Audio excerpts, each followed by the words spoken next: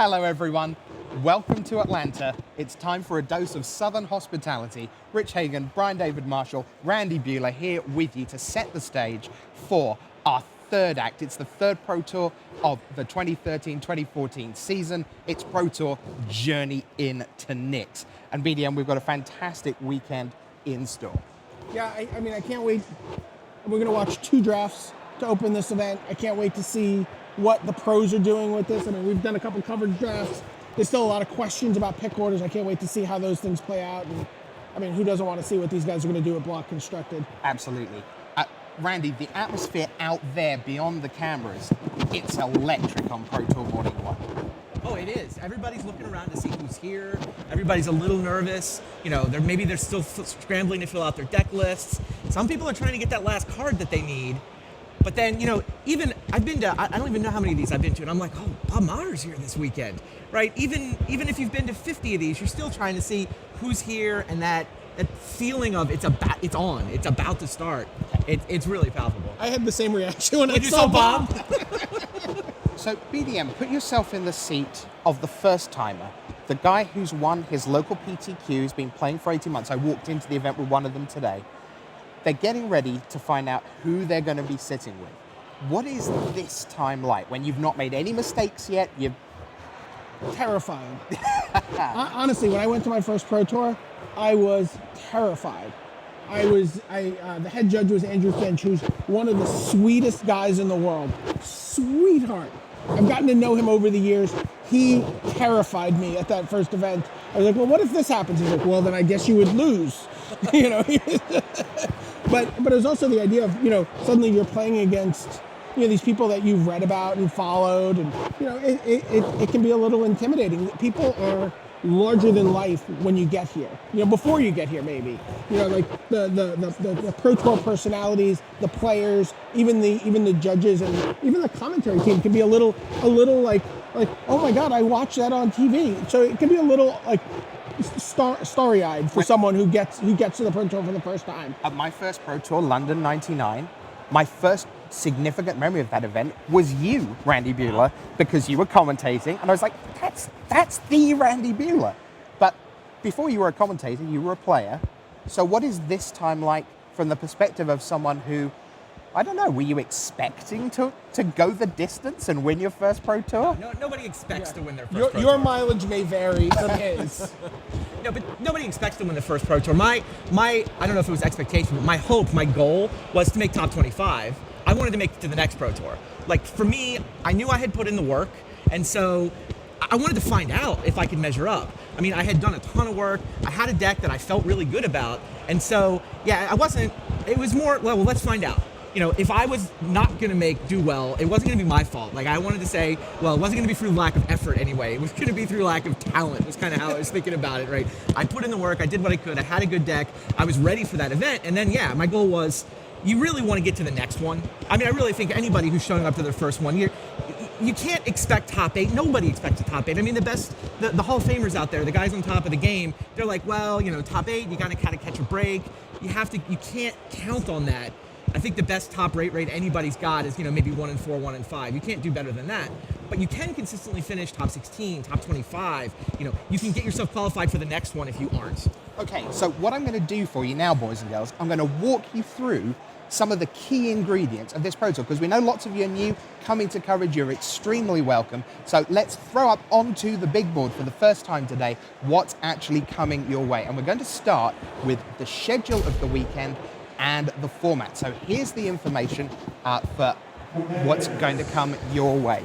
So the schedule begins today on Friday with rounds 1 to 3. That's what we're just about to start with Theros block booster draft. Now, in order to have a booster draft, you have to draft the cards first. So we will show you a pod of 8 players who will start with no cards in front of them. They'll each get a pack, they'll open, and they'll choose one card that may or may not end up in their final 40 card minimum deck.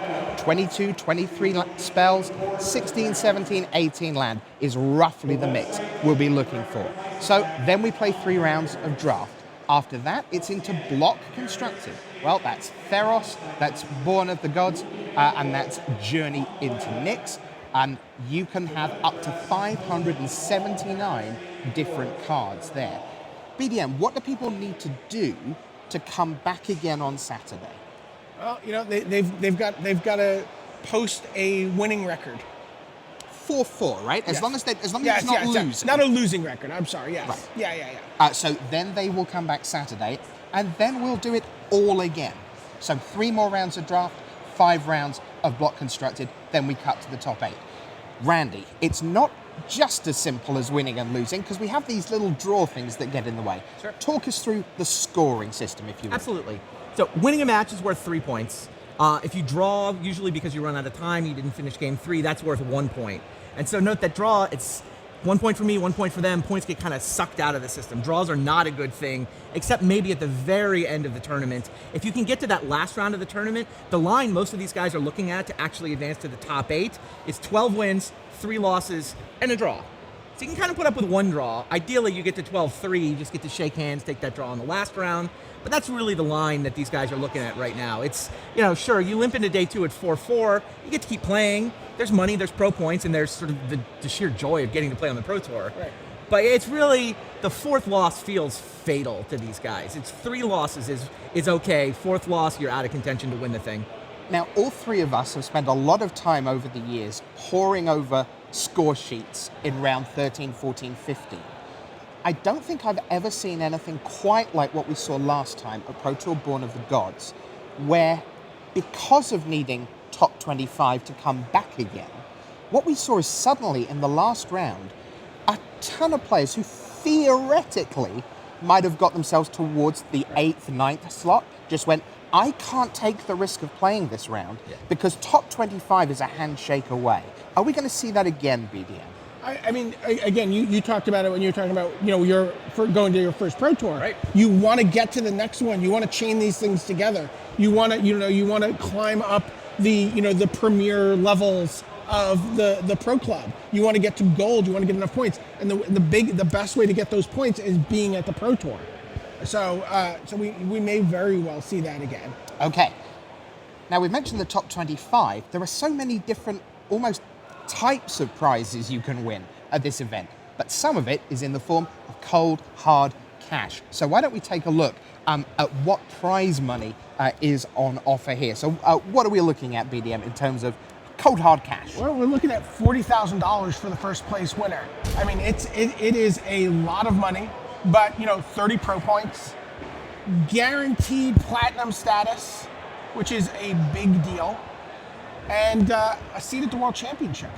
So there's a lot on the line. Yeah, so that 40,000 is a base number in green dollars. Yes. But platinum is worth round about $20,000 a year before you start playing, because you've got your airfare to every Pro Tour, you've got your hotel at every Pro Tour. We're staying in very nice hotels at PTs, and then also you get a whacking great appearance fee. It's like the platinum players, they start with $3,000 in their pocket for sitting for round 1. And the invitation to a very small tournament in the World Championship is not without its financial rewards as well. Oh, I mean, that's a $100,000 tournament closed with just 24 players, which is going to be epic. Now, a lot of you at home are thinking, I wish we could be here playing like these 380 or so out beyond the cameras. You can. Randy, how do they get here? Let's talk about some of the ways they can qualify for the next PT. Yeah, the easiest way to qualify for the Pro Tour is win a Pro Tour qualifier tournament. I mean, there are hundreds of these. There's probably 200 of them per event. I haven't heard the final number this weekend. We're going to have usually a little under 400 people at the PT, and half of them want a PTQ. So that is by far the most common way to get to your first Pro Tour. You can also do well at a Grand Prix. They're kind of super PTQs in a way. Those have nice prize money, and usually about 8 people will qualify. Small one is 4, super large one sometimes more than 8, but there's a bunch of spots on the line if you go to a Grand Prix. That top 25 at a previous Pro Tour, that's the way these guys today can get to the next one. If they don't already have a ticket to Pro Tour M15 in Portland, that's what they're going to have their eyes on. And then you saw the Pros Players Club on there. That's when we talk about platinum levels and gold levels. The slang there is the gravy train. If you get to gold status, you got to get 35 pro points in a season. Now you're gold, now you're on the gravy train, and now you're just automatically invited to every Pro Tour next season. You don't even have to think about it anymore.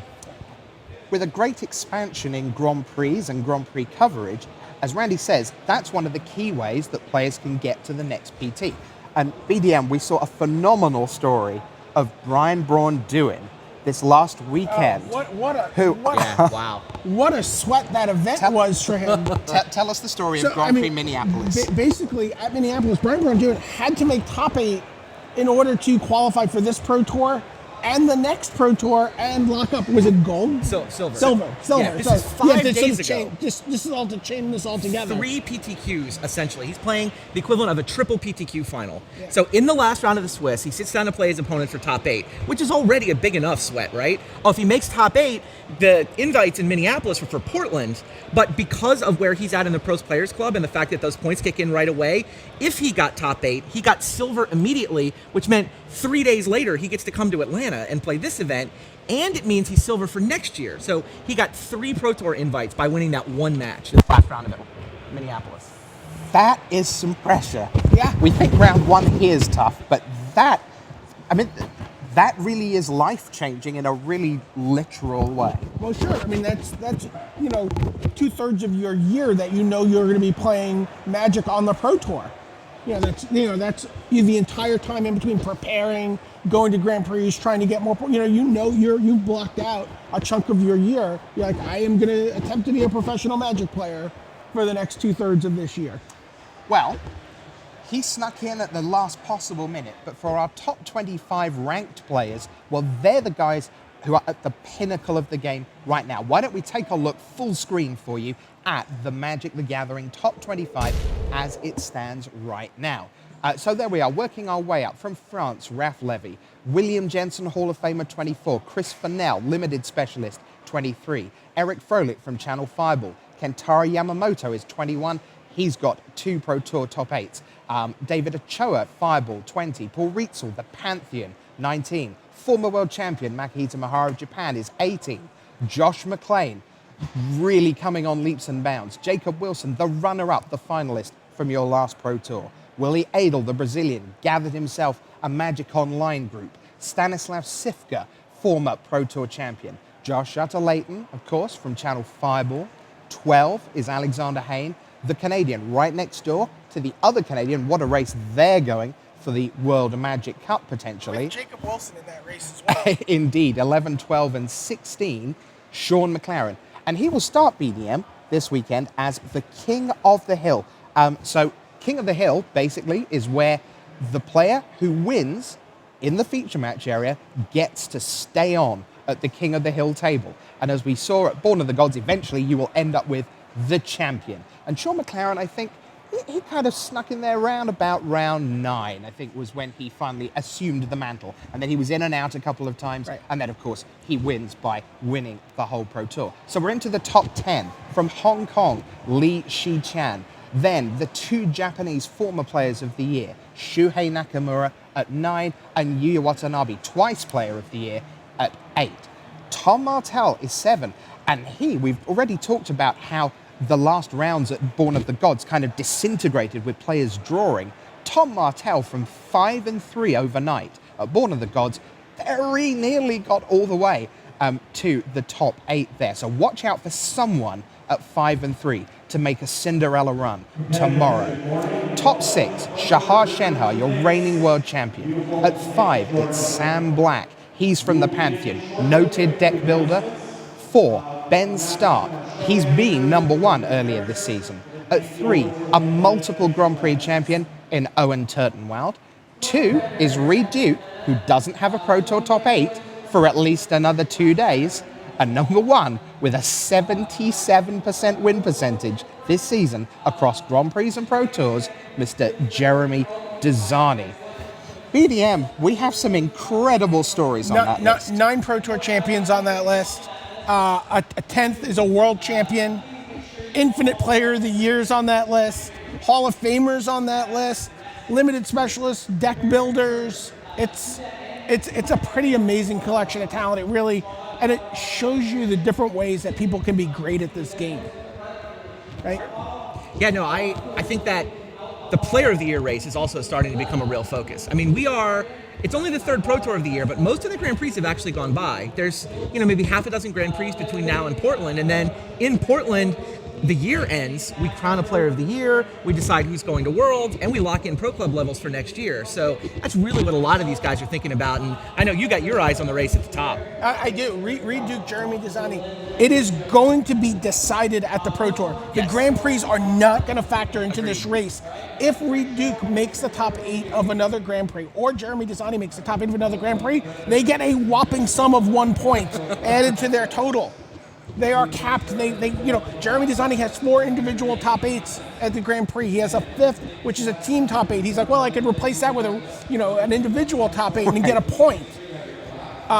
So it's going to be at the Pro Tour. So like, if Reed Duke does well at an event, and again, it could be Owen, it could be Billy, it could be, but any of these guys has a win or even a second, and maybe Jeremy falls off, the track a little bit, then there's an opportunity for someone to pass him. But Jeremy's got a really commanding lead at this point. Yeah, I was going to say, on the one hand, you could say, all you need is like Reed or Owen or somebody to get a top 8, and they're right in the thick of it. But think about that. That basically means Desani has had such a good year that no one's going to catch him without making a deep run, right. Top 2 or top 4 at a Pro Tour.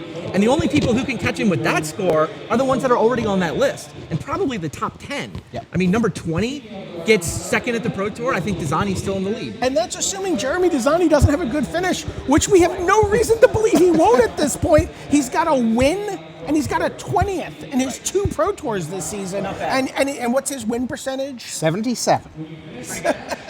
Crazy. Why don't we set the scene for the rest of the season for you? Because we have this Pro Tour here in Atlanta. The last event is Pro Tour Portland. Magic 2015 will be the focus set. But first, we have a bunch of GPs. Let's show you what's coming your way in the world of Magic over the next few months. Randy, take it away.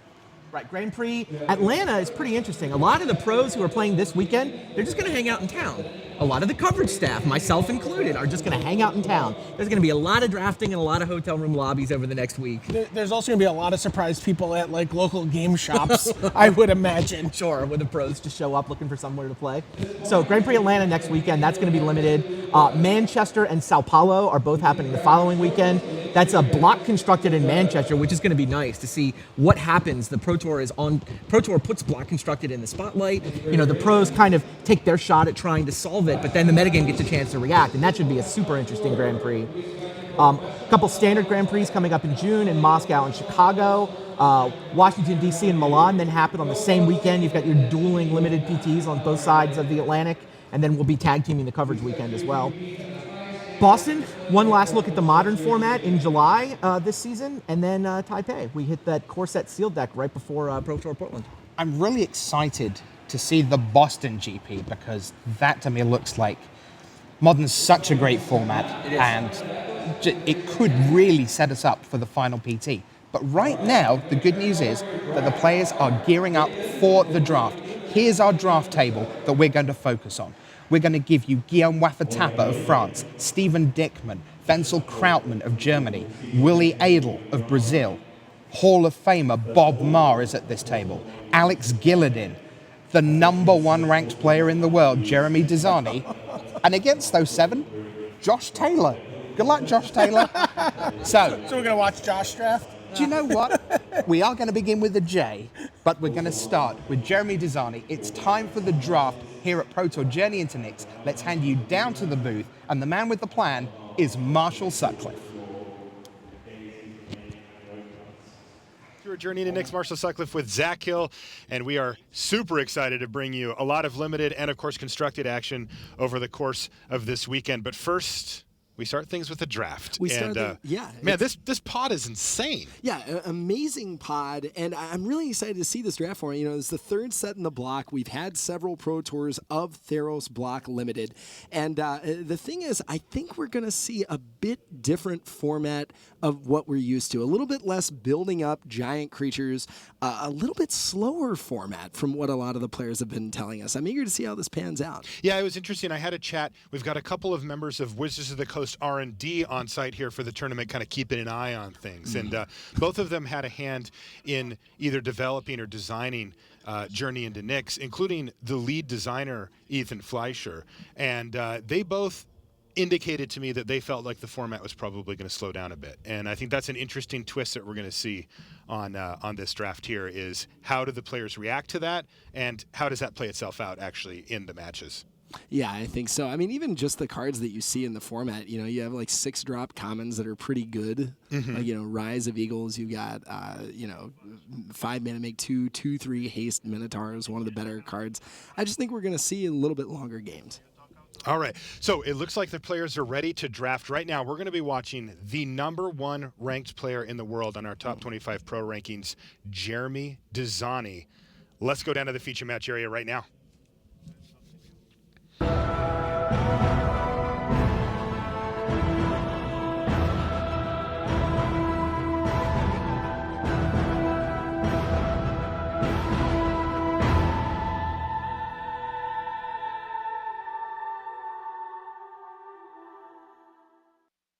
And welcome to coverage of Pro Tour Journey into Nix. We're in Atlanta, Georgia. I'm Marshall Sutcliffe. I'm in the booth with Zach Hill, and we are ready to draft. This is, there's tense moments down there, Zach. This is the first magic action that happens during the course here of the entire weekend. And we're going to start with Jeremy Dezani in the draft. We're drafting full block, full Theros block. So we're going to start with Journey into Nix here. And he's looking at his pack already. Let's see what he has. He's pulled a Sigiled Starfish to the front of his pile here. This is a new blue common that has really gotten a lot of attention. There's also, though, a Banishing Light in this pack, which is one of the premium removal spells in the format. And Banishing Light, really one of the only cards I'd consider taking over Sigiled Starfish. You know, Starfish sets up your draws almost the entire game, but Banishing Light just gets rid of anything. And he does take Banishing Light, a fine start to a draft. Now, Banishing Light is similar to a card, Oblivion Ring, that you may have played with in the past. It's been printed multiple times. It is a little shakier in this format with so much enchantment destruction running around, but you still play it. You still play it, and while there is a lot of enchantment removal, there's also Constellation, which gives you a benefit for playing your own enchantment. So that's a slight upside Banishing Light might have. Wow, here's an Eidolon of Blossoms passed to Jeremy Dezani. Now, that's an interesting card that I think people are still trying to get the feel for. It's clearly powerful. You get a 2/2 for 4, and you draw a card when it enters the battlefield, but anytime another enchantment enters the battlefield on your side, you get to draw another card. You can kind of go off with this thing. And another one of those enchantments is the Banishing Light that he just took. I mean, if you're Dezani, you've got to be very excited to have been passed an Eidolon of Blossoms. Yeah, I had an interesting situation before with this card where I had a choice of either playing a creature or killing it, and I couldn't decide, is this the kind of creature that you just have to kill, or can you kind of wait around a bit? I decided not to kill it, and I was punished for that. All right, here's the next pack. Things are starting to sort of become clear for Dezani. He's got a double green and a really powerful white card here, but he still can be open. He doesn't have to be green-white at this point. He can sort of dance around if something big comes his way. He's pulled a Ravenous Lucracota to the front of his pile here. Ravenous Lucracota, a very solid 4-drop. It's 2/4 with Vigilance. You can see it on your screen. It's got monstrosity for later in the game. And here's Golden Hide Ox, and he's going to take Golden Hide Ox here. That's interesting. That is interesting. I think in general, Golden Hide Ox, at least a slightly weaker card than the Lucracata, but it looks like he's going all in, or at least comparatively on that Constellation theme. Wow, a couple of great cards for him in this third pack. He's got a Fleet Feather Cockatrice pulled to the front, very powerful, but then hiding in the back, Golden Hind. Really one of the premier commons for this set. 2 mana, 2/1 that also ramps. Really good card. Right. I mean, Voyaging Satyr, one of the premier cards from Triple Theros. Golden Hind is a Voyaging Satyr. Doesn't fix your colors quite as well, but in exchange you get to attack for 2. Big upside there. And Jeremy wastes no time taking the Golden Hind. Yeah, and I think the Cockatrice is an amazingly powerful card, but committing into blue and having to either splash that Banishing Light, it's just, at this point, you just want to be a little bit more consistent. All right, so he's pulled a Font of Fertility and a Nessian Game Warden to the front of his pack. 2 pretty solid green cards. The Game Warden, though, really good at 5 mana. Really good at 5 mana and just telling you that green is wide open right now. I mean, these are both premier green cards. I think it's hard to go wrong with either pick right here. I actually think he took the font there, but I couldn't quite see So we'll try to figure out exactly what he took, but I think he took Font of Fertility. Well, Font of Fertility, going to allow him to splash if he continues to get these other powerful cards and other colors late, also would allow him to splash the Banishing Light if he needs to. And with Eidolon of Blossoms, the fact that it's an enchantment, tremendously relevant.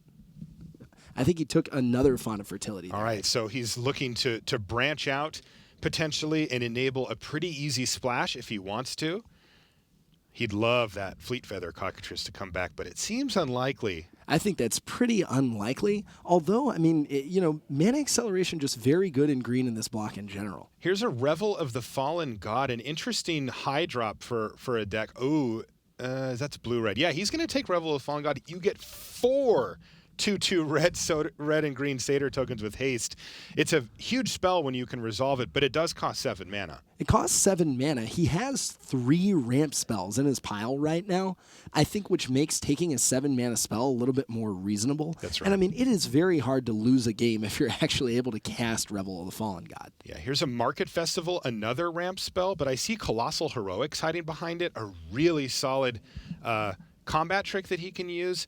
He's going to take Market Festival. Jeremy Dezani is going big. He is going huge. Remember, one thing to keep in mind here as well is that the Banishing Light that he has is very splashable. He could be green-red and just splash the Banishing Light, no problem. Hasn't really seen much else in white anyway. Market Festival, yet another enchantment that's allowing him to ramp, and I think we've really seen Dezani choose a deliberate direction after that. I think so too. Now, the next card he has pulled up is Starfall, but he's kind of peeking at Humbler of Mortals. He decides to take the Starfall, moving a little further into the green-red here. Right, and with all of that ramp, he's actually able to cast Starfall pretty much on parity with whatever the creature he wants to kill is. All right, he takes a Humbler of Mortals out of the next pack, though. That's a nice 6-drop. It's a 5/5. He gives his whole team Trample with Constellation. Jeremy Dezani is drafting a Constellation deck in many ways here. He's already got 3 Constellation cards. Yeah, Couldn't quite see what he took there. I think it's yet another Humbler of Mortals. Okay. And that trample ability really relevant in a format with a bunch of cards like Nessian Asp, like a Luke Rakota, if he can get another one. I mean, the trample tremendously relevant. I couldn't see that card either. Okay. We brought up Countermand. Let's just assume that that's what it was. And, I mean, we're late enough in the pack that this is not where you're picking up all-stars for your deck right here. But I think Countermand, a relevant hate draft for Dezani. Lots of expensive spells we've seen. Counter Magic actually pretty effective against him. All right, so he get to take a look at his first pack here. We see that Banishing Light is the only real white card that he has, and it's going to be splashed here, but he's got double font, and he's also got Market Festival, so he's got a lot of fixing if he wants it. He's got Golden Hind for just sort of brute force ramping. His top end seems completely taken care of. I don't think he really needs to worry about taking anything else. He's got double Humbler of Mortals. He has the Golden Hide Ox. He's got the Great Revel. Like he's got that in spades. He really needs to find more ways to ramp, more removal, and more stuff to just do in the early stages of the game. I think that's exactly what he wants. I think you're absolutely spot on with the removal element of what he has. His ramp is reasonably good right now. I mean, he's got several ways to interact on the second turn of the game, powering out that Eidolon of Blossoms. What I think is going to happen, the way I think he could potentially lose and what he has to account for in the second and third packs, is just ways of interacting with his opponent's creatures that are going to be attacking him while he's accelerating that mana. Once he gets to the late game, his spells are going to be more powerful than his opponents. All right, we move into the Born of the Gods pack, and he's got a few cards pulled to the front. He's got Kiora's Follower, another great ramp spell. What else does he have there? He's got a Nyxborn Wolf, a Swordwise Centaur. A Swordwise Centaur seem to be the ones that he's really looking at. And, I mean, Kiora's Follower, exactly what his deck wants to do if he can cast it. Yeah. But with red cards and a Banishing Light, moving into blue means that you're going to lose out on something, and that's a pretty big cost. But he decides that Kiora's Follower is where he wants to go. I mean, it was the best card for in that pack, and he's going to go for power level here and maybe move over a little bit. He's still not completely solidified. He knows he's green. That's a given. But the rest of the colors he can kind of figure out as he goes here. Let's see what this next pick is. These next couple of picks are really going to dictate where he wants to go. And that is Fall of the Hammer is what he's pulled to the front, and I think that's what he's going to... Wow, he got past an Eidolon of Countless Battles, but it feels like the white ship has sailed. Well, I mean, but when you get past an Eidolon of Countless Battles, I mean, that card is one of the best cards in the entire set. It goes well with your enchantment theme. It goes well with Banishing Light. I think you take Kiora's Follower, you're saying, okay, I'm going to flirt with blue, but when you get past Eidolon, you know that white is open. That is one of the loudest signals you can receive. And I think what he's doing is saying, okay, I have 2 fonts, so I'll be able to play some of these red cards regardless. And B, white is going to be coming to me in this pack. So Dazani looks at his next pack. He's got Elite Skirmisher, Snake of the Golden Grove, a nice fixer with Temple of Plenty. There's also an Oresco Sun Guide hiding in the pack there. So a lot of options, but Jeremy's going to have to decide where he wants to go. Like, he just picked a blue card with no blue cards, and then a double white card with only one other white card. He's got double red in his pile, a bunch of green. He's really going to have to sort of buckle down here and figure out what his deck's trying to do. And with that pick of the Sun Guide, it looks like he's trying to move into a little bit more, I think, traditional of a just, green-white, medium aggressive deck with, removal, good constellation value cards. The Temple, I would have been really tempted by, but I think he's seeing a lot of powerful white aggressive cards coming to him. Yeah, so he sees a Crone Conscriptor pulled to the front, a very powerful card. Doesn't seem to fit his deck's theme too well currently. He doesn't have a lot of combat tricks, but he's going to pick it up here. It's a 5-drop that can absolutely take over the game. And again, one of the most powerful cards in the set, one of the most powerful cards you could get past you. And again, you have to think of that as a signal for red. On the other hand, he has moved in a lot of different directions right now.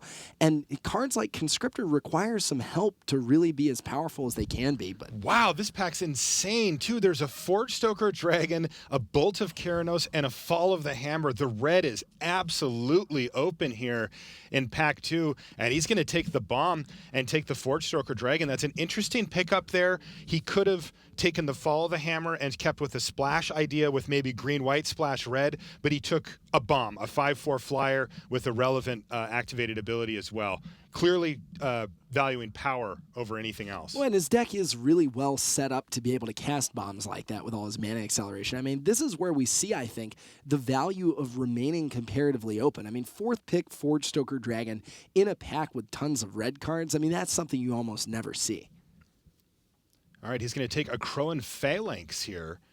And, I mean, is he moving into red-white? Like, is that what's happening here? He took Kiora's Follower, and he's kind of moved off here. Well, I think what you're thinking about if you're designing right now is just Naya. You have 3 cards that fix your colors and accelerate your mana right now, so I think you can pull off base green 2 splashes, or really largely evenly 3 color, but with your green fixing your mana early relatively easily, and I think that's kind of what he's doing here. All right, he's going to take a Satyr Nicksmith, keeping with the red theme here in pack 2.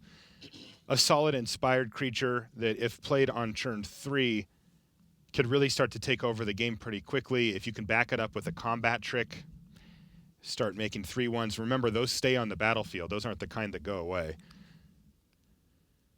All right, doesn't look like there's a ton. No, I take it back. There's another Crowan Phalanx there for Jeremy Dazani. He pulls that up to the front. And this is just interesting. The people to his left are not in white at all, which makes a lot of sense. In the first pack, Jeremy saw very little white. He took pack 1, pick 1, Banishing Light, and there wasn't really much left for him. I think in the third pack, we're not going to be seeing much white coming to Jeremy Dazani, at least once we get a couple of picks in.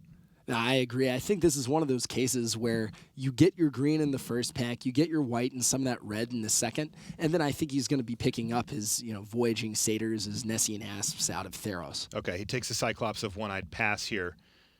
Just sort of filling out the curve. This is the later part of the pack. Now, there is a chance he gets something kind of ridiculous back, though. He's passed some packs that were fairly stacked up, though. It would have to be extremely late. So we'll hang in here and see. You take a look at Jeremy, currently ranked number 1 in our top 25 pro rankings. That is the number 1 ranked Magic player in the world right there. I think you're actually pretty happy with that Revoke existence that late. I'm usually pretty fine with playing 1-ish enchantment removal spell in the main deck. All right, I think he's going to pick up either a second Revoke or a Scouring Sands here. I'm really curious to see where Jeremy wants to take this deck, though, because it is a little all over the map here. Like, I'm not 100% comfortable. Like, I think what you said is true. He's probably thinking Naya, but, you know, he's got some double red cards. He's got some pretty mana-intensive stuff. And I think what you said is right, too. I mean, he could just abandon the green. He's taken all red and white cards out of this pack with some reasonably aggressive curve to a Crow and Phalanx. When you are able to activate that card, it is very, very good. That card is absolutely bonkers when you can start dumping 6 mana a turn into it and attacking it with your whole team. It's weird because based on Born of the Gods, he's just red-white aggressive, just an archetype that we're used to seeing.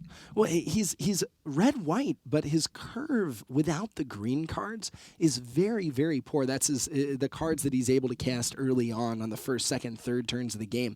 So I think you need the green just to make sure that you can actually cast all these 4, 5, and 6 drops before you just get run over by whatever your opponent's doing. Yeah, I'm really curious to see how this third pack goes for Jeremy. And it looks like he's just about ready to take a look now. We're moving into the Theros portion. This is the big set, and this is, of course, a set that people generally tend to know the best ever, having drafted it every step of the way through the block here.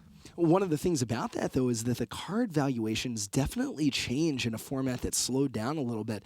I think it's easy to get tripped up on cards that may not be as good anymore as they used to be.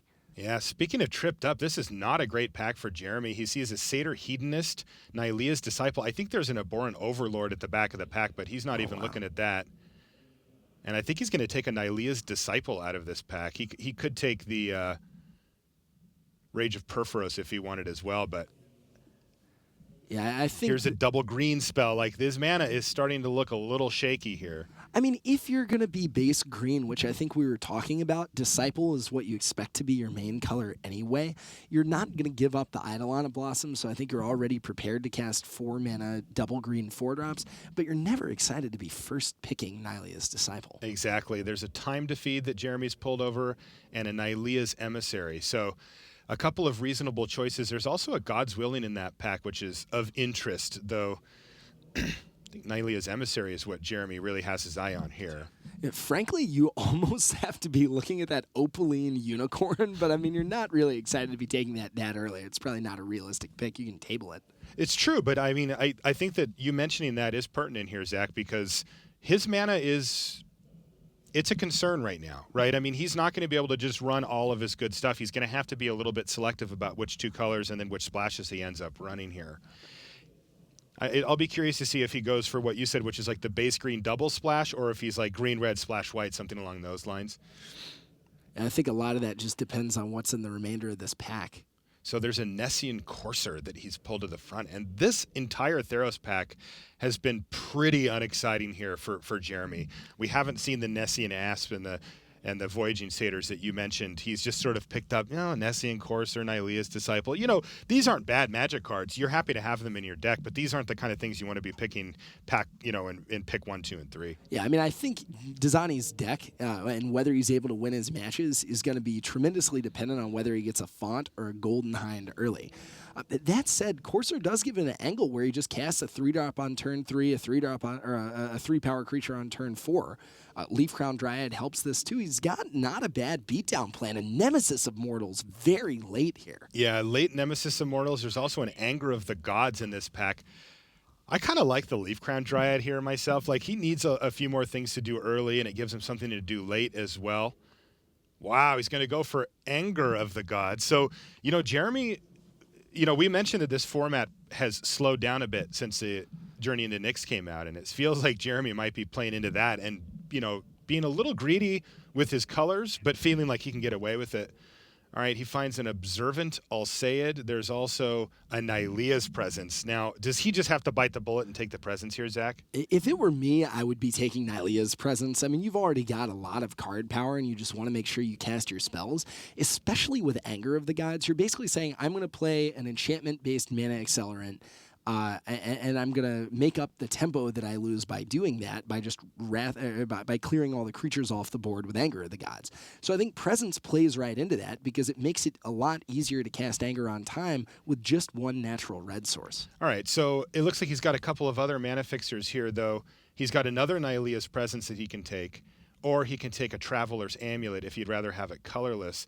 Interestingly, goes for the amulet here. I really thought he was going to take the Nylea's Presence, given that it's a easy fixer, it's a cantrip, and it also works with his Eidolon Blossoms. It works great with Eidolon Blossoms, and it works great with Nylea's Disciple, gaining him an extra life. Yeah, so that was an interesting choice there for Jeremy to take the amulet. It is cheaper, it is easier to cast just in case, but he is base green. I mean, if he does have to plan on having green every time he plays. I think so, but I see the point of the wafer, or what is it? Wafer's ball. What variant is it's this? called Is Traveler's this Amulet. Traveler's Amulet. I see the point of that though, because if you draw a hand that's just plains and mountains, you want to make sure you can play a game of Magic, and the amulet makes sure you can do that. All right, Destructive Revelry for Jeremy. And that's something you can play instead of Revoke Existence. It's instant speed. It gets artifacts. It deals 2 damage. You can cast it. So I could see that making his deck pretty realistically. Still, like you were saying, though, just not a lot of the green cards you really want to see out of Theros. Here's another green card that you kind of don't really want to see with Satyr Hedonist, though it actually seems pretty reasonable in this deck. I definitely think that Hedonist does a lot of work for him. I mean, A, it's an early drop, it can trade. B, it makes his beatdown draws better. C, you have a lot of 6 and 7 drops that are so good that they're almost worth ritualing out. Forge Stoker Dragon, Humbler of Mortals, like all of these things coming down a couple of turns earlier, kind of insane. Yeah, exactly. He picks up a Ray of Dissolution here, sideboard card for him here. Here's another sideboard card with Fade into Antiquity. And Dazani himself just has a lot of enchantment creatures, so being able to hate draft these enchantment kill spells actually probably really good for Dazani. You do not want to get your 6-drop blown up by Fade into Antiquity. Yeah, Setessan Griffin. And he's just picking up those last few cards out of the pack. So this was an interesting draft to watch for me because he really pushed the boundaries a bit as far as colors go. I mean, he was clearly taking what he thought was the most powerful option and not really paying a lot of mind to, well, can I cast this right now? He was really prioritizing power level over consistency here, and I'm really curious to see what his deck ends up looking like. Because in the early part of the packs, it looked like he was base green, a ramp deck, a constellation deck was kind of where it was going. If you did a snapshot of his draft, just looking at pack 2, he's red-white aggro. Right. Like he didn't touch green. That wasn't even on the map for him. Right. I mean, I would say he's more like red-white mid-range. Sure, if you that's look fair. at the second pack, which I think is important because what you can say is, the cards that he got were not like aggressive, heroic cards. I mean, he played cards that can go into a base green deck relatively reasonably. So, I mean, I definitely see how his deck can come together. I think I actually kind of like his deck, but you're right that it is not the intuitive, like, start out with one thing in the first pack and just ride that all the way to the end of the draft. I mean, even with the Kiora's follower pick, we see him being willing to switch things up a little bit. Yeah, and I think, looking at his draft, I wonder if he was a little too willing. He's definitely stretched the boundaries here. And like you said, you kind of like the deck. I'm a little more towards the other end of it. Now, I want to see the build, right? Sure. I got to see what this thing looks like. But, he picked up 2 Akroan Phalanx. Really strong card. Mm-hmm. But if I'm base green and I'm splashing for that and then maybe sometimes the ability, like I'm okay with that. If I'm green-white and I can maybe activate the ability, I'm great with that too.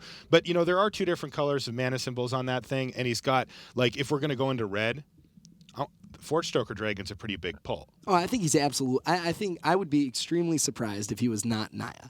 I think you've got. I think you're right. I think he's got 5 color fixers. Mm-hmm. So at that point, your green can basically turn at a relatively liquid way into both red and white mana. I think that you have to play. I mean, the way you're going to win is by playing all your powerful cards. That's what you're ramping to. Otherwise, you just get a bunch of lands out and don't do anything with it. So I think that's what we're going to see. But I agree with you. I mean, his 4 slot is stacked. He's got Nylea's Emissary, I believe. He's got Centaur. He's got 2 Akroan Phalanx. He has Eidolon Blossoms. He has Nylea's Disciple. Nylea's Disciple. He has Market Festival. Like, he's got it all at 4. And you're not going to be able to just cast that many 4-drops in a single game. You're going to have to cut somewhere. All right, so an interesting draft there from #1 player in the world, Jeremy Dezani.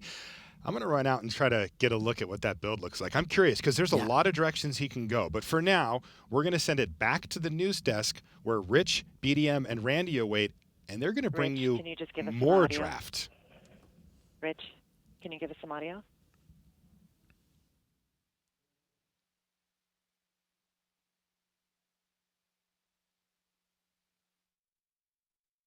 All right, everyone. Welcome back to the news desk. Rich, BDM, Randy Bueller. One of us is hear no evil, see no evil, speak no evil. I'm not sure which of the three wise monkeys we are. I'm clearly not speaking no evil. That's true story. Very, very true. All right, so we've got lots to bring you in the 30, 35 minutes or so while the players build their decks. But first things first, I know you guys were glued to the screen through all of that. So what was going on there, Randy? Take it away. Talk to us. Yeah, it was a tough seat. I mean, he wound up with a 3-color deck. I would have had a 4th color in my deck. I would have taken Fleet Feather Cockatrice in the first pack, and then I don't know what happens from there. Yeah, Fleet Feathers. I mean, it was obviously green was obviously something strong. Right. You have Golden Hind as your top green color. I do. I think Golden Hind is the So green a common. third pick Golden Hind or a second pick Golden He was Hind is absolutely right to move into green. Yeah. But then what does he pair it with? He could have been green-white. I mean, he got the Banishing Light early, so the Eidolon becomes, it's an enchantment, and, green-white accumulating a bunch of and he got enchantments. past the Eidolon too. Yeah. Right, he got past Eidolon at Blossom. So that part's easy. It's just where do you go once you've got, like, Eidolon Banishing Light. And Fleet Feather Fleet Cockatrice is Feather- a huge signal. That's again top uncommon. Right, or and he one of wound the up. top uncommons. It's so good, and then he wound up with the Kiora's follower anyway. Like I assume he's not playing the blue, Right. And he's sort of Naya colored because then he got past the pack with the dragon and the bolt and it was a crazy seat. Right. Basically, he had 4 colors to pick from. Four And colors, pick 2 or 3. I think he'll wind up with 3. And then when he got to the last pack, there was a black bomb, which Right, was like he the shipped a one Grey color he Merchant, couldn't, shipped an Abhorrent Overlord. Yeah. All right, well, Jeremy Dezani is the #1 ranked player in the world right now. Why don't we take a look at the top 25, and we're going to work our way through them and give you a sense of how they got to these positions of power, if you will, and more importantly, what it all means. So let's look at the top 25 up on the board. There you see them already, from Raf Levy at 25 up to Jeremy Dezani at 1. But Randy, being number 6 in the world, great accomplishment. Sure. But what's it actually going to mean? So let's start looking at the World Championship, because this is what it all comes down to. So let's move on and take a look at, first of all, what positions at the World Championship are already locked. Let's take a look at those. See who's already locked into the World Championships right now. And Worlds really is the ultimate tournament that all these guys want to qualify. I mean, it's one thing to qualify for the Pro Tour, and it's nice to qualify for the Pro Tour, but you look at the top 25 rankings, and sure, you want the invites, you want the platinum status, you want the gold status, but that seat at Worlds is the ultimate tournament. There's only 24 spots at Worlds. If the season was ending right now, we can look at who those 24 would be, then we can follow it over the course of the next couple events. Who's going to have a seat when the music stops? All right, let's find out. So locked already. Let's move on to see who is going to be coming to the big show. And you start, well, here we go. These 5. Yeah, we know 5 of the 24. 2013 World Champ, Shahar Shenhar gets to come back and defend his title. Raphael Levy was the captain of the French team that won the World Magic Cup. He gets a seat. And then winning a Pro Tour, one of the benefits of winning a Pro Tour is that you get to go to Worlds. So we know we'll have Dezani, we know we'll have Sean McLaren, and we also know we're going to have Lars Dam. He won the Magic Online Championships a couple of months ago.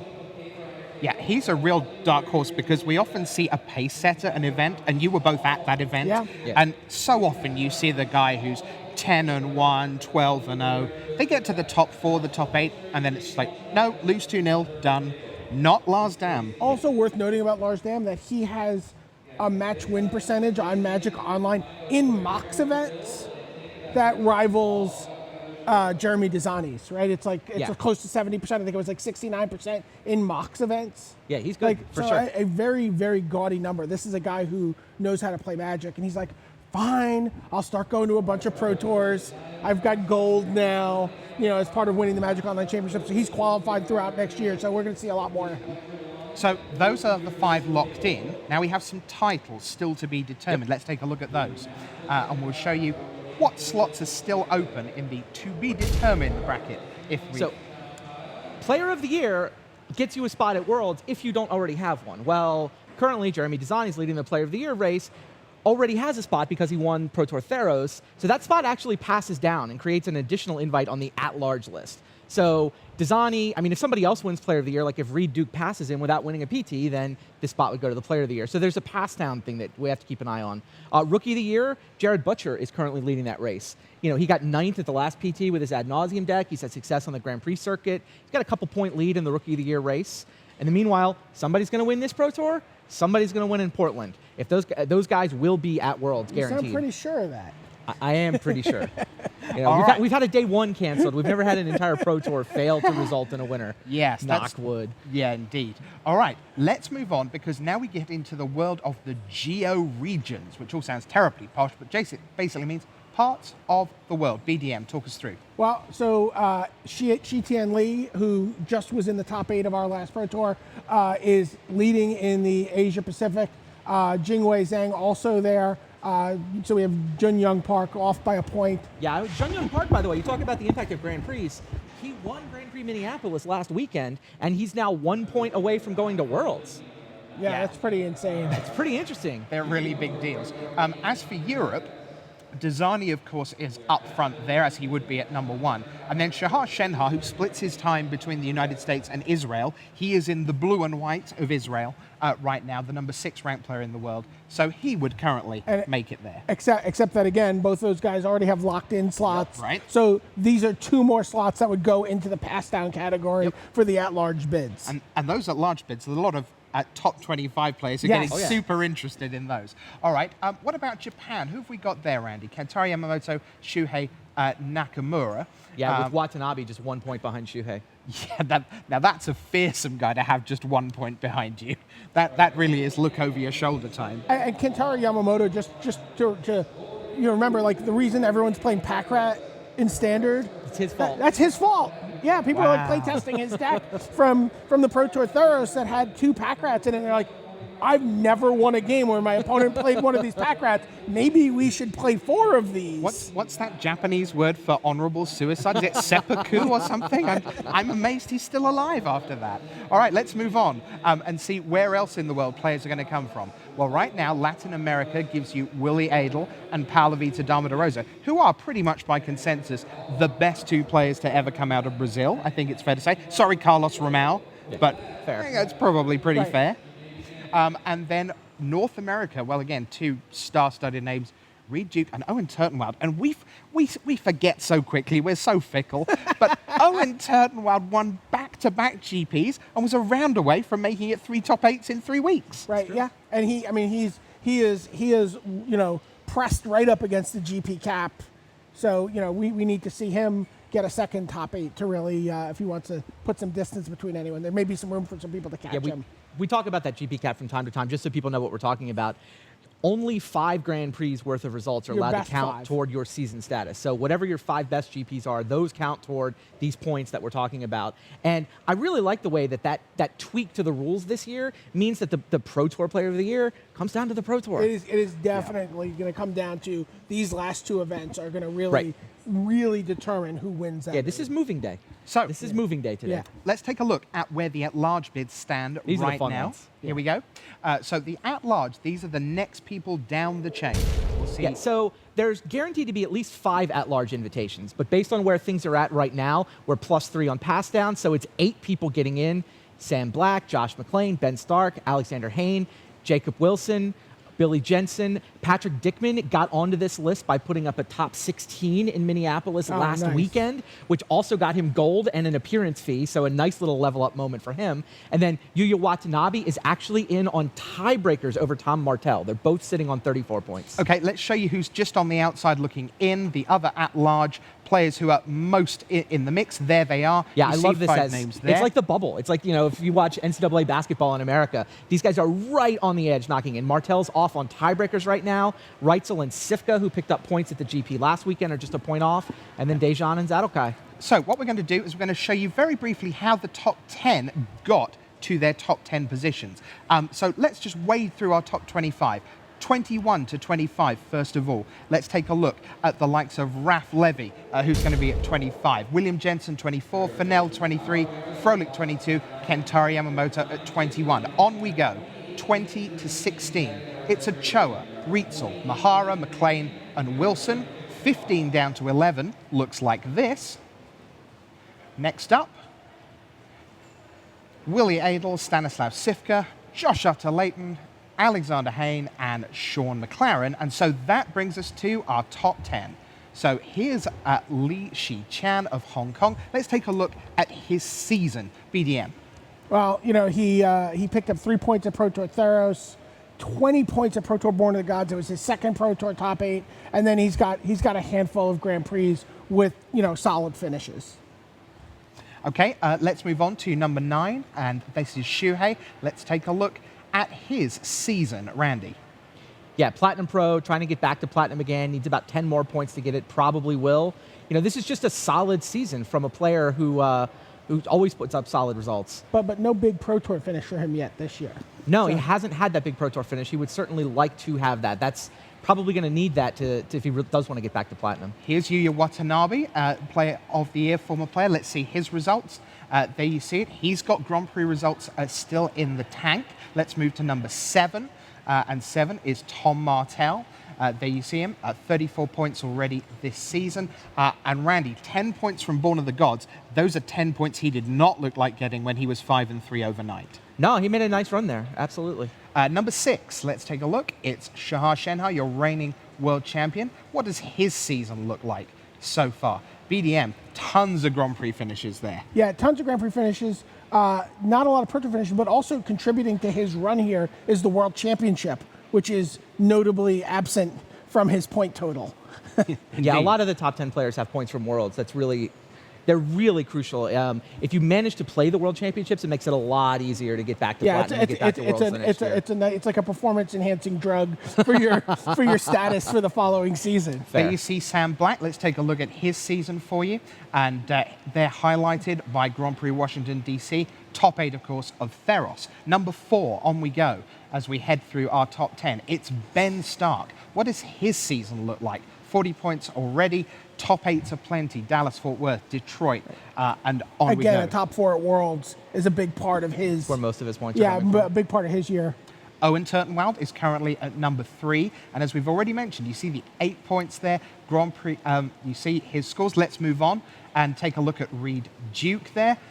So he is your number 2. Can he go all the way? We see a Grand Prix Miami winner, second place at Detroit.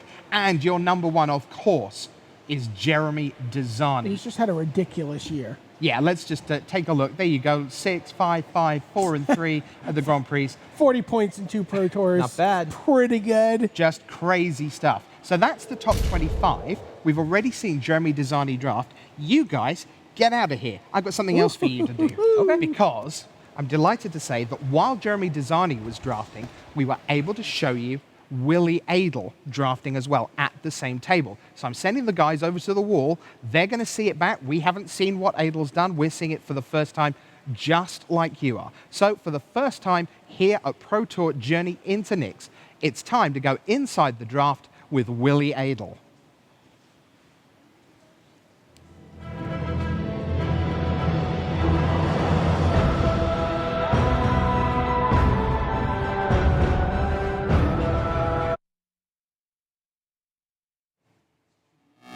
Welcome to the wall. I'm Brian David Marshall. I'm here with Richard Haga, with Randy Bueller. Rich is over there. Sorry. And we're about to watch Willie Adel's draft. Willie was sitting at the same table as Jeremy Desani. And let's take a look at what he had to work with up on the big wall. There you see his hands. Let's roll it and see what's happening here. So these guys are... I think we may have missed the first pick here. But let's take a look. What are we looking at here, Randy? We're looking at Eidolon of the Great Revel, Blade Tusk Boar. Has Blade Tusk Boar ever been better It's so good. than it is in this format? So good. Sightless Brawler is very good as well. I mean, it's hard to know without knowing what the first pick is. This becomes tricky. We may be able to deduce it from seeing the colors that he values. I definitely like Blade Tusk Boar and Sightless Brawler the best out of this pack. I think Sightless Brawler is probably the better card, but there's a lot to be said for cutting off red in this format. So I like the Blade Tusk Boar pick here. If you can cut off red in the first pack, it's at its best in pack 2. So if you can cut off red in Journey into Nyx, you can really get paid off in Born of the Gods with good red cards. So that if his first pick was also red, he's in really good shape in this seat. So here we look. We see a Font of Fertility, rouse them up. Another Blade Tusk Boar. A Crowan Linebreaker. That's a card that's performed really well in the drafts online. It doesn't look great. No, it's better than it looks for sure. Bloodcry's Hoplite's also a fine man here.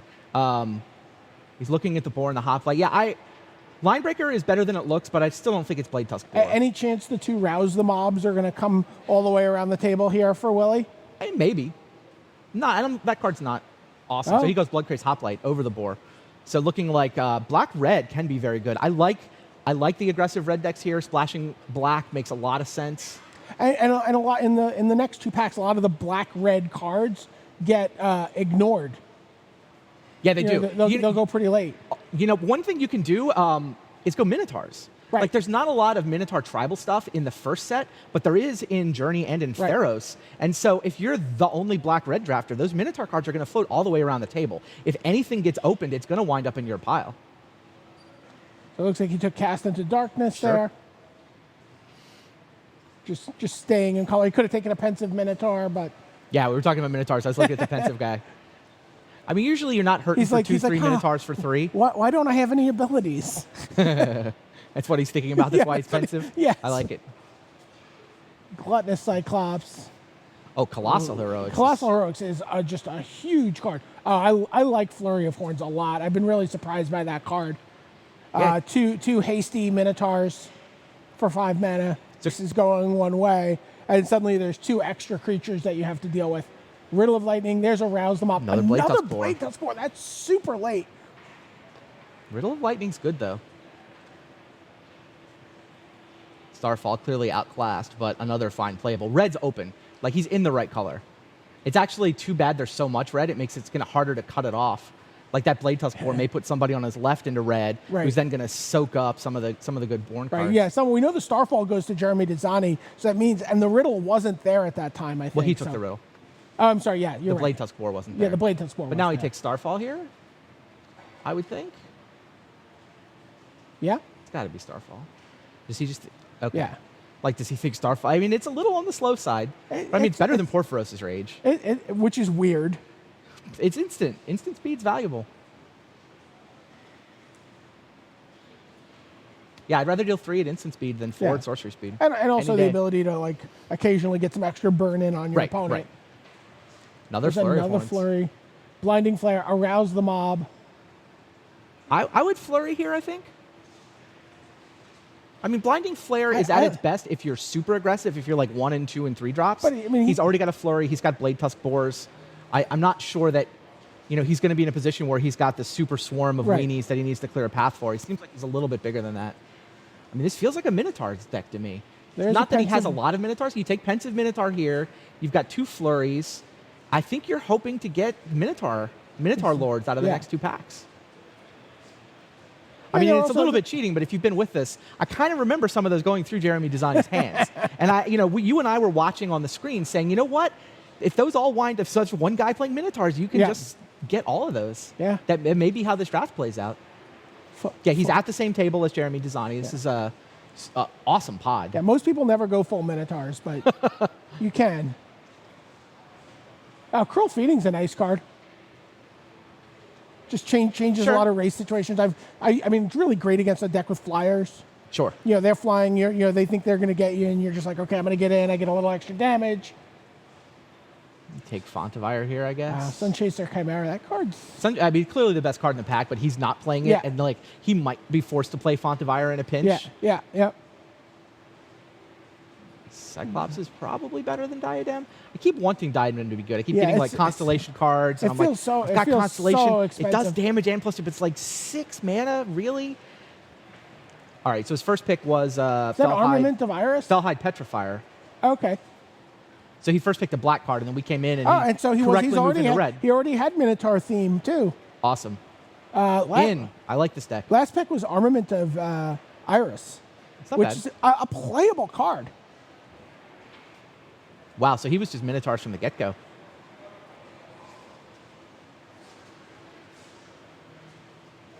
Right. His curve's a little high. There's only one thing under 3. I think that's what he's looking at. You can see that he sorted his cards in mana cost order, which is I think a lot of the pros will do. And he gets to see, okay, he's got no 1-drops. He's got a single 2-drop. I think that's a little bit of a concern, Right. but really he wants removal spells and he wants Minotaur Lords at this point. And then cheap Minotaurs. Right, yeah, You he usually would- get cheap Minotaurs. The 2-3 for 2 in the Absolutely. first pack. Deathfellow Raiders. Yeah, Deathfellow Raiders, yeah. Clearly the one he wants. And you don't have to first pick that. I mean, that's one of the nice things about Yeah. Minotaurs. If you're the only one, like Deathfellow Raiders will come around the table. They'll come back. Or Fall of the Hammer, wow. Premium card. Easy pick. Temple of Malice Hoping is that Temple of nice. Malice might come back. You're hoping you can draft it 9th. You're not expecting to get it back 9th, but whatever. Fall of the Hammer is arguably the best common in the set. How do you like Forlorn Sudama? It's okay. Yeah. Not what he's looking to do with this deck. No. He's looking to lower his curve, not Exactly. not tie up his mana for a couple turns. Yeah, I think that he knew what he was picking as soon as he saw all the cards, and the rest of this is just what might come back. Right. What can I learn about the table based on what comes back? What can I count on coming back? Which all boils down to cross your fingers and hope for the temple. Yeah. There aren't really any other cards in there that he wants other than the Temple. But he might learn something Yeah. about the other colors. I don't know, though. He's done reading the table at this point. He's Right. locked into black-red. It's not like he's going to change his colors at this stage. Wow. Another Fall of the Hammer. Fearsome Temper, which could come around and is a Right. fine card in this deck. Agreed. Yeah, easy pick. Yeah, best red common in Born of the Gods. And you can see, again, if you can cut off red in Journey, you can get paid off in Born. Yeah, letting that one Blade Tusk Boar sneak through, I would be a little worried about, but so far it's worked out. He's gotten past the Fall of the Hammer. Let's see what else he gets past. The shoulder of Willie Adel. There's a Fearsome Temper. Nyxborn Reveler. I would probably... Rollicker, sorry. Rollicker. Yeah, Nyxborn Rollicker. Yeah. I would probably Rollick here. I agree. Helps your curve a little bit, sort of. Sort of. I mean, you can drop him cheap in a pinch. I don't think you want Grizzly Transformation. I don't think Eye Gouge is good enough to be considered here. I think it's Fearsome Temper, Temper War or Chanter of Rollicker. Mogus. I don't know if I've ever even played It that went card. Fearsome Temper. Yeah. Yeah, he needs to see some Deathbellow Raiders is what he needs to see. He needs to get some Minotaurs that he can play for less than 3 mana to really make this deck hum. Cyclops of One-Eyed Past. Marshmist Titan. Archetype of Finality. I mean, Marshmist Titan looks like it'll be cheaper in his deck Than the Archetype, than the yeah. Archetype, yeah. Doesn't do as much as the Archetype. I mean, it's bigger, but giving all your guys He's Death Touch already is given a good. lot of his guys Death Touch with the, Oh, that's true. with the Minotaur Lord. That's a good point. I've never had great success with the Archetype. It always feels like I'm paying 6 and I'm only getting a 3/2. Yeah. I probably would have Marshmist Titan there. Yeah. I know you would have. I'm a fan of the Marshmist Titan. You start thinking about cards like Yeah, Scouring what are the red Sands cards? here. He did not. He was. Now I'm at the point where I'm like, that Blade Tusk Boar. I created a red drafter on my left. That wasn't the plan. This pack is kind of dry. Yeah. I mean, Scouring Sands is a playable card. It's like funny- just out of your sideboard. Yeah, that's a good point. That is the pick here, I think. It's funny. We saw He's like, nope, I don't want anybody gaining life. I can only do 20. we killed the Sun Guide. He killed the Sun Guide. It's like, I can't do 22 damage. It's funny. We saw this draft from Jeremy Desani's point of view, and the red was flowing. I mean, this is about the point where he picked up a crazy red pack that had, there's nothing left. Rise to the Challenge, another Marshmist Titan. Yeah, Desani is not his neighbors. His two neighbors are two of the players with less experience at the table. Desani had that pack he picked up, had a dragon and a bolt and a Fall of the Hammer. He took drag. He moved into red during Born because the red was floating. It looks like that pack was opened on Willie's right and passed the wrong way. Right. So Willie didn't get anything out of it. Yeah, Grizzly Transformation was the pick there again. Marshmist Titans, no love. Another archetype. That is a Fellhide Brawler. Boom. In. Yeah. Get in the pool. 2 mana Minotaur. That is everything he's looking for in a card right now, right? Yeah. Yeah, we haven't seen. Usually, you see a couple of those in your Born of the God packs. We Right. haven't. It's the only one we've seen so far. True. Yeah, this pack has not gone as well as I expected it to go. I don't know. I mean, think it's hard to feel bad about two Two Fall of the Hammers. That's fair. Oh, Okay, this is the pack there where Designy moved in for the dragon. It looks like somebody on Willie's left took the Fall of the Hammer, and now he gets Bolt of Karanos ridiculously late. Whether there's 7 cards left in this pack, so it was opened literally on Willie's right. oh wow. It was opened by the player on Willie's right. It's gone all the way so around that was the just table. an 8th pick Bolt of Karanos. That was his last fresh pack, and he got 8th pick Bolt of Karanos. Wow. And the Temple came back. Oh, exciting. Happy days. Very nice. Okay, yeah, no, this is fine. I was afraid that pack had gone through his hands and was empty, but it does look like there's a red drafter on his left. Somebody took the fall after Designy took the Right. dragon, and the red was two a other little red light. drafters, yeah. Well, Designy's one of them, but Yeah. and now you take War Chanter, Take the War and Chanter. hope you don't have to play Yeah, the you're like, please let this be the 25th card. 28th card. Yes, just a little expensive for Yeah. what it does. Feels like it should, when you first looked at the set, it felt like maybe it should have been better. Yep. You can see by his body language as he slaps that down how he feels about it. Like, eh.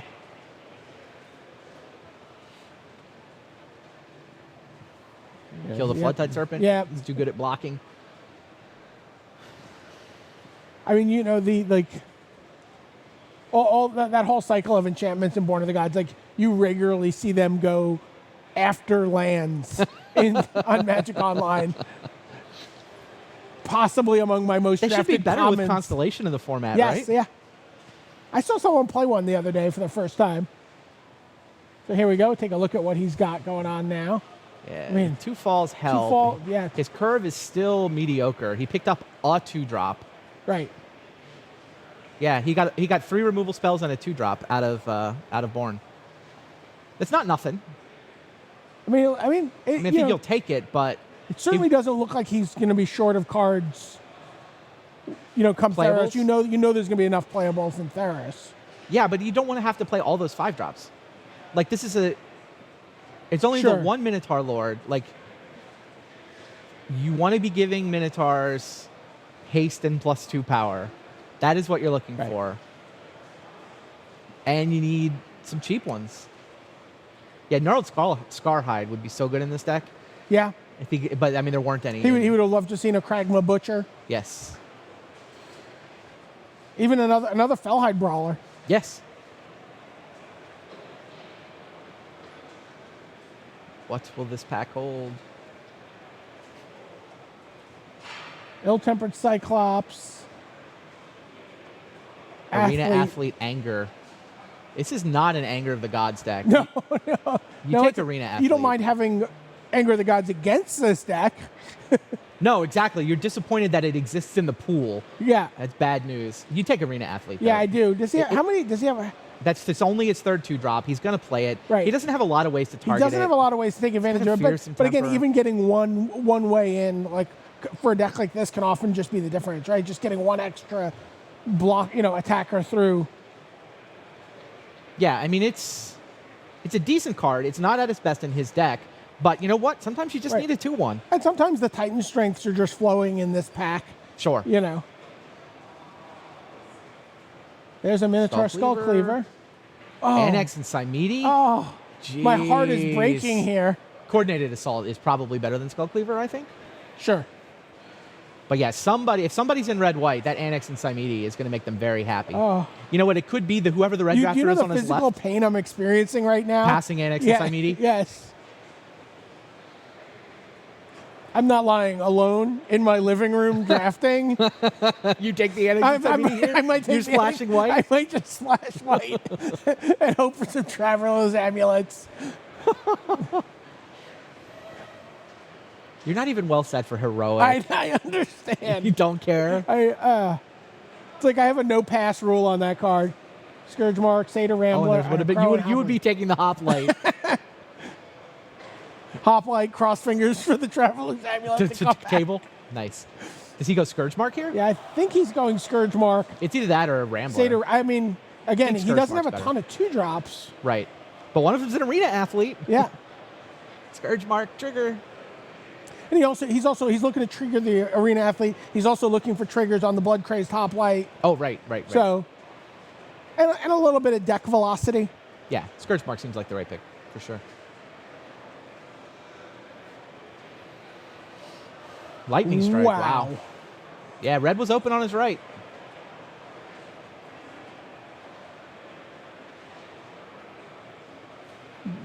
The Axis of Miletus also hurts me a little bit. There are a lot of good gold cards at this table.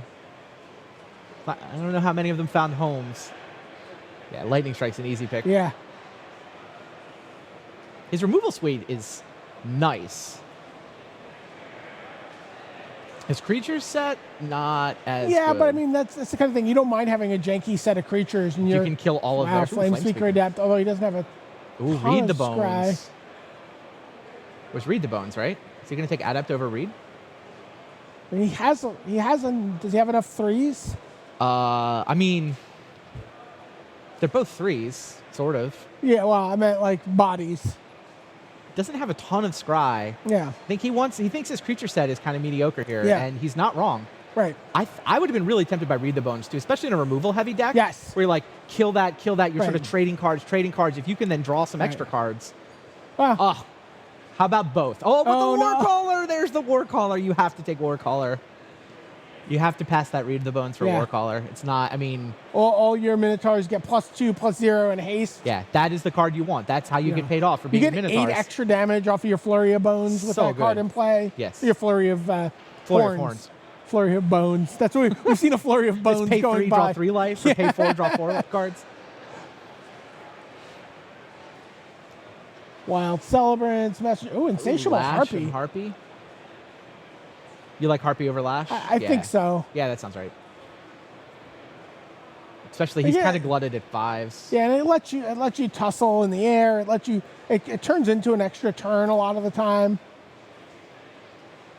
Also you fall. Use your fall of the hammer.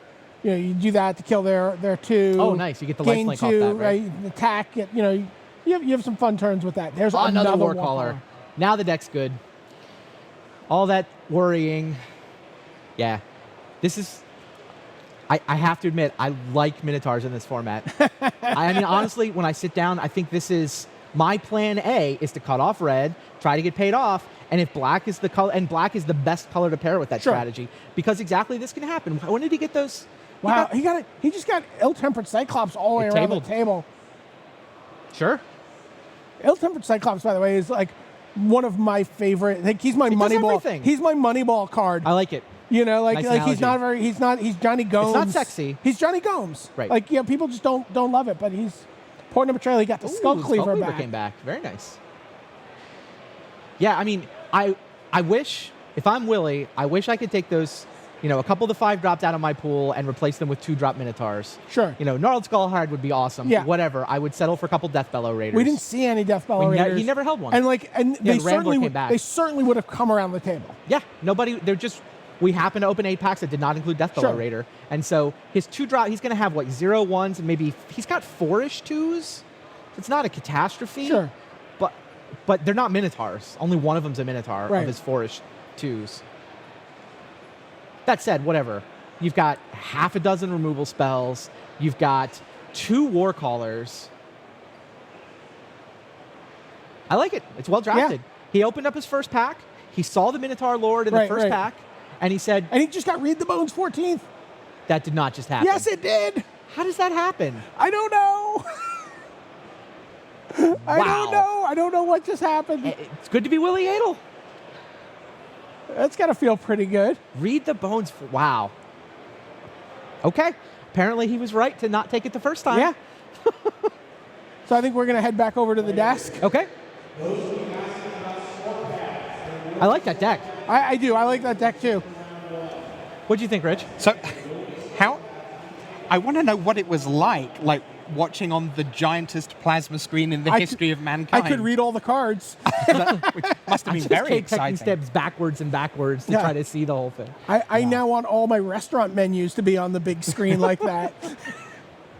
I'm sure, like, during round 7, we could probably arrange that That for would be you. that would be fantastic. Couldn't we? So compare and contrast, Randy, the 2 drafts that we've watched this morning. Jeremy Desani first, and then Willie Adel. What are we looking at? Adel had a plan from pack 1. I mean, his opening pack gave him a plan. I don't know if he sat down with it or not, but whatever. After he first picks a Minotaur Lord, he's thinking Minotaurs from the very first pack, and then the packs cooperated. So he never varied. He had his 2 colors from his first 2 picks, and then he's just like, these are my colors. These are the synergies I'm looking for. He mostly got paid off. I mean, it wasn't perfect, but 2 Warcallers coming something like, 4th and 7th in Theros, it just worked out the way he drew it up from the first pack that he opened. Contrast that, Desani, 4 different colors he dabbled in over the course of the draft. Dabbled is exactly the word that was in my head here. Yeah. He's like, a little bit of here. Oh, that looks nice. I'll take that over there. And they're like, I just got past a dragon 3rd pick. I can't pass a I dragon. can't pass a dragon 3rd pick. So yeah, Desani was had trouble figuring out which 2 colors he was supposed to be in. I mean, I think he read the table correctly that green was underdrafted, and so he never really, although at one point we thought he was red-white. Yeah. Like, he started out white, then he was green, then he could have been green-blue, then could have been red-white, and so he never actually settled into a 2-color deck. He's going to wind up playing 3 and a bunch of fixing, and then just crossing his fingers and hoping it works out. Can we all have a moment of silence for the Boros deck that could have been at this table? Oh, with Anix and Samiti, the 2 Phalanx leaders? Yes, please. We know they're not all in the same deck. But, Right. I mean, the deck they could have been. Let's just a moment. All right. Randy, I'm on record as saying that Lorwyn is my favorite draft format of all time. Okay. And the reason for that is because there were so many powerful cards that only belonged to you. Wizened Sen was the white weenie Kifkin guy's card, right? And a good one. Ren's Run Vanquisher belonged with the elves. So 10, 12, 13th pick, you were getting cards for your deck because no one else needed them. As a designer, someone who spent those years inside R&D, does it warm your heart when you see a Kragma Warcaller in a 3rd pack of a draft that only belongs to the Minotaur player getting paid off like that? Because that's no accident, is it? No, that's kind of what Minotaurs does. I don't like it when the format is all tribal decks and it's just like, well, let's each pick our tribe and hope we picked differently. I kind of think this is even better in my mind, and it's kind of perfect. It worked out exactly the way that the designers drew it up. We'll have this little Minotaur sub-theme hanging out. Like, Right. if you're going to be the red-black mage, well, you could go Minotaurs, and then if you do, yeah, these cards are going to float back Right, to and you. there's all these different strategies. I'm going to go mana ramp. I'm going to go tribal synergy. I'm going to go constellation. I'm going to go linear. There's all these different strategies you can pursue, And as that's- opposed to everybody having to go tribal and picking the right tribe. Yeah, I definitely think that the modern era of limited design, I mean, what you can see R&D doing is they do think about, okay, what are all 10 2-color combinations? What is it that you can do in this 2-color combination that isn't really what you're doing in the rest of the set? I mean, they definitely like to think about what are the 10 archetypes, if you will. If I'm in this 2-color not that you have to draft Minotaurs in red-black, but there's always a special thing that the designers have kind of put into the set for every 2-color combination as the thing that only it is really good at. A lesson I took from playing Black Red Minotaurs, which I played a bunch now, is that it isn't as straightforward as it looks. There's a lot of play to that deck. And whereas some of the kind of make a Minotaur, crash in with my 4-2, pile, it's not really like that, is it, BDM, that red-black deck? I don't know. Yeah, 'cause I don't know. I mean, Yeah, I I'm look like at- Warcaller, turn I'm just like sideways. play my guys. Follow the hammer, clear the path. Strive. Play my strive card, trample over you. I mean, there's a lot of math involved, right? You are. We joked about the Oresco Sun Guide that Willie kind of like just ate. Yes. And I'm like, it's because you're really trying to count to 20. You're trying to really like exactsies is a term you'll hear a lot of Magic players use. I got him for exactsies. I was able to do exactly 20 damage. And so that's really where the less straightforward part comes in. It's not like I just attack with everybody and you're like, okay, I'm dead. It's like you really need to like eke it out. Now, Randy, are we trying to get to 20 damage? Or is this a format where people are busy playing, I don't know, Font of Vigor are actually people playing cards that mean you have to get to 26, 29, 35? Or is it a pretty straightforward race to 20? It can be very aggressive and very straightforward. I mean, there's certainly decks that do things. And there's an Insatiable Harpy and Willie's deck. I mean, the life gain in the format and the crazy stuff, they're a little around the edges. Sure. I mean, I think that the format fundamentally, you need to make sure that you can interact with your opponent's attempt to kill you on turn 2, on turn 3. Like, a lot of decks just show up saying, I'm going to deal 20 as quickly as possible, and which isn't easy. I mean, to your previous point, you're right. You have to figure out how to time your removal correctly. You've got to figure out, okay, do I take a turn off to kill something, or do I just develop my board and planning to kill something next turn? When do I trade versus using a removal spell? Like trading now with like these parity creatures and then saving my removal spell for the good creature later. Yeah, I mean, on the one hand, that's I finally have learned that one. Nice. Yeah, on the one hand, that's block and tackle magic, but on the other hand, block and tackle magic is awesome. Indeed. So for those of you who don't know, draft pods, 8 players, you saw them sitting around this morning, Dizani and Adel plus 6. They can only play people within their pod, within their table, for the next 3 rounds. So you know who your potential opponents are going to be. We've picked out 2 draft pods with a crazy lineup of all-stars, one of which was the Dizani table. So why don't we take a look, first of all, on the big board. Let's see this table here, Feature Pod 1. We give you Roberto Berni, the Grand Prix Phoenix winner.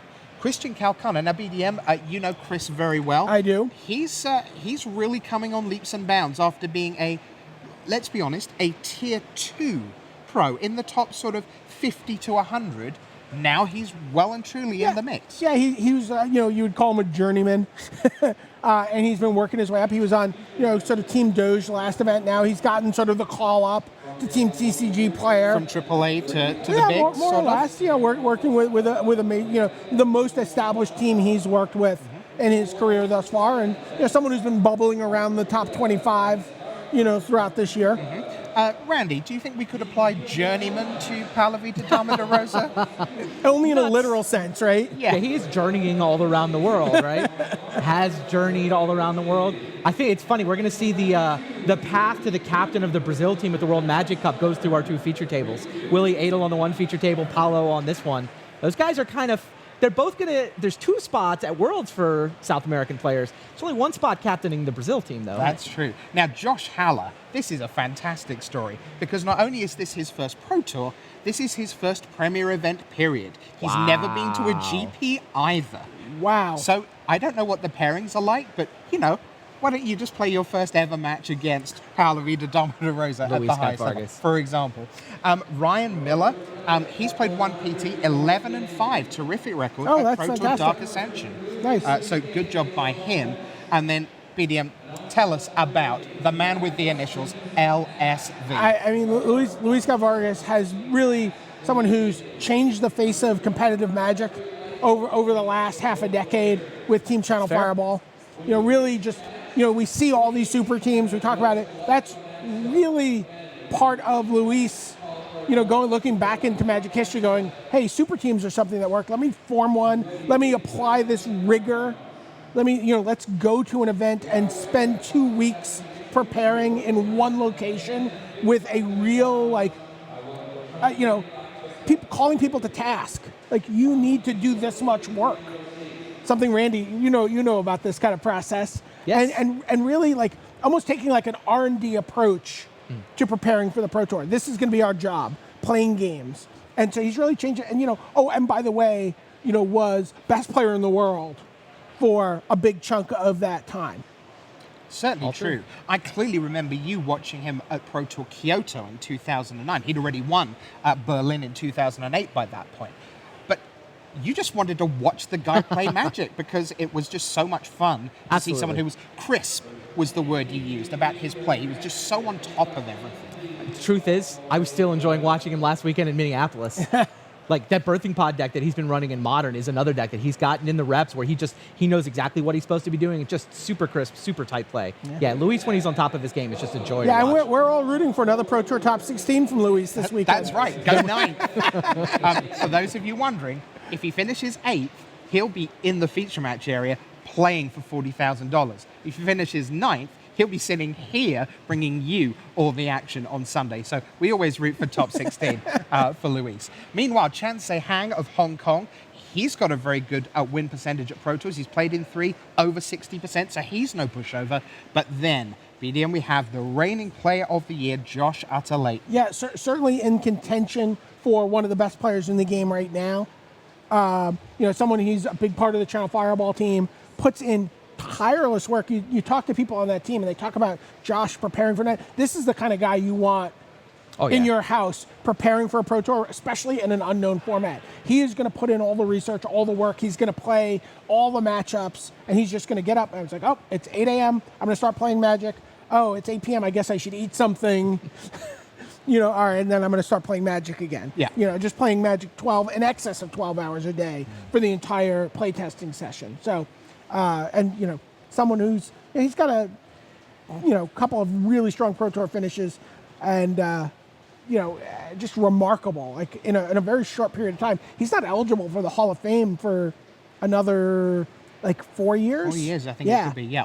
So let's take a look at our other featured pod. It's the one with the leader in the Player of the Year race, Jeremy Desani. There you see the lineup. So Jeremy Desani, he's ranked number 1. From the United States, Stephen Dykeman is a 20-year-old first timer. He won a PTQ to get here.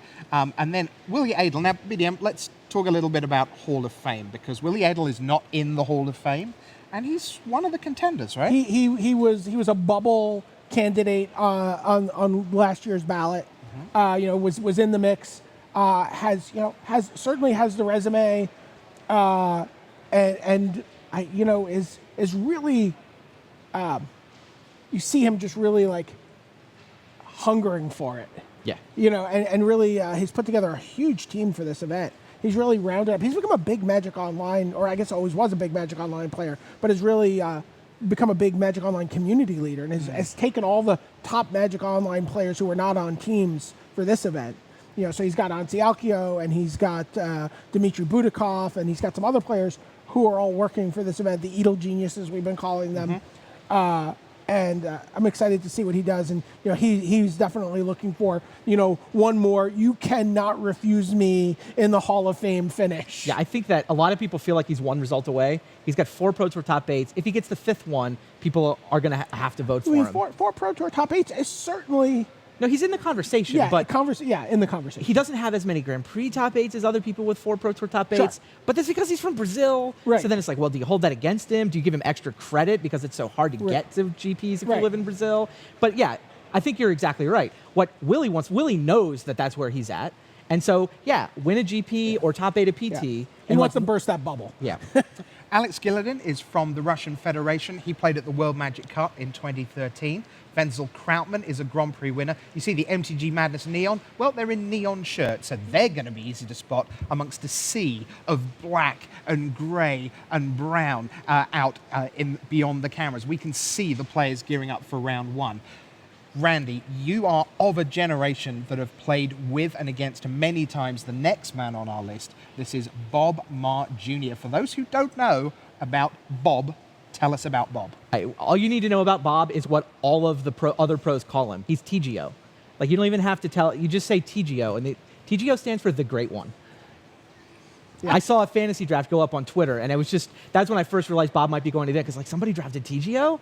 Wow, I didn't even know he was coming. Bob's going to be here. So yeah, Bob Maher, he got a Player of the Year race where he beat Finckel the year Finckel beat him in the Finals of Worlds. It was Bob that got the Player of the Year title. Dark Confidant is his invitational card. Just Hall of Fame player, and really at the point where he started to step away from the game, one of the 5 best of all time. It's, hard to put him in the top 5 of all time list at this point because his resume maybe doesn't stack up with some of the people who were full-time Magic professionals for 10, 12 years.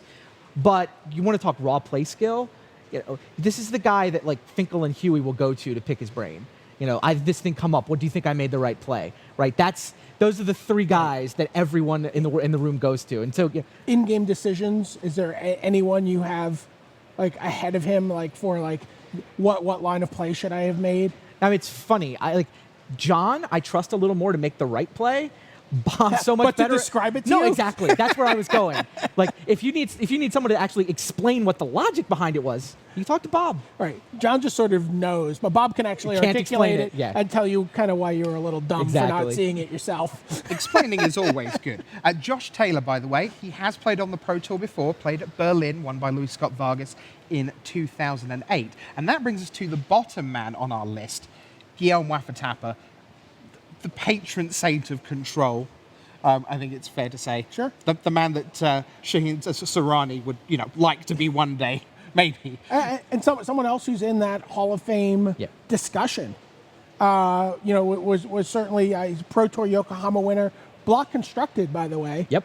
So he's won with a control deck and block constructed. I imagine he's cooked up something for this event. You're predicting islands. I am predicting foil islands. I am predicting round one. And in Oh, round boy. one, we have Reed Duke against John Stern. We have King of the Hill, Sean McLaren, against Andrea Mengucci from Italy. We have Ben Stark up against Martin User. What? But first, boys and girls, from that pod we've just seen, Willie Adel of Brazil against Guillaume Waffatapa. It's time for round one, just round one, of Pro Tour Journey into Nix. Nice. That sounds awesome.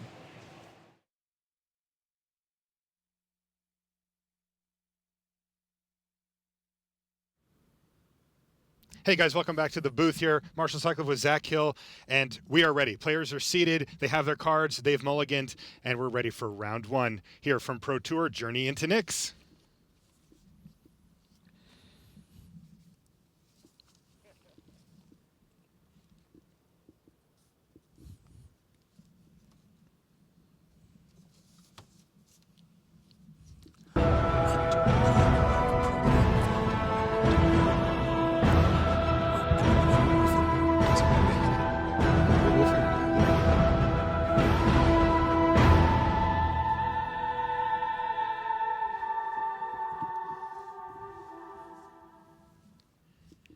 Hello and welcome to coverage of Pro Tour Journey into Nix. We're in Atlanta. I'm Marshall Sutcliffe. I'm with Zach Hill in the booth, and we are ready for round one. This is Booster Draft. It's full block. It's a new set. This is a lot of excitement, and we've got one heck of a feature match for you. In fact, our whole feature match area is stacked with great matches, but our main one is a great one. It's Willie Adel from Brazil. Willie's got 4 Pro Tour top 8s in his name, looking to get a 5th here. He's playing against Guillaume Waffatapa from France. Back on the Pro Tour scene here, and we are ready to get underway. Yeah, we see Willie with a black-red aggro deck featuring a 14th pick, Read the Bones. Waffo, meanwhile, on green-blue. In classic Waffo tradition, known for playing counterspells, known for playing control X. He's with blue-green with 2 main deck copies of Stymied Hopes. Wow. Trying Not to a card get some people. Yeah, exactly. Not a card you normally see with main decks. Counter a spell unless they pay 1, scry 1. Guillaume has 2 of them. All right, so we've got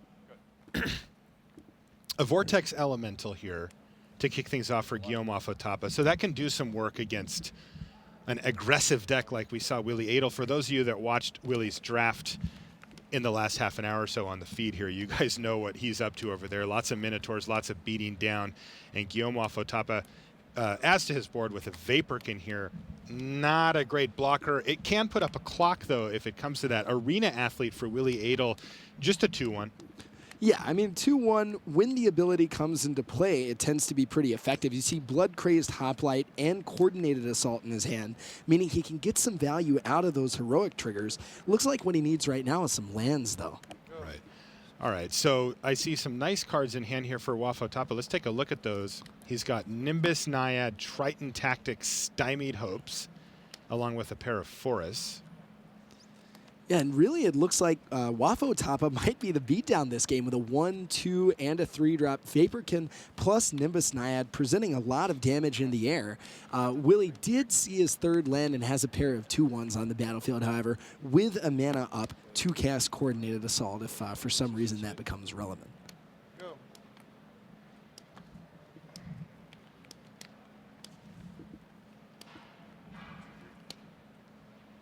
All right, so Blood Crazed Hoplite for Willie Adel. adds to the board. He's got 2/2-1s currently, which are, that's a fragile power and toughness that can run into some pretty nasty creatures, but it doesn't look like Guillaume off the topper really has them yet. Take a look at the cards in Willie Adel's hand: Insatiable Harpy, Kragma Warcaller, a Coordinated Assault, and a Bolt of Keranos. A really nice grip here for Willie Adel. In fact, both players have a lot of tools with which to work. Yeah, and really, even though Wafo only has 3 mana next turn, he has a lot of options. He can present a Nimbus Naiad as a 2/2 flyer. He can also hold up mana for Stymied Hopes, Triton Tactics, and activation of his Vortex Elemental. The Stymied Hopes in his hand, very powerful against Willie's hand right now. Willie, without any extra lands, basically all of the spells in his hand right now can get Stymied Hopes. Interesting. He doesn't have the opportunity to play around that.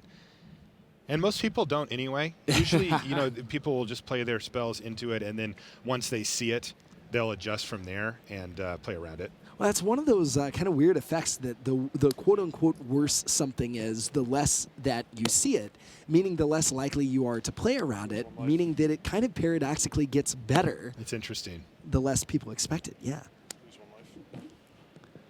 So Willie's trying to decide what he wants to do here. His only real play here is if he wants to Bolt of Keranos, the Vortex Elemental. Yeah, I mean, I guess theoretically he could hit Vaporkin. I mean, really interesting for Willie that he drew a Mountain, giving him 4 mana, but not enough mana to cast his Insatiable Harpy, meaning he kind of unintentionally plays around Bolt of Keranos.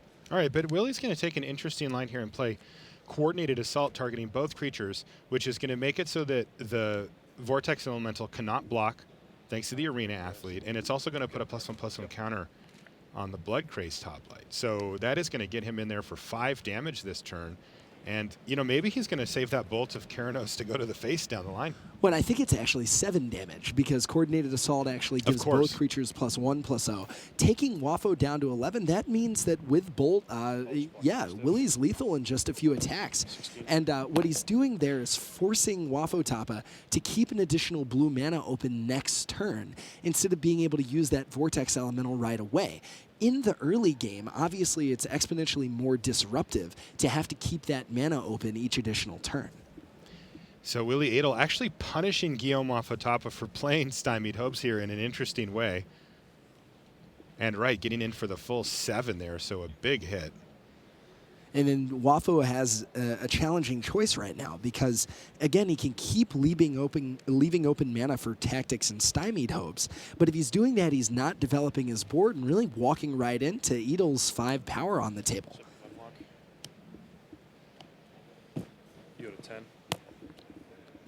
All right, so Guillaume Afotapa deep in the tank here. He's already attacked for 2 with his Vaporkin. That was a given. And now he has to decide how he wants to proceed. Again, the real decision point for Wafo is if he wants to leave up Stymied Hopes, and he decides he doesn't want to. He's going to play Nimbus Naiad as a 2/2 flyer, and he's going to pass a turn back. And that's crucial right now because now Triton Tactics, normally Vaporkin, you really want to be attacking with Triton Tactics, using the untap ability to surprise ambush your opponent. Vaporkin can't do that. It can only block flying creatures. So with a 2-power creature on the board plus Tactics up, that means Wafo can potentially stop some of the bleeding here from Willie by blocking with both Naiad and Vortex Elemental and having them both survive with Triton Tactics. Now, speaking of Triton Tactics, we're probably going to see it here. There's a Bolt of Keranos targeting the Nimbus Naiad here, and Guillaume, having left Triton Tactics mana up, is going to be able to save his Nimbus Naiad, and he's also going to be able to make his Vortex Elemental 4 toughness. So 9, right? So still get to scry 1 here, though, for Willie Adel. And if Willie wants to attack into the Naiad, that does mean that he can do it while still killing it. But he'd have to attack with both creatures because if otherwise Wafo could just block with a Vortex Elemental. And given that they wouldn't untap after that attack and one of them would die, I respect just passing the turn right there. Right, so Willie does, in fact, pass a turn back to Guillaume Afotapa. He seems to have stabilized a bit. It got a little scary. I mean, when your opponent just fires off the main phase Coordinated Assault, that's got to put the fear in you a bit. But he's decided, but it looks like he has stabilized a bit here. The downside for Wafo is that he just keeps drawing land after land. That Karametra's favor not doing a whole lot right now. I mean, I think he's going to use it just to cycle. But Wafo really needs some more meat on the battlefield because at just 11 life, that Vaporkin is not going to win the race for him right now. And he is looking for meat here. He does play that on the Vaporkin, his least valuable creature. Right, able to use that as a mana accelerant if he's willing to forego 2 damage. And right now when he's playing defense, that becomes important. But a big top deck for Wafo. Yeah, so he draws his card off of Karametra's favor and finds Colossal Heroics, which is a new card that came out in Journey into Nyx. And if you like Savage Surge, you're going to love Colossal Heroics. Yeah, you can take a look at it there. It's basically Savage Surge with Strive. You get to, say for it costs 2 and a green instead of 1 and a green for the initial one, but you know, for 5 mana, you can untap 2 creatures, give them both +2/+2. It can be huge in the middle of combat. You can do it when you're attacking. You can do it after you've attacked when your opponent's attacking you. It's flexible, and yeah, once you get up to 5 mana with Colossal Heroics, it's really a beating. But Guillaume is going to attack actually for 4 mana in the air here, and he's left up enough mana for 1 Colossal Heroics or his Stymied Hopes plus his Vortex Elemental if he wants as well. Willie Adel's going to attack with both of his creatures. He's resigned himself to letting one of them get vortexed away here, it seems. Right. And Guillaume, in fact, is going to send the Blood-Crazed Hoplite into the vortex. Both of those get put on top of their owner's library, and then their owner has to shuffle the library, so effectively removing it. Interestingly, we might see a second main phase Kragma Warcaller here.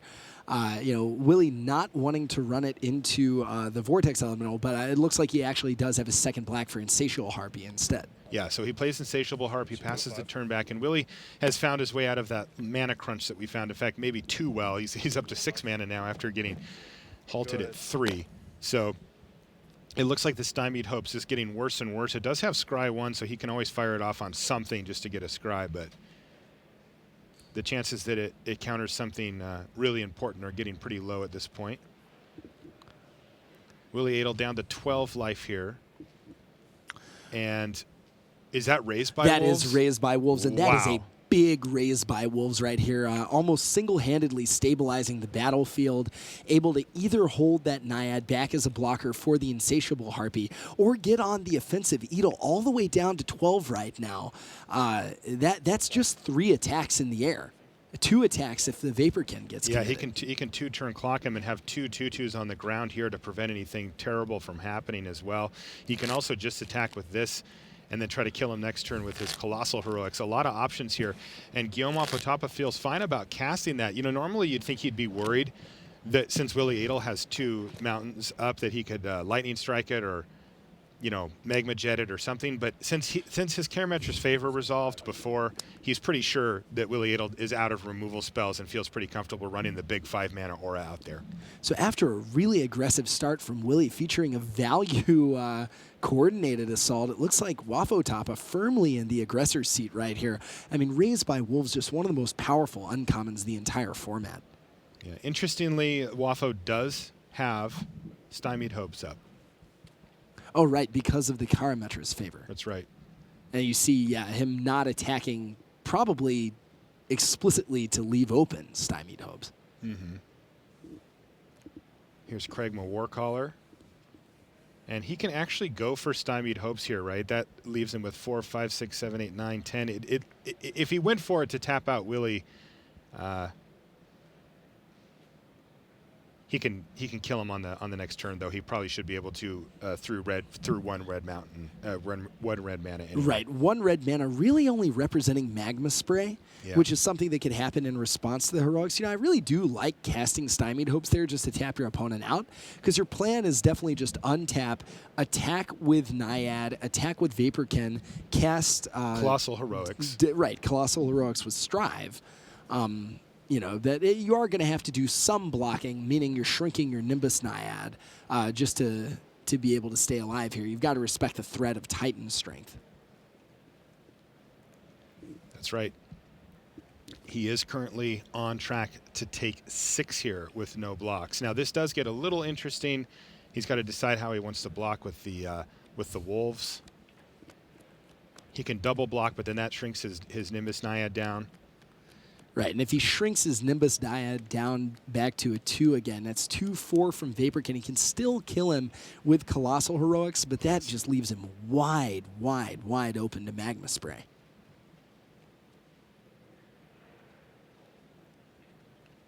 Interestingly, Guillaume off the top is going to block. Remember, the Insatiable Harpy has lifelink. That's going to bump Willie back up to 10 here, which could potentially change the clock with the Colossal Heroics line. Wow, and we saw Vaporkin hit the bin there. Waffle falling to, what, I believe 5? He is falling to 5. Does he have enough to play Colossal Heroics and to strive it twice? He does not. Right, yeah, only 2 green mana, meaning he can attack for... He's still... Because Willie's at 10, not 8. So... Yeah. Yeah, so it's 4 in the air, 5, 6, 7, 8. So he is able to represent a lethal strive right now. Yep. So the Colossal only what Heroics. Willie could have is Magma Spray, but we know that he's holding Bolt of Keranos right here. Would make it lethal on the counterattack, but it doesn't look like he's going to get another turn. Yep, and that's 10 damage.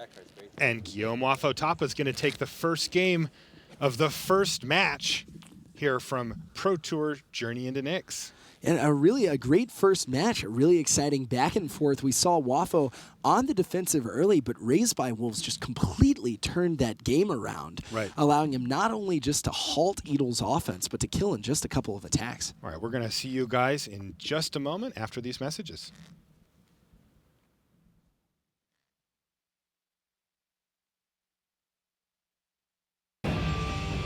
Ultra Pro is the place to go for all your Magic accessories. With card sleeves, deck boxes, playmats, and portfolios showing off the best Magic art, Ultra Pro is the standard in safe storage. Visit ultrapro.com for more information.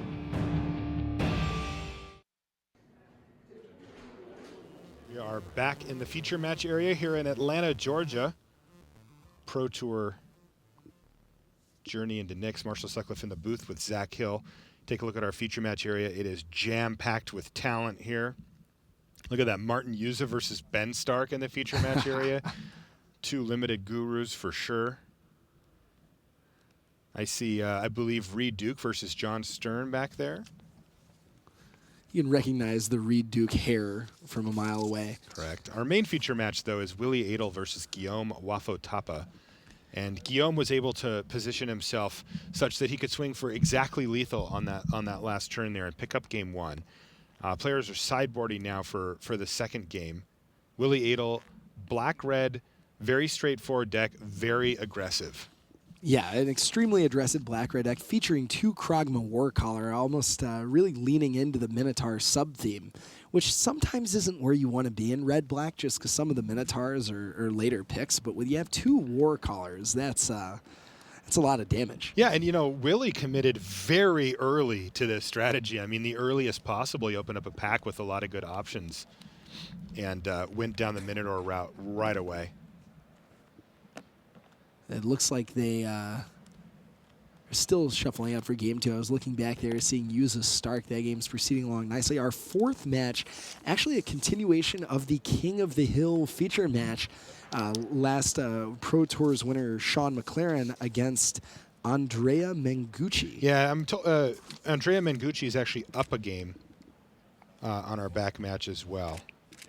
Not a great start for the previous Pro Tour winner, McLaren, but still got 2 games to go.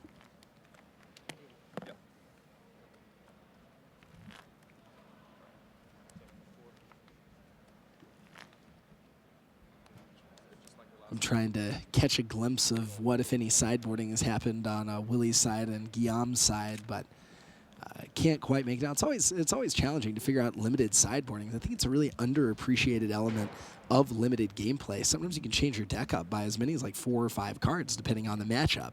A lot of stuff like the 4 or 5 hexproof for 6 from Theros. Great against control decks, pretty hideous against aggro decks. Benthic Giant? Benthic I call him Giant, Big yeah. Ben. Big Ben. Yeah. Big old clock. Yeah, I mean, there's just a lot of cards like that in this limited environment that are just extremely matchup dependent, but very powerful under the right circumstances. And those are the type of cards you can pick up late, by the way, in the pack. You know, if you're into drafting yourself, you should keep your eye open for those type of cards that maybe aren't great in the main deck. They're not your first choice, but that can come in out of the board, yet don't look like a traditional sideboard card that says, you know, destroy a black creature or exile an enchantment or whatever. You know, they're a little bit more subtle. I got absolutely destroyed by 1 mana 1/2 at Shoreline Thief. Brian Wong was playing in draft last week. Thief, yes. Shoreline Thief. I had 4 2-mana 2/1s with basically no abilities. Shoreline Thief just brick-walled me. You know, a card you're going to get 14th pick, but when you know how to sideboard it, you can really get a lot of value out of those cards. All right, so players just getting ready. They're finishing their mulligans here, and we're going to have game 2 for you. Let's see if Guillaume has a keepable hand here as well. Now, Willie Adel's going to be on the play here. Pretty big deal, Zach. I mean, he is the aggressor here. Yeah, you definitely want to be on the play with black-red aggro. I mean, I think the Vortex Elemental from Guillaume's side did a lot of work that game. You know, and you really need to be able to put your opponent almost at lethal by the time that a card like Raised by Wolves comes down, because it is just very, very hard to power through that. All right, land go. Guillaume Ofatapa right at home in this scenario. And he's going to play a second land and a Sigiled Starfish here. Zach, talk to us a little bit about Sigiled Starfish. It's an early all-star from Journey into Nyx. All-star. I see what you did there. Thank you. Man, this is like having LSV in the booth. So Starfish at 0/3, really important because it can block all of the 2-mana 2-power creatures in this fairly aggressive format. But being able to tap and scry 1, control your draws, you know, really in the lineage of cards like Merfolk Looter that have been good for, you know, as long as they've been around. Basically what it means is that over the course of a given game, you're just going to draw a lot more spells than your opponent. It also allows you to keep landlight hands and draw out of them with the scry. Just one of the best commons in the format. So what we see here is Willie Adel respecting the Starfish here and killing it with one of his premium removal spells, Bolt of Keranos. I mean, that's how good that Starfish is. It just must be killed immediately. Nimbus Naiad is the follow-up, but Willie Adel has his own follow-up. It's Insatiable Harpy. And you've got to be pretty excited if you're Wafo-Tapa to have the first threat of the game on the battlefield. I mean, you know, Harpy, a really powerful threat from Edel. Edel has a lot more gas in his hand with a Flurry of Horns, Pensive Minotaur. But Wafo, you know, just such a good late game. You see cards like Nessian Game Warden gain you a lot of card advantage. Coastline Chimera, not a high pick, but basically stops everything from Willie's deck in his tracks. All right, now this is interesting here. Karametra's Favor is going to go on the Nimbus Naiad. That's going to help the land drops keep flowing for Guillaume Ofatapa and also just get him access to some of those big cards in his hand. Nessian Game Warden, he's got a Humbler of Mortals in his hand as well, and he'd love to get those things going. Plus, he has a Coastline Chimera for later. Yeah, I like that play. Flurry of Horns here from Willie Adel. Sorry to interrupt you there, Zach, but this is another new card. And those are actually Minotaur tokens, but in they go. They're both 2/3s. They both have haste. Flurry of Horns, a little underrated right now. Yeah, I think so. I mean, you know, 4 power worth of haste damage for 5 mana, extremely effective. We see Edel there respecting all of the combat tricks that he saw from game 1, not wanting to trade away his Insatiable Harpy. Simultaneously, you see Wafo not wanting to represent Triton tactics too hard. If he attacks with that Nimbus Naiad there, you know, basically he's saying if he doesn't have anything, he's got trading 2 damage for a 4-point life swing back from Edel. So by not attacking, even though he has Triton tactics, he makes it more likely, in my opinion, that Edel plays into the tactics on the next turn. Agreed. So let's see where Wafo-Tapa wants to go from here. He has Triton tactics. He's got Humbler of Mortals, Nessian Game Warden for the top end, and he has a Coastline Chimera to sort of blunt the assault from any of these 2-powered attackers that Willie Adel has.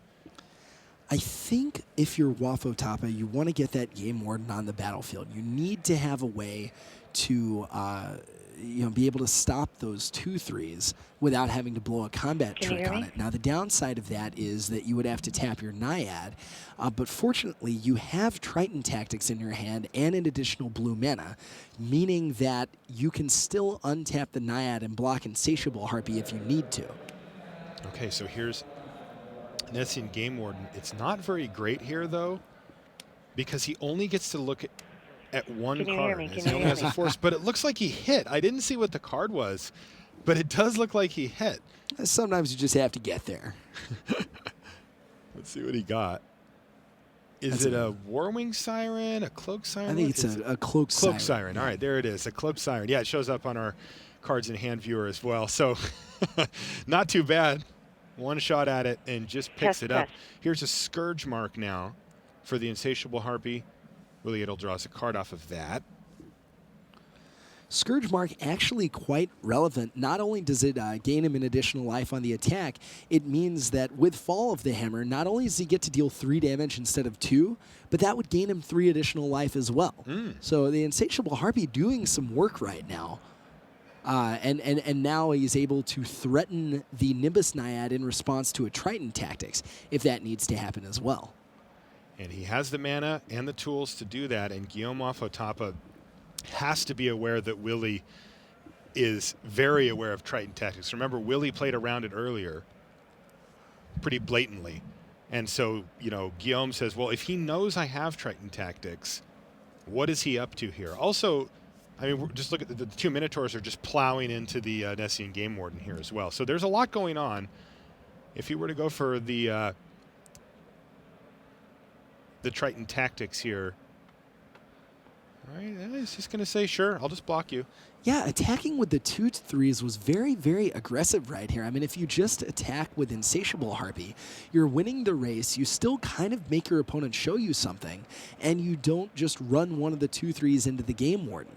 I guess your plan could be to follow up with Fall of the Hammer on the Game Warden. Correct. But that's opting into a 2-for-1 and still potentially allowing you to get blown out with Tactics. Although, interestingly, Watho doesn't take the bait. He's known for his patience in Magic. He's one of the most patient players, and he had 2 opportunities to use Triton Tactics there and declined both of them. So, he's clearly got a plan in mind for what he wants to do with that card, and this is where, the high-level Magic really starts to come out. That's certainly more discipline than I frequently have. I'll Right. tell you that, but I mean, it's paying off. Keeping that Nimbus Naiad alive, huge priority for Waffle, and we see why as he has Humbler Immortals in his hand as well as Raised by Wolves, really needs that second green. And, if Adel had another removal spell in response to Tactics or something to be able to get rid of the Naiad, Waffle wouldn't really be able to unload his hand. So Yeah. There's other issues here, too, right, is that Triton Tactics can protect against the red removal spells, like the Fall of the Hammer Right. that we saw. But if Willie Adel just goes for a Spiteful Blow or a Sip of Hemlock or something, Tactics isn't going Right. to do anything there. So he does have to be careful not to wait too long and have it lose its value. So Guillaume, a little bit crimped on green mana. He's got 2 green sources technically, though one of them is also his best blocker. I'm sure he'd like to get that Humbler of Mortals on the ground that can block the Minotaur and start applying pressure back to Willie. Guillaume's at 11. Not a high life total, not a low life total either, though. He's not, super threatened at the moment. So he's got a little bit of wiggle room and just kind of he needs to decide how he wants to proceed with this game. yeah, I really like. He's clearly taking on whether he can afford to Raise by Wolves here. Either that, or he's trying to bluff that he doesn't have Tactics by thinking about it a lot, trying to convince Willie that he's like, oh, are you going to respond with a removal spell? Which could be some of what we see going on here. But now he's got a 4-power flyer in the air once it gets untapped with Tactics or just the next turn. 2 power on 2 2/2s on the ground, so he's able to double block the 2/3 if he wants to. Raised by Wolves, again, just really defining the tone and pace of this match. It is a huge spell and a game swinger for sure. And Willie Adel wastes no time. He's going to attack with both of his creatures. He's still aware of Triton Tactics here. Willie's got nothing going in his hand. He has a Pensive Minotaur, a Swamp, and an unknown card. maybe he drew a combat trick here. I think you really do, if you're Willie, just kind of have to assume your Harpy's live. Because, I mean, without very much to follow up with, I mean, that's what your game plan is. So, you know, if your opponent can deal with it, okay. But the longer you wait, the longer you give them opportunity to deal with it. All right, so here's Triton Tactics to untap Nimbus Naiad and also give the toughness boost. It's Arena Athlete, by the way, that Willie drew. I mean, Wafo's patience definitely paying off. Able to lock down the 2-3, set up a big attack next turn, kill the 3-2 Insatiable Harpy, the lifelink, really the only thing that keeping Willie in this game right now. Very powerful Triton Yeah, Tactics. that's a huge play for Guillaume Wafotapa. And his follow-up play is, I mean, I don't know if miserable is the right word, but I mean, that's half. The Pensive Minotaur is non-haste and half of his Flurry of Horns. I mean, it's just not an exciting follow-up for Willie. So he's in a really tough spot now. The good news for him is that he's at 29 life. So he is going to get a little bit of time here to try to draw some of his more powerful spells, but it really feels like Guillaume Wafotapa is firmly in the driver's seat here. Oh, man, and a big second forest for Guillaume, letting him attack with Nimbus Naiad as opposed to having to use it for green mana. That is 4 more flying damage in the air, and a huge blocker from Guillaume's side. You know, Adel needs something, you know, back-to-back War Collars plus a way to target Arena Athlete. I mean, he does have that in his deck, but Adel needs a lot of draw steps to get back in this game. More offense could potentially hit the board here for Guillaume Wafotapa. He has a Vaporkin, a Cloaked Siren, which both beat down in the air quite effectively and can reduce this clock on Willie Adel by a significant amount of turns. He's also got a Coastline Chimera that he can use to block potentially the Arena Athlete or anything, really. Yeah, I mean, I think the key to this game really goes back to that turn 2 Sigiled Starfish. Presenting blockers and a really powerful card meant that Adel had to spend his 3rd turn getting it off the battlefield, and without any sort of meaningful pressure until turn 4, we see the superior late game of Wafo's deck. I mean, with 6 drops, with Raised by Wolves, lots of flying creatures, the ability to stabilize. I mean, really taking over. When you're not under pressure and your opponent has 3 mana 2/3s with no abilities, 2 mana 2/1s when you have so many blockers that the ability doesn't matter. I mean, you're able to just flood the board. There's not a convincing way for Adel to get back in this game. And that was the turn pass of somebody who just thought to himself, you know, there's not a convincing way for me to get back in this game. As he ships the turn back sort of sullenly to Guillaume Wafotapa, who examines the island that he drew. It is his favorite card, I think. It's one of the best cards in Magic, Basic Island, but Fall of the Hammer, one of the best cards in the entire format. I mean, a premier red removal spell for Adel, but it's just not enough to get him back facing down this many power worth of attackers. Additionally, he's just got a big problem here. You know, his 3 attackers are only 2 power. Yeah, exactly. You know, his Fall of the Hammer doesn't really kill anything of relevance. There is one card, he doesn't know it yet. It's Cloak Siren that he can kill with it, but that's just not going to get the job done. Humbler of Mortals enters the red zone now as well, along with Vaporkin and the 4/4 Nimbus Naiad. Willie says, sure, take it all. Yeah, taking a look at Humbler So of 11 Mortals. damage. Sorry, it's going to drop Willie down to 5 here. Right, we got to fight. Yeah. And that's going to do it. Willie Adel extends the hand, and Guillaume Wafotapa, convincingly, I'd say, off, you know, really the back of the Raised by Wolves ×2, you know, 1 for each game there, wins the match 2-0. Definitely a pretty fortunate game warden for Wafo, too. Just hitting the Cloak Siren right off the top. Ended up not mattering that much, but what did matter is that got him 1 card closer to Raised by Wolves that completely dictated the pace of that entire game and really that entire match. Right. Double green mana came a turn later, and that was it. Welcome back to the booth, guys. Marshall Sutcliffe here. I've got Zach Hill with me. We're watching some Limited. We're at the Pro Tour. We're in Atlanta. And we're excited to bring you all the Magic action throughout the course of the weekend. We've got Friday, Saturday, and then Sunday, the big day, the top 8. We've got multiple drafts to bring you. We've already brought you one earlier today. Tomorrow there's going to be another one. And, of course, we're going to be playing Block Constructed for the better part of the weekend as well. Well, we actually, I think, brought 2 drafts for the first time ever.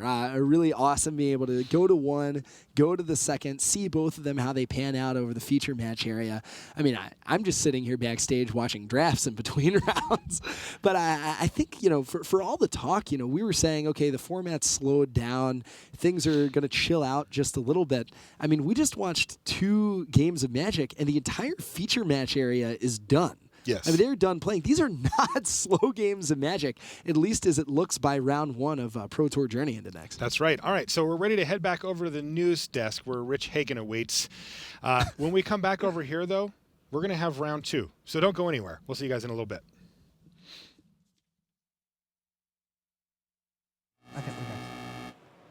Hello, everyone. Welcome back to the news desk. Rich Hagan sitting here with the Pro Tour historian, Brian David Marshall. Information coming in every which way. iPad, earpiece, people waving at us through the glass. It's like... I got to do a semaphore back there.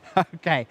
Also, if you are not yet part of the Twitter conversation, please come join us. Hashtag PTJOU. Pro Tour Journey, as it were. PTJOU. Join us there. We'll be periodically showing you tons of tweets from people. We get, well wishes for family and friends playing in their first PT. We'll have some results coming in from the players. Tell us who you're rooting for. There's someone from your local store who won a PTQ. Tell us why we should be paying attention to them. We want to hear that. We certainly do. Let's bring you some results from this round. Jeremy Desani is underway with a win. He defeats Wenzel Krautmann, Grand Prix winner from the past 12 months, 2-1 to Desani. Then we have Josh Taylor, played in 1 PT before. He went 1-4, drop at Pro Tour Berlin 2008. So you don't really want to face Pro Tour Hall of Famer Bob Marr in round 1. But everyone's beatable. It's just a game of Magic. I talked to Bob. All right, tell me. He feels he's very beatable in this draft. He's done a lot of drafting in this format. But was sitting next to Guillaume Wavatapa and was sort of felt trapped into blue, but he's like, oh, I just want to get away from blue, and he couldn't quite do it, and he does not like his deck. I looked at it, I mean, he's being overly critical, but he does not like his deck at all. Okay, so he's 0-1 to kick us off. Paulo Vitor Dalma de Rosa of Brazil, a man who won a Pro Tour from 0-2. He's halfway into that hole again. Good news. Roberto, hooray! Look what happened last time. The Grand Prix Phoenix winner, Roberto Berni, took down Paulo Vitor. I've had a lot of people on Twitter talking to me about Roberto Berni. Okay. He won a big, I think there was the Hunter Burton Memorial Tournament in Texas. Right. Just before Pro Tour Top 8 competitor who had passed away.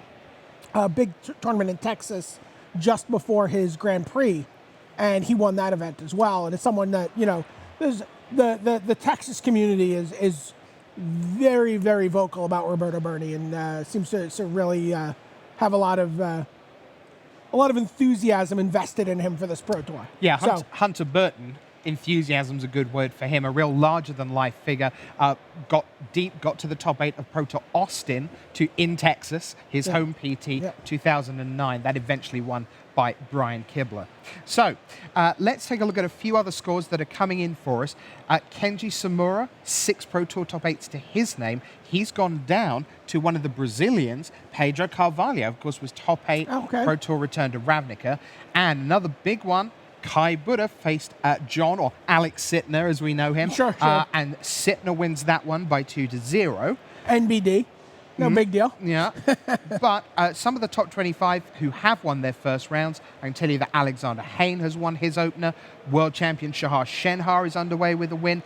Tom Martell, also a winner. Did you say Josh McClain I know he beat Gabriel Nassif this round. Wow, that's a monster, and that's a great start for McLean.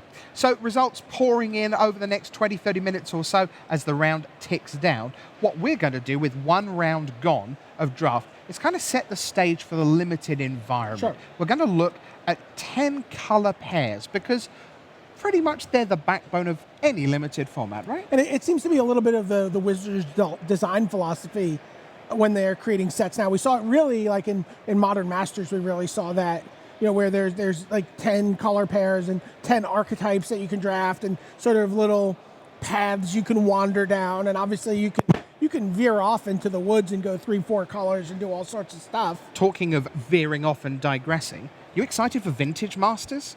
I am very excited for Vintage Masters. Every card I've seen just like sends me spiraling down, stories from Pro Tours past, Friday Night Magics of yore. I'm super excited. I got to preview Sylvan Library today. Oh wow! As one of the Vintage Masters cards, a card I love. I've played it a ton. A card that Richard Garfield taught me to play correctly. I did a primordial booster draft. It was before there was such a thing as booster draft. Right. I was at Wizards. We were visiting, talking about running tournaments in New York and doing all this stuff. And they're like, "Oh, we'd like you to test this new format with us. It's called booster draft." Booster draft, he said innocently. What's that? 20 years of depravity later. Yes, exactly. Garfield. I had a Sylvan Library and I was playing against Garfield, and he was just like, at the end of it, he was just like, if you just paid 8 life and drawn some extra cards, you would have beaten me. And I'm like, pay 8 life to draw 2 cards? What? Who would do that? And that also changed my life forever. I was joking with Randy. I've paid more life to Sylvan Library in my Magic career than I have to Necropotence. Yeah, you see, I like to pay 1 life for my cards. Yeah. In all honesty, and in clumps. Yeah, I'm a contrarian. That is certainly true. All right, so 10 color pairs. Marshall Sutcliffe's article on Vintage Masters walks you through the 10 color archetypes. Right, and so you see that design philosophy is what you're saying. So, there's certain things you can do in each pair of colors that will make sense. Yes. The table will not always cooperate with you. No, and Brian David Marshall may not always cooperate with you. This is true. So, here we are. Here's our first color pair. It's black-red, and it's Tribal Minotaurs. So, you see the top commons and top uncommons there. Sure, and this is the deck we just watched Willie Adel draft. It was clearly something he had a real sense for. New cards that Forgeborn Oreads and Mogus's Warhound are 2 of the cards that have really made a difference here.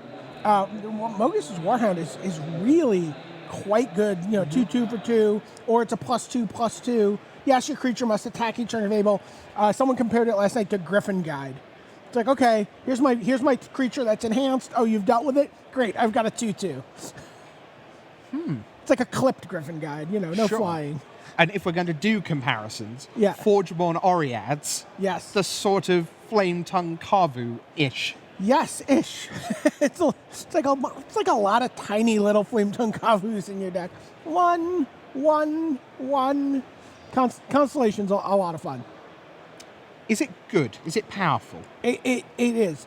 I mean, you really need to do a little work. I mean, like I've had a black-white Constellation deck with like 16 auras or 16 enchantments. That deck was quite good.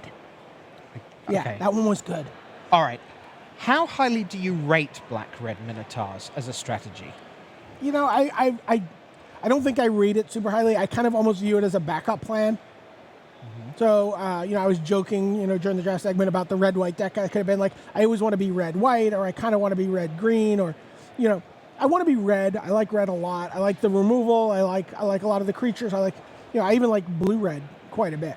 But, black-red always feels like kind of like the backup plan. It's like, you always know that if you really need it, there'll be a Minotaur Skull Cleaver there when And there's you're ready. always Fellhide Minotaurs There's always a Fellhide Minotaur. There's Kragma War Caller is going to go around the table. I mean, and that may be changing, right? That may be changing. But in previous incarnations of this drafting this block, you've always felt like I can get those cards.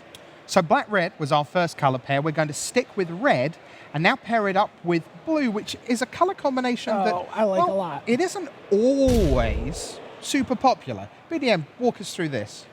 So, I mean, we're seeing Blade Tusk more there as a red common. I think we're going to see that a lot in all the red color pairs. This is a card that's been around for a while. It's been, printed a couple times. This feels like the best iteration of it. There's just not a lot of artifact creatures, and it doesn't feel like there's often a lot of times a player will be red, but won't have a lot of red creatures. They'll be like, base green, pair red for removal. so your Blade Tusk Boars can get through. The Sigiled Skink is kind of nice. It's just like a nice 2-drop. It lets you scry, but I mean this is really like kind of like mad scientist territory when you're building this deck. You're thinking about your Spellheart Chimera. You're thinking about getting instants and sorceries into your graveyard. You're thinking about the new Chimera and scrying and doing all sorts of fun stuff with that.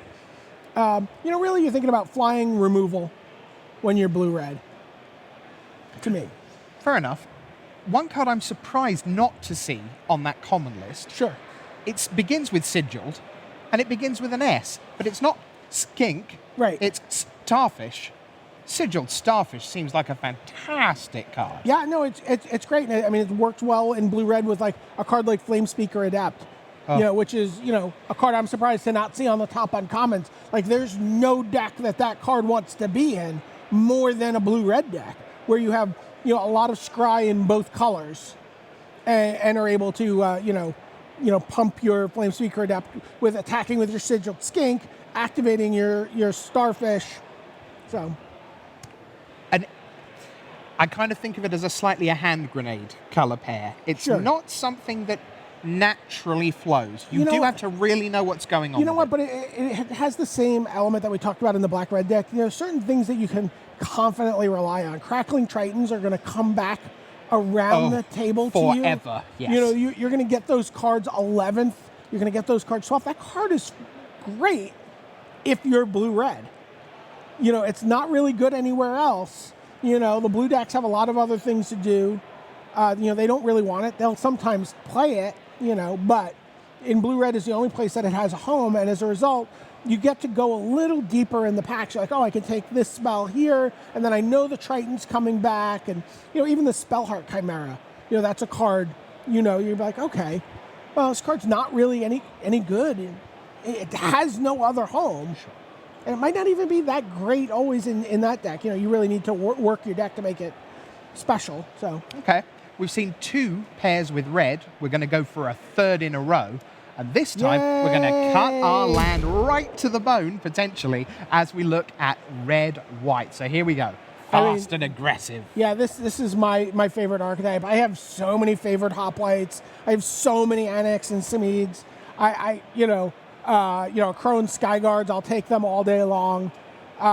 A Crow and Hoplite, we saw that card go around super late. Like, if you can get yourself positioned as the red-white player, you can really just, again, pick up, those cards late in a pack, not have to commit to them early, because, you've carved out this little corner of the block for yourself, and that the Crow and Hoplite's not going to go in, it's not going to be able to splash in another deck. Talk to me about another Hoplite, this time Satyr Hoplite. This is the 1/1 really red like hero. Well, I know you do. And my question is, because it's come down a little bit for me in my order. I was super excited about it to start. The thing is, Heroic's gotten a tiny bit worse with Journey into Nyx. Even though you have the Strive cards, which are awesome, you just have fewer bestows. So you have one, there's not a lot of bestowed creatures. There's not a lot of really, there's that cycle of sort of like weird bestows that have kind of like drawbacks, and that you have to sort of adjust your style of play around them. But there's not just the generic really good bestows. There's the Mogus's Warhound is probably the best of the worst of them. Right, sure. But there's just not the random, observant Alceids and extra pack of hopeful Eidolons are gone, and all that kind of stuff. That really Spearpoint Oread. Spearpoint Oread, yeah, that you're just like, you're able to just slap these things down on your hero creature and just get like super big really quick. So are we starting to see Satyr Hoplite potentially table? It may very well table at this point. I think certainly probably less likely in more casual drafts. But I think at this level, I think you'll see Satyr Hoplite going around the table fairly late. It's kind of that even Bloodcrazed Hoplite is a card that's come down for me somewhat in my estimation. I was really, really high on it early on, but Heroic is a little bit harder to make excellent. It's still very, very good, Right. but it's really hard to get that balance just right. Okay. Calm yourself. Okay. But here it comes. Yes. It's green-blue. Yeah, I just get excited about every color combination. I don't know if you've realized this. I do know. But I also know that if we ransack your hotel room, it's Simic that we're going to find. It's true. I've only drafted blue-green thus far this weekend. All right. So what's going on here? Tempo they've talked about. Yeah, I mean, this is really about like jumping the curve on your opponent. You know, really playing a 4-drop on turn 3. So you really want to get your Ferris Band Trumper into play on turn 3 off of a Golden Hind, a Kior's Follower, a Voyaging Satyr, maybe even a Font of Fertility, any of those things, getting yourself to 4 mana on turn 3, jumping ahead on the curve, having then, bounce spells. You have Retraction Helix, you have Hubris, you have Voyage's End, you have Griptide, you have Sudden Storm, you have Sea God's Revenge. So you just like get these kind of like, you get, bigger threats out earlier than other decks are going to be able to get them out. Putting down Nessie Nests on turn 4, or, and then just tempoing your opponent out, like tapping down their creatures. You can also do Triton Wave Crashers, a fine card in this deck. Sort of like something to sort of fill out the middle of your curve there, and tap a guy, and I love this deck.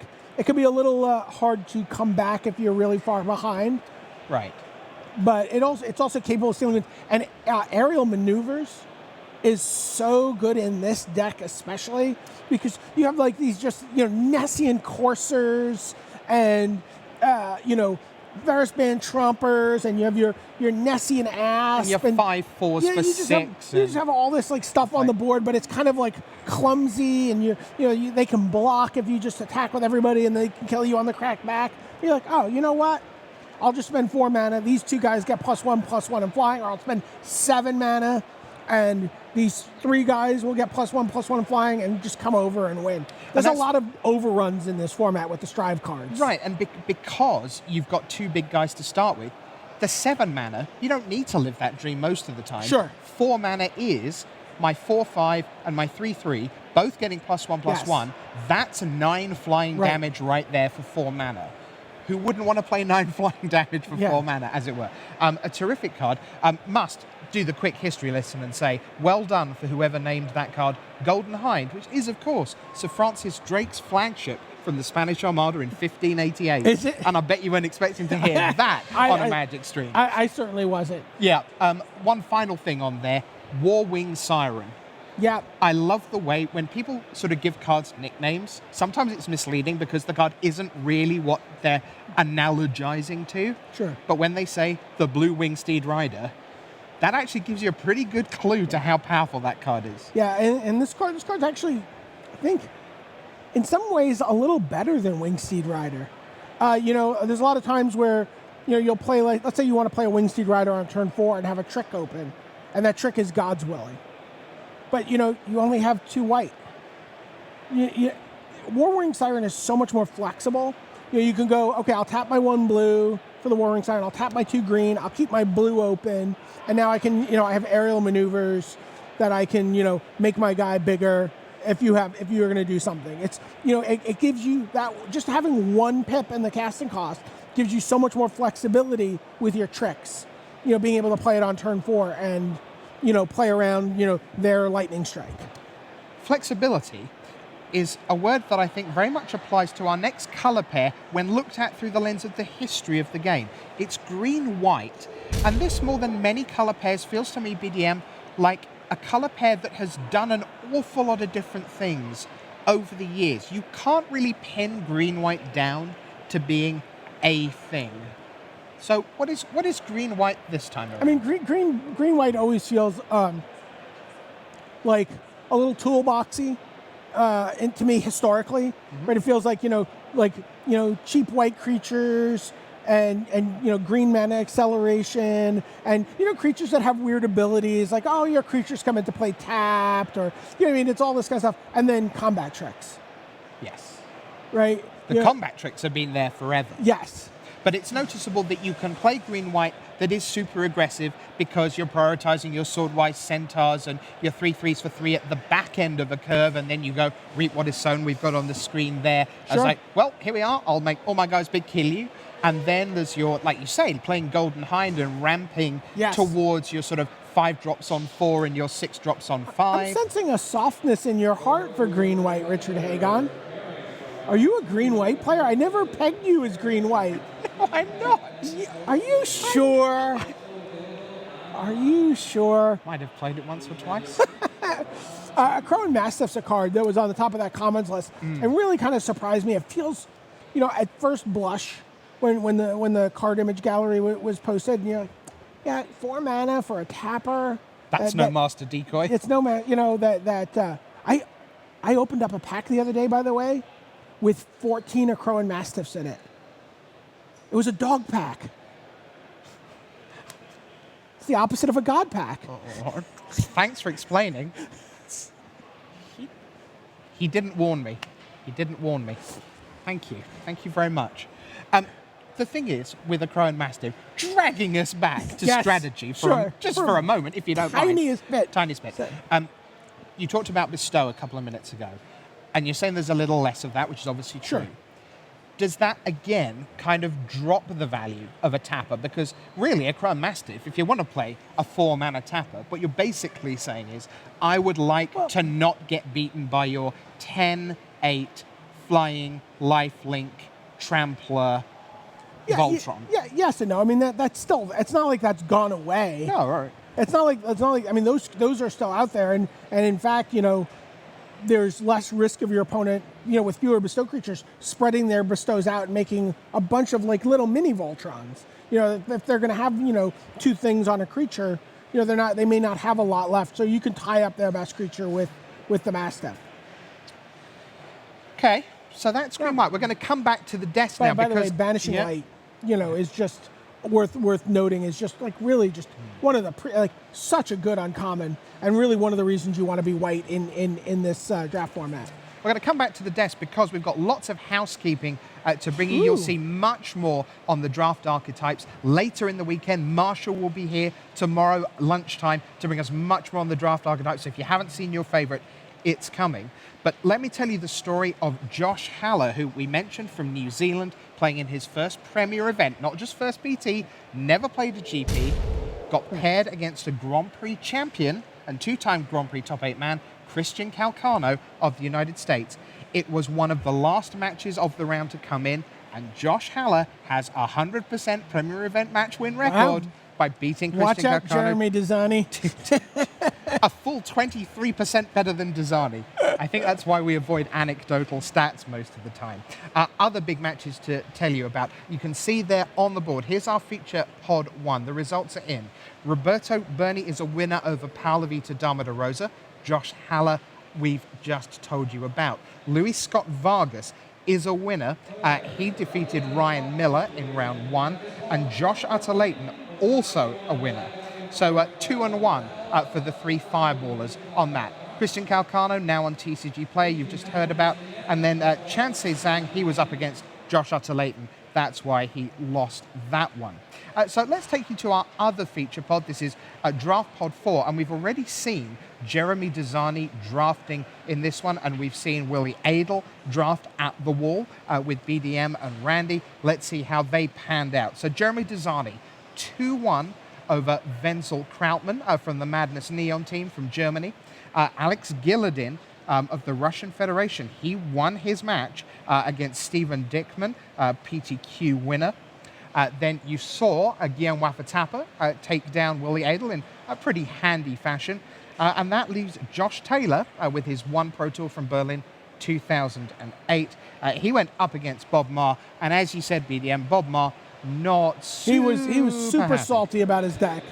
He was not happy with how it turned out. Totally, blamed himself, but not felt like he would be very lucky to come out of this pod with a 1-2. How horrific is 1 and 2 coming out of a draft at what is a 16-round Pro Tour? I mean, it's pretty brutal. It means you only have 2 losses to give in the first 5 rounds of Constructed to make day 2. But if you have any hope of getting deep into day 2, you really only have 1 loss to give. That means you have to go 4-1 in that first round, the first pot of Constructed. If you want to be in any kind of shooting distance of being there, and then you have to just do a lot of winning on day 2. You'd really rather kind of forestall your losses as long as possible. And 4 being the key number. Yeah, and the other thing is a lot of these players, they build their decks for Constructed. There's a different caliber of deck, I believe, that you will see at 3-0 in Constructed that you might see at 1-2 or 0-3 in Constructed. Because the best players in general are going to bubble to the top of draft, and you can make some, you want to play against the most tuned metagame, if you will. In other words, I've built my deck. I'm on a Channel Fireball team. I've tested against Channel Fireball players. We've made some decisions about what kind of decks will be out there. I want to play against another player who has that same experience level and that same kind of assumptions about the metagame. I don't want to play against something that I have no idea about, or a strategy that we've decided that aggro is no good, and suddenly you're playing against aggro decks in the 1-2 bracket.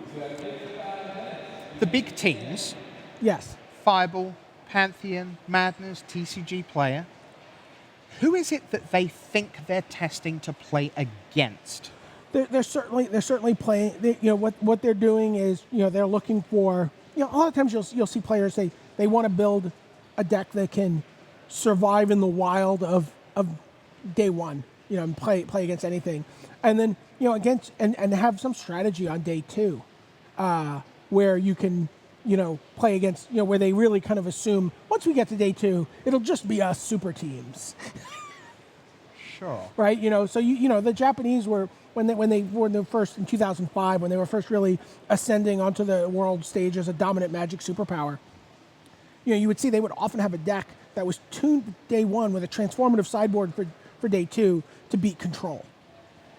So you can see different metagames on day 1 and day 2. Okay. Well, we've just mentioned Josh Haller getting underway with a 100% win rate in Premier events. Quit now. But yeah, cool. No, just go and win the whole PT. You've done it once, just do it again another 7 times, and we'll interview you here at 8-0. It'll go like that. But why don't we take a look at people with the truly significant career numbers at Premier events. So here we are. This is the career win percentage, the top 10 amongst this field of close to 400. And we begin, BDM, with a Hall of Famer from the Netherlands, Camille Cornelissen, 64.4%. Who is at number 9? Yuya Watanabe, 64.5%. So we're getting, that's just nearly 2/3 of your matches you just win. Yeah, and let's of those third that you lose, let's factor in every mulligan to 4, every mulligan to 5 where you can't come back. Sure, unwinnable games. Every terrible matchup. Yeah. Every they play Brimaz on turn 3. Every single one of those things. I beat Brimaz on turn 3 the other day. I did. How'd you do that? I somehow out-attacked him. It was weird. You were quicker? Yeah. Wow. Good stuff. Let's see who's at number 8 in our list. It is PVDDR, 64.6, everyone's favorite recording format, close to 1,300 lifetime Premier event 801 Premier wins. Yeah. That's a lot of people who got exactly what they expected when they sat down against him. Number 7, let's see.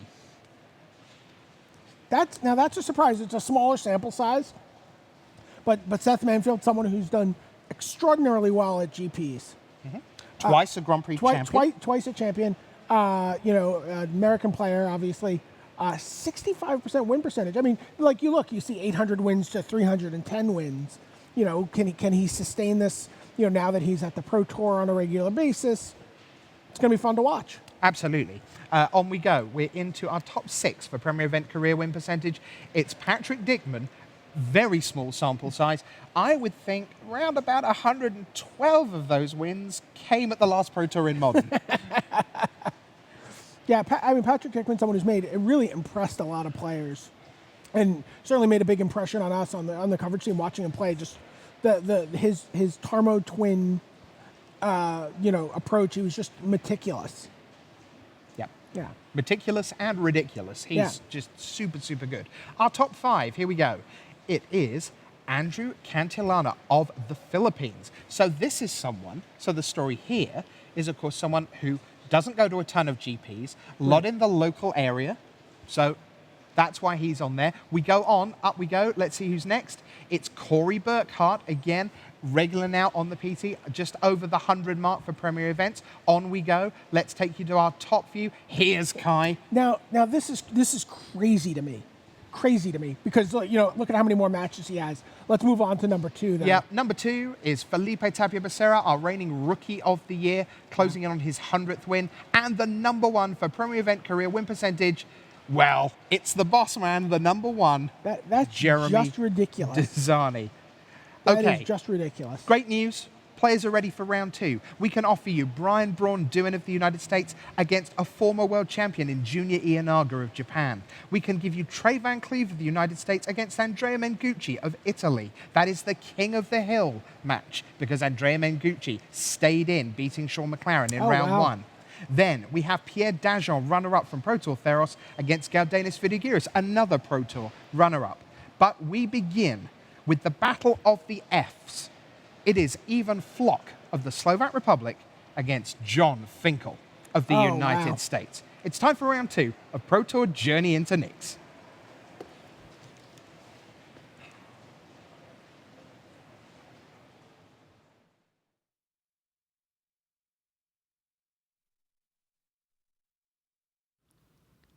Hey, welcome back to the booth here in Atlanta. Marshall Cycliffe with Zach Hill. Round 2 about to get underway. We've got Ivan Flock versus John Finckel. He wasn't on that top 10 list, but I don't think that there's anybody that would take him off of the top 2 or 3. Why don't we send it down to the feature match area right now for round 2 here from Pro Tour Journey into Nix.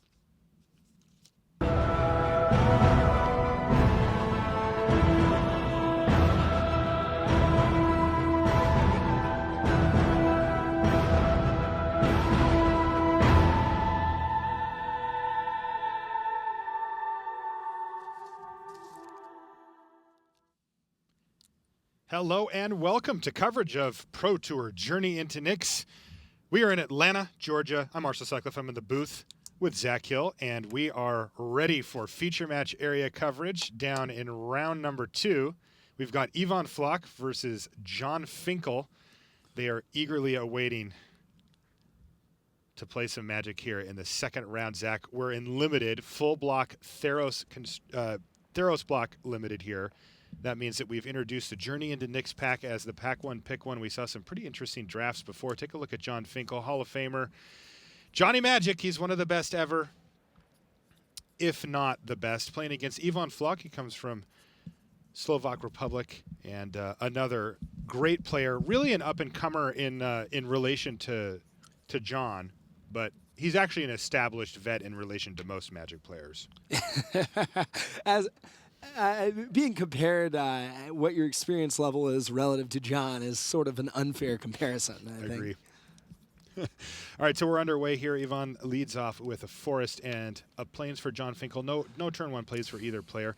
Not terribly uncommon to see that happen in Limited, though there are quite a few playable 1-drops floating around this format. Deepwater Hypnotist is going to kick things off for Ivan, and is there a 2-drop on double Plains in the future here for John Finckel? There is. It is an Akroan Skyguard. He passes the turn back to Ivan. And, things are starting to develop here. This is a pretty standard progression. Flock is going to offer the trade for the, you got to say, much better Akroan Skyguard, and John Finckel declines. Yeah, and that's actually a really awkward scenario for John there because, Skyguard just so much better than Hypnotist. But once Hypnotist gets in, that makes it a lot more likely that it's going to keep connecting. Mm-hmm. The -3, -0 ability basically takes a blocker out of the equation entirely, and that matters a lot when you have 5 points worth of power on the ground. All right, Harvest Guard or Alseids is going to hit the battlefield for John Finckel. It's going to target the Akroan Skyguard, which unfortunately does not trigger Heroic. It's got to be a spell cast from your hand, and that's going to let Ivan attack with both of his creatures here. Unfortunately for John Finckel, the Deepwater Hypnotist has made his Harvest Guard Alceids -3, -0 until end of turn, so it's going to block still, but it's not actually going to kill anything.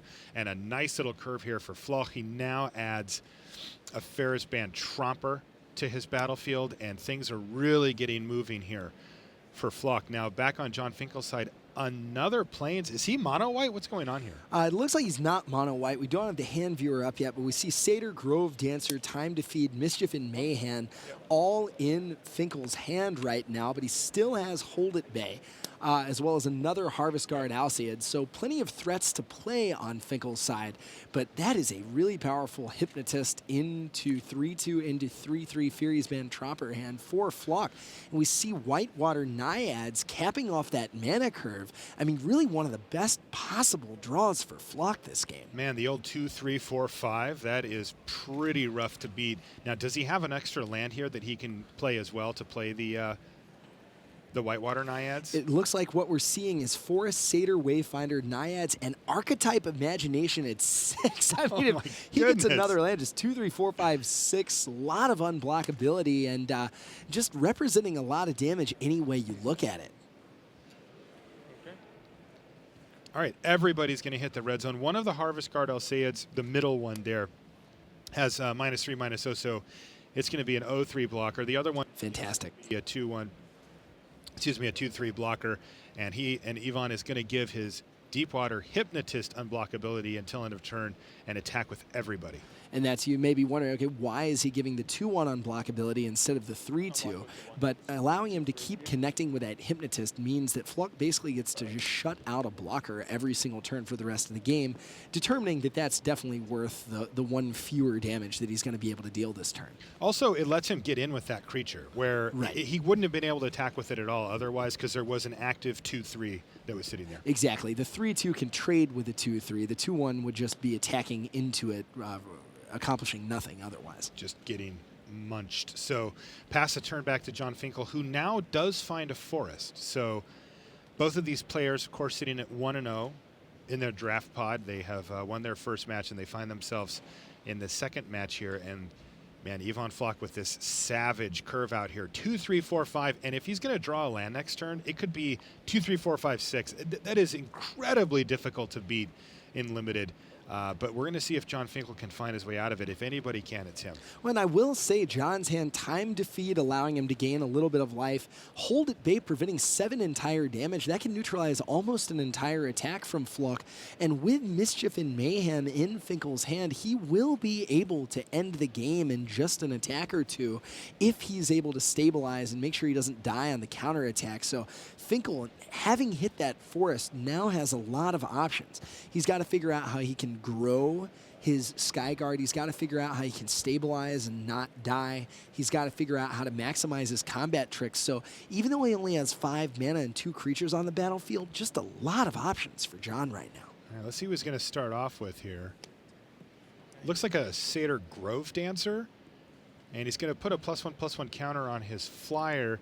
Now, that's not a heroic trigger either. That's just a counter that the Grove Dancer gets to put somewhere. And John's not going to attack at all. He's just going to pass a turn back.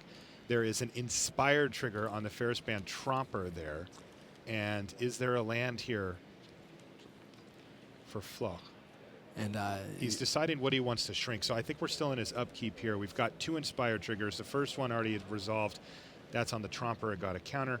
And now he's trying to decide what to shrink down. It is a land. He finds an island off the top.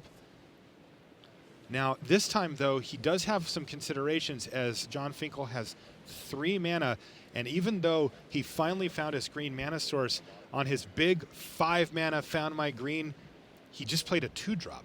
You know, so that's a little bit questionable there for Floch's side. He could be thinking about cards like maybe a Ray of Dissolution to knock the Archetype out of the sky, but he's going for it. Land, Archetype of Imagination. His creatures get flying. Interestingly, it's also going to knock that Akroan Skyguard to the ground. Yeah, and this is just one of the. I mean, I have watched a lot of limited games of Magic. Flock's curve in this game is one of the best I have ever seen. I mean, 2, 3, 4, 5, 6, not just casting permanents, but able to neutralize blockers with the Deepwater Hypnotist triggers and the Whitewater Naiads. I mean, Flock has had exactly what he needs. Finckel was setting up a Hold It Bay on the Skyguard, hopefully able to knock some of those creatures out of the way. But, I mean, that archetype is just spelling game over for John right now. Remember, the archetype is also an enchantment, so it's going to get a trigger off the Whitewater Naiads as well. Hold It Bay is the card that is played here. And it was for, let's see, it was for 10, so John's only going to take 3 here.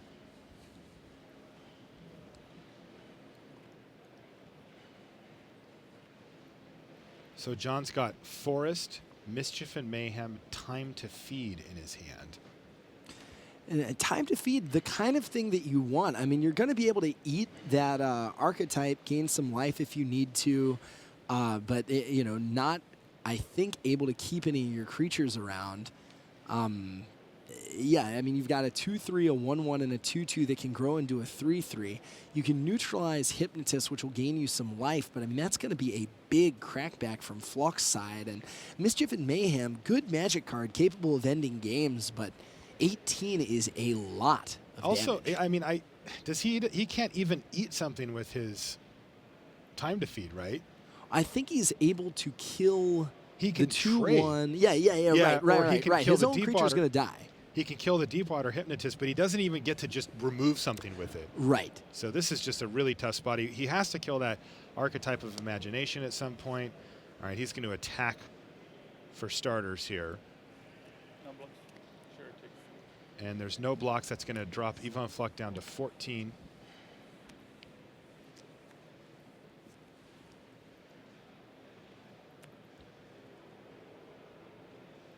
And Time to Feed is just going to have to 2-for-1 John Finckel here. He is going to gain the 3 life, but he gets Archetype of Imagination off the battlefield, leaving him with just a 1/1, Mischief and Mayhem in hand, and he's facing down a 4/4, a 5/5, and a 2/2. And in fact, his 1/1 is now an 0/1. So things could not be worse here for John Finckel. He is at 10 life, so he doesn't have to die this turn thanks to the chump block on the Tromper. But he's still just taking 6, and he's way, way, way, way behind here. I will say that if that attack wasn't lethal and he didn't have to block, Mischief of Mayhem is almost close enough to end the game, but not with Snake of the Golden Grove coming over the top right now. I mean, Flock just permanent after permanent after permanent. Yeah, a truly savage draw here for Yvonne. Yeah, I dropped the card down there. I don't know if it's going to time my library or if it was Yeah, these was from the graveyard. my graveyard. I don't. It was 1/1 guy. Yeah. All right. Card fell on the ground. They're just making sure if it was from his yard or from his library. It was from his yard. I mean, Yeah. John really fighting to stay in this game, giving the quality of Flock's draw, but I mean, at a certain point, you're just too far behind. And I think that point is right now, Zach Hill, because Yvonne Flock is going to go to attacks, turn everything sideways, and we are going to go to game 2. John Finckel says no block. So that's going to do it. Yvonne Flock picks up the first game in impressive fashion. 2, 3, 4, 5, 6. You don't see that every day. Really, really nice for Flock there. And John Finkel's going to have to try to regroup. We will see you guys after a quick message.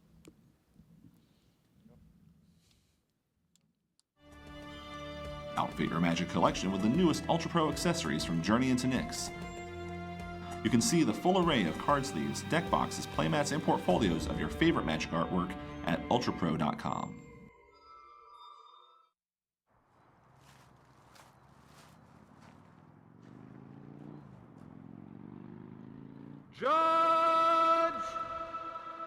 Hi, how can I help you? How do you guys do that? Practice.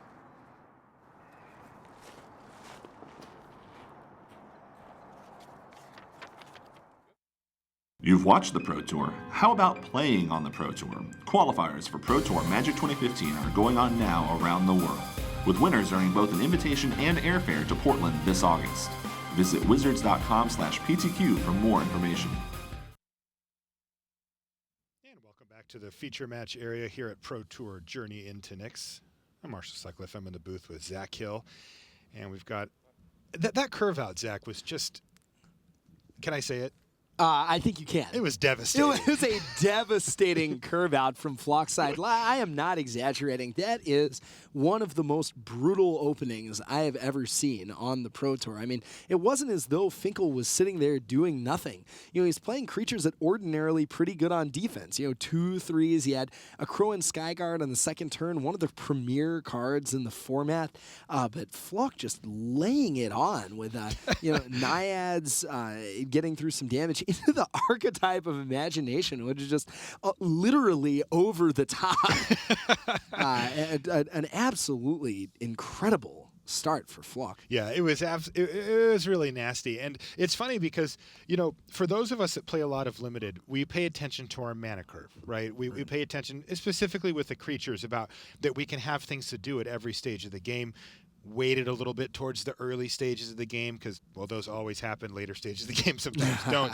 But I think the dream is that, right? Like when you look at it, you're like, well, I could go 2-drop, 3-drop, 4-drop, 5-drop, 6-drop, and then I would win the game. It just so rarely actually comes together like that. Usually you don't draw the correct mix of properly casted spells and lands, but sometimes it does, and that's why you pay attention to your curve so that you can get draws like that, or at least as close to them as you can. And not just getting the right amount of mana. I mean, he needed specifically double blue that game, as well as some early green drops. So, I mean, you're sitting there at Flock side. You're like, okay, that's probably the best possible. We're not going to do exactly that again. Let's see what I can do this match with something probably a little bit more closer to average. Yeah. That was definitely far from average. That does feel really good, though. And yeah, we see Flock's hand a little bit worse than last time due to the fact that he is mulliganing right now. I don't think he's just kind of being nice to John, giving him a chance, saying, oh, this hand is too good. I'm going to go down to 6. Don't really see that happen. Looks like John's kept his, though. Take a look at the bigger picture in our feature match area down there. You see Jeremy Dizani, #1 ranked player on our top 25 pro rankings currently, and also he topped that interesting list that Rich and BDM were taking a look at the news desk about premier play win percentages over their career. Some of the sample sizes weren't as big. Jeremy had a reasonable one, and he was at 70%. Yeah, 70% is nearly unheard of. I mean, that is crazy. And that, it's interesting because, GPs and Pro Tours are included together in that stat. You have some players that play a lot of Pro Tours, not a lot of GPs. Another interesting thing that brought up is that draws don't actually count toward your win percentage. I saw some of the players with 50 draws. So it's kind of a lot of statistics into one. But either way, you look at it, it's really high. I'm getting told that is Pierre Dejean, not Jeremy Dizani this time. But they play on the same team. Oh, I misread his sleeve. Those madness sleeves blend into each other. Yeah, he's playing against Godenis Vidiguris. All right, we're back in action here on our main match. I'm sure Jeremy Dizani appreciates us talking a lot about him even when he's not in the feature match. That's what being #1 in the world gets you. You get some vicarious name drops. It's true. All right, Temple to kick things off for Ivan Flock. He's just running it for value here. I know you're a big fan of doing that, Zach. I am as well. I'm a man who likes to scry. We see a far more powerful hand from John this time. Got a Crow and Skyguard. Harvest Guard Alcides in the curve can also opt into Golden Hind to get an extra mana. But that Warrior's Lesson, very, very likely to draw 2 cards this game. Interesting. That is living the dream with that card, especially when it's going to potentially put a +1/+1 counter on his Crow and Skyguard in the process. Attack you, take 1. We see updates from the rest of the match. Brian Braun doing it 2, defeating Junya Ianaga, former world champion 2-0. Andrea, the current reigning king of the hill. Andrea Mengucci not defeating Trey Van Clave, but up a game 1-0 over Trey. All right, so Harvest Guard Alceides for John Finckel is helping his curve out, but Wave Crash Triton for Yvonne Floch is his first non-land permanent addition to this game, and it's a good one. Wave Crash Triton can do a lot of work, especially against cards like, well, a lot of the heroic cards, a lot of the bestow that happens. It can really do some nice things. Yeah, I actually think Wave Crash Triton, one of the premier commons in the format for blue, just every single time you do anything with it, it creates a huge tempo push. And a 1/4 in this format, extremely powerful. There's a lot of 2/1s for 2 that people play, a lot of 2/3s for 3 between various and sundry Minotaurs, things like Harvest Guard Alceides. You've got the 2/3 Enchantment Fall in green as well. So, I think, Did you say Enchantment Fall? Enchantment Fall, that was the playtest name. Sorry, Constellation. I like that, Enchantment Fall. That was the unintentional R&D speak. And then, of course, goes well with cards like Floch has in his hand right now, Nature's Panoply and Retraction Helix. So able to really blunt a decent amount of Finckel's assault if he's able to untap. That said, Finckel has had a pretty good curve so far. All right, you mentioned it. Here it is. Warrior's Lesson, as there was no blocks from Yvonne Floch, and that is going to be 2 cards drawn and also a +1/+1 counter. So 4 damage against Yvonne, and let's see how John wants to keep developing his board here. This is a much better start than game 1 for John Finckel. Yep. He has got Golden Hind now added to the board as well. That's one of the reasons, Marshall, I really like Warrior's Lesson, is that, we know that Floch could have blocked that 2/3 with no problem, but with green and a white open, I mean, just anything that John had could have killed Floch's Wave Crash Triton. And with cards like Nature's Panoply and Retraction Helix in your hand, you really want to be able to untap with that 1/4. Is that a Mortal Obstinacy I see as well? I believe that's what John played post-combat on his flyer. Probably what he drew off the Warrior's Lesson.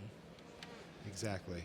So making that Skyguard into a very legitimate threat, and really, at this point, threatening any enchantment creatures that Floch might play. We saw the Whitewater Naiads last game, a really excellent target for that obstinacy. Yeah, we also saw the archetype of imagination, although Right. that's going to be tough to get Right. his Akron Skyguard in to kill that, but not too bad. All right, so let's see how things go. I think that John's got a Leonin Iconoclast in his hand now as well, so very much green-white heroic here for John Finckel. But he's got a nice little attack here. That's 4 damage in the air, or is it? It is. I think we're going to see Retraction Helix here. Trigger. Yes, Retraction Helix targets the Wave Crash Triton. And Zach, this is a nice little added value bonus. He gets the trigger and he gets the Helix. Right, so I think Floch's sitting there trying to decide what he wants to lock down. Locking down Golden Hind, big right now. John has Evangel of Heliod in his hand, didn't cast it pre-combat, so now not able to use that Hind to cast the Evangel. That sets John back quite a bit right now. And even further, because now he has 1 white permanent back in his hand and the other one goes in the graveyard, so that costs him 2 tokens as well. Yeah, a pretty big play from Floch. Retraction Helix generating a lot of value. Actually not card disadvantage either, because we see it take care of that Moral Obstinacy. I've got to update again. Godanis Vidigiris leads 1-0 over Pierre Dejean, not Jeremy Desani. Correct. Other Pro Tour Theros top 8 competitor, Pierre Dejean. Man. See, Archetype from Floch did a lot of work last game, and without that Moral Obstinacy, might be able to survive for just a little bit. We see Leonin Iconoclast in Finckel's hand, capable of killing the Archetype, but not without a way to target it.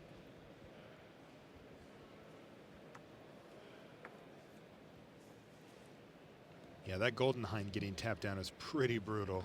Not only did it take him off of the 6-mana spell, it also took him off of being able to cast the Leonin Iconoclast if that's what he wanted instead. Maybe it wasn't, he replayed his Akron Skyguard.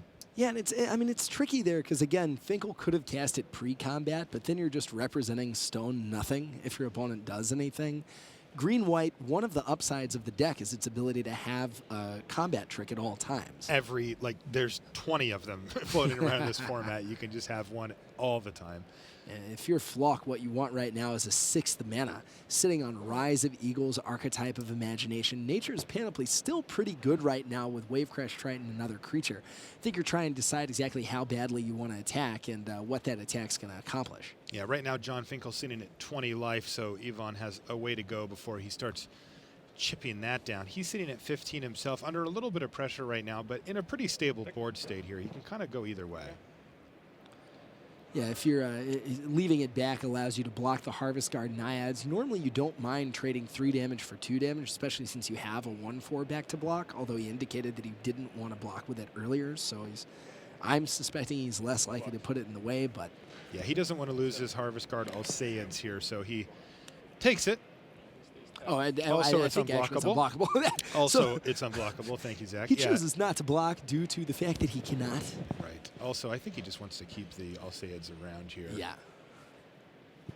Yeah, when your opponent's at 15, you're a white deck relying upon having a lot of combat tricks.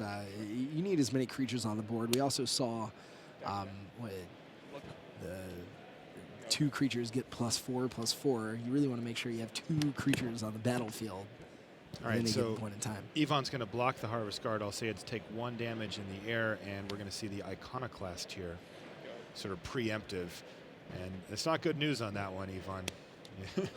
your Archetype of Imagination and maybe even one of your birds could go down. Those are enchantment birds. So from the they are. I believe they Creature really Dash enchantment bird. I don't think that they would appreciate you making light of their noble, majestic birdness. Hashtag noble, majestic birdness. That might be too long, but I want to see at least some of that. I do too. But right now, John Finckel does not have a way to target one of his creatures, including the Iconoclast. So if Flock wants to go for it, he can. Now, does he have the mana? That's the question. He does not. He top-decked Satyr Grove Dancer right now. A good card, especially when you have a 3/2 unblockable. That's going to allow you to race pretty effectively here, but you know, I think you'd much rather just actually have your 6th land and be able to start taking care of business. All right, attack, unblockable. Finckel says, well, no blocks. I mean, you got to respect a 4/3 unblockable creature. That can win games in a hurry. Absolutely. Yvonne Flock passes a turn back. And let's see what Finckel finds. He finds a forest. Pretty unexciting. He still has Evangel of Heliod in his hand. He can get 4 1/1 tokens with that. Evangel of Heliod, a card I'm hoping to see a little more of now that we're in triple. Never really quite found a home, but whenever somebody played it, I'm like, that thing's actually good. Well, one of the things that we saw, I think, from Triple Theros and then Theros Born of the Gods was just that all the white decks tended to be the good white decks anyway, like fast, aggressive, heroic decks. And a lot of the time you just didn't want to top off your curve with a 6-mana card that didn't punch through your already big creatures. Now I think with the format slower and just a lot more, you know, things like Harvest Guard Alseids that prolong the game, give you permanence, Evangel's stock goes up in value. That said, looking at Flock's side of the board between Archetype of Imagination, Rise of Eagles, and the Agent of Fates is a 4/3 unblockable, you know, the ability to stall the ground actually not all that relevant right now. The question is for Flock, can he get to that 6th land before Finckel's now fully untapped, fully developed board is able to deal 14 points of damage? Right now, Yvonne Flock tapped out on mana, but he's got Nature's Panoply in his hand as well, so if things get real sketchy for him, he can use that to potentially increase his clock. You know, awkwardly, John Finckel's at 13, where Yvonne Flock is attacking for 4 a turn, so he would like to get one more counter on that thing at any point. He only needs to do 1. And then on top of it, though, he can use it on his Wavecrash Triton to keep whatever John's biggest threat is at bay for a turn cycle. So Flock has definitely some options here.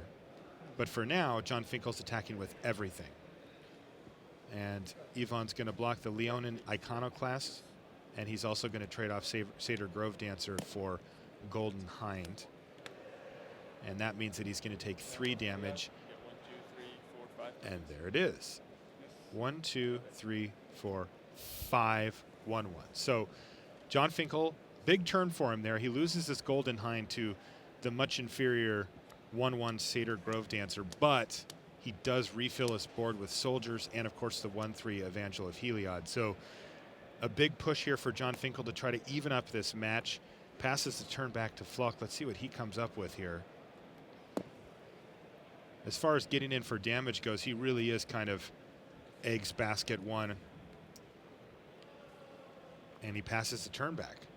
Yeah, not having that 6th land is huge here. He's still able to set up Nature's Panoply, being able to take out 2 attackers, tap down 1 more. It looks like he's actually not going to take advantage of the freeze ability from Wave Crash Triton in order to get John to commit to an attack and be able to kill 2 attackers. I think he has to assume that John doesn't have a trick here after last turn. Oh, wow. Interesting. So a good draw here for Yvonne Flock. This is what he drew instead of that land. It's Horizon Chimera. He's going to flash that in. That can, well, potentially eat.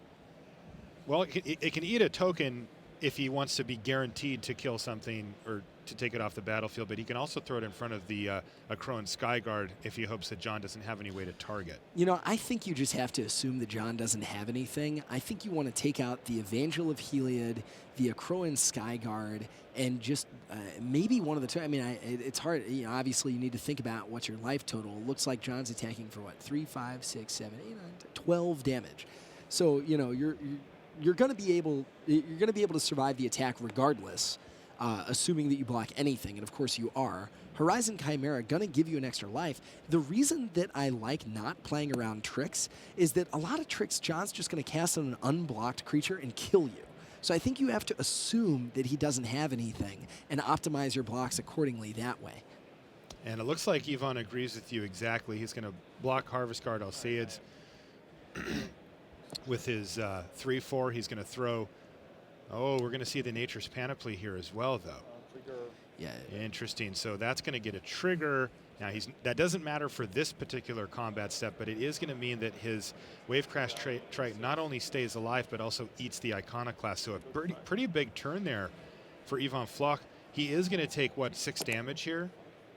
I think so. Yeah, it looks like I failed to notice the counter on the Agent of Fates, allowing him to block the Harvest Guard Alceids and keep it alive instead of blocking a token. All right. You're forgiven. Ravenous Lucracota now for John Finckel.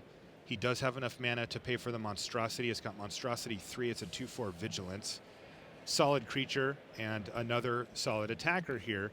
And you know, we mentioned before that John didn't play his Evangel pre-combat, which was correct. It just didn't work out for him. Right. But now things look a lot different, because if he would have played that thing pre-combat here, which I'm not saying he would have, but this is why you don't, is it could have gotten tapped down by the Wave Crash Triton. Instead, it's tapping down a 1-3, which isn't that relevant. Now John's threatening a nice big vigilant attacker here with Monstrosity next turn.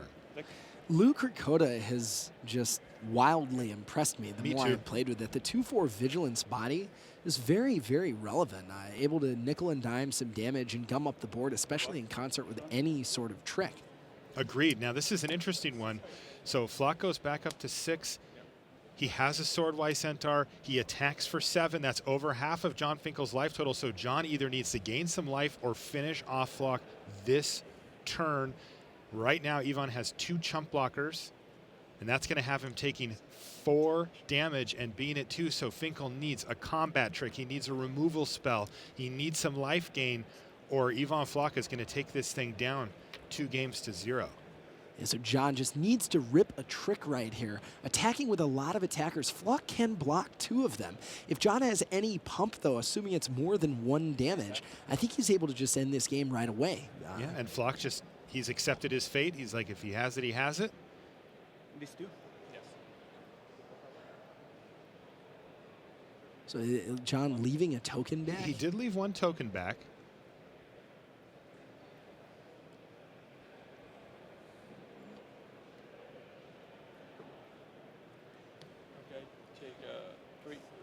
And so take 3, go to 3.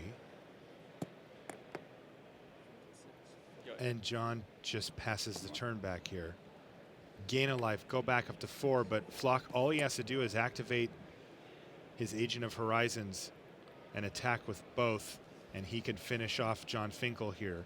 John did not monstrous. He had no real great reason to. Well, and he could represent Divine Verdict. Yeah, exactly. I think that is precisely what John is doing right here, is representing Divine Verdict. That means that if the 3-2 gets in, if the Horizon Chimera gets in, it is not lethal. By leaving back a blocker, he says, I can deal with Swordwise Centaur, I can deal with Wavecrash Triton. So he's representing Divine Verdict. I think if you're Flock, you have to go for it here. You know, not. I mean, I guess you do have enough blockers though that you can theoretically survive the next attack. So you know, Flock might have to take that threat of Divine Verdict really seriously, allowing John to potentially draw out of this situation. This is interesting. I mean, I think you just go for it, right? Like if I'm Ivan Flock, I'm just like, look, his only out here is to bluff that he has Divine Verdict, so that's what he's doing, and I'm just going to attack him and say, show me a Divine Verdict. The thing is, with Archetype and Rise of Eagles in your hand, you might just be saying, okay, look, I'm just going to draw another land sometime, ending this game for sure. If I just play Agent of Horizons, sit back to block, the only thing John can do is draw something like Colossal Heroics. Colossal Heroic, which we saw. He could draw Tapex Creatures, Scry 1. You know, there are definite outs. So I mean, Glimpse the Sun God. Glimpse the Sun God, exactly. So I mean, a really challenging decision for Flock right here. This is where you really see whether how conservative a player is, how aggressive a player is, and what a player's tolerance for risk is in a situation as high stakes as this. All right, and it worked. John Finckel is not dying this turn. Ivan only attacked with his 3-2 flyer in the air, and he's going to add more to his board. So he just decided, I've got him dead next turn, especially if he draws another land, because he can make both of his Horizon, his Agent of Horizons unblockable. John is going to monstrous. Can John find a way to somehow will himself to victory? He was basically dead on board. He had nothing but a forest in his hand. He's drawn a spell. I can't quite see what it is. Man, if John Finckel can pull this win out with that bluff. Oh, my incredible. goodness. He's already bought himself another draw step, which is more than most people would have gotten. He has drawn nothing. It's a Plains. If John can figure out a way to get Ivan not to attack again, I mean that's why we know John is top-aided and won so many Pro Tours. Yeah, he wins an Academy Award if he does that. That seems highly unlikely. The problem, of course, being that Ivan can attack in the air and not worry about it, and he can just dump his mana into one of his 3-2 unblockables and be fine. Yeah, there's just so ways for Ivan to deal 3 damage. Right. I've got an update from the rest of the round. Godenis, Vidigiris, Pierre Dajon. Dajon ties the match at 1-1. They're about to they're shuffling up for their 3rd game right now. So Flock tanking. He has a lot of different ways to win this game right now. Did he draw a land? No, he drew Oakheart Dryads for the turn. All right. So I think you just make something unblockable, attack with your 3-3, and just make him kill both, right? They're both lethal. Yeah, I think so. I think you just, you make one of your 3-2s unblockable. You attack with that and Horizon Chimera. If your opponent has a way to get rid of both of those, then good for him. So I think the card that Ivan's playing around at this point is Hold It Bay. Okay, which he did see first game. That's true. Yeah, and that's going to do it. John Finckel shows him the 2 lands. And we're going to get a little more feature match action here. All right? I think so. So we're going to head back over now to Godenis Vidigiris versus Pierre Dajon. And that's the person that I mistook for Jeremy Dizani earlier. A little embarrassingly, I won't lie.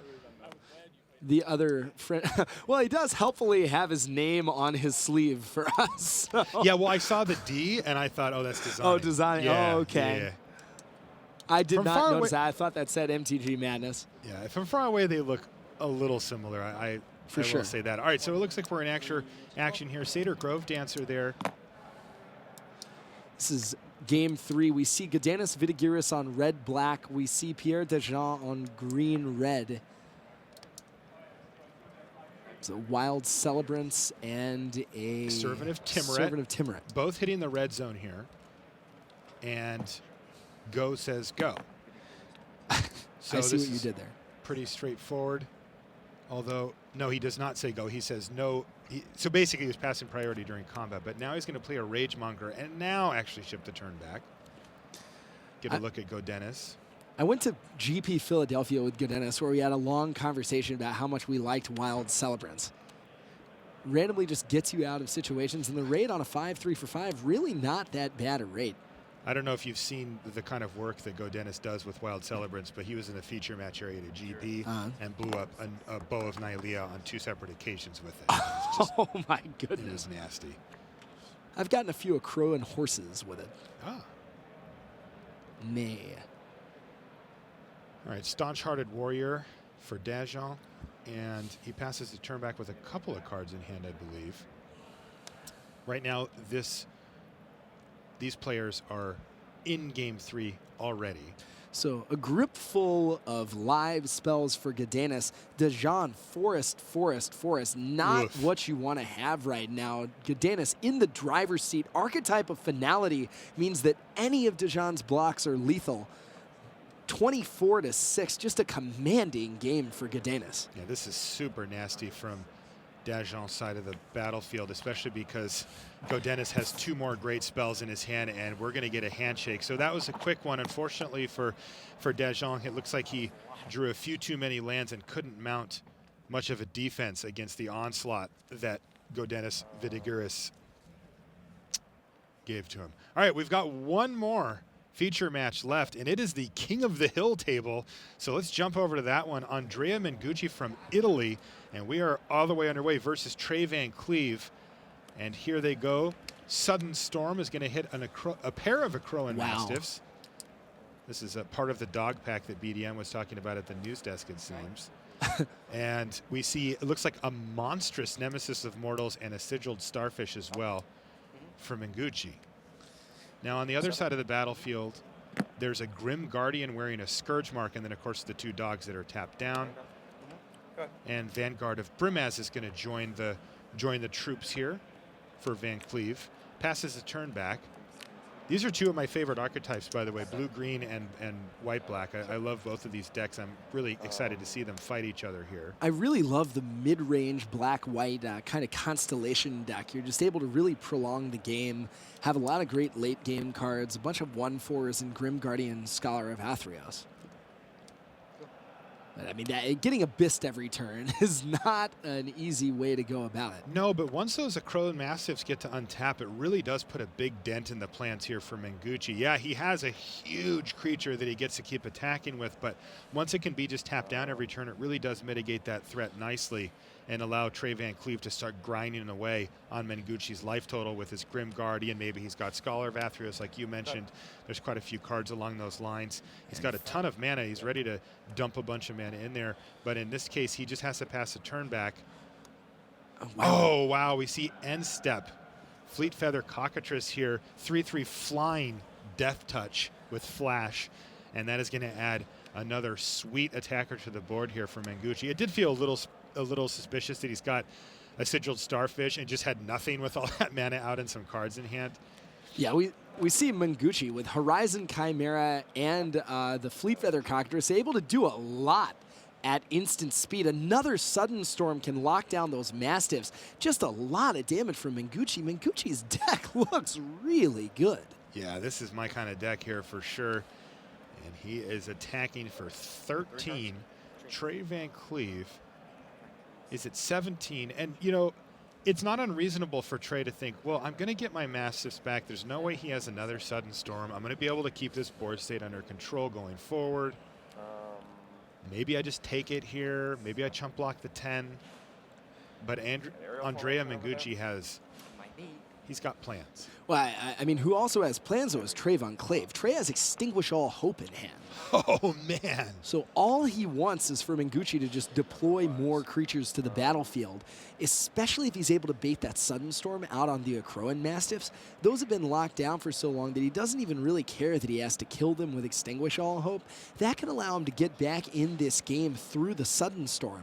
Although Mengucci still, with all these flash creatures, able to have a Horizon Chimera on the battlefield, even after an Extinguish All Hope. Yeah, so close for Trey Van Cleave. He really wants to keep things around, but it looks like he's letting that dream die here, and he's going to block with Grim Guardian here.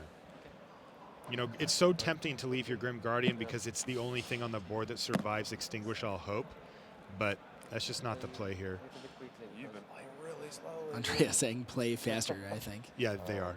Go ahead. End of turn? Yeah. End of turn. And this is only half of his end of turn shenanigans potentially. So no Extinguish All Hope, interestingly, from Trey. Just, I think, had to get, yeah. And that's going to do it. So he could have survived if he cast Extinguish, but just didn't expect the second Sudden Storm and didn't want to lose that many permanents, wanted to get more value out of Extinguish, but that Sudden Storm from Mengucci just put the game away. Okay, so he did not pull the trigger on Extinguish All Hope. He decided that he was going to try to let his Acrone Mastiffs control the board for a while longer and make Mengucci extend at least one important threat onto the battlefield so that he could sweep the board with his Extinguish All Hope that had backfired. Exactly. Like normally Tappers and Extinguish All Hope are really powerful combination because you make your opponent deploy more threats to the battlefield. In this case, though, just didn't have enough time to take advantage of it. Right. And that's, I mean, that's some of the risks that you take with a sweeper card like that, right, is when to pull the trigger, right? I mean, there's times when it's obvious, when you need to do it the first turn that you have the mana just to not die. Exactly. But in a spot like that, Trey Van Cleave really is looking to try to get as much as he can out of it, especially when his opponent probably had that Starfish on the battlefield for a long time and has really been sort of grooming his hand since the early stages. Yeah, when your opponent has a Starfish, the last thing you want to do is trade 1 for 1. Because you expect your opponent's quality of their draw stuff just going to be way better than yours. Now, the interesting part about that, too, though, is the earlier you fire off the Extinguish All Hope, the earlier their Starfish is gone and they stop grooming their hand, especially at that late stage of the game. I like a Starfish early in the game. It's nice to help smooth out your draws. But in the late part of the game, it really shines because those lands are effectively dead draws, and you just ship them. Exactly. It's basically like +1 card every single time you activate the Starfish and scry away a land. All right, so why don't we send it back to the news desk? Rich Hagen's over there with some fun news stuff for you. When we come back, we're going to have the third round of draft here from Pro Tour Journey into Nyx. All right, thanks very much, Marshall and Zach Hill there with round 2 coming towards the end of that. Let's bring you up to date with some scores on the doors. I tell you that Ellie Pichon has defeated Brian Kibler by 2-0. Kibler now at 1-1. Robert Yurkovich loses. Why do I mention him? Well, he has one of the best block constructed records of anyone ever. So if he can get out of draft in good shape, watch for him to make a run in block constructed. But right now, lost his round 2. Winners this round, Patrick Chapin, William Jensen. Alexander Hayne moves to 2-0. He defeated Grand Prix Las Vegas champion, the winner of the biggest Magic event in history, Neil Oliver, by 2-0. And then Corey Lack, hopefully you saw him get to the final of the Magic Online Championship. Lost out to Lars down there, but he is now at 1-1 because he has put Kai Buddha to 0-2. So already behind the 8 ball for Kai Buddha. Why don't we take a look at our 2 feature pods then within our draft tables. Let's see what's going on there. So Josh Utter-Leighton is at 2-0. That's because he defeated Roberto Berni in round 2. Josh Haller is 2-0. Big scalp for him, having defeated Christian Calcano in round 1. He then defeated Louis Scott Vargas in round 2. Well done to Josh Haller in his first ever Premier event, remember. Never played a GP, never played a PT. Calcano, got rid of him. LSV, got rid of him. Let's see who's next as he plays for the pod. Oh, it's going to be the reigning player of the year, Josh Utter-Leighton, because he can only play within the pod. He'll play on the same record. Josh Utter-Leighton, what a trio of victories that would be for the New Zealander. Well done, Josh Haller. Let's move on. Sei Hang of Hong Kong, he defeats Christian Calcano by 2-1. Calcano now at 0-2. And Ryan Miller beats Paolo Vita Dama de Rosa. So Calcano and de Rosa, it's carnage in pod 1. They are in the 0-2 hole. Let's take you across to feature pod 4 then and see what's going on in that one. This, of course, featured the likes of Desani and Wafatapa. Oh, and the likes of Desani and Wafotapa are 2-0. That's because Guillaume Wafotapa defeated Alex Giladin, the Russian Federation's World Magic Cup player from 2013. Jeremy Desani defeated Josh Taylor by 2-1. More on him in a moment. You see Wenzel Krautmann, he's up to 1-1. He defeated Willie Adel, sending the 4-time Pro Tour top 8 man from Brazil to the 0-2 start. And also 0-2 is the Hall of Famer Bob Marr. His predictions came true when he talked to BDM, said he did not like his deck. Well, there's why. He's at 0-2. So that's just some of the scores coming in here at the back end of round 2. But right at the start of the day, we watched the world #1 ranked player, Jeremy Desani, draft for this morning. We had a good idea of what he was doing. We had some analysis, we had some thoughts. But you know who really knows what Jeremy Desani was doing when he was drafting? Jeremy Desani. And right now, it's time for the draft viewer at the wall, Jeremy Desani, and the Pro Tour historian, Brian David Marshall.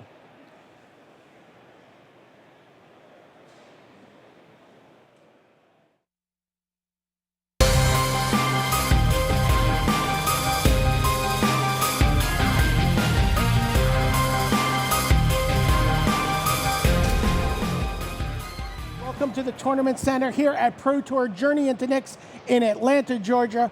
I'm Brian David Marshall, and I am joined by the current Player of the Year frontrunner, Pro Tour champion, Jeremy Desani of France. Jeremy, we had a chance to watch you draft this new format with Journey into Knicks, which I think has changed the draft somewhat subtly, but very definitely. And I think when we were watching you here on the monitor, and when the guys in the booth were watching you, they were wondering what you were doing. Maybe you were bouncing around a little bit for colors, but when I talked to you about your draft, you were very happy and you had a very definite plan. Tell us about your plan was going into the draft. Okay, so with Journey, the format changed a lot, and one of the archetypes I like the most is ramp bass green.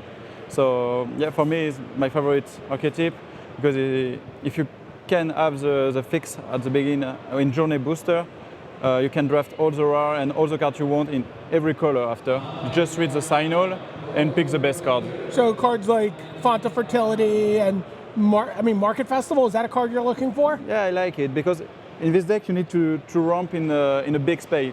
Maybe your big spell need to cost like 7 or 8. So market is really important for that, to ramp. So, and the font is the best card because you accelerate your deck and in the same time you fix. So it's pretty cool and the most important card of the deck. So you get to like play your Ferris Band Tromper on turn 3, yeah, like but you also get your red for your splash card. Yeah, too. That's exciting. Yeah. So let's take a look at what you were doing in this pack. Okay. We watched you draft it, but I'd like to hear what you were thinking about as you looked at this first pack of Journey into Knicks here on the big screen. So what are you thinking about here in this pack? Which are the cards that kind of stand out for you? Okay, so first things to know, I have Guillaume Wafotapa on my left. So we need to know that. He's a guy who would draft blue in each draft or for sure. So in this pack we can see 3 blue cards are here. And I think my first thing is, okay, it's a bad idea to pick one of these 3 cards because I need to fight after with Guillaume on the blue and I really don't want. So after we can see all the red cards. And finally, we can see no significant good black card and only 1 white card. So in this booster, I think the best choice is pick the only good card in white because I pass nothing to Guillaume and for sure he can understand I'm on white and I don't give everything. Okay, so let's take a look. You picked the Vanishing Light. Yeah. Let's see go to the next slide. There you go. And then, so you've got this Vanishing Light, you've got this white enchantment. What are you thinking about going into this pack? What stands out for you here? I mean, are you looking at like a Harvest Guard Alcaides or? So in this pack, just the first card I open, I think is Eidolon of Blossom on the booster. And just is a pretty good card, I think. And I have Wenzel Krautmann on my right. I know this guy, for sure if you give me this card, is a signal. It's a signal like you can play green, I don't want it. So you see Eidolon of Blossoms and you're like, green is going to come to me. Yeah, for sure green is come to my right. Because Wenzel is not a guy who can pick another. Yeah, he wants me to pick green for be safe together. So yeah, I don't want to don't care about this signal. I want to run in what he wants to tell me. Okay, so let's take a look, and you take Eidolon Blossoms Yeah, here. sure. Let's see, get the check mark. Somebody? Yeah. Anyway, so we know you take the Eidolon Blossoms. Okay. But you've passed 2 white cards here. So now have you confused things a little bit at all? No, because we are not the best wild card. I think it's not a significant signal. Okay. So we miss 1 uncommon, I think. No, 1, 2. Yeah, we miss a common and the rare. Could be a white card too. Sure. Okay. So let's go on to pick 3 here now. You've got a green card and a white card. And what are you thinking about here? Okay, in this pack, you can see the Siren too. Is probably one of the best cards in this pack, I think. But I want, the Siren, but I want to continue to not pick blue card to stay safe and understand. So again, you're being somewhat cooperative with Guillaume. I really want to be safe for the second and third pack. So you don't always want to predict what another player is going to draft, but with Guillaume, it's almost certain, right? Yeah, I think he's the best guy you can have on your left, for sure. If you give him blue card, it's okay. He's not going to be black-red. For sure, it's okay.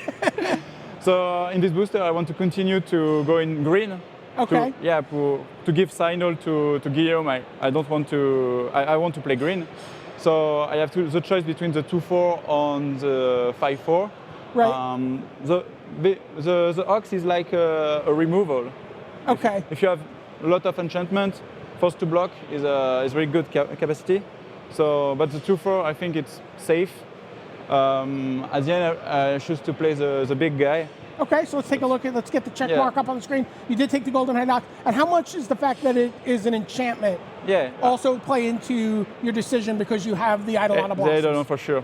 I have an impact on this pick for sure. Right. So now you have 3 enchantment cards. Yeah. 2 of them have Constellation. I can add draw a card on the text, so for sure it's pretty cool. Okay, so let's take a look at pick 4 here, and starting to get a sense of what you're. This seems like, to me, I've heard some players out there on the floor say Golden Hind is the best green common. It's true. I think it's true. So for me, it's the best card I can have in this booster. But the problem is we have another green card in this booster, and what a it's nightmare. an uncommon, and it's a blue-green card. So it's pretty bad because I love this card. I want to play it. So Fleet Feather Cockatrice is what we're talking about here. You want to take it, but you don't want to be blue. Yeah, but if you problem. pass it I pass to so Guillaume, much blue what to happens? Guillaume. And if I pick this card, I think, or I cut the green, for sure, or I go on blue. It's a bad idea for the future. So the safe pick for sure is the 2/1. But yeah, the 3/3, this 3/3 is the worst card I can open and give to Guillaume because he wants to commit on green after for sure. Right. So it's the worst card. You already know he's blue, and you're positive you're shipping him into green, but you're going to still take the Golden Hind here. Let's get the magic check mark. Yeah, because you need. To get that your 4th pick, that's got to feel very good for you at this point. Yeah, it's pretty cool. It could be a first pick, so pick 4 is pretty cool. Okay, and then the last pack we're going to look at in this. Again, we see one of the cards that you're really excited to see here. Yeah. And Font of Fertility might not be something that I think a lot of people at home are going, wow, this is a card that I really want in my draft deck. But you're almost starting out with this card. Yeah, I draft this archetype a lot, so I know this card is so important. At this moment, I have a choice with the 4/5 guy. It's a pretty cool card. The Nessian pretty Game good. Warden. Yeah, I think it's really good. But I really want Plus, to. I got to preview it, so it's extra cool. But I can't pass. If I pick the 4/5, I think I can't pick so much different color after. Right. So I need to fix now because the best card is Font, and I can't pass it. If I have only one, it's not enough to go on the archetype of 3 color. So I need to pick it now and have a lot of fix to pick after best card than the better card than the 4/5. So you're investing in a Font of Fertility now so that you're open to being whatever colors come to you. Everything but blue. But okay, so let's see the check mark here. Font of Fertility. So that's it. How did the rest of the pack go for you? Like, what were the last few cards that came around to you in Journey into Nyx? How did you round out your deck there? Sorry. What Journey into Nyx cards also came to you? These are the only 5 picks we're going to see. So in the Journey, you have overfixing like the markets. So which you got like 6th or 7th, I think. Yeah, it's pretty cool because on turn 4 you can have 7 mana on turn 5, and you have too many Ra who cost 7 mana. So after in the pick, maybe pick 7, I think, I have the Ra, the green-red card who put 4/2/2 into play. Right, Revel of the... Yeah. Actually, I think I won Revel of the 3 Fallen God. Yeah, I won 3 on my 4 game with, because I can play it pretty early. Right. So it's maybe the best card for me I can open, because I love his archetype. And last week in Warsaw, the Courage asked me what card you want to open? And I said I want to open the card for 7. Revel of the Fallen God. Yeah, so at the end of Journey to Nyx, you're green, red, white. You don't have a lot of white cards. You really only have the Banishing Light? Yeah, the Banishing Light. So it's pretty easy to splash it. Right. So it's why I go to. And then you have Font, Market Festival, and Golden Hind as your ramp and fixing. The pick after I think is Font too. Oh, and another Font. So I have 2 fonts. Yeah. All right, wonderful. All right, so let's see. Now we go to Born of the Gods, and you're looking at this pack. You see like a Swordwise Centaur. You see a Nyxborn Wolf. What's the pick here? Okay, so in this pack we can see the Ra, the champion. For me, is not the best card, and I don't really want to splash it. It's too black too, so it's my first black card if I pick it, and it's not a good idea, I think.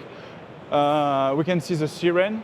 Okay, it's a blue card. It's 2 blue, so it's not easy to splash too. Right. After we have 2 green cards. The 3/2, this guy, the Centaur, is not the best card you can have in the archetype. Right, even though it's a green deck. Yeah, because if you go on 3 color, you maybe play the 9 forest. It's not enough, I think, for play this guy turn 2 for sure. You feel like you need 10 forests to be able to play this guy reliably. Yeah, maybe 10. I think it's 10 maybe or more? 11. Yeah, maybe more. So okay. for be sure to play turn 2. Yeah. So at the end, the choice is between the Wolf and the Cura Follower. Cura Follower is for me maybe the best card of the archetype. It's blue. It's a problem. I think I picked the wrong card here. Okay, so let's take a look. Let's see the check mark. Yeah, I picked the wrong card because I need to stay on green. And that's an enchantment also, so there's even a little more synergy. It was a mistake. There. Okay. For sure. So let's move on. Start going through these a little more. I mean, this card's pretty exciting. You said you're looking for rares, right? Yes, it's true. For me, it's maybe the best card in Born of the God, for sure. So if Guillaume give me this, for sure, he don't play white. So maybe he continue after in this booster. So I don't care about this signal. And yeah, the other pick possible is Fall of the Hammer to stay in 2 color. But for sure, this deck is pretty safe to have 3 colors. Right. So I prefer to pick the best card and have the best deck possible. And so you're green ramp because you want to be able to play all the good rares. It's the plan of the deck. Okay, you play best green, but the plan is have all the rare and the best card after. So let's take a look at the check mark here. And we see the Adel. Let's go on to the next pack. And were you thinking about your temple here at all? Yeah, I think, yeah. In the first second of the pick, I think about pick it.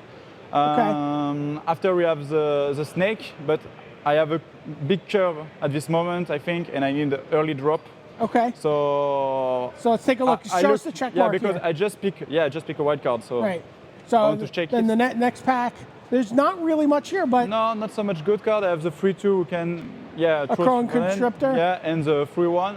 So was the same. I picked the best card. The best card being, let's see the check mark, a Crone Conscriptor. Okay, moving on.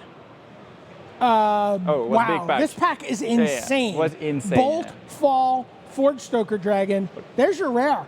That's what you wanted, for sure, right? For sure. I have 4 red cards. I picked the rare because I need to kill my opponent after ramp. So show me the check mark. Yeah, I picked the dragon easily. There we go. You picked the dragon. Show me the check mark. There we go. Okay, moving on. And we're back into Theros. So, I mean, this has gone pretty well for you here at this point. That's okay. Okay, let's go through this pretty quickly. I think you take Nylea's Disciple here. Yeah, because all the other good cards are blue or black. So it's a 2 color I don't play. Next pack. Unfortunately. There was a lot of black going on here, but not a lot. The best green card. Nylea's Emissary, fantastic. Did you think about Time to Feed at all? Not really, because I don't have early drop, so it's a late game card like turn 9, so I don't want to pick it in this deck. Moving on. Nessing Courser, I think is what you're picking. For the curve. He's a good guy. He's a 3/3 for free. It's pretty cool in this deck. Going on. Leaf Crown Dryad or Nemesis I have Immortals? the Dryad, but I think Against the Deck is a perfect card in my deck because I don't have early drop. Oh, so again, the rare. So I want to beat comes aggressive deck with, so pretty nice in my deck. Gods, and then I think one more. Okay. And so there's a Centaur I have the Battlemaster. Centaur, but I have a card for 5 already, so I prefer to play Nilia's Present to have more fixing. Okay. And be safe to play all color I want. Okay. All right. I mean, that's fun. That's exciting to watch. I'm going to probably draft this tonight when we go do our coverage draft. Perfect. I'm going to let you get down to your feature match. Yeah. For Jeremy Design, this is Brian David Marshall. I'm going to go back to the desk, and I'm excited. I'm going to crack a pack there with Richard Hagan. Jeremy, thanks a lot. Bye, guys.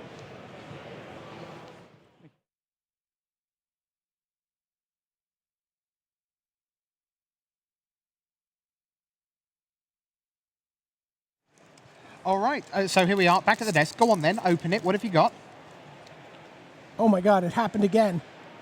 What have you got there? Can we? I opened the dog pack. What? That's not even a thing, Brian David Marshall. You know, if you get one of these, you can ask your tournament organizer to give you a real pack. Oh, that's a can of worms you opened there. That's outstanding. What do you first pick out of that pack? The checklist card?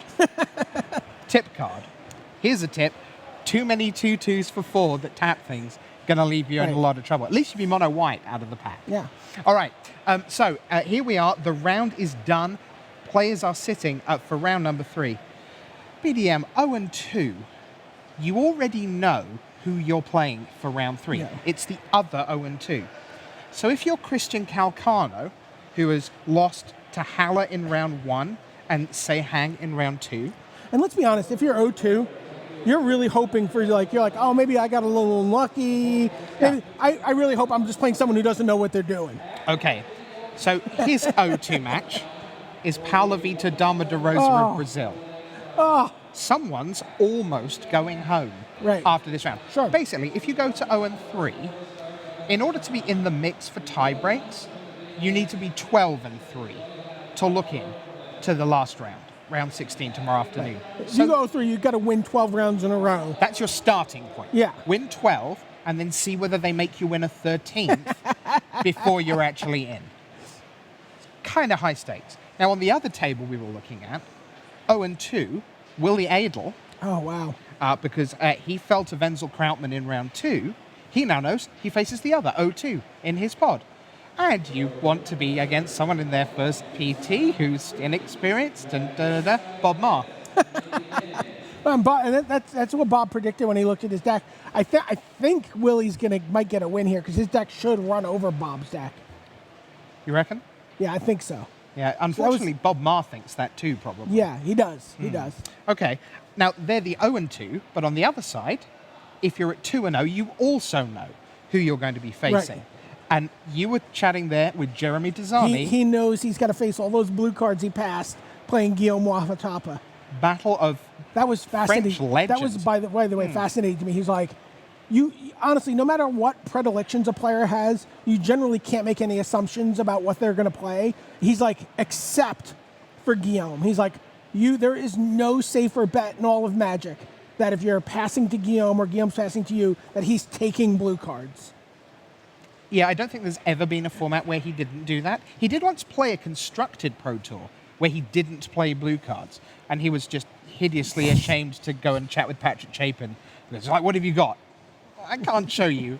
No, show me. I can't show you. Lions. Yeah. It's like the sort of the anti-Paul Rietzel. Yeah. When Paul Rietzel realized that he'd played a control deck in a field where White Weenie was about to win the Pro Tour, he just couldn't believe he'd done that to himself. Disconsolate. Yeah, absolutely. Disconsolate indeed. So there is just one more round of draft to come, and then we settle in to block constructed. Who's our fourth match? Oh, so what we have everyone's going to be at 6-0 in the feature match tables. We have Eric Froelich of the United States.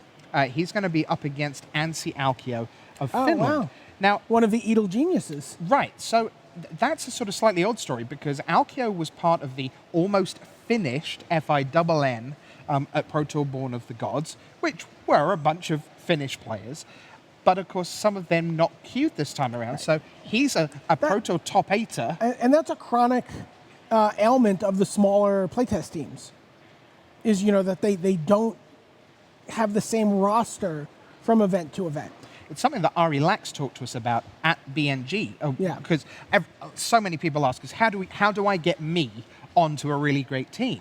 And one thing Ari Lax said is the first thing you want to do, we're looking for people who are going to be here not for one shot or two shots, but we know that we can grow as a team for the next 9 months, a year, 18 months. And Christian Calcano... It's a little bit of a catch-22, but... Oh, it's tough, but, you know, Lax has done it, and, Yes. and his team, for sure. And that's why Christian Calcano, why Doge was able disintegrated. to move on to Yeah. TCG player. That's right. So Ansi Alkio against Eric Froelich is one feature match. Of course, also in feature match action, inevitably, the battle of the French legends, Jeremy Desani, Guillaume Wafatapa. You'll get every play-by-play on the text coverage of that one. So every twist and turn in that one. Now, the King of the Hill remains Italy's Andrea Mengucci. Okay. Because he kicked off with a win over Sean McLaren. He went to 2-0 by beating Trey Van Cleve. So he now faces Olivier Duport of Switzerland, who, if memory serves, qualified for here via the Team GP in Barcelona. He was one of a trio of Swiss players who made the top four there to make it We've been here. waiting to see our first real heater on the King of the Hill. It would be fun to watch this guy make a name for himself doing that. Yeah, Mengucci going all the way would be the theory. And then finally, we have a real old school battle. These are guys who Okay. have been around the block, no pun, Yeah. well and truly. So tell me what you know of Jamie Park circa 1997. The bane of my existence. Oh, really? I mean, Jamie was a cocky kid who played in a lot of my tournaments and would be disruptive. He's grown into quite a engaging young man and really talented Magic player. Someone who's in my local play test group, local play group. Okay, runner-up from Worlds 2008. A terrific player. He's super excited to be back on the Pro Tour. I was super excited to get a chance to work with the guys from the Pantheon. As who wouldn't be? Yeah, who wouldn't be? And he's up against Shuhei Nakamura. Oh, wow. Of Japan, one of the true legends of the game. Of course, he's in the Hall of Fame already. But he's someone who, I don't know, I kind of feel almost like a little bit of the fire has gone out of Shuhei. I base this on the fact that he's only in the top 10 of the I was ranked just gonna players say. rather than a distance in front of everyone at one Yeah. or two. Yes. Just like those kind of like red glowing embers in the fire. It's not like just like tall, the flames, but it's still, I mean, you're going to get burnt if you underestimate them. Yeah, absolutely. As far as the other 2-0 within our draft pods go, this is Josh Haller, who is going to play Josh Utter-Layton. Wow. Welcome to the Pro Tour, kid. Well, I mean, just looking at his results, he kicks off over Calcano 2-1, then he beats LSV 2-1, and now it's the player of the year for the pod. Yeah, no stress in those game threes at all. None. It's clearly very, very straightforward. I don't want you to give too much away, but we are only one round away from block constructed, and we've now had a chance to look at a few deck lists that are circulating the backstage part of the building. What is your sense of what the afternoon is going to have in store for us? I've seen some, I'll just, without getting too, I've seen some inspired builds. I've seen... And you mean with a capital I as in keyword inspired? Maybe. Maybe. I've seen people put infinite practice into this format. Infinite practice. Infinite practice into this format. Okay. I've certainly seen people take a lot of control over this format. There's a lot of decks out there. This may be the most diverse block format we've seen. I think we're going to see Eidolon of Blossoms decks. I think we're going to see infinite combo decks. I've definitely seen at least one inspired deck that's out there. I know there's a red-black Minotaur deck out there by virtue of talking to you about it. That's true, very definitely. So we're going to see like the full range of what Magic has to offer: aggro, combo, and control. Aggro, combo, control. You might see all of that in Jeremy Desani against Guillaume Wafatapa, but we are going to kick you off for round 3 with Ansi Alkio against Eric Froelich. It's time for round 3 of Pro Tour Journey into Nyx.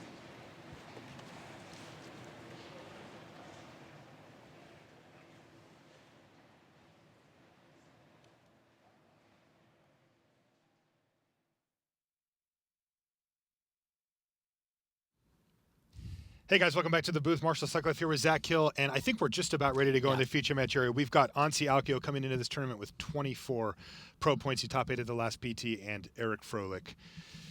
He's been around forever. He has been winning forever. Let's see if he can do it again. Let's send it down to the feature match area for round 3 here from Pro Tour, Journey into Nyx.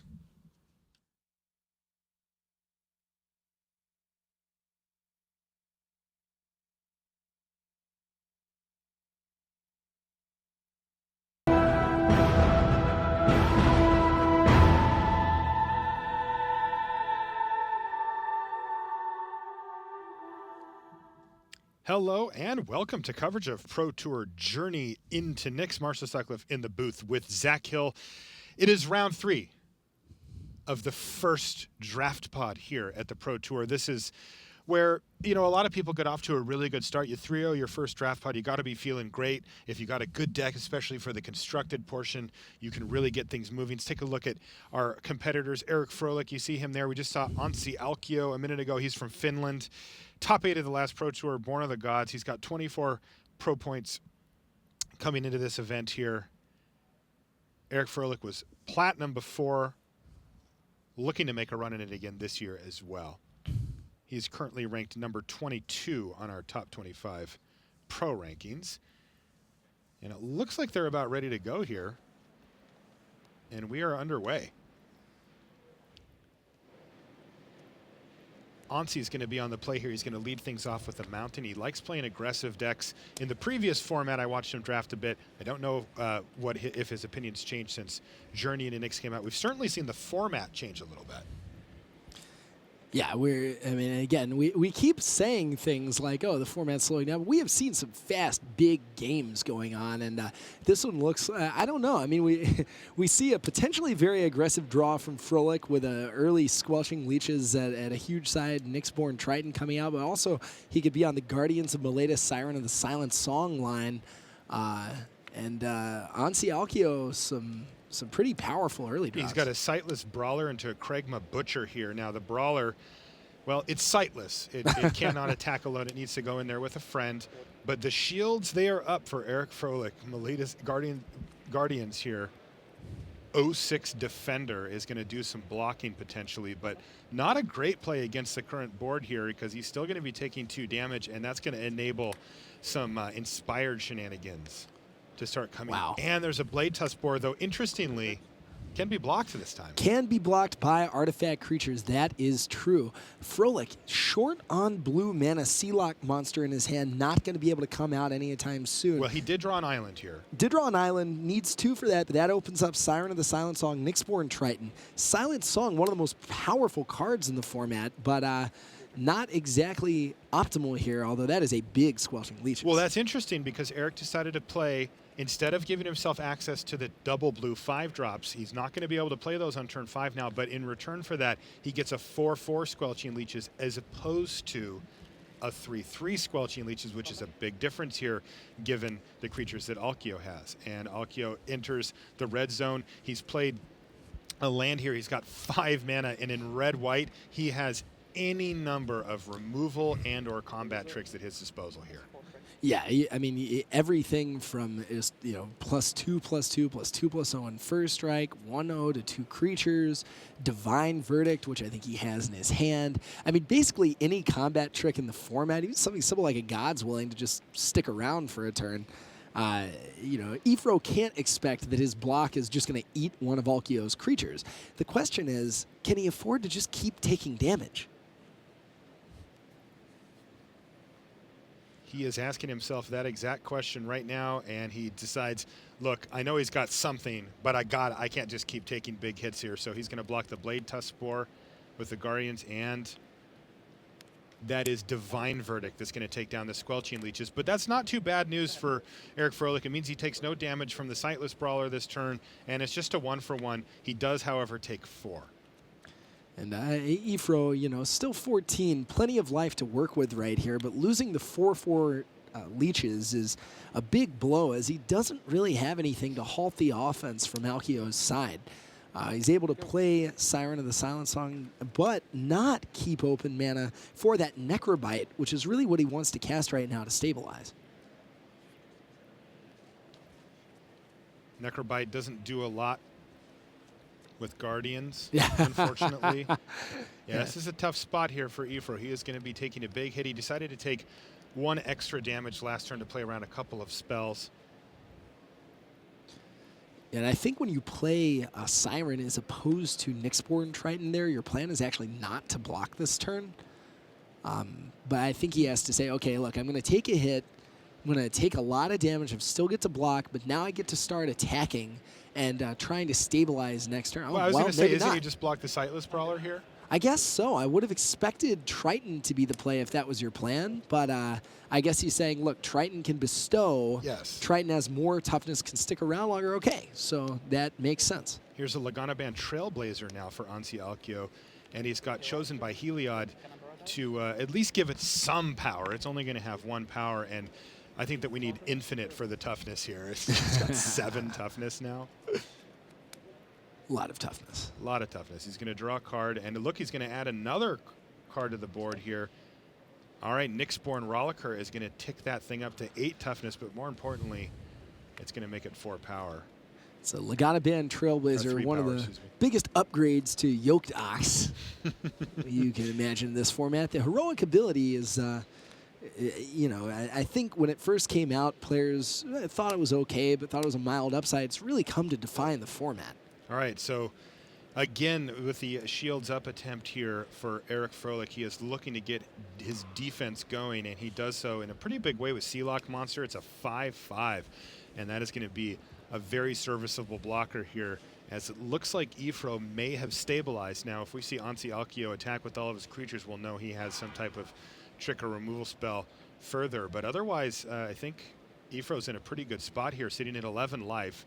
He can take the 3 damage from the Trailblazer if Ancio were to attack with everything and not have anything. He can block the boar with his Guardians, and he can eat the Butcher with his 5/5, but instead he doesn't. Antialkio only attacks with Blade Tusk Boar. That gets blocked, and there's a big addition to the board here, though, for Antialkio. Stone Shock Giant. That's the kind of card that can blow these middle to late game stalls right out of the water, Zach. Yeah, exactly. I mean, you know, it's one of those situations where now Alkio, every land is live and every spell is live. Because once that giant activates, Sealock Monster not really part of the equation, Guardians not really part of the equation. You know, it really threatens to make the game lethal, and it's a 5/4, so it can attack into Sealock Monster, and with any help at all, it can attack into Guardians of Meletis. See Froelich with Necrobite mana up, so now he's able to block and regenerate if he needs to do so. See, I think just is that Ashiok's Adept that he played? That is an Ashiok's Adept, okay. Yes. An excellent target for Necrobite. Yes. Very good. Ansi Alkio surveying the scene. Cast something targeting Lagana Band Trailblazer because I heard him say heroic. Ashiok's Adept, when you cast a spell, your opponent discards a card. Froelich has 2 creatures they can target. It's an Ordeal of Heliod. Oh, man. And right now, that is going to trigger immediately. A casual 30 life yeah, points. Getting 10 life for Ansi Alkio. And he is attacking with every creature he has. Now, you got to think that Ifro would love to get that Lagana Band Trailblazer off the battlefield. It is going to be a bit of a pain going forward, but isn't the Stone Shock Giant the most important creature here? I think so. I mean, you're able to just eat the Minotaur straight up, which I think is pretty huge right now. I mean, depending on how much respect you're giving to Trix. If that's what you want to do, you still get to block Blade Tusk Boar. You could block the 2/3. Did Inspire trigger this turn? No. Okay. So this is Necrobite. This is going to take down the Lagana Band Trailblazer potentially, and it also gets a land out of Ansi Alkio's hand. But Ifro did decide just to trade off. He bit the bullet. He said, I'm going to trade my 5/5 for your 5/4 and get that thing off the table as Ifro slowly works his way towards being stable here. All right, so Eric Froelich, turn pass back to him. It's got to be tempting to try to keep that Sealock on the table. He had the mana to monstrous it, but he just didn't feel like he had the time for it.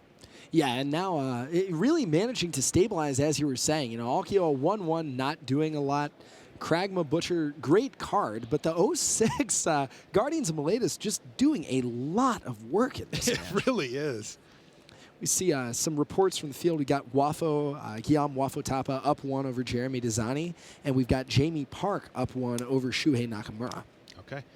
And here is Nyxborn Triton on Ashiok's Adept. So it's a 3/6 blocker now. It does trigger, but Ansiakio has no cards in hand, so he won't have to discard, of course. I can think right now of very few better cards than Wild Celebrants. If Alkio could draw that right now. Yeah. Now, no, we don't know if he has it in his list, but in his main deck. But it is a card that you can find in the sideboards of a lot of red players pretty often. And Ansiakio is going to continue to attack with Blade Tusk board just to keep Ifro honest. And he's going to follow up with Oresco's Swiftclaw. And Ifro draws his card for the turn and just casually passes it back, says it's your turn. He has stabilized the board at 9 life here, but it's starting to get a little bit worse every single time as he only has 2 blockers now. Alkio does have a Wild Celebrants in his deck, but it is in the sideboard. So he drafted it, but is not playing it right now. That's usually where it starts out. Yeah, exactly. But that 06, I mean, Alkio would have easily won this game had Guardians of Miletus not been an artifact. Truth. Ifro draws his card again and just has to say go. Currently, he is still stable. And right now, Alkio just keeps pecking away with the Blade Tusk board. It just keeps getting blocked. And all of the finally pays off as he finds Titan Strength. Or does it pay off? That is a huge nightmarish end for Frolik. Frolik with exactly 2 cards in hand to give the boar -2/-0 and a big 2-for-1 for Frolik that turn. By the way, they're both lands as well, so he very consciously kept those 2 lands in his hand. A lot of people will keep 1, but Ifro knew that he had Nightmarish End somewhere, and he made sure to keep it so that it was just big enough, and he gets a huge 2-for-1 there. Yeah, that was very big. And now Ifro, a lot more lands on the battlefield than Alkio. That means that what's likely as this game goes further is for Frolik to be drawing spells and Alkio to start drawing some more lands. Yeah, Ifro's in a bit of a tough spot here. He's drawn quite a few lands over the last few turns, and he really just needs anything. But the good news is that he's stable. I believe he just drew another Squelching Leeches, which would be a 6/6 on this board, if that is what that was. Yeah, he plays the Swamp first, so I think that is. Let's find out. Yeah, Squelching Leeches number 2. Man. And it's actually a 7/7 because he played that Swamp out of his hand, too. That is one powerful uncommon Magic card. Yeah, when the game goes really long, if you're a heavy black deck like Ifro is, that is a house. 4 mana for a 7/7, and it's just the biggest thing on the battlefield, not close. Yeah, 3 1s and 1/1s with no abilities don't really match up too well. No, and this is where you start to see, you know, the downside. Aggressive decks are really good early in the game, but, you know, Ansiakio just drew and played Sigiled Skink for the turn. It's not a powerhouse play at this late stage, and it's not going to do that much. It's not awful, but, you know, Ifro's playing 7/7s. You're playing 2/1s. Yeah. Like, it's not the same league here. You see Alkio holding on to his lands, basically representing that he doesn't have anything else like Stone Shock Giant left in his deck. Because if so, you'd really want to have that 8th land on the battlefield. Looks like a big draw for Frolik there, though, with Herald of Torment. That means those leeches, even though Alkio is at 30 life, could be lethal really fast. 3 turns? It's crazy. Yeah, he can. Yeah, but you see the look on Eric Frolik's face there, because it is risky. Not only does it mean that he would be attacking with one of his best blockers, also he's going to lose 1 life during his upkeep every turn, and he just can't risk it. He just says go. It's just too risky for him to start trying to apply pressure in that way. Yeah, I mean, you know, at 9 life, I mean, you have to assume you have something. That is a downside to bestowing Herald right here. If you have it, is that you start taking damage. I mean, Ifro playing very conservatively right now. That said, you know, there are things that Alkio could do about the leeches. If he has a Portent of Betrayal, it basically kills it immediately. So, yeah, just conservative play from Frolik. But again, you have so many lands, your opponent has almost none. You have to expect, okay, you're going to draw out of it before your opponent does. I mean, additionally, though, Eric Froelich, if he does want to start applying pressure, doesn't need to take the risk of Herald of Torment. Right. He can just start attacking with the leeches. It's not like Alkio has great blocks for it anyway.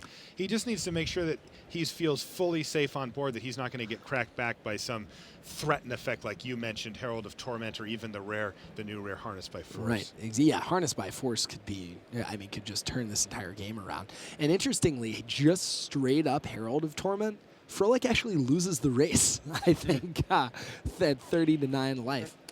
All right, so there's a Blade Tusk board now for Ansi Alkio. He has gone wide. He has 5 different creatures on the battlefield. But, oh, here we go. Eric Froelich, this is an important one. He's got Disciple of Phoenix for your hand, and he now knows that Ansi Alkio has nothing left. He does get to take one of those lands. He's going to take a Plains from him. But now Ifro has perfect information at the moment. So let's see what he does with it. 1, 2, 3, 4, 5. Herald of Torment on the leeches. Yeah. He's got enough, and he's going to attack. 3-turn clock. He says, Ansi Alkio, you got to draw something, or I'm going to take this game down. Boom, 10 damage. It might even be 11. 1, 2, 3, 4, 5, 6, 7. No, it's still just 10. And Ifro sitting at 9 life. He knows that he's safe currently, but every draw step could bring him closer to death. He is going to try to limit Ansi Alkio to as few draw steps as possible. I mean, talking about momentum shifts here, I mean, normally when your opponent fires off an ordeal of Heliod, and you're sitting at 9 life, that is quite the uphill battle. But these Squelching Leeches have just been this entire match.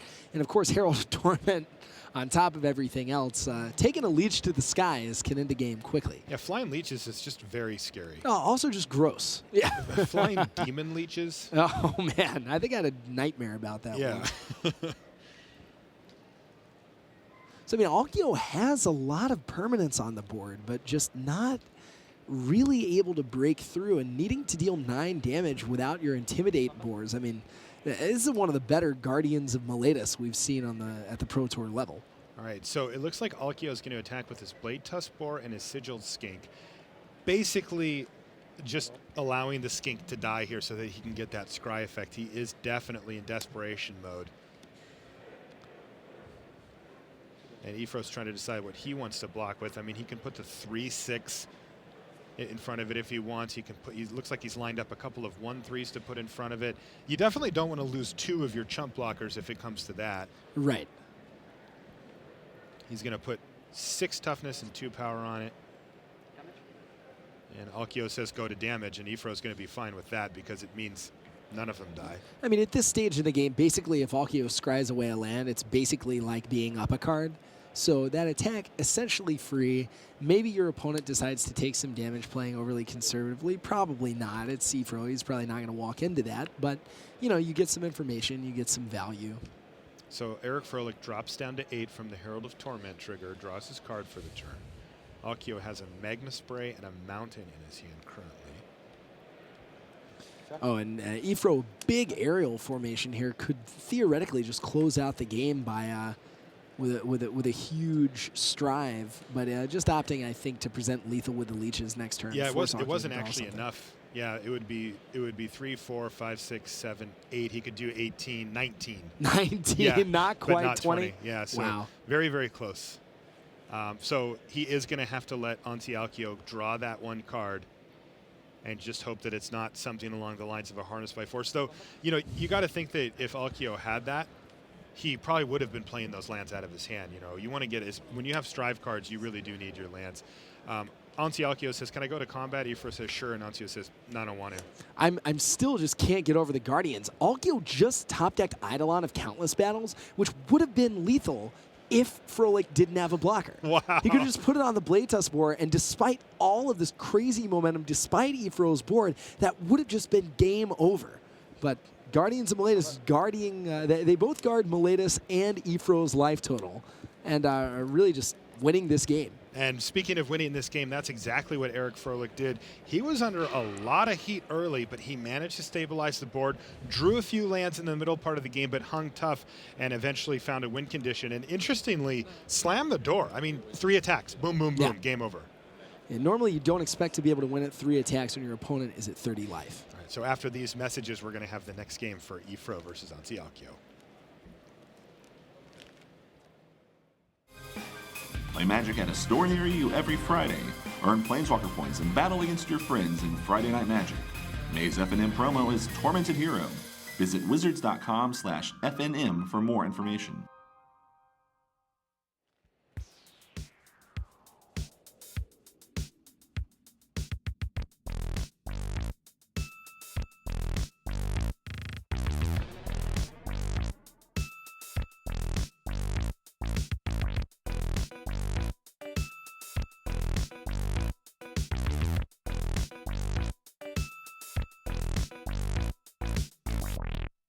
Ignite your competitive spark by playing in a Grand Prix. These open tournaments feature the best players in your region as well as top Magic pros from around the world. Upcoming Grand Prix events include Atlanta, Manchester, Sao Paulo, Moscow, Chicago, Washington, D.C., and Milan. Visit wizards.com/Grand Prix for a complete schedule. All right, welcome back to the feature match area here at Pro Tour Journey. Now let's take a look at one of our side tables real quick while our main table are shuffling. We can pop over to table D here. All right. Now I think that is Jeremy Dizani again, not Dajon. So Dizani and Wafo, really complicated board right here. Yeah, this is a lot to pop in for. We apologize for extreme number of permanents on the battlefield here. So it looks like the sleeve is a 3-1 from Seder Nick Smith. I don't know what the other two are on the other side. I'm assuming maybe they're birds? Yeah, there's a pair of them. It's a blue deck.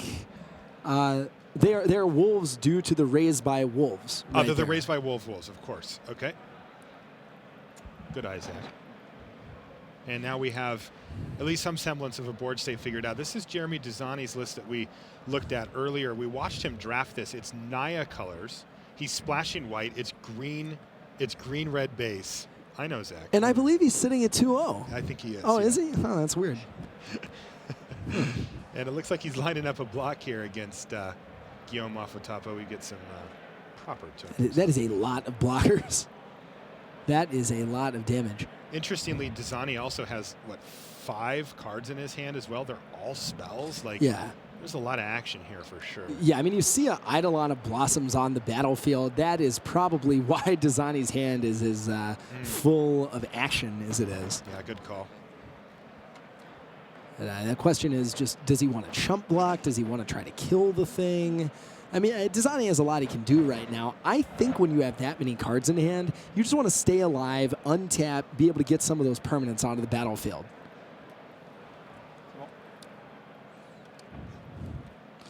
From other tables right now, we have Olivier Duport and Andrea Mengucci tied at 1 apiece for the title of King of the Hill.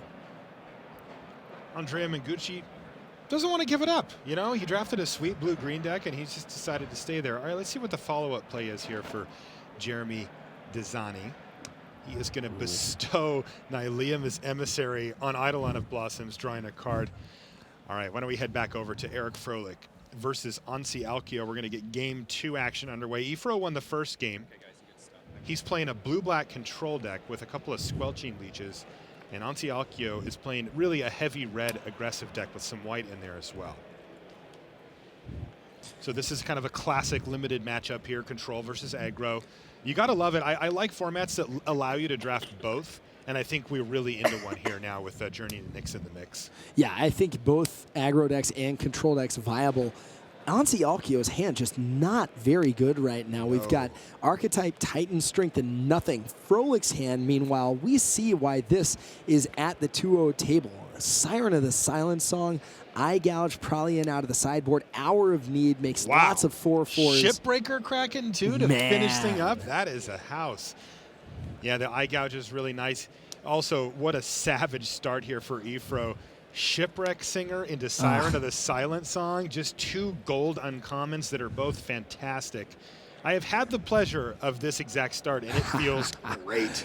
Shipwreck Singer, called by many people the uncommon planeswalker for all of its disparate abilities. All right, so Archetype of Aggression is going to pick up a Rollicker here and get in there for 4 damage, but Unfortunately for Alkio, that's really all he has going on at this early stage in the game, where Eric Froelich has a whole heck of a lot more than that going on.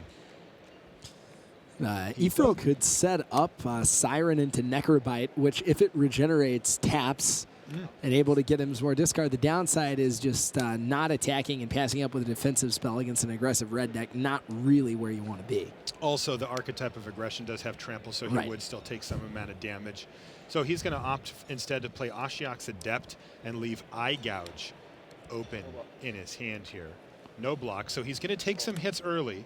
Not bad for Alkio here. He has gotten in for 8 damage so far with that thing. Wow. And he's going to follow up with Sigiled Skink and just play a land and say go. So even though a fairly rough start, Ansi is at least applying pressure. And here's Eye Gouge is going to be met with Titan Strength from Alkio to save his Sigiled Skink and get a Scry. He's going to keep the card on top. Still a pretty big Eye Gouge there for Ifro. Being able to have a live spell that turn, bait the Titan Strength, not have the Titan Strength used on offense when his opponent is... Did you see what just happened, No. Zach? So the Siren of the Silent Song untaps, makes Alkio discard what is now his last card. Also, he had put Blade Tuskboar back on top with the Scry. It mills you for 1.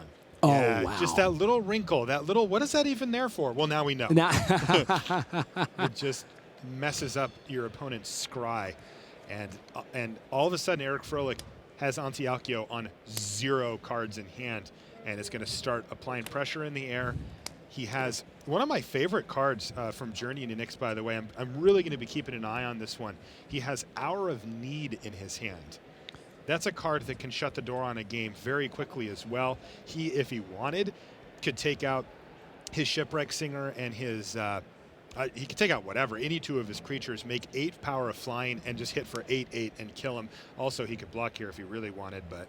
Well, that does not do a lot if he wants to target it with Hour of Need because of the trample. I mean with the 4/4. Oh, right. But you are correct, Zach, and we should explain that you know, if Ifro goes to block and then use Hour of Need, the creature's going to get removed, which normally says, well, the creature's already blocked, so it's not dealing damage. But Trample actually overrides that and will just carry over all of the damage to the defending player. So he's just saying, okay, look, I'm going to block with Ashiok. I think he's actually still thinking about it. I think maybe he's going through a similar thought process to what we were just saying. Well, if I do that, I'm still going to take 4. Is there any point? I really like the idea of Hour of Needing your Ashiok's Adept, getting at your opponent's last card, then potentially blocking with a 4/4 and activating Shipwreck Singer, taking out the archetype of aggression while keeping your Sphinx alive. I like that, too. That's interesting. We also can see Necrobite here, keeping the Adept alive, only taking like 1 damage and still getting that last card out there, and not taking any with the activation of the Shipwreck Singer. Yeah, so tight play there for Eric Froelich, meaning remembering to activate that Singer so that he takes 0 damage. I mean, it was only the difference between 1 damage and 0, but that can matter big time as the game goes later. I mean, there's so much card advantage for Ifro's side of the board. Off the Ashiok's Adept, off the Siren, Shipwreck Singer really putting a halt to Alkio's offense, blanking the Sigiled Skink, blanking the Rollicker effectively. Firm command of the game from Ifro, and that's not even considering that he has Shipbreaker Kraken and Hour of Need in his hand. What is Ifro 90% to win from here? 95? I would say it is a large number. It's a large number, yeah. I mean, Eric Froelich firmly in command here against Alkio. The control deck really putting the screws down on the control deck now, on the aggressive deck now. I love the idea of an upkeep Hour of Need right here, a draw step Hour of Need to take out Alkio's card before he can even cast it. That's cute. I like that. It's precious. Well, and he also has a card in his hand, so you can get a trigger. You can get both. I'm getting word now that Jamie Park actually won his match against Shuhei. Match is done. Jamie Park advancing, I believe, to 3-0. Pretty powerful comeback from the former World Championships finalist. Okay, so Ifro is going to force the Rollicker and the Sigiled Skink both to attack here. He's not going to have mana to activate his Shipwreck Singer, but he just has blockers, so it doesn't really matter. Yeah, exactly. You basically say, okay, I'm going to block. You had 1 turn to draw a trick. Let's see what you had. Otherwise, I'm going to just abyss your board. abyss your board, meaning? Basically just make you sacrifice creatures by attacking them into bigger creatures. And that's exactly what happens here. Arisco Swiftclaw joins the fray, but it's not going to do anything either, as Shipwreck Singer can just activate, make it attack, shrink it down, which kills it. Unfortunately for Alkio, he just has no other choice here. It's like he can just play nothing. If he does that, he's just going to lose. I mean, the last thing you want is to have a bunch of 1 toughness creatures against your opponent's live Shipwreck Singer. All right, and here is Hour of Need on Shipwreck Singer, and of course trying to make Ansi Alkio discard his last card with the Ashiok's Adept. This puts 4, 8, 10 power on the battlefield, but there's a Follow the Hammer here, I think, for Ansi Alkio. Interesting. It's a crazy amount of value out of that Ashiok's Adept. We have seen a lot of discard. I mean, you know, the Fall of the Hammer is quite good there, but he still forced his opponent to use it right away. And Ifro with 6 power worth of attackers on the battlefield, that is pretty hard to beat. Both in the air as well. Right. And when your opponent is at 12 life, the numbers work out very nicely for you. All right, so here's 4 damage coming in, and Shipbreaker Kraken to follow up. Ifro decides actually to leave back his Siren of the Silent Song, and that is going to do it. Eric Froelich is our winner. He wins 2 games to 0 over Ansi Alkio.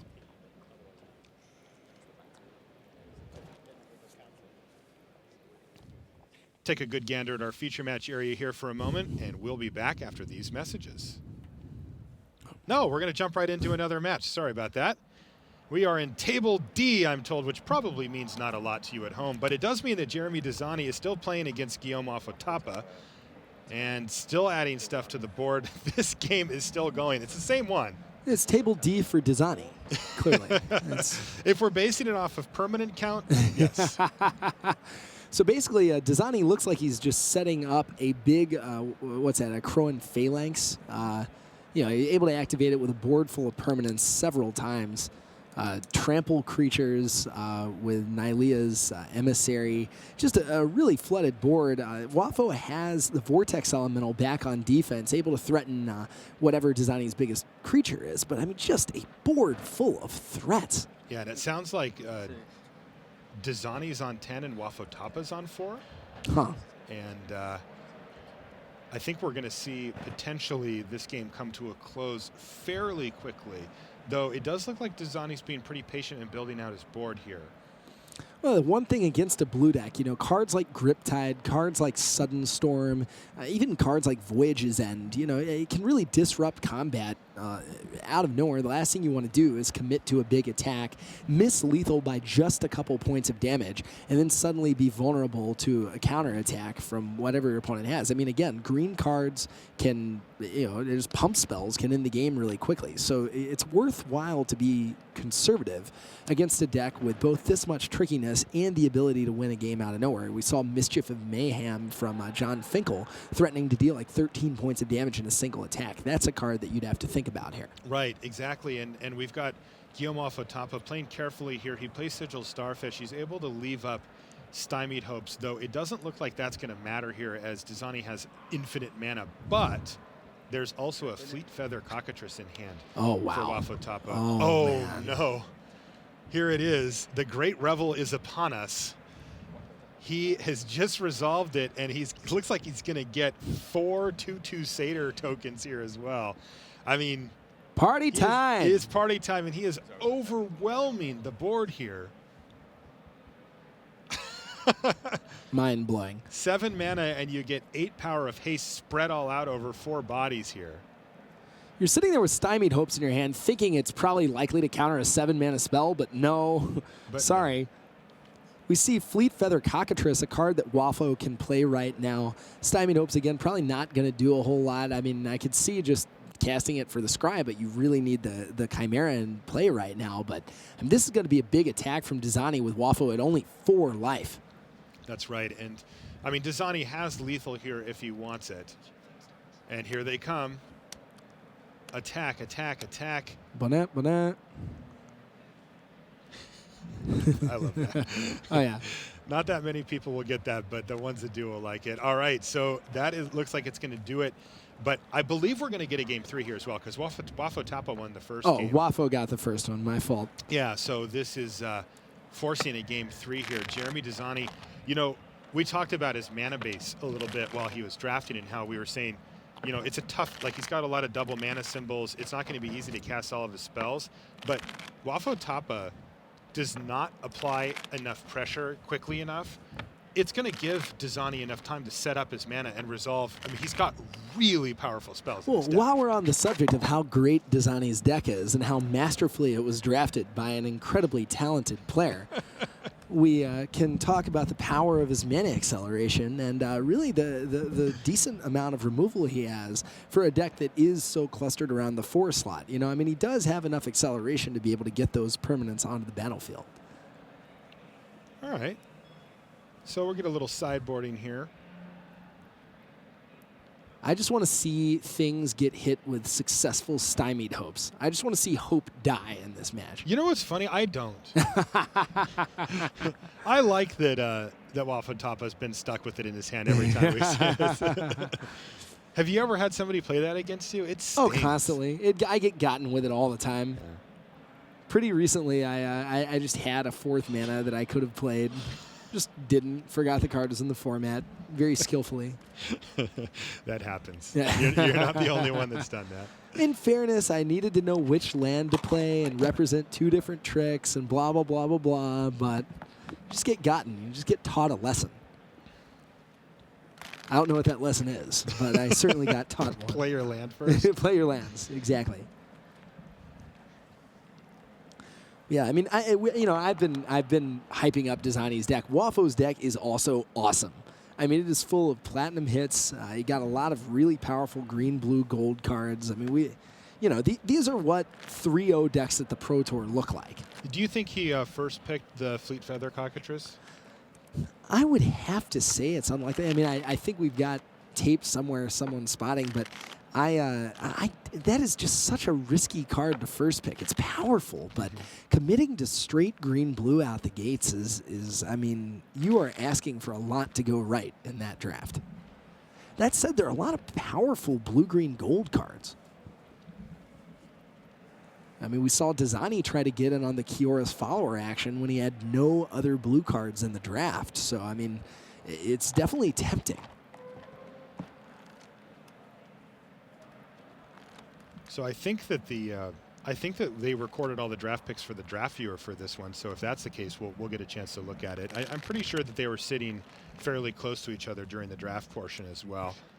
Maybe even right next to each other. So that could be interesting to check out later. I always like to go back and look at that. You can pretend like you're in the seat of any player there and see what cards they were getting. You can actually learn a lot about how drafts work, how the flow goes for a draft by looking at the draft. Well, and that's actually one of the things that's really helpful to me as a player is actually check out one seat and then look at the seat to the right of that and figure out how the player you've been watching got past the cards that he did. Also, do you literally like to pretend you're in the seat, Marshall? Do you look around for the cameras and the lights? No. I don't do that. I get enough cameras and lights. Nice, not so humble brag there. My beautiful face is plastered all over the internet. That is not. So you think Jeremy Desani is going to win this? I think you've made that abundantly clear from your I think his really subtle hints here. I mean, he is on the draw for Game 3, which is probably not where you want to be with a deck that's that late game intensive. Not to just keep talking about stymied hopes, because it's really not the most exciting part of Wafo's deck, but it is a card that's really well positioned against all of Desani's expensive spells. I think that stymied hopes is going to hit Market Festival this game, and it's all going to come unraveling. Yep. So that's my prediction. He's going to need the double red to cast Revel of the Fallen God, and is just not going to have it. Yep.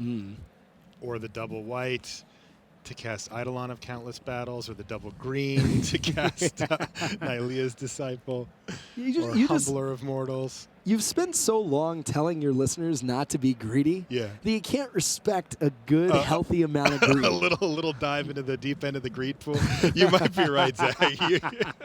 Sometimes you just got to feel it. You might have a good point here. Is Dizani mulliganing? Yes. Oh. I see a opening hand from Dizani. It looks pretty good. I see Forest Mountain, Fauna Fertility, Traveler's Amulet, Ray of Disillusion, Starfall, Revel of the Fallen God. Okay. So does he have the mana ramp and the fixing in that hand that he needs? He does. He can go turn 1 Fount, turn 2 activate it, or Amulet for the planes. Play a second turn Font. You probably lead with Font, but. All right, so it looks like it was Wafotapa that took a mull here. Rough. And there's Font turn 1. And a turn 2 Vaporkin. All right, so a little bit of pressure here for Guillaume Wafotapa on turn 2 is going to allow him to begin the process of beating down and punishing Dizani for playing a bunch of mana ramp and things like that that don't affect the board directly. Right. But once Dizani gets over that hump of getting all the colors in play, he's going to be able to start playing really powerful things over and over again. And we'll have to see if the Vaporkin is good enough. Wafotapa has a particularly poor draw here. He mulliganed to 6, and now he's got 3 lands Coastline Chimera with absolutely no play on turn 3 here. Yeah, I mean, Vaporkin is exactly what you want, but not followed up by any pressure, and just a 1/5. Not very good in this matchup. And without any more pressure, we're just letting Dizani ramp into everything. Well, again, the God Hunter Octopus, again, just not coming out anytime soon. There's that Revel of the Fallen God in hand for Dizani, but that is not the most important card right now. He's got other stuff to do. And I'm liking just Traveler's Amulet, activate it, play your 4th land, play a Satyr Hedonist. Actually, I think threatening to Revel with an additional land if you drew it next turn off a Ritual in the Hedonist. You probably don't want to play that right into a bunch of untapped mana from Wafotapa, but man. No, but that would be pretty sweet if he went for it. Look, you said dive deep into the greed pool. I mean, if you're going to do it, might as well just not play around anything, right? I would love to go swimming in the greed pool. I would invest in a greed pool. Don't invite me. I don't want to go to your pool party. Oh, Marshall, it's fun. I'll be in the consistency kiddie pool on the other end. The consistency hot tub. Yeah. It's smaller, always enjoyable. Yeah. Oh, All I love right. it. So Satyr Hedonist. I mean, what if Guillaume just says, well, let's say he draws a land here and just decides that he's got to run out his Coastline Chimera. Does Jeremy just go for it? I think so. He does need to find a land, though. I am respecting the amount of partying that goes on in Dizani's deck. He's got a festival, he's got a revel, he's got a hedonist. Dizani's deck is a good time. It's greedy. It's just 7 deadly sins deck. He really did embrace the thing. He did draw a land. Is he just gonna do it? Power it out. Just embrace the variance. Get him. I mean, he has reasonable other plays, but while your opponent's tapped out, throwing 4 2/2 hasters on the battlefield is pretty sweet, especially when he only has 1 blocker. Oh no! Satyr Hedonist hits the bin. There it is. Yeah. It's party time, and you're invited. Jeremy Dizani's hosting at his house, and he attacks for 6 here. This is Pro Tour Magic the way I like to see it. This is big time. And he manages to sneak that through past Wafotapa, who had been playing quite a few counter spells of some sort or another, usually stymied hopes. And now Wafotapa has a big issue on his hands because it's not just one threat. He can't bounce this card. He can't lock it down with something. He can't sudden storm it. It's just going to keep attacking every single turn, though he has a huge top deck here with Raised by Wolves. Yeah, Raised by Wolves, really exactly what Wafo wants to see. Able to neutralize 2 of those 2/2s. Being able for Dizani to upgrade that 2/1 into a 2/2 is huge here because it doesn't get eaten by Coastline Chimera. But Raised by Wolves allows Wafo to start attacking for big damage in the air while having enough on the ground to really neutralize Dizani's attacks. So this has gotten interesting. Yeah, I mean, I think Dizani's still clearly in the driver's seat, but now Wafo is playing a game of Magic. Okay, so we're going to see Raised by Wolves, and then he's also got a God Hunter Octopus that he can follow that up with to help keep, maybe some huge threat at bay or just start eating those satyrs. And Guillaume Wafotapa is certainly not out of this game yet, though we do have to remember that just because Jeremy Dizani has a board state that seems to be dwindling a little bit in the face of Raised by Wolves, which goes on the Vaporkin. Dizani still has 4 spells in his hand. I mean, he's got a grip of cards here and plenty of mana. So attack for 4 with Vaporkin and keep that clock running. And yeah, Guillaume has stabilized. He can trade off 2 of the Wolves for 2 of the Satyrs if he wants block another Satyr. That will put the Vaporkin, however, back down to normal size at 2-1. I mean, like you said, definitely Dizani still has a handful of action. He's got Market Festival, really powerful, allows him to cast all his spells. The Scry is huge. I guess I'm thinking of Peregrination there, but Ray of Disillusion can deal with the Raised by Wolves, and Starfall can either take out one of those wolves or finish off the Coastline Chimera, as well as dealing with Vaporkin. So, I mean, Dizani's hand still pretty hot right now. He has a Font of Fertility that he drew. Not the hottest part of that hand, but no. He's got plenty of other action here, as you just mentioned, Zach. And yeah, he's just going to attack with all of the Satyrs here and see if Guillaume wants to trade off his Wolves. It's only half of a card for Dizani, even if he does. And it's, well, 2/3-ish of a card for... it's really the whole card. Yeah, I mean, really not that bad for Dizani if Wafo just blocks with 2 Wolves. Why? I mean, Wafo's still taking 2. Dizani still has 2 Satyrs. The Vaporkin's back down to a 2/1. Not hugely relevant. Dizani can still deploy his board. I mean, he's got 4 cards in his hand. What he really wants to do right now, I think, is draw Eidolon of Blossoms. Not without any enchantments on the battlefield, God Hunter Octopus not going to be able to get in the metaphorical red zone to start attacking and chipping away at Dizani's life total.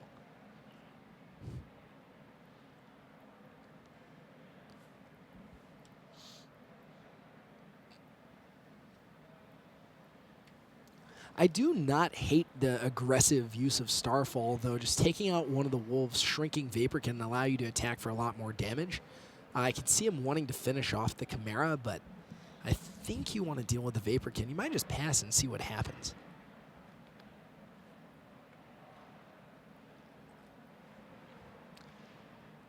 Killing off Chimera means you're threatening 4 damage every single turn, and the Vaporkin is small again. You've got plenty of time to deal with that. You see how hard it is to play Magic at this level by looking at Dizani's body language. Wafo, of course, is calm as ever. Okay, so Wolves down, Satyrs alive, 2 damage to Guillaume Wafotapa. What is the follow-up play here for Jeremy Dizani? I think he's setting up Starfall on the Coastline Chimera. I just am not that into that play. You just, you don't care that much about it. I see what he's saying, though, because without the ability to stabilize, Dizani can just raise his 4 power worth of attackers, can just end the game in 3 attacks. That was interesting. He did decide to play the Font of Fertility. He actually hesitated there. I think he remembered that he had the Eidolon of Blossoms in his hand, and there is some argument to be said, like, if you don't need the mana to just hold it in your hand, he probably decided that he might need the mana at some point. And he's still got Market Festival in his hand, so he's still able to draw, theoretically, off the Eidolon. And, you only need so many cards off Eidolon of Blossoms for it to be totally amazing. I mean, how many can I get? All right, back to Guillaume Wafotapa. Remember, he has the God Hunter Octopus in his hand, and he has the land that he can use to play it, his 6 mana drop. He has also drawn Nessian Demolock here. And Demolock really, really good against a mana base as out there as Dizani's. Being able to take out that Plains could potentially be huge. But Guillaume is going to bypass that and just use up every bit of mana this turn to play the Octopus. Unfortunately for him, it's not going to be able to attack if Dizani doesn't want it to, as he can get rid of his font. Or are the Satyrs enchantments? They are enchantment creatures. They are enchantment creatures. Yeah, all right, so he will be able to attack.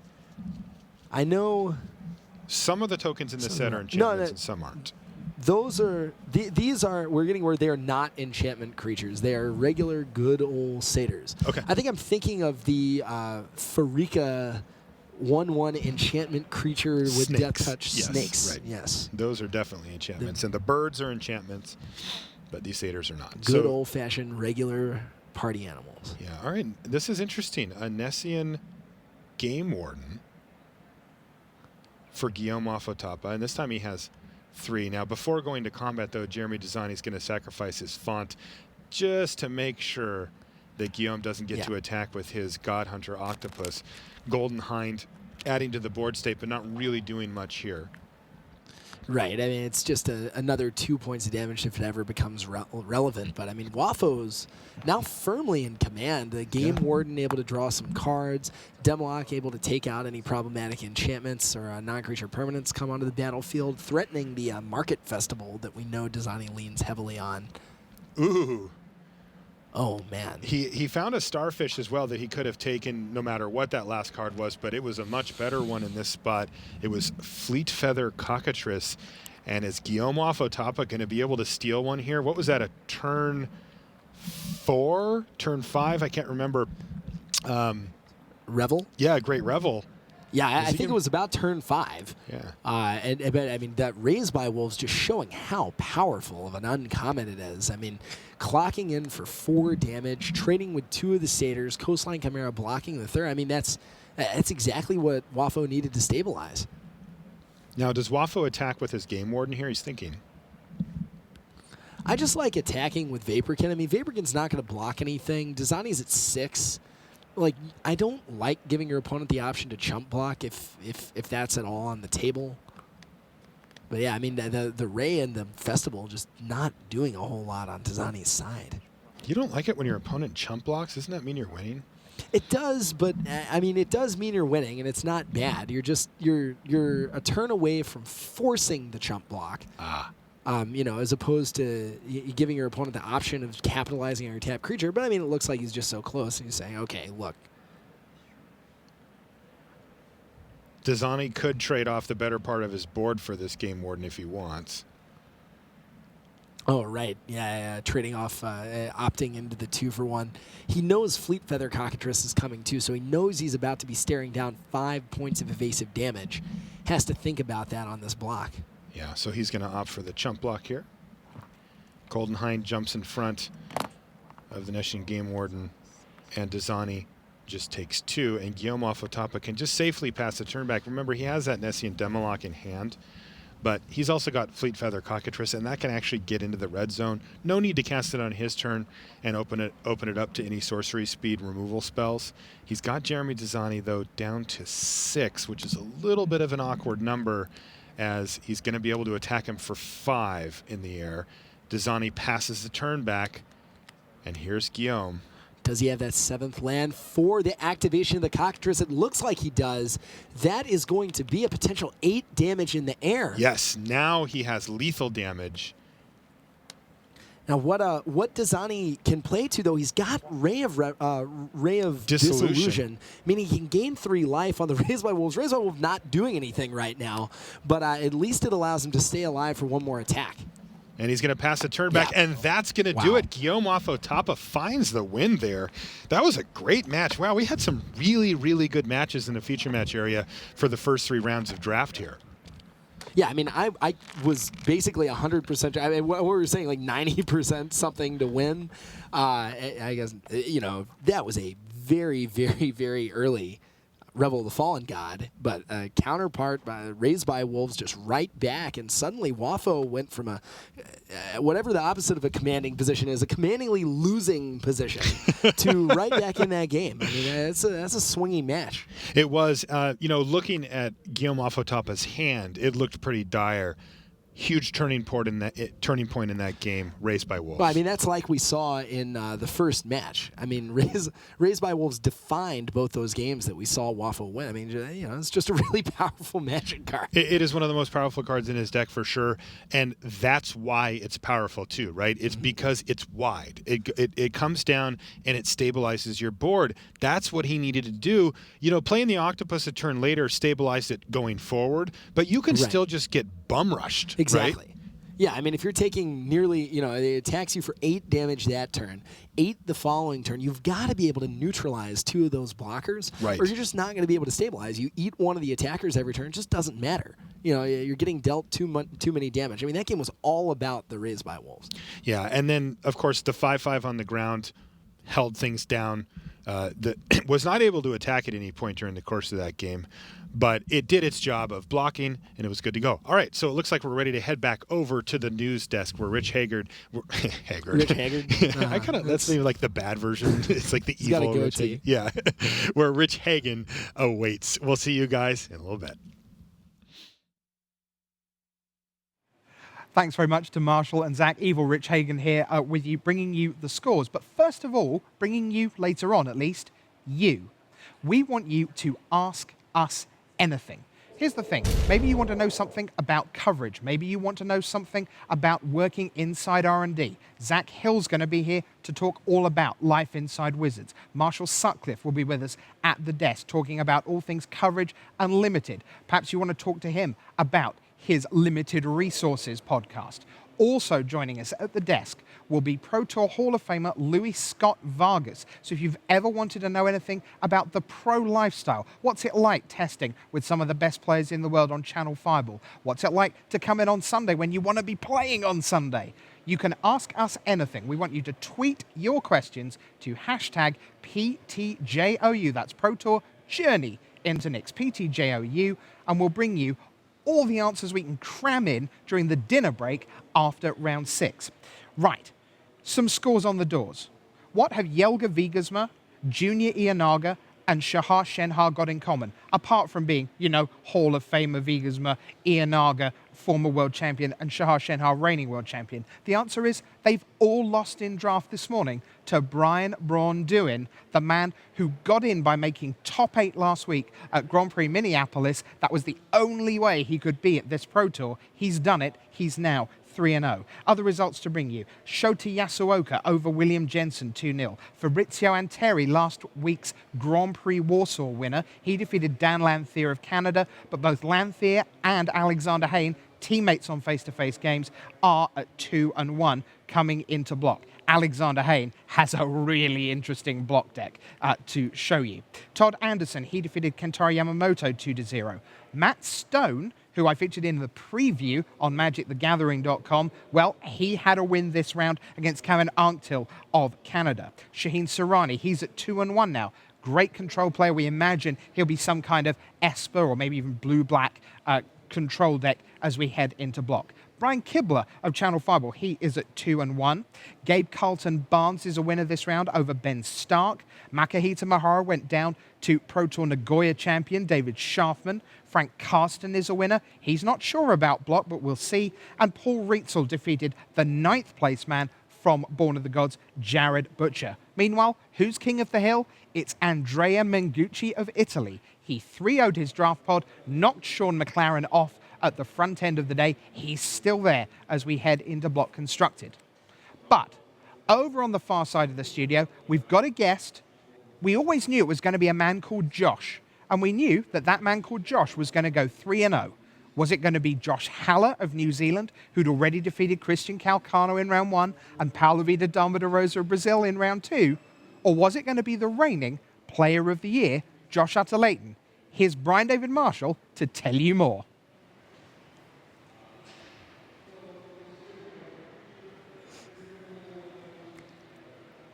Hi, everybody. Brian David Marshall here with Josh Utter-Layton, the ruiner. Josh, you just went 3-0 in your draft pod. You were the first loss at a premier level event for Josh Haller, your third round opponent. Yeah, that's pretty impressive. Starting out 2-0 in your first, PT or GP. That's you had a pretty. Actually, I was watching your game. That game 3 or game 2, I guess it was. Yeah. Was pretty harrowing for you. Yeah, it was really, really close. I ended up stabilizing at 1 life, and he was at 28 or something. Peeled exactly the card I needed to be able to block his flyer on the last turn. Stabilized from there at 1. Just dead to so many cards for so many turns. By the way, his opponent had mountains. Yes. Yeah. So the scariest every one. turn I'm just sitting there well, am I dead this turn? Am I dead this turn? Yeah, it was a nice sweat, but he didn't draw anything and was able to take it, so that was Awesome. exciting. So 3-0. That's always a great way to start a tournament. Tell me a little bit about your draft. I mean, we know Josh Howler was in your pod, but who was in your pod, and what are you thinking about as you sit down to draft a new format? Like, how has this format changed for you?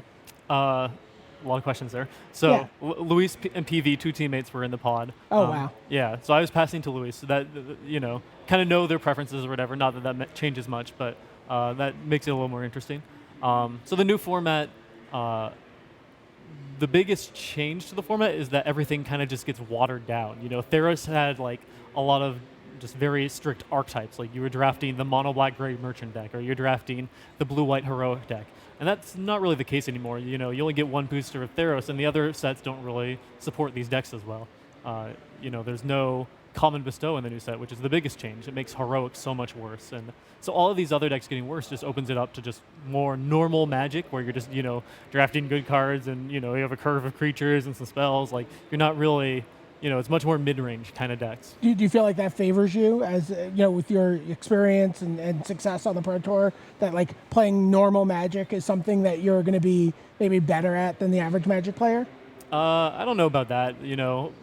Magic is going to be rewarding for players that know what's going on and know how to play, whether you're, in, firm archetypes or, Okay. Well, I just mean like maybe that idea though, like suddenly your opponent, you're playing someone and you're outmatched and they just go heroic. To go with that, I think the games have more play now. Yes. Because, the games would be more lopsided when everybody just has a focused deck. Sure. My deck did its thing and, the game just ends. Now the games, are more likely to draw out longer and different things are going to matter rather than like, oh, you hit the heroic creature plus all the bestow things to go with it, Yeah. So what did you it looked like you were going green as you started the draft? Yeah, so I first picked a green card and took another green card early on and then saw no other green. And I was picking up blue cards because those are the best cards in the pack. So at the end of the first pack, I had, 4 blue cards or something, 2 green cards, 2 black cards. So I was blue. I was stuck, I was committed to that. But for my second color, I didn't really know where I was going to go. Right. Opened up the next booster. My first pick was between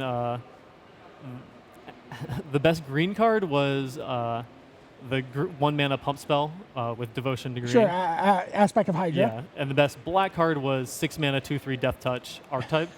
And there were no blue cards. Like, right. Oh, no. These are not cards you want to first pick, So like I kind of had to make a decision there as to what my second color was going to be. And I took the black card. Archetype of Finality. Yeah, basically I got more late black cards in pack 1 than green cards. I took 2 early green cards, but my black cards I was wheeling. I got Disciple, the 1/3 inspired guy, came around the table. Yeah. There was another good black card that came late. So I figure I'm in a much better spot to be black. So take the black card, start drafting black that pack. And it turns out the person who was passing to me for packs 1 and 3 ended up in blue-black. I'm blue-black behind him. That's just a disaster, So you're not going to see anything in Theros in this You would case. think that, yeah. And green was just wide open, apparently. There were just no green cards open in the first booster, so nobody ends up green. Luis moved into green in pack 2, getting no green cards in pack 1, and just ends up with an awesome mono green deck somehow, despite not getting a first pack. Like, it was a really weird draft. And then pack 3 actually went really well for me somehow. I got 2 Shipwreck Singers, which is one of the best possible cards for blue-black. What was the blue-black player? The blue-black player took a Hero's Downfall and a Keepsake Gorgon over both of them, which are perfectly both, reasonable. Those are both better cards. So I got very lucky to be getting like good cards coming through him. The packs opened well enough in my colors. End up with a good deck still. Cool. So now you're 3-0 in draft, which means you are going to be playing sort of at the top of the standings when you go into block constructed. Mm-hmm. Is there a different, going into an unknown field, do you feel better playing at the top of the standings versus like maybe playing against? Well, yeah, I feel better. I have 3 wins instead of not. I mean, as far as your matchups, do you feel like maybe there's a more predictable metagame at the top? Because draft is first, I don't think it changes anything at all as far as what the metagame looks like. Okay, so what the metagame looks like. Is there anything you'd be surprised to see from this block constructed format? I mean, I'm sure there's things that would surprise me, but they're not, like, I don't know what they are. Like, I feel like we did a pretty good job of covering all of the different things you could do in the format. Some, surprising cards that I think are going to be, see a reasonable amount of play are like Daring Thief, Doomwake Giant. Like, there's a bunch of cards that, don't necessarily look like constructed staples or anything that I think are going to be getting played. So. I can't actually raise my eyebrow, but consider my eyebrow raised. Wow, that's crazy. What would you like if you had to just like tick off how many decks you think you guys saw as being like at least passable? Like how many different types of decks do you think you guys saw? Probably 10, at least 10. Wow. Like I mean, it's hard to know. Like once you know what the format looks like and what people are going to play, then it's going to narrow down a lot. But yeah, it seems like there's a lot of different viable decks. I think the field's will be really diverse. Is this a wider open block constructed format than maybe we've seen at the last couple of Pro Tours using Yeah, this? I think there's a lot more diversity in the different archetypes, but there's a lot less diversity in how you build each deck. There's only like so many playables you can play in your 2-color combination or whatever. So that is kind of the difference. There's less wiggle room for building your deck, but a lot more choice in what deck you can play. Okay, so I know you guys about 2 weeks ago went to Vegas. Mm-hmm. You know the 2-stage Channel Fireball testing plan. You go to Eric Froehlich's house, and then you guys were about here for a week. Yep. Where is Channel Fireball halfway through the Pro Tour season? As we go into these last 2 Pro Tours, how would you assess the Channel Fireball season? We have not been having the best year so far. We did poorly at the last 2 Pro Tours, so definitely hoping to rectify that and get back to our average for the year. Your average of just like putting 3 people into the top 8. Yeah, we've got some serious catching up to do. What do you think? I mean, what do you attribute that to? Just the variance? No, is there anything that's changed? I think we had not great deck choices for the last 2. Okay. Have you learned anything from those 2 Pro Tours that you feel like you've... I think we made the same kind of mistake in each, in that we played decks that don't have a lot of play and are kind of 55% against the field, or at least the field we were expecting, rather than because that's the best we could find or whatever. But because there was no play to them, we didn't have any advantage, from being better than opponents. Normally our win percentage is, let's say 60% or whatever, and we were just kind of giving up that extra 10% edge by playing those decks. So elaborate a little bit on what you mean by a little play to them, like. Basically interacting with your opponent, being able to play interactive games of Magic. We were playing decks that were trying to not interact with our opponents at all, and you're on a team of arguably the best players in the world. Mm-hmm. You really, if you guys get a chance to play with your opponent, I mean, you're not going to say this because you're very modest, but given a chance to play Magic and interact, you guys should come out on top. Yeah, I mean, for Pro Tours, we expect the field to be all good players, so we don't think we have that big of an edge, so we don't mind playing the kind of decks like that, but it did not work out well for us in the past 2 Pro Tours. Okay, and how do you have a sense of how the team did just through this first draft? I haven't talked to everyone yet, so I don't really know. Okay, well, I know how my pod went. Yeah, we know which does have a large percentage of the team. Yeah, so. and we know you went 3-0, and you're in great shape. So I'm going to let you. I'm going to let you head off to lunch and get yourself all sorted out for Block Constructed. Thanks for talking to us, Josh, and good luck for the rest of the tournament. Yeah, thank you. Okay, and now I guess we're going to take a look at the Block Constructed format. So let's send it back.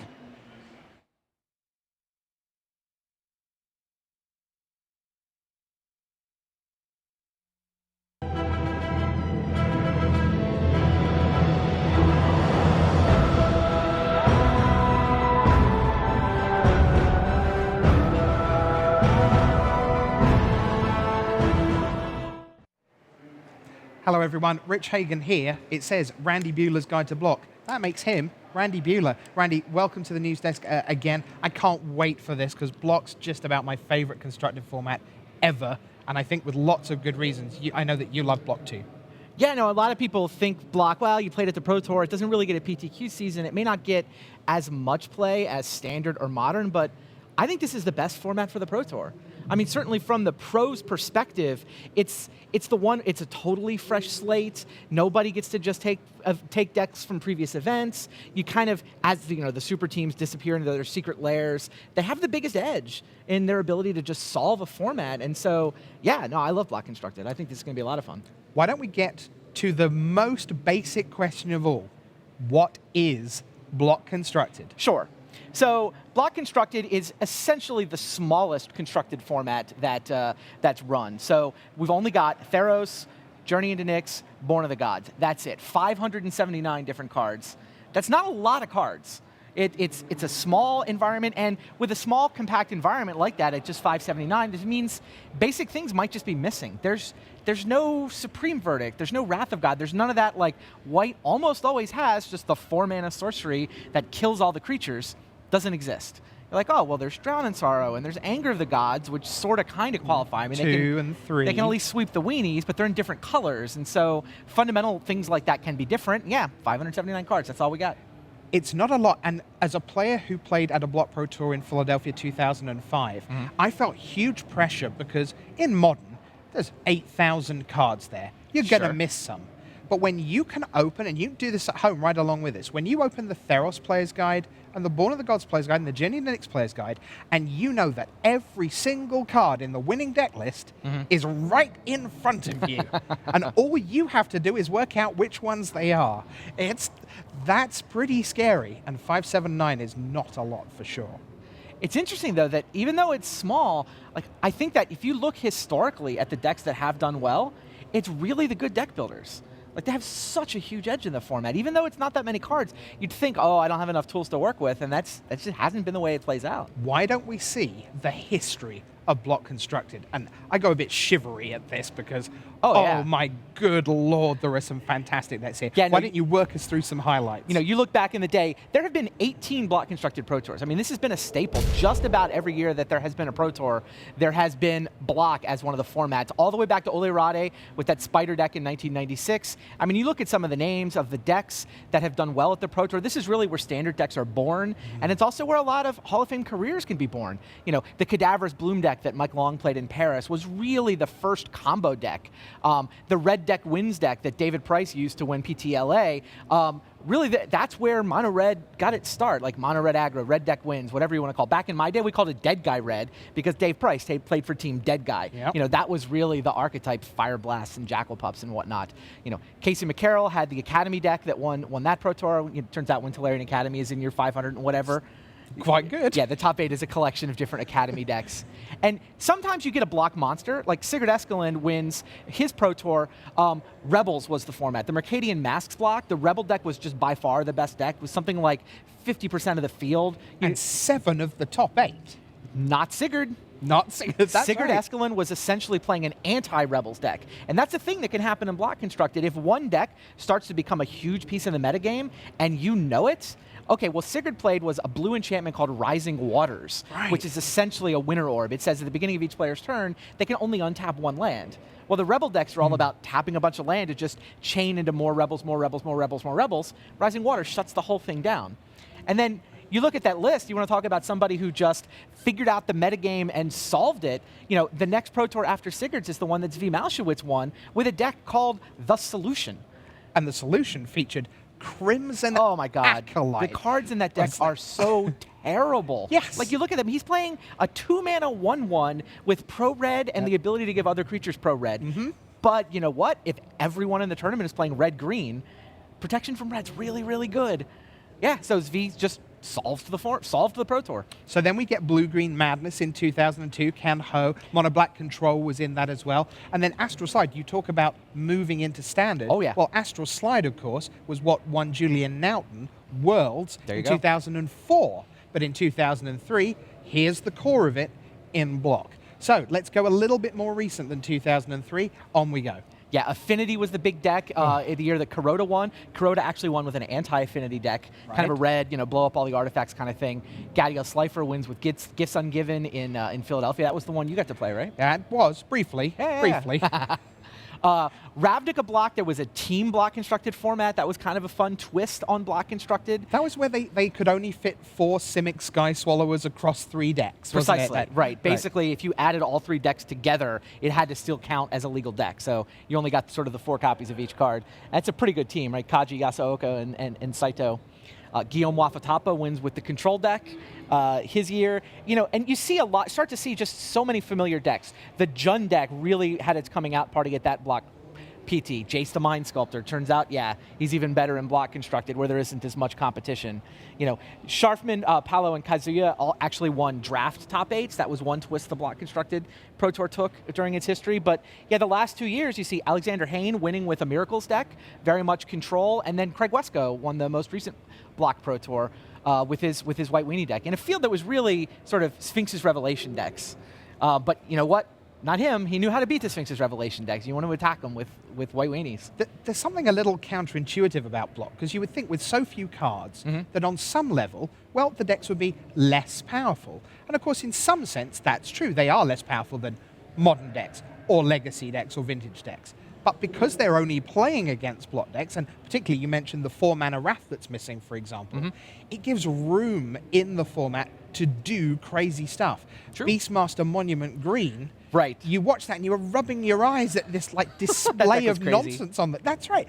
And so if you haven't played block, I really encourage you to spend some time on Magic Online, because you will giggle uncontrollably at some of the nonsense you get to do with block decks. I mean, for me, a lot of the allure is that fresh constructed, that it's almost like a blank canvas, right?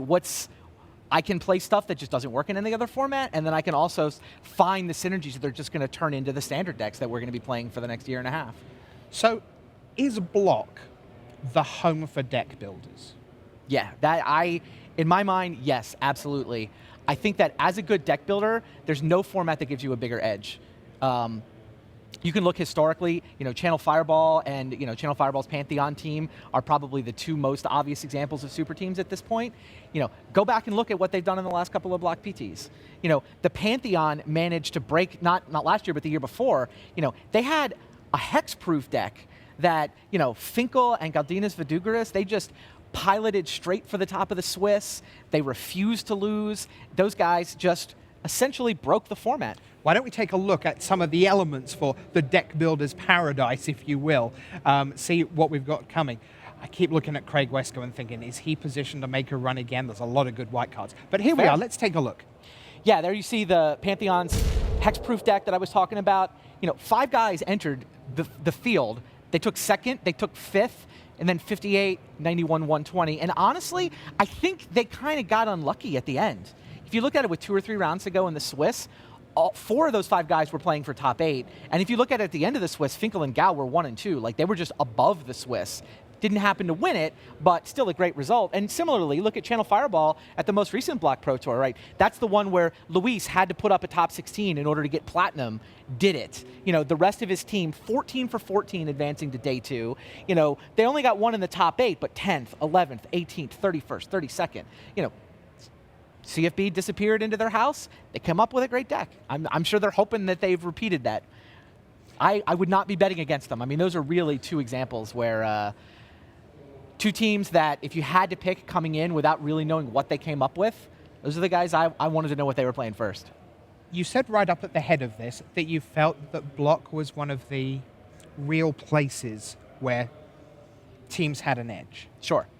But again, I come back to only 579 cards. In theory, that should favor the air quotes little guy who can, it's manageable in theory. Oh, sure. So why does it favor the team so much, do you think? Nowadays, it really favors the teams because you only have 3 weeks. And there's just a limit to the number of decks that you can by yourself test. Like, you can't get in 10, 20 games with every deck you might think of. You really need teammates to help and sort of play out those matchups and try to figure out, okay, how does the metagame actually work? But yeah, it's the 3 weeks aspect. One guy, back in the day, you look at somebody like Zvi Mauschewitz, and the block constructed PT wouldn't necessarily be snuggled right up against a set release the way it is now. And so somebody like Zvi Mauschewitz could just essentially make his career on block constructed. That's true. He was, of course, the winner of Pro Tour Tokyo 2001 with the Solution deck. All right, let's move on. Let's see what we've got next. We can see that it favors good deck builders. And part of that is, well, there's very little info out there right now. Yeah, you kind of know what people were playing on Magic Online a month ago. That metagame got relatively well explored, and the Junk Reanimator deck was not necessarily what maybe you were expecting, but you can dump stuff into your graveyard, you can bring it out with Whip of Erebos. Turns out, maybe a little clunky to be black and green and white and bringing Ashen Riders out of the graveyard, but get somebody with an Ashen Rider once and gain 5 and destroy one of their permanents. It's pretty good. black aggro, Esper control, red deck wins. Right. So of those, you can clearly see, even just by reading the words aggro and control, and then Reanimator is very definitely a separate thing. It's based around the graveyard. You have all flavors of Magic right there. Historically, though, the Pro Tour chooses a deck that is prominent that they will not lose to. They set up and they say, and the classic one of this is White Weenie at Yokohama in 2007. Magic Online utterly dominated by White Weenie decks in the weeks leading up. Sure. And the whole Pro Tour went, I don't care what I do lose to, but I do care that I will not lose to White Weenie. That mono black aggro deck, the red super aggressive deck, right, is that the thing that has the target on, that teams are saying, this is what we won't lose to? Well, I think that nobody's relying on Magic Online results right now because there's just so few of them. Sure. Journey into Nyx just went legal. People haven't necessarily had time to even accumulate all the cards yet on Magic Online. So, Mono Black Aggro is, I believe, the most played deck. Mono Black Aggro is the most played deck right now on Magic Online. And sure, everybody had it in their gauntlet, but you're not confident it's going to be the most played deck this weekend. In fact, I would be surprised if it is the most played deck this weekend. I mean, it's in the gauntlet. I don't know that this format has one deck that everybody's like, okay, I know I'm going to see a ton of that. I got to make sure I don't lose to that. I actually think that this weekend, it's shockingly diverse. I can't remember a block constructed format, again, only 579 cards, that had this many different archetypes that people were talking about as we kick things off. I want to ask you about Esper Control. Sure. Because one of the truisms for control decks is that they are the decks that provide the answers to the questions that other decks ask. And the bit that's hard about playing a control deck is you need to know the questions in advance. Sure. How do you do that for block? How does playing a control deck really work when a format is so brand new? Yeah, it's one of the places where having a team really helps.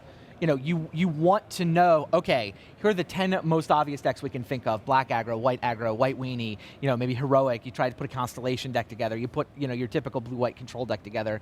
You play those a little bit and you start to get a sense of which ones are viable. And, you do take a look at Magic Online. So I think that one of the questions you have to answer in this format is, what do I do about somebody attacking me with, gnarled Scarhide, into Pain Seer, into Herald of Torment? Like, I'm going to get attacked by that. That's one of the questions I know I'm going to have to answer. The other question I know I have to answer is Elspeth. Like, I think by far the most defining and sort of format warping card in the format is Elspeth, the Sun's Champion. She's just more powerful than anything else you can do in the format. Now, to flip that around, I actually think that Esper Control, it's the wrong way to answer the questions in this format. Ooh. Because the right answer to dealing with all those aggro decks involves blocking with Sylvan Caryatid and with Courser of Kruphix. 0-3s and 2-4s. 0-3 hexproof for 2, 2-4 life gain for 3. And some card advantage, right? If you want to play control in this format, I don't think, we'll see a little bit of Esper, we'll see a little bit of everything, but I think that most people who want to have answers rather than threats in their hands are going to start with green, and then they're going to start with black. And they're going to start with black because you want Hero's Downfall to be able to destroy Elspeth. So I've got my green, my 0-3 and my 2-4 to block the aggro weenies. I've got a ton of removal, Bile Blight and Hero's Downfall, which will help slow down the weenie decks, and then crucially, kill Elspeth. One last question on that slide. Sure. It says red-green with Elspeth. Right, I like that. I think that's the right description of this deck. Well, sure, but that brings us on to the discussion of mana. I made the Inside R&D videos, which we'll be seeing tomorrow, talking with the guys who made the set. And they said about Journey into Nyx, Mana Confluence, bit of a thing, Temples, bit of a thing, because it just opens up the field to let you do red-green with Elspeth. Yeah, definitely one of the defining characteristics of any block is what's going on with the lands. That's where you start when you're trying to understand the block format. And this block has pretty good lands. The Cycle of Temples, that's a strong multi-land. There's not a sort of tier 2 multi-land cycle, but there is Mana Confluence. So if you're aggressive, you can be 2-color aggressive with a temple and a Mana Confluence. If you're 3-color, you need probably 12 temples. If you're controlist, you may not actually run Mana Confluence. You just may figure, well, it's not the end of the world if I only have 2 colors on turn 2, 3, 4, and I've got all these temples. So lands are very relevant. And yeah, the red-green Elspeth deck, that's actually another way that you can answer the weenie decks. Like, the reason that deck has quite a good winning percentage on Magic Online, even though it's only sort of 4th or 5th most played right now, it's because you know what it beats? It beats the black aggro, and it beats the red aggro. It says, I've just got large monsters, I've got removal, and once I stall to 6 lands, I've got Elspeth, who's the most powerful card in the format. So, all right, let's tie it all together then. Let's see what this means as we head in to Block Constructed. Take it away, Randy. Right. 2 most powerful cards in my mind, Elspeth and Courser of Krufix. I think you're going to see a lot of those cards. I think you're going to see a lot of brews. I mean, this really is a brewer's paradise. And, you know, I started thumbing through some of the deck lists during the limited rounds. I saw heroic decks. I saw red heroic. I saw blue-white heroic. I saw mono-white heroic. I saw a little bit of black heroic creeping into the black aggro decks, too. I saw constellation decks. There's a lot of people that are playing black-green with not just the Eidolon of Blossoms, but also the Doomwake Giant. Sure. So you're kind of sort of mid-range, kind of controlling, but ultimately you're a constellation deck. I even saw inspired decks, which I heard Josh Utter-Layton mention. I'm not sure we were expecting to see, what is Daring Thief? Is that the guy? That guy's crazy good. You can play blue-black inspired, and some people will. You will certainly see control decks. I think Bug is going to wind up being the best of the control decks. That's essentially black and blue and green. So you take black-green. I said you got to answer with black and green, right? So then the interesting question is, all right, I'm black and I'm green. I've got my answers here. You can either splash white for Elspeth, or you can splash blue for anti-Elspeth.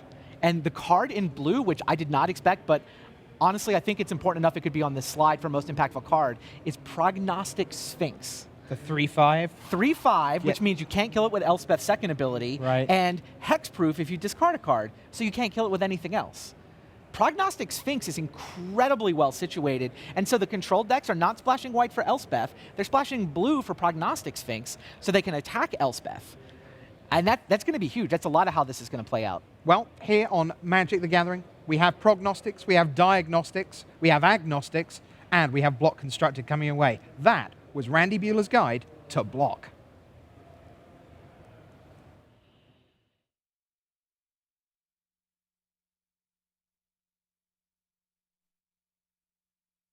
All right, so welcome back to the news desk. We've just done Block Constructed. That's coming your way, 5 rounds. But we just want to tidy up the 2 scoreboards from our featured draft pods. So why don't we take a look at those, how they ended up, who got to go 3-0, who ended up at 0-3. Josh Utter-Layton, there you go, 3-0. Josh Haller in his first Premier event, 2-1. Roberto Berni, Grand Prix Phoenix winner, 2-1. And Luis Scott Vargas, who'll be joining us for Ask Us Anything after round 6. Get your tweets into hashtag PTJOU to ask us anything. He's 2-1.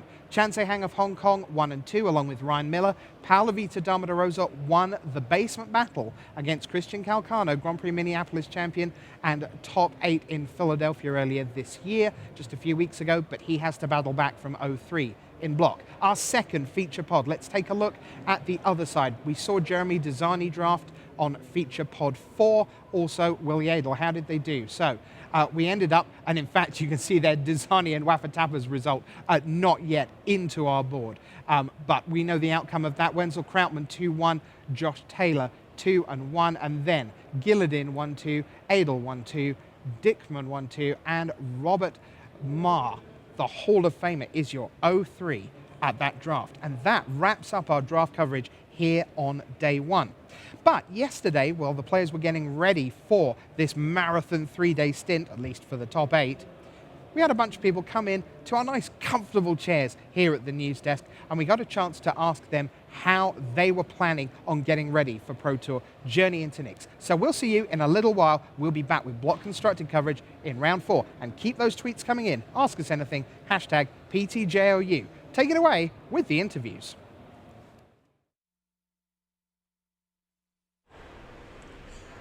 I'm here with Jacob Wilson. Jacob's currently ranked top 16th in the top 25 pro player rankings. Yep. Dipped a little bit overnight, huh? Yeah, a couple of slots. So you haven't been playing a lot of Magic since your finals appearance at Pro Tour Born of the Gods. We haven't seen you at a lot of the Grand Prix. What's been going on? I've been finishing my first year at university and just trying to do well at that. But now that's the summer, I'll be at basically every event. Okay. Excited to be playing Magic again? Yeah, extremely excited. Okay. So I think the last time a lot of people saw you, you were understandably pretty upset about, you were so locked down through that whole Pro Tour. And then you saw this kind of emotional, just almost upheaval from you at loss. Have you been able to find some excitement about what you accomplished? I mean, you made the finals of a Pro Tour. It's got to be a pretty big achievement. After I lost, I was pretty devastated, but it's been my dream to do well at a Pro Tour for so long, and I'm definitely proud and happy about it now. Okay, so but mission one this weekend is to surpass your previous finish at the Pro Tour. Yeah, definitely. So who'd you work with for this event to help accomplish that? I tested with Team Face to Face. This is the third Pro Tour in a row I've worked with them. It's basically half Canadians, half Americans. Okay, give us some of the names, some of the highlights on the team. So we have Alex Hain, John Stern, Sam Pardee, Josh McLean, David Shields, and myself were like the core. And then for this Pro Tour, we added Ben Friedman, Dan Lanthier, and Neil Oliver. Wow, it's a pretty exciting mix of players. How long have you been practicing for this event? Like when did you guys start working? We all flew in on Friday, and we basically been playing all day for basically a week. So you get a full weekend of preparation. Yeah, I think it's pretty necessary to keep up with everybody else who's preparing as much. Right. So what's your role? So you have like this room full of people. Obviously, everyone drafts, everyone talks about it, but like, what's your role? Like, what's your specific specialization on the team? I prefer very aggressive decks, and I was working on the most aggressive decks this whole week in constructed and draft. Okay. So you guys feel pretty good at this point about where you're at for the tournament? Yeah, ideally we'd have 1 or 2 more days, but everybody's working with the same amount of time, so it's fair. You're always going to feel that way, right? Yeah. What's the rest of the year look like for you? What are your goals for yourself personally? Right now I think I'm like 2 points shy of platinum. Okay. So I'm going to go to the 3 Grand Prix left and maybe even Sydney, Australia if I need to. Okay. I'm going to try to make platinum and then surpass Sean McLaren to be the Canadian captain. Right now he's 8 points ahead of me. Okay. And Hain is 1 point ahead of me too. Okay. So you're still tussling with Sean McLaren here. Yeah. Okay. So good luck this weekend. We'll see. I'm sure we'll see you in the feature match quite often. All right. Thank you. Hello, I am here with Josh Utter-Layton. Hi, Josh. Hey, Marshall. How's it going? Raptor himself Yeah. has joined us in the easy seats, and we want to take a minute here to take a look at what Raptor's been up to. How's the season been for you so far? Let's call it a quiet season so far. Okay. A lot of people would describe you as a quiet person, but your Magic results haven't been quiet as late. Is that different for this season? Yeah, I haven't been doing too well this year, Did not do well in the last 2 Pro Tours, so don't have a lot of points as a result of that. How are you feeling about that? I mean, is this something that you wake up in the morning and you're like, I got to get more points? Or is it one of those things where you're like, look, I'm doing the best I can. I'm going to keep doing the best I can. Yeah, I'm just going to keep playing Magic, and, wherever I end at the end of the year, that's just where it's going to end up, Obviously, I want to get Platinum. I want to be back at Worlds playing again. But I don't have, I'm not thinking about that every day. I'm just here to play Magic. Yeah, that makes sense. Now, as you move, so we've finished a good chunk of the season. We've got this Pro Tour. We've got one more after this before things are set in stone for the next season. Uh-huh. What are your goals coming into Pro Tour journey into Knicks for yourself personally? My goal is to win the Pro Tour. Okay. And that's I think most people would probably say that. You actually have a chance to do it. You know what I mean? Everybody has a chance to. That's true, but I think you probably have a better chance than most. I mean, you've been Player of the Year. You've certainly demonstrated that you have the capabilities of taking down one of these things. Now, your goal is to win the Pro Tour. What would you be happy with? I'd be happy with the top 16. So a top 16 would get you. Would that put you in position for potentially a run at Platinum? That would put me. That wouldn't lock Platinum, but it would put me in a good spot for getting Platinum, I think. How good of a spot? I would need just a handful more points, I think. Okay, so something like a good GP finish and a decent. Yeah, run like at a the next GP top 8, I think, might do it at that point. That's if you top 16 the Pro Tour. Now, let's say that doesn't happen here, and you're faced with your quiet season continuing through the Pro Tour. You've got a smattering of GPs and then the last Pro Tour of the season. Mm-hmm. How much pressure does that put on you as you enter into that last stretch? It doesn't really affect me. Like I said, wherever I end up at the end of the year, that's just what it's going to be. If I end up being gold, if I miss gold, I would be very upset about that. But as long as I'm gold and can keep playing in Pro Tours, I'm gonna be happy. So. Okay, so your number one goal then is just to stay on the train, as we call it. I wouldn't say that's my number one goal, but That's your threshold. Yes. Okay.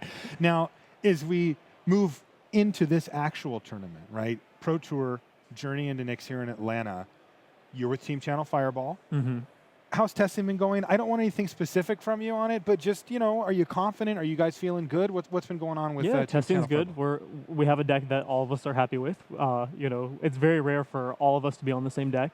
So, when we are, it's usually, a good sign. Like everybody's kind of in agreement that we've got something pretty good going on here. So, nothing like amazing or anything, but, a deck we're all happy with. So, one other thing I wanted to ask you about before I wrap up here is, are you aware of what everybody else is doing on your team as far as pro points and that kind of thing? Or is that something that you kind of keep to yourself and everybody has their own agenda? I kind of know what everybody has. It's discussed. We know that Ben and Shahar are locked for everything, so points don't matter to them at all. They discuss that a lot? Yes. But no, it's not like a big topic or anything. Just like we kind of know how well our friends are doing in the year type thing. So. All right. Well, thanks, Josh. We appreciate your time. Yeah, thanks for having me, Marshall. I'm here with Pro Tour Theros champion Jeremy Desani. Jeremy, you're having an incredible season. You're currently running away with the Player of the Year race. Right.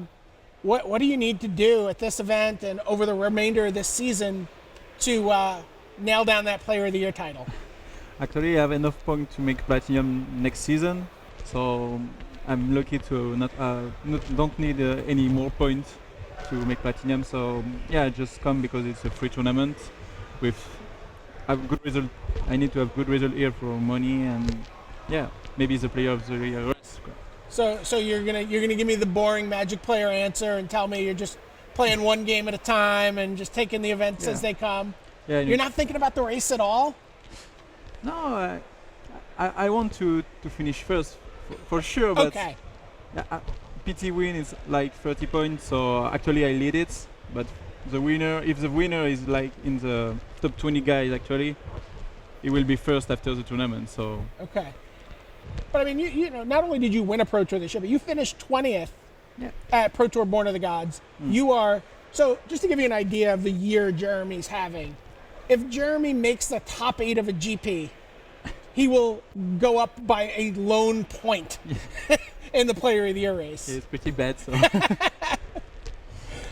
So you have 5 Grand Prix top 8s this season. 4 half. One is in teams. So. One is in teams, okay. So you could get a real top 8 and get a 1 point improvement. Okay, it's an accomplishment, yeah. I want. So tell me about what you've been doing to prepare for this tournament. Who are you working with? You're with Team Revolution again? Yeah, it's like Team MTG Madness Revolution. So it's a team with MTG Madness guy from Italy and France, and the TCG player like Melissa and Ruff. So we group together, and it's our team. Okay. So we start to test like 14 days ago in Warsaw. Wow. Yeah, because we played GP Warsaw, because GP Warsaw was in the format of the Pro Tour Limited. Right. So was pretty good. If the format was Legacy, maybe we don't go to the GP, but was pretty good. So our team is like Melissa for sure from United States, Samuele Estrati and Emanuele Giusti. Oh, you added another Pro Tour champion. Yeah. Samuele Estrati, see. We have 2 Italian guys, and other guys are French like Pierre Dagen and Elie Pichon. Pierre Dagen, famously, your opponent. My opponent and friend. So yes, pretty nice guy. He's my friend. So we continue to test together. Right. How special was that, getting to play in the finals against a good friend like that? Yeah, it was special because when you play against an unknown guy, it's really different. If you play against him, you really want to win. The final was really different because during the game we just play the game because we need to play it, but we don't want to beat the other guy. We don't play like I want to win the GP, the PT. It was really different. Maybe it was bad for him. Maybe he played differently if it was not me, or I don't know. But yeah, special.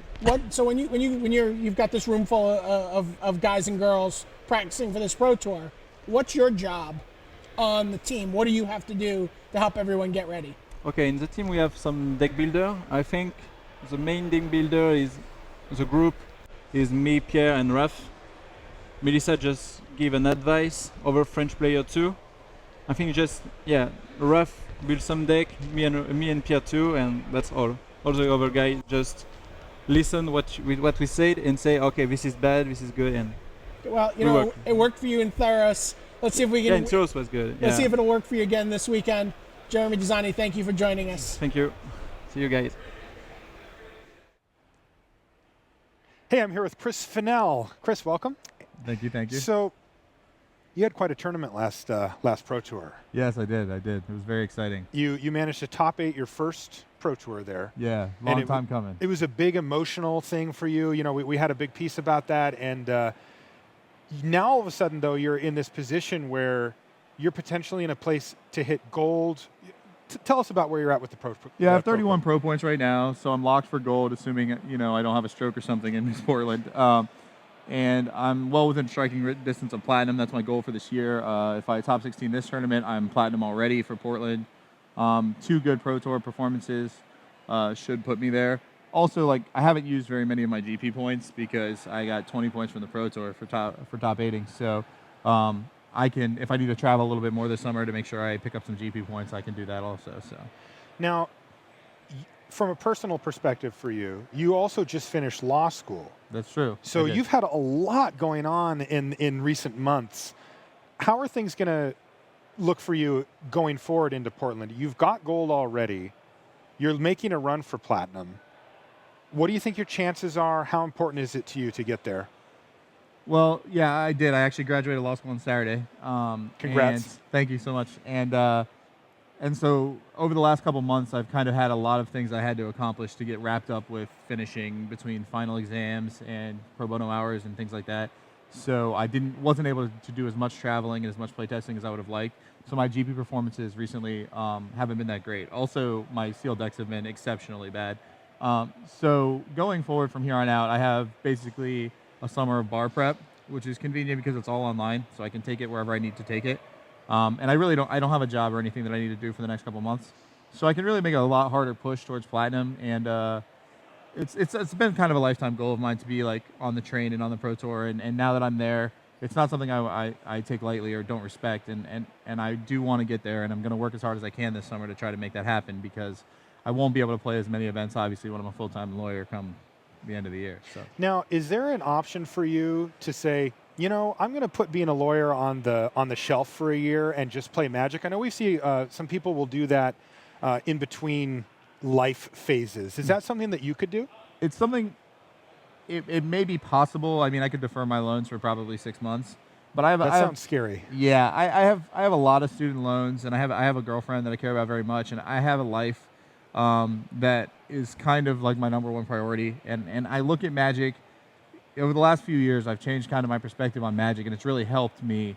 I'm a fiercely competitive person, so I used to really go after that kind of thing with full bluster. And the way I look at it now is I do my best. I try really hard. I prepare adequately. I have a great team of people around me, and I let the cards fall as they may. So I won't be taking a year off, but I'll be taking as much time as I need to adequately prepare for the Pro Tours and do those types of things. So. All right, real quickly before I let you go. By the way, I love the balanced approach. I think that's an important thing that some people overlook. Your team, how's testing been going? I don't need anything specific from you about decks. I just wanted to get an idea for how things have gone. Are you pretty confident? You feeling good? Yeah, I'm working with Team TCG Player again. We've adapted the team over the last couple Pro Tours. It's basically come to now where it's a collection of all people that we really like, respect, enjoy each other's company, and would love to spend time with, even outside of the testing environment. So all of our testing has been very productive, and I feel very comfortable with the team, and I feel very comfortable with where I'm at. All right. Thanks for your time, Chris. Thank you so much. Yep. Here with Reed Duke. Reed is the #2 player in the Player of the Year race right now. And you're second in the top 25 player rankings, and you're chasing down Jeremy Desani. Yeah, I mean, kind of can barely see the back of his shirt at this point, but I'm doing what I can. Okay, so you're like Jeremy, you're kind of capped out on your Grand Prix finishes. You can get a couple more points at Grand Prix, but really there's a finite number of points that are available to you. Right, exactly. Really, it's going to come down to the Pro Tours, if anything's going to change. So 2 Pro Tours. Mm-hmm.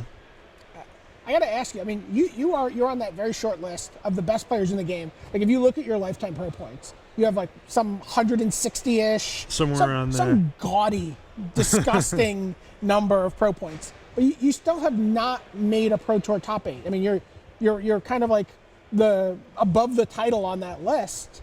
What, do you feel like you've played Magic well enough to make a top 8? Do you feel like it's something that's like on the horizon for you? Yeah, well, first of all, thanks for saying so. I mean, there's definitely a lot of like hugely talented players that also are in the same boat as me. But yeah, I feel that it's probably only in like recent times, the last 3 or 4 Pro Tours that I've really been good enough to have a good shot at making the top 8. But I'm starting to feel like I'm ready and I'm really eager for it. And yeah, I mean, it's definitely just the number one thing on my mind. Okay. So, I mean, you play on a team, you're on the Pantheon, you play with basically the Pantheon. I mean, just like the greatest players that have ever played the game. Do you feel like you're still able, I mean, how lucky is that you're like, as accomplished as you are, that you're in a position where you play with people where you can still learn from them? Oh, it's huge. I mean, it's like almost I can't even describe what it means to be playing with the players that I grew up like watching on stream and, or not even stream back then, just watching, reading the coverage of the Pro Tours and everything. But yeah, there's not only is there such a high level of talent on the team, but everybody comes from a different background. They have something different to bring to the table. So it's like a huge, potential for learning and growth for everyone on the team because everybody has such a different perspective on things. Right. So several of the players, I mean, Owen Turtenwald, John Finckel, Kai Bude have all won the title Player of the Year. Yep. You are the most likely challenger to Jeremy Designy at this point to win Player of the Year.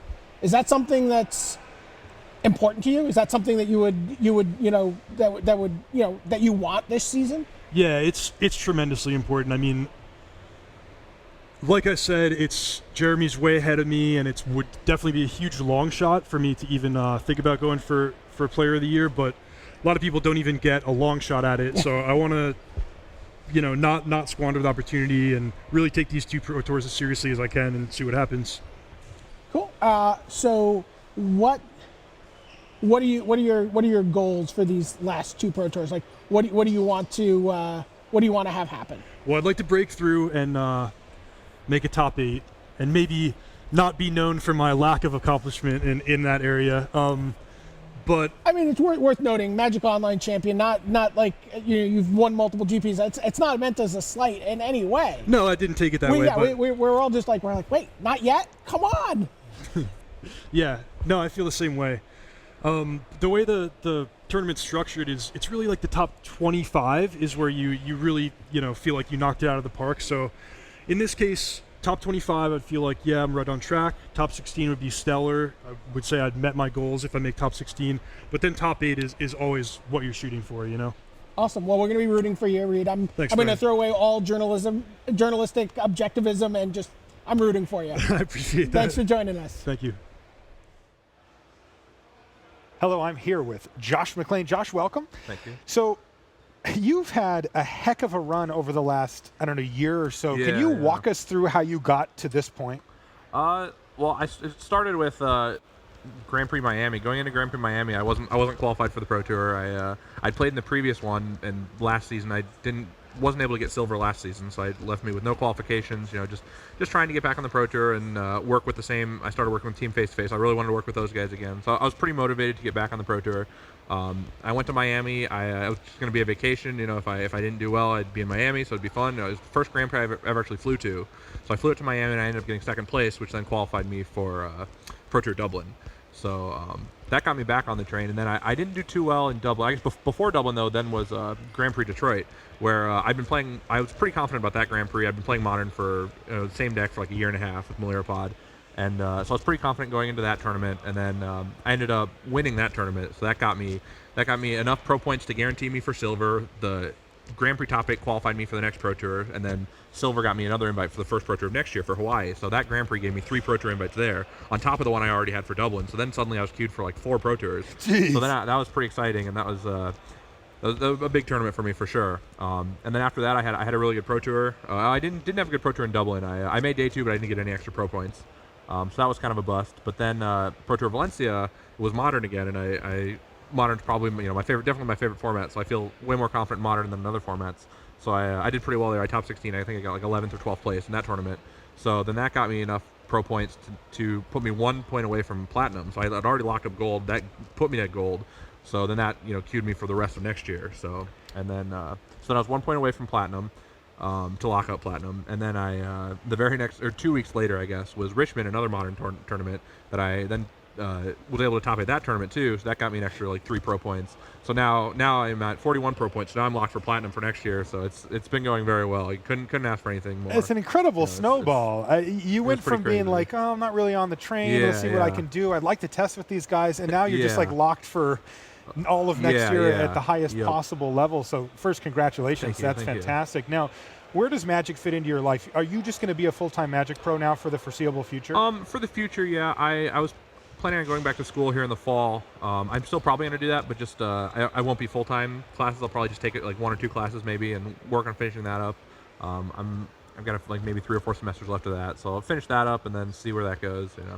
And you're going to try to just chain platinums yeah, forever? that's the plan. Platinum. Now I'm set for the next year. So, and then being platinum helps get platinum because I don't have to worry about qualifying. I don't have to worry about playing. I can go to Grand Prix instead of PTQs. Before I was like, well, there's this Grand Prix, but I really want to go to this local PTQ because it's a better chance to qualify. I felt so now I can skip all the PTQs to go to all the Grand Prix. So I feel like I'm in a good position to chain this to at least gold next season. The next season after this. Now let's talk a little bit about modern for a moment. That's not what we're playing here this weekend. We're playing block constructed, which on the constructed timeline is about as far as ways you can get from modern. But modern's really become your bread and butter.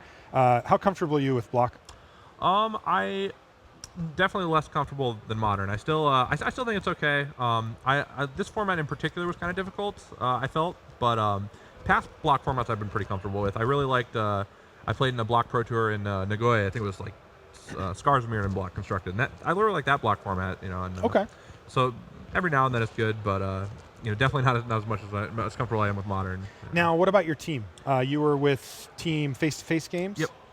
It's the core same 6 people as last time. It's like me, Sam Party, Jacob Wilson, Dave Shields, and John Stern. Great.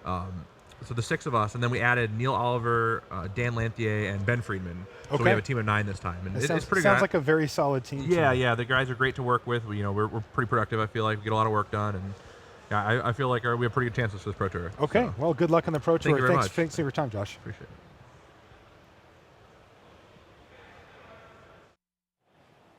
Hi, we're here with reigning Pro Tour champion, Sean McLaren. You're the king of the hill, but you're also kind of a lone wolf. I mean, you worked for Pro Tour Born of the Gods more or less by yourself.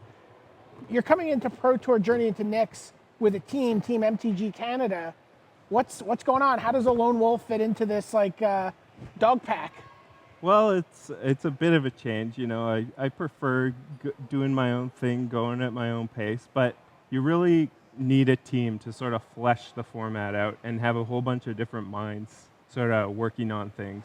Like, one person isn't going to be able to find every single little niche interaction and deck out there. So going into the last Pro Tour, Modern was more thoroughly explored, whereas this is... Yeah, we know nothing about this format. I could just grind online all day and know that the format probably wasn't going to shift that much, so I could just basically figure things out myself and have the internet be my testing group, basically. Right. Tell us a little bit about the team. Who did you work with for this event?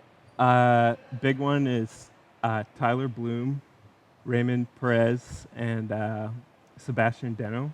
Okay. Maybe names you've heard of.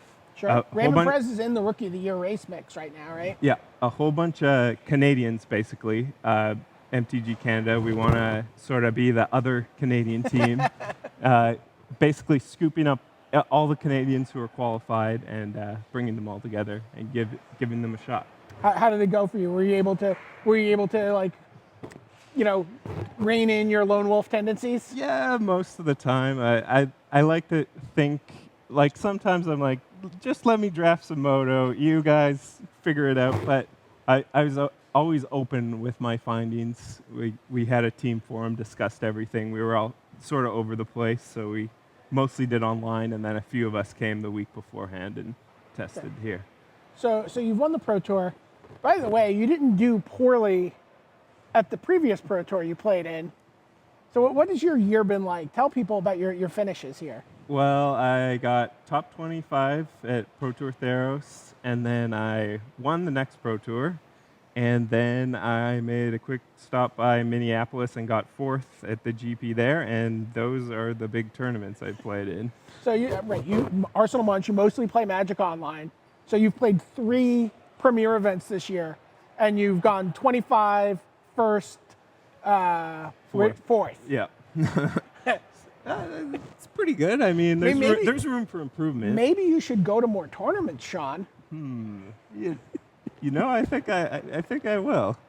It's a good idea. I understand that. I mean, that is your plan, right? We're going to see a lot more of you. The Sean McLaren show is going to be in absolutely full bloom here. If I have anything to say about it, you'll be seeing me for a long time. So tell us a little bit quickly about your preparation for this event, because I thought, I know a lot of people will settle on their deck at the last minute, but you have a different philosophy, and just give us that quickly. I like to figure out constructed first, just work on constructed, figure out my deck, have it be mostly locked in like a week beforehand, maybe tinker with it a little bit in the last week see how the format fleshes out, and then the last week just focus on draft nonstop. Just draft the last week, either on Moto or in person.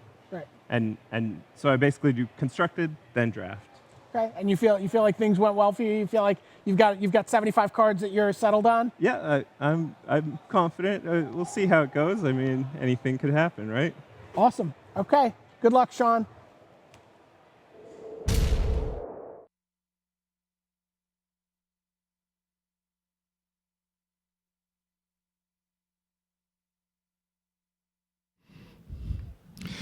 All right, welcome back to Pro Tour Journey into Knicks. I'm Rashad Miller. I'm here with Ranley Bueller, and we're about to bring you some round 4 feature matches. We're getting into block constructed.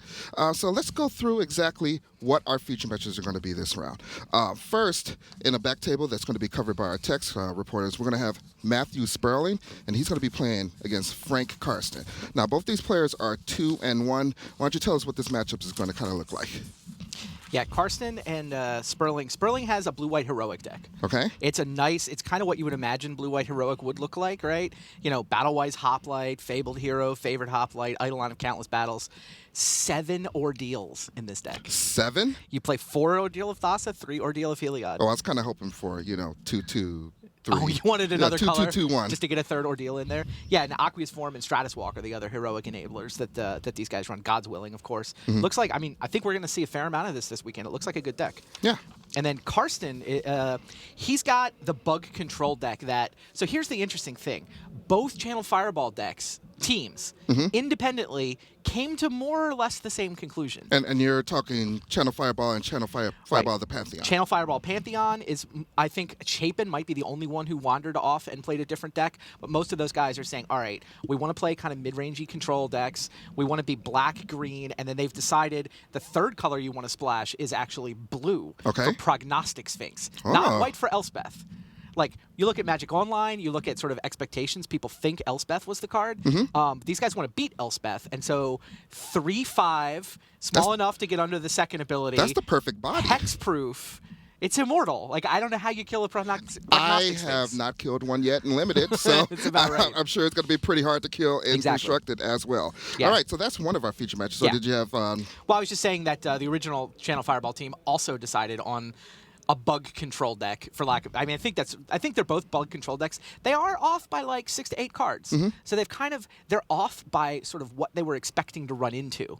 Like, the original Channel Fireball team is a little more loaded with anti-control cards. Right. The Thoughtseizes are in the main. The Ashioks are in the main.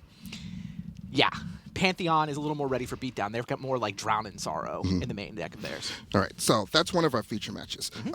In our King of the Hill, we still have Andrea Mengucci, who's been, nice. He beat Sean McLaren in round 1 of the tournament. Hasn't lost yet. He's been holding his seat, and he's going up against Li Shi Tian. Yeah. So I'm kind of curious what this matchup is going to be, because Li Shitian and the MTG Mint guys, they always come up with something a little bit quirky and off the charts. So what are we going to be seeing here? Yeah, those guys have been playing great Magic too. So what you're going to see from them is, I don't know how exactly to describe this. So it's kind of a junk deck, black, green, white. So you want the black, green controllish cards. Caryatid is good. Courser is good. Right, black is nice for Hero's Downfall, Silence the Believers, Thoughtseize.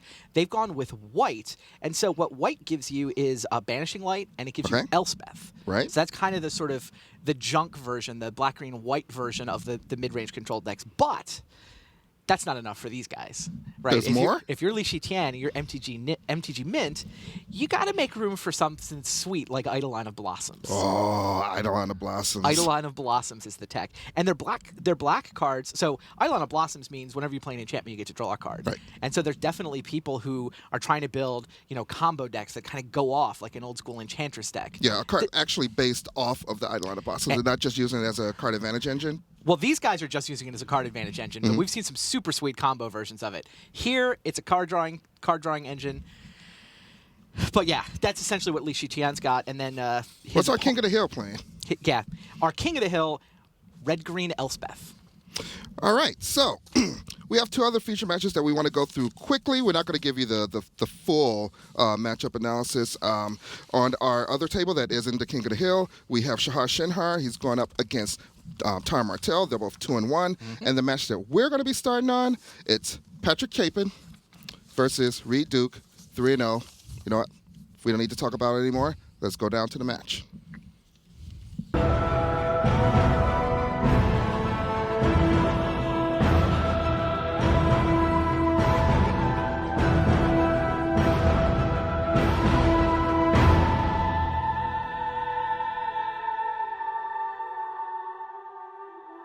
Welcome to round 4 of Pro Tour Journey into Nyx. I'm Rashad Miller, and I'm in the booth with Randy Bueller, and we are about to watch this wonderful feature match where player 1 is Reed Duke. You saw him get second at the World Championship this last year, and his opponent, the innovator himself, Patrick Chapin. This is a good one. Two teammates. Chapin's in the Hall of Fame, one of the members of the Pantheon. Reed Duke, number 2 in the current top 25 list. So they're teammates, but we do not have for you here is a mirror match. Really? Almost all of the Pantheon went with a bug control deck. And so Reed has that. It's black, green, blue. It's got Kiora. It's got, Ashiok's hanging out in the sideboard. Prognostic Sphinx is really the key card here that led these guys to want to sort of line the colors up this way. So kind of a 3-color good stuff deck in its Heart of Hearts. Chapin, however, wandered off the reservation. He's the one guy on this team that went differently. He's got more of a monsters deck. So I love his deck name, according to his deck list, is Junk Rares. It's kind of perfect, right? The power level, just lay it out there. Yeah, he picked 3 different colors and then took the best cards he could get from those colors. Ooh, Thoughtseize. Yeah, so Patrick Chapin lays out a Thoughtseize, and he sees a Kiora, a Corsair of Crufix, and Unravel the Aether, it looks like. And is that a Abhorrent Overlord? I can't see.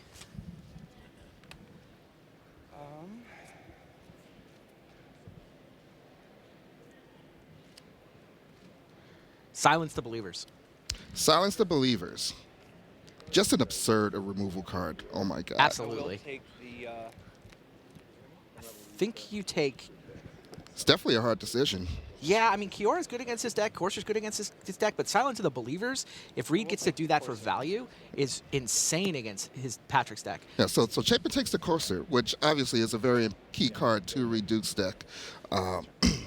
So Reed draws, and it looks like he couldn't quite catch what it was he drew. Yeah, you look at Chapin's hand, you can kind of see he wants to get Fleece Man Lion out there and on the offense. And I think that's why, okay, Courser can block it, which is kind of annoying. Silence the Believers can kill it, which is also kind of annoying, but he's hoping he'll have hexproof by then. Right, so now we get to see what Reed Duke drew, because Patrick Chapin has a second Thoughtseize, and it looks like it's a second Silence the Believers. So obviously that's no longer the choice. Is that no longer an option as to what's going to be taken? It's either Kiora or Unravel the Aether. And it looks like Kiora hits the bin. The 4th Scryland hits the battlefield. Boy, those going to see a lot of play this weekend. Yes. There are not many monocolor decks. There's a couple. Like you can play red heroic, black aggro. So no devotion. We're not going to see any devotion? There's a little bit. There's definitely some blue devotion running around. I saw Master of Waves, but not a lot. Yeah, you'll see more Constellation than you'll see Devotion, actually. You talk about block mechanics. Right, A so lot more heroic. Chapin drew a Corsair crew fix, but he decides to go with the Read the Bones to get a couple of cards in his hand, try to make sure he hits his land drops. He sees a swamp and another card, and he considers his options. It's funny. Corsair is a 3-mana card, but it's actually better when you play it on turn 4. If you tap out for it on turn 3 and then flip a land over, it just feels terrible. Yeah, you just get like you have to draw it next turn. So it's oddly better on turn 4 than on turn 3. Right, it's always good to get that card back on anything that you play if you have that if it has that ability to do that. And a Mana Confluence comes down. Oh, that was turn 4. Okay. Yeah, Mana Confluence goes down for Patrick Chapin. Just a scry land for Reed Duke and a pass of the turn. Back to Chapin. Looks like he has all of the land drops he's going to need for quite a while. So Corsair, looks like Corsair is going to come down, but not as awesome as it could be when you have a bunch of land in your hand. Corsair? Still gain some life off of him. Not a catastrophe. There's a Brimaz just staring Reed Duke down from the top of Patrick Chapin's library. Yeah, Pat's deck reminds me of his Theros deck. It doesn't have a ton of synergy, but what it does have is just better cards than the opponent at just about every mana cost. So Unrather the Ether is going to give Patrick Chapin a free shuffle of sorts, chance to put a different card on top, but he does shuffle away a Brimaz. Not to mention that Corsair Crew Fix is shuffled into the library. Yeah, I mean, I think Corsair's ability to reveal the top card was actually bad for Patrick there. Reed saw that there was a good card on top of Pat's library. It was like, I will choose now to shuffle that card in. It's kind of like a quasi 2-for-1 there. Kinda, like 1.5 for 1, Yeah. maybe. Well, talking about power level, here comes an Elspeth for Patrick Chapin. She's a good one. 1, 13. Elspeth. Sure. Elspeth, Sun's Champion. Plus. Possibly the most powerful card in the entire block. I think so. I think this is the most powerful. It's certainly the most format defining. I mean, she can kill the big creatures. She can block the small creatures. And people have gone to great lengths to figure out what are they going to do about her. Well, you really want to play black because Hero's Downfall gives you the ability to kill her with a removal spell. Right. And then you want to play Prognostic Sphinx, which is what Reed has done, but not Patrick. And she's also single-handedly the reason why there's an entire page of soldier tokens in our token binder in the feature match area. All right, so in for 3 with those tokens. That's going to bring Reed Duke down to 13. Patrick Chapin's at Reed Duke down to 17. Patrick Chapin's at 13. A lot to do with 2 Thought Seizes and Read the Bones. I think that's all self-damage. And Mana Confluence. 3 counter, make 3 guys, and it's your turn. Another plus for the Elspeth is going to increase that token count to 6. And it looks like Drown in Sorrow for Reed Duke is going to wipe the board. So it gets rid of the immediate threat of the tokens, but Elspeth is still there ticking up. It's still in play and it's still threatening to make more tokens and eventually just close out the game with its ultimate. Temple of Silence. Temple of Silence. And I can't quite see what it is that Patrick Chapin's looking at, but he's considering it. Reed's hand is kind of funny. Drown in Sorrow, Bile Blight, Silence the Believers, Silence the Believers. It's a whole bunch of ways to kill multiple creatures at the same time, and yet Elspeth just negates all of that. It's like, okay, you can wipe the board of all the Elspeth tokens twice. You can kind of 2-for-1 them with Silence the Believers, and none of that actually gets the job done against Elspeth. Nope. 3 tokens are back along with a Fleece Mainline, and Reed Duke just passes the turn with a bunch of removal spells in his hand. Look at the way Patrick played that. He didn't play Fleece Mainline until he had enough lands that he could leave up the 5 mana for the Monstrous ability. And now I think I'd actually be surprised if he taps mana. Like if Reed has the ability to kill the Lion as a response, Patrick wants to have 5 mana. Right, and that Elspeth Ultimate just increases Patrick Chapin's board presence without using any of that mana that he has untapped. So he still has the opportunity to monstrous the Fleece Mainline in response to any removal spell that Reed Duke could possibly have. The 3 soldier tokens and the Lion gets in there, and Reed Duke has to consider at least tapping some of Patrick Chapin's land in some way? No, he's going to go for Silence the Believers. Pat can respond with Monstrous, and then Reed can play the other Silence the Believers from his hand. I mean, who's that really a win for? He does kill the Fleecebane Lion. At the cost of 2 Silence the Believers? Do you want to let him get to 10 mana and then not even be able to do that? Yeah, I mean, you're definitely right, but this seems like desperate measures. In response, I'll take 1 and Silence the Believers again. Sure. So I take a grand total of 10. I'm at 7. so Reed Duke just takes 10 damage from that exchange of... just 10. Yeah, just 10 damage. Those tokens are effectively... They're 9/9. They're 3/3s, right? Yeah, and then a Mana Confluence that he had to tap. Yep. The Bile Blight will kill the last 3 tokens, though. That is true. They are still within Bile Blight range. You got it. Go. So now the board's effectively clear. We're sitting at 7-13, but Patrick Chapin has another Elspeth in his hand, alongside a Hero's Downfall. And I think that's why he went ahead and went ultimate on the first Elspeth, even though she died, even though she only had the 7 loyalty. All right, and speak of the devil, there's Elspeth. 3 1/1 tokens, which, thanks to the previous emblem, are going to be 3/3s. And Reed has seen enough. Patrick Chapin takes game 1, thanks to Elspeth and Elspeth. Not bad. It's interesting. I don't entirely understand Pat's deck because it doesn't have the synergy. It doesn't feel like a traditional archetype, but totally got the job done that time. All right, so we will continue with game 2 of this match right after this. Possess the power of Vintage Masters. Available exclusively on Magic Online, Vintage Masters contains Black Lotus, Time Walk, Ancestral Recall, the 5 Moxes, and more. Magic Online Vintage Masters pre-releases start June 13th. What is up, everybody? Welcome to another episode of Limited Resources. I'm Marshall Sutcliffe, and I have a very special guest with me this week. You may know him from Tap Tap Concede. It's Graham Stark. Graham, welcome to the podcast. It's great to have you here. Graham? Graham, I don't have another guest. What is this?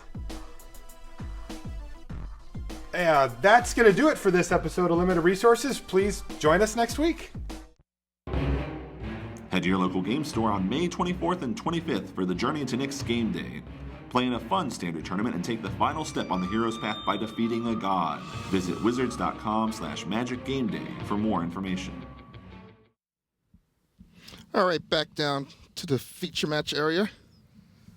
All right, so we're going to take a sneak peek or a live look in at Table B, which we have Li Shitian versus Andrea Mengucci. This is our King of the Hill.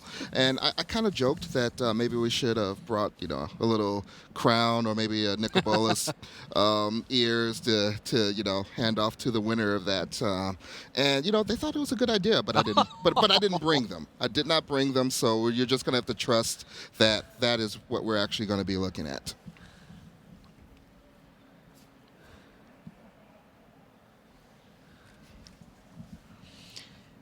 Yeah, Minucci, we were talking about these decks during the break. He's playing what I think the best name for this deck is, in fact, Red-Green Elspeth. Essentially, Red-Green Elspeth, it's got a lot of green monsters. It's got splashing white for Elspeth, which is super important and powerful. And it is really good at beating the aggro decks in the format. It's had a lot of luck on Magic Online lately, beating those aggro decks because Elspeth is so powerful, and because the rest is removal spells like Magma Jet, Lightning Strike, Banishing Light, and then big monsters. Stormbreath Dragon is super big. Now we have Polish Crusher. We have quite the game state here. Let's look a little bit at Mangucci's game state, and he has a Corsair Crucifix. He has 3 mana creatures in the form of a Sylvan Caryatid and a couple of Voyage Instators. He only has 3 land, but he has an Elspeth in play, and it looks like it's been there for a couple of turns because there are 5 soldier tokens that are on play. And if you look over on the other side, there's a set of of Corsair full house, Crucifix. maybe. Yeah, maybe. We're gaining 3 life every land drop over for Li Shitian. He's got full houses full of Banishing Lights. Yeah, we got a couple of Banishing Lights. Yeah, we got a couple of Banishing Lights. It looks like one Banishing Light has taken out a Corsair of its own alongside a Domri Raid. And then I think Xenagos. Oh, a Xenagos. Elspeth sitting on the top of Li Tian's library, so we're going to see an Elspeth fight probably sometime soon.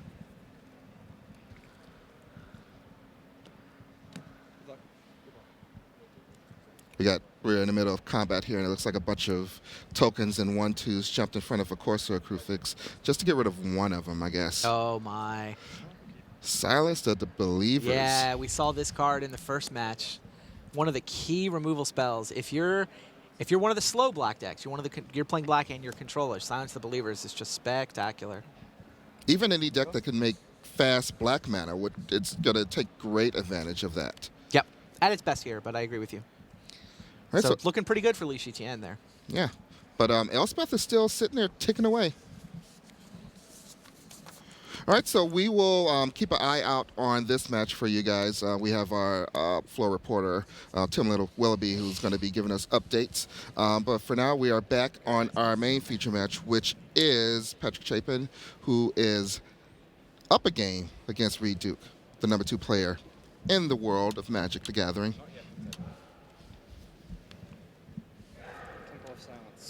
All right, so the temples face off yet again for both players. Chapin's had quite the career there. 250 lifetime pro points, 4 top 8s. And he's been, on the Pro Tour on and off ever since the very beginning, too. I think Season 2 is when he made his debut. Yeah, and that very great finish at Worlds. He was a runner-up in Worlds with one of the most exciting games of Magic I saw in the quarterfinals. Yes. He or the beat semifinals. Nassif. Yeah, he beat Nassif, although the super dramatic moment was the game that Nassif won. Right. Just absolutely crazy. The video is worth looking up if you haven't seen it. All right, so Ashiok hits the battlefield. And the plus ability is going to remove, looks like a Corsair and an Elspeth, and one other card slightly off camera. And you see that the Corsair is put over by the Ashiok because, Ashiok has the ability to bring that into play with its minus ability. Go. So Reed Duke scries a land and keeps it on top, passes the turn. There's a Fleece Mane line for Patrick Chapin, which looks like it's going to threaten to... Yeah, you just attack Ashiok. Right? Yeah, it's going to take 3 counters off of Ashiok so that, at the very least, the Reed doesn't get a free Corsair Crucifix, right? And those Ashioks are in from the sideboard of Reed Duke's deck. They don't start them. They bring them in.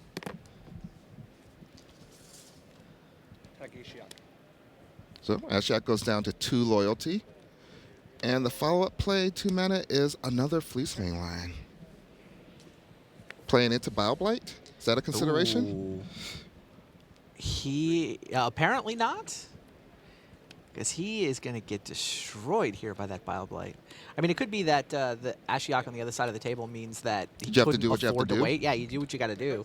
You can take a look at Pat's hand, and what else was he supposed to do? I guess he could have gone Corsair. No, he doesn't have the second green mana for the Corsair. Right, he could have gone Banishing Light. He has a Banishing Light in his hand. He does have the 3 mana to cast that. Yeah, you could tell when as soon as Reed did the Bioblight, Pat knew that was a possibility. It's not like he just stumbled into it, right? He picked those creatures up immediately, like he knew he was making himself vulnerable to Bioblight. He just decided that was the right play. Yeah. Didn't have the second green mana for the for the Corsair, and didn't think Banishing Light was sort of the right tempo play there. He really preferred to develop his board and try to kill Ashiok with damage. Right, but now Chapin really didn't have a lot of choice. Banishing Light or Hero's Downfall were only 2 cards that would deal with it. And now Prognostic Sphinx comes down. And we just talked about that in our pregame. This card is nigh unkillable. Yeah, Prognostics. Oh, and he just misses this Thoughtseize.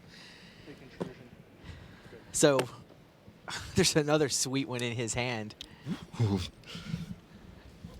So Thoughtseize just took Psychic Intrusion out of Reed Duke's hand. Did not expect to see that showing up at the Pro Tour. I'm not going to lie. That has got to be on the sideboard. Constructed, no. Really? Psychic Intrusion is hanging out in the main deck. If there are any format that card would be good, it's got to be a block format. You got a nice small card pool, so... Yeah, now it's a one-of, to be fair. But yeah, super powerful, There's not a lot of ways to get card advantage in this format. Right? There's not a lot of card drawing, right? You can read the bones. But, you know what? You can steal a card from their hand and then play it. Yeah. It's a sweet one. Yeah, the Miser's Psychic Intrusion, one of in the deck. Get a good look at Reed Duke there. He's in the tank.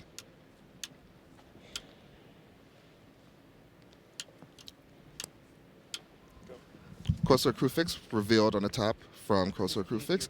Yeah, all of that tanking was from the Prognostic Sphinx actual, the scry ability. Yeah, the scry ability. Not only is it a 3/5 flyer that you can't kill, when it does With attack. anything. Yeah, with anything. When it attacks, you get the scry 3.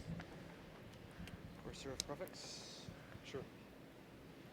I guess you're supposed to Fated kill it? Fated Intervention? Is that the only one? Probably. I guess it's a non-enchantment creature, right? It can die to the black card. Yeah, Extinguish All Hope. Extinguish All Hope, exactly. Yeah. All right, so Corsair Crewfix for Patrick Chapin. He reveals a Reader Bones on the top, but still needs his land drop. And a second Corsair for Reed Duke. So he's gaining 2 land off of every land drop. Attack and scry 3. And he gets to scry 3. So now we see the top card. You think he's going to hit lands with his Corsair? I think he's going to hit lands and draw the best card that he wants. It's so lucky the way his deck's going to wind up. Reed is very lucky. He's going to draw spells, reveal lands, gain 2 life off of them. Yeah, that combo is quite sweet. Prognostic Sphinx combo with Corsair Crewfix. Again, another one that I didn't necessarily see coming. This is not what people are doing in this format on Magic Online. Well, at least not until now. There's probably people out there scrambling to go trade for Prognostic Sphinxes as we speak, hop into a block tournament. All right, so Read the Bones for Patrick Chapin is going to pick up that Hero's Demise, which doesn't really have a good target right now. Yeah, I mean, Pat's sitting on 2 Elspeth, which was awesome last game, but last game he went straight to 6. Yeah, and I believe right now we are scrying. And since the top card of Patrick Chapin's library is revealed, Reed Duke does get to see all of the cards that Patrick Chapin draws. But he doesn't get to see them right now while he's scrying.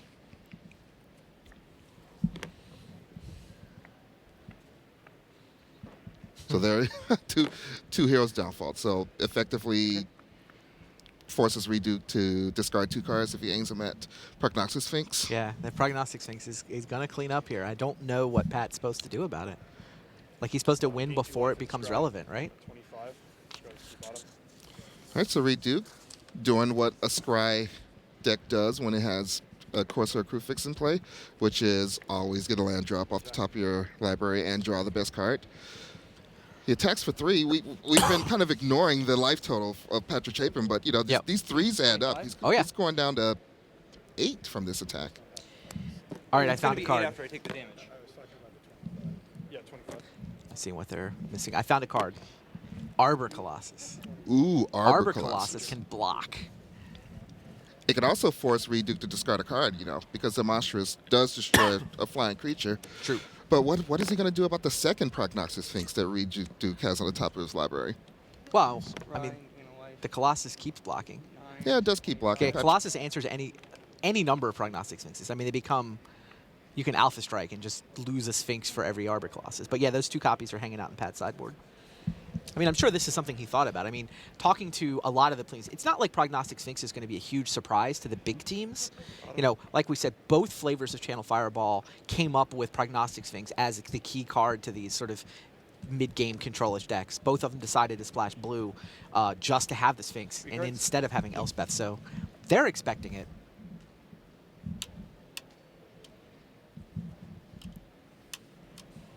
Oh, jeez. Listening to a report from a back table where Shahar Shenhar has 3 Prognostic Sphinxes in play at the same time. How do you feel about Scry for 9? Scry for 9 is pretty good. I had to think about it for a little bit. Well, it turns out they all went to the bottom. Wow. 9 cards on the bottom of his library. What is he looking for? Or is he just, you have to be a Showing off. perfectionist. You got to be a perfectionist. When I could do better. I mean, until you're in the last 3. Well, the 10th card, right? the 10th card is the charm. 5 cards.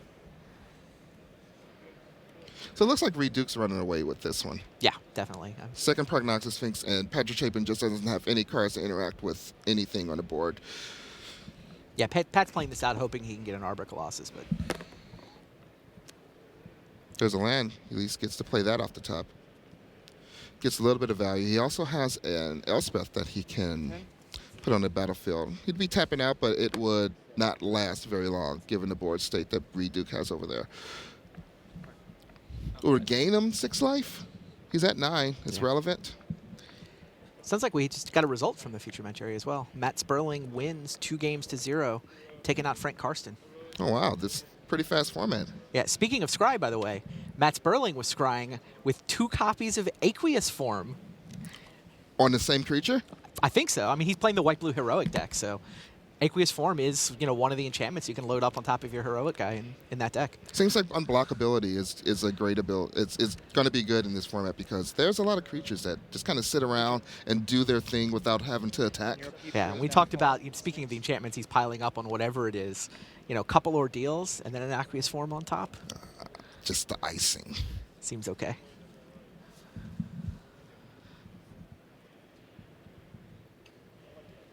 I kind of thought Reed would have won this by now.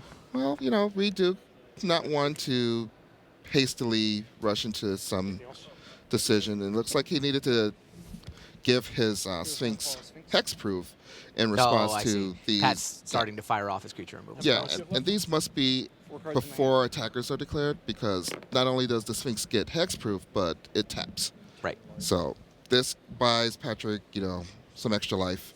And, I mean, this is the time you're going to do it if you're going to force Reed Duke to discard cards to, counter effectively the hero's demises that he has in his hand.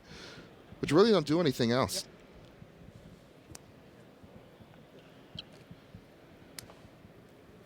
All right, so Ashiok comes down. And it looks like it's immediately going to be plus. So we're going to get rid of a Thoughtseize. There's going to Corsair Crucifix, and it looks like a Mana Confluence that goes to the exile zone. It looks like Reed Duke wants to get in there with some 2/4s. Block 1. Sure, you're at 8. I am at 8. All right, Patrick Shaken gets attacked down to 8, passing the turn back, and he only has a couple of Elspeths in his hand, and it doesn't look like those are going to get the job done. Is there a card that he could possibly draw to? Well, actually, you can see exactly what it's going to draw. It's a Pelucranos, and I don't think that gets it done.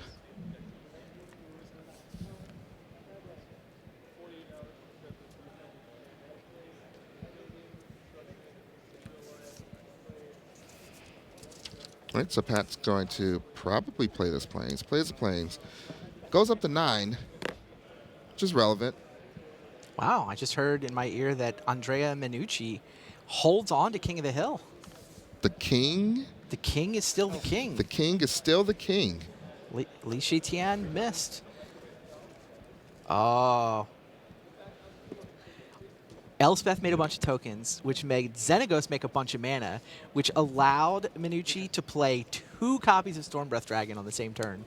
Smash! Usually one Stormbreath Dragon is enough, so... I wonder if they got monstrous too. How much mana there really was in the story. See, now you're greedy. Now you're just being greedy. It sounds like fun. Yeah, mana's fun. A lot of mana's fun. All right, so Silence to the Believers is sitting on top of Reed Duke's library, and he's going to attack with the Prognostic Sphinx. Looks like one of them hit the graveyard somehow.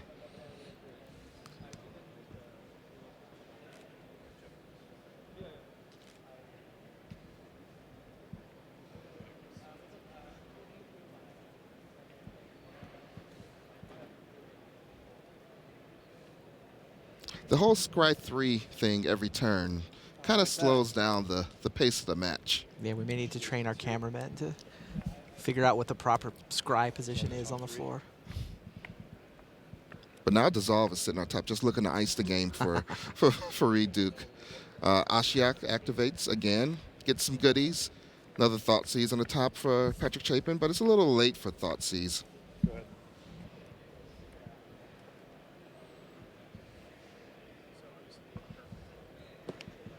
Draws Thoughtseize, has a Mana Confluence on the top.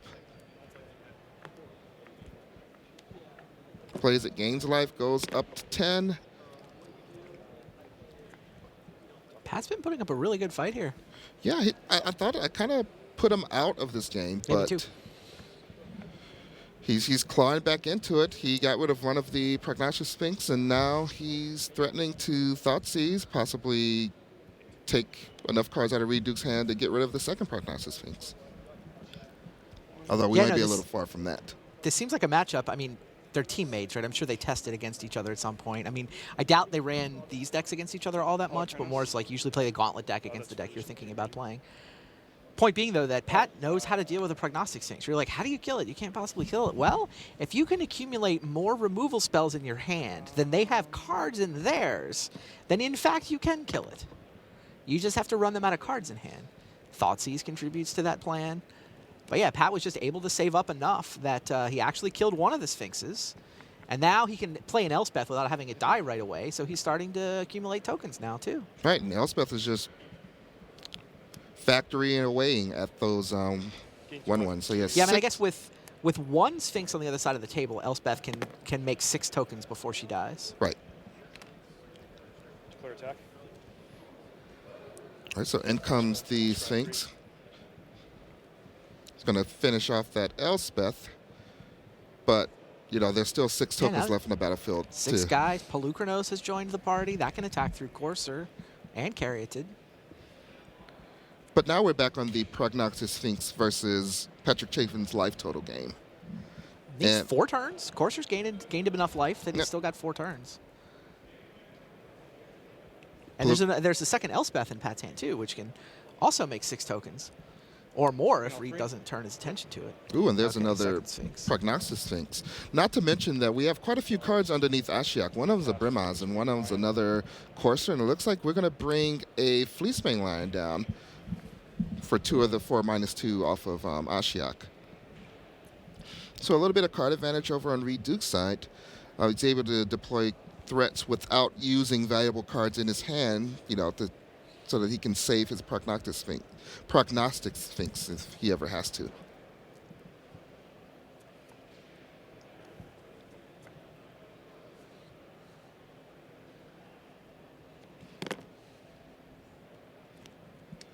So Patrick draws a card. I almost played that land accidentally, but instead it gets a Mana Confluence to come down. Gains life, goes up to 11. Reveals a Brimaz. Thoughtseize you. And Pat's attacking the hand again. Looks like he wants to try to get that Prognostic Sphinx more manageable.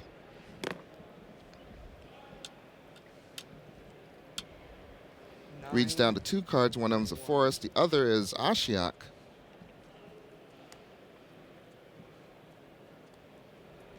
Both probably willing and ready to be discarded to the Sphinx at any given time. Yes, Reed's hand consists of magic cards. They're not quite pack rats, but, you know.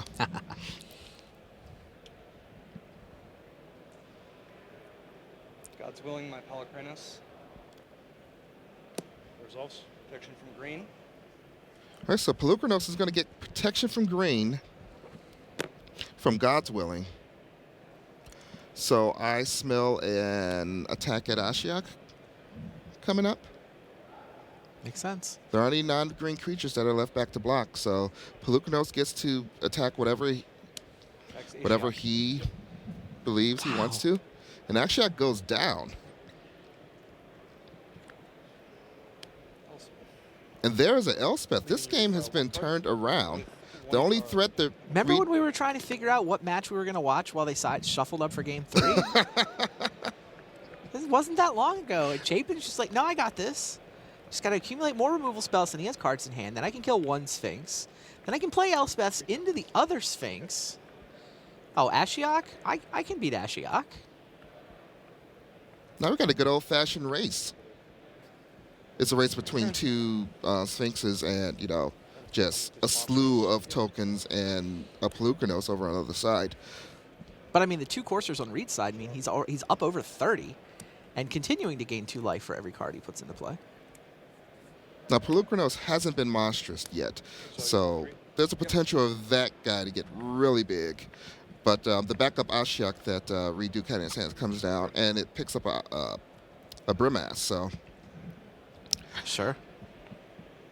Ashiok ready to contribute to Reed Duke's victory. Attack Elspeth and scry 3. And Prognostic Sphinx is going back for the Elspeth again. Yeah, that makes sense. You certainly don't want her to go ultimate. Then Pat wins that race. Plus, I mean, once you commit to attacking her too, the second attack kills her. Pat's out of gas. His hand is now a swamp. Reed doesn't have much in his hand, but what he does have is Scry 3.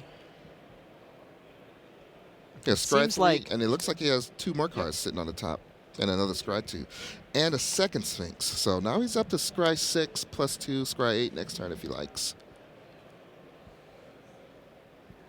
His hand's empty. Just a Can't- forest, right? It's a forest to a swamp, so they basically have the same amount of gas. Yeah. Is that how this works? Yeah, they both have the Joel. same amount of gas, in theory. One of them scrying 6 to 8 cards next turn. Right. And with Reed the Bones on top of his library.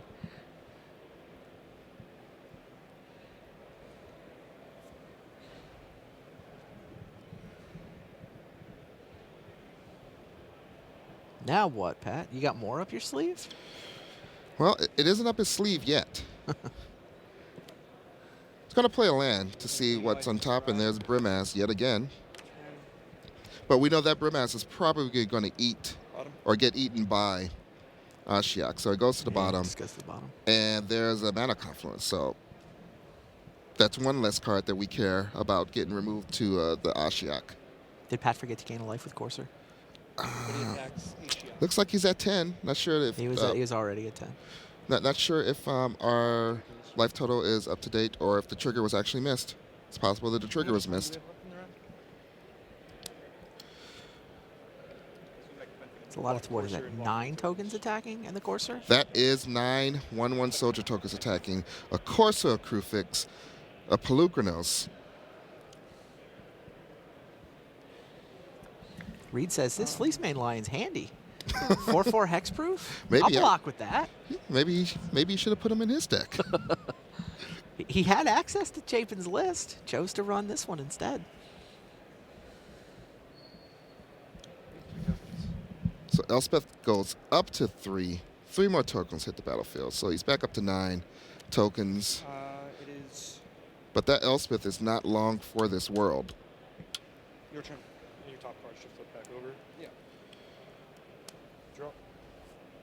So Reed draws, Reed the Bones, reveals a Silence the Believers. Not really the most effective removal spell right now, but I don't know if this is a game really about What's the removing other all one of those tokens. All right, I'll concede.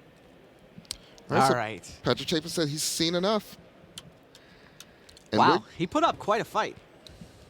But we will be having a game 3 will. between these two. Oh, okay. Sorry. I think we've got, what, one other feature match still going on? Yeah, it looks like we have the Shahar Shenhar versus Tom Martell match, which is still in progress. And we are going to do a little live look-in on this table to see Great. what's actually going on between these two Pro Tour veterans. All right, Shenhar is on the left of your screen. Martell is on the right. And it looks like we have a couple of, we definitely have one bug deck on the left side for Shahar Shenhar. Yeah, they're both playing Bug. Yep, so they're both playing Bug, and Corsair Crucifix, which has got to be the card of, I'm just going to call it, is the card of the weekend. Corsair? Yeah, Corsair Crucifix. It's been in every matchup we've seen, although we've only looked at one round, but Yeah, we've got a couple of those in play alongside a Prognostic Sphinx again, and a Reaper of the Souls. Couple of Sphinxes over for Tom Martell, just holding the fort. that Reaper, did that come from an Ashiok? So I didn't think the Channel Fireball original team was playing Reaper. It did come from Ashiok. Yeah, they're not. It's in a white sleeve, so There you it's go. definitely not part Yeah, you- of Shahar Shenhar's deck. Yeah, this is the almost mirror, right? This is the 2 different Channel Fireball teams. So this is the 2 different Channel Fireball versions of this deck. Martell is a member of Pantheon, and those guys, it's funny, they got to the point where they started panicking yesterday about how good Reaper of the Wild was against them. They're like, what do we do if people show up playing Reaper? And they figured out the best thing they could do is have Reapers of their own. And like, I don't know if anybody else is going to have it, but now they're like sideboarded against each other somehow. And apparently, it makes opposing Ashioks better. Martell contemplating an attack with the Prognostic Sphinx. Well, attacking with one Sphinx, he's not going to get through because Shahar will, of course, just block with his own. But he does get to scry, and then the 2 Sphinxes can bounce off each other. So this was basically a Scry 3. Yes. Without. And he was willing to tap a creature. Right. So we don't have the life totals, but I'm willing to believe that Tom Martell would not win that race if he were to attack with both of his Sphinxes. Yes. Ooh, 16-7 it sounds like. Yeah, Shahar definitely on the aggressive. That Reaper seems really good here. And yeah, the CFB original team. CFB Prime, can I call him that? I like CFB Prime. See if I can make that happen. Sure, we can make that stick. All right. CFB Prime ran Ashiok's in the main deck. They really thought that was the way to set the deck up for this weekend. And in particular because it's good against the other control decks like what the Pantheon guys are playing. So Shahar just swings with the team because he's way ahead, puts a land on top, and now Tom has to decide how is he going to deal with, this onslaught of creatures that's coming at him. Yeah, Sphinx on Sphinx makes sense. It seems like the Caryatid blocks a Courser, and then you're at 1. I mean, I don't know how to do better than that. Oh, that's how you do a little bit better. A little bit better. Can't kill the Reaper, though. The Reaper of the Wild is quite the card here. Yeah, you could gain hexproof. And let's see that there should be a scry trigger here for Shahar Shinhar. It looks like he might miss it. Yeah, it looks like he missed his scry trigger.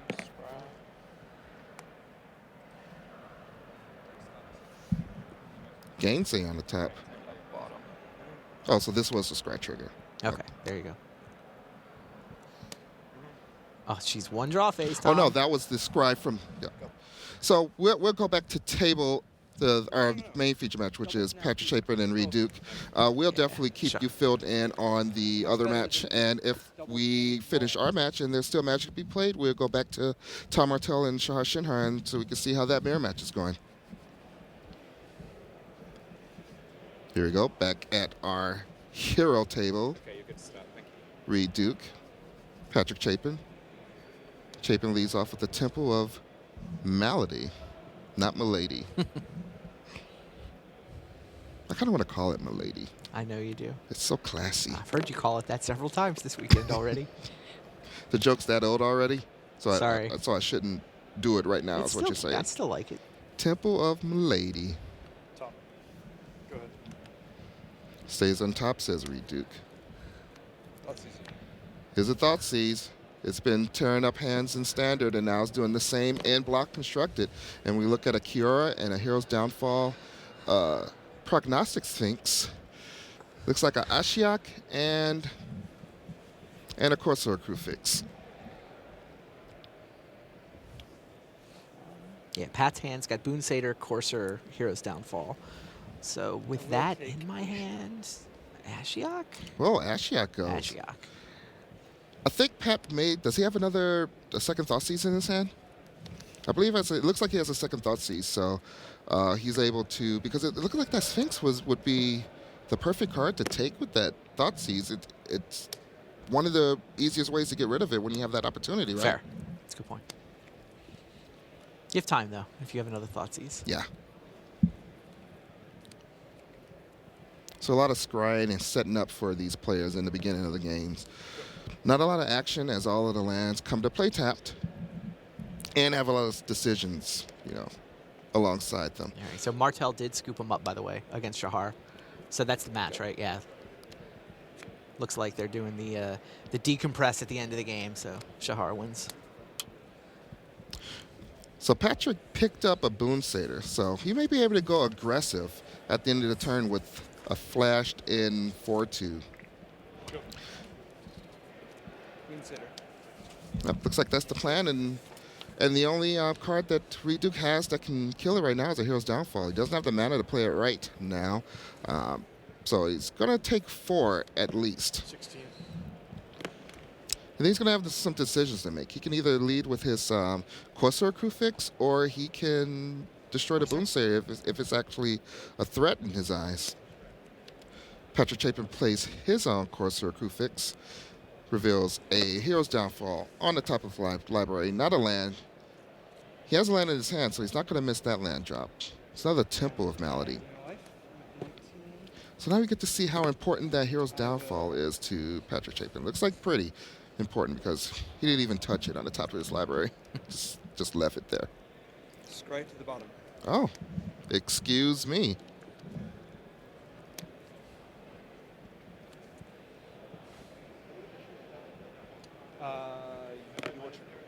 cards do you have? 3. All right, so Reed just picked up a Silence the Believers. A little bit more mana efficient if he wants to spend all of his mana to kill one of Patrick Chapin's creatures. Is that the play here, or is Reed Duke looking to develop his own board state with something like a Kiora or his own Corsair Krufix? Corsair's pretty tempting. Doesn't exactly hold back the Boon Satyr. Threatens a trade, which, we probably don't think would ever happen. It does hold back the opposing Corsair Krufix, and Right. Yeah, I'm thinking it holds off the opposing Corsair, and you get to play lands off the top of your library.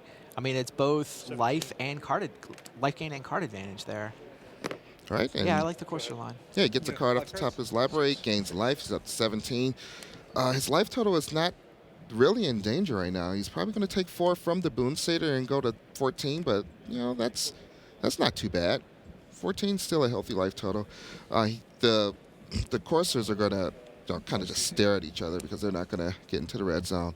And there is the second Thought Seize for Patrick Chapin, which is going to even a life total to 17. But Reed's going to go down a card. And he's got some good ones in there. Yeah. I think you have to take the Sphinx, right? Isn't it just so hard to deal with? I'll take Silence the Believers. Oh, I guess not. Takes Silence the Believers. So 17. Huh.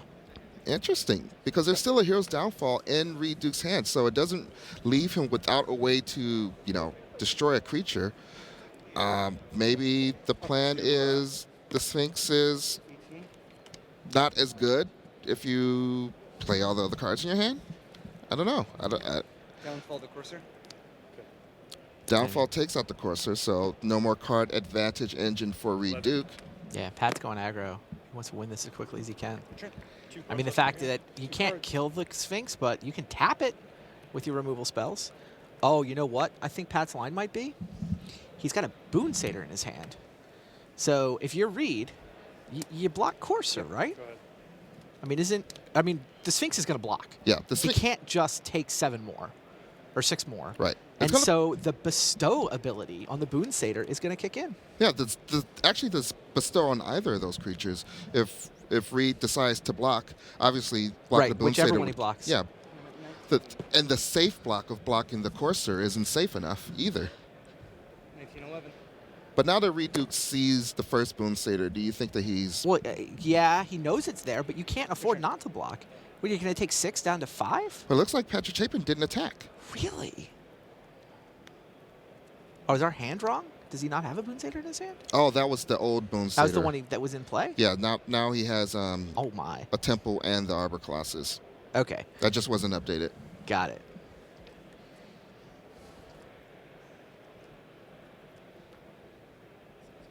I'm waiting to see a Kiora hit the battlefield. We've seen them in hands. They just haven't quite gotten to the stack yet. Yeah, so Pat played that Temple. It's kind of too bad for him that his... Or no, yeah. The Hero's Downfall is coming. This Hero's Downfall can just tap the Sphinx, which is not bad. Meanwhile, look at the beauty of a card that's sitting in Pat's hand. Arbor Colossus.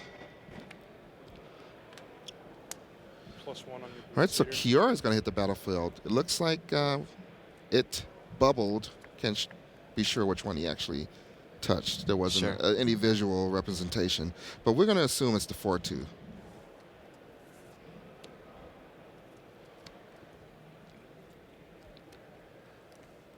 Pat finally has a 6th untapped land, so he can lay this Arbor Colossus right now.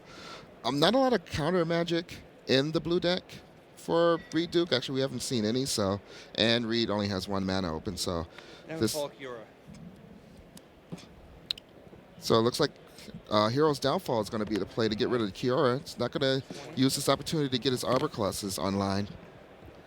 Just wants to get that Planeswalker threat off of the board and free up his other creature.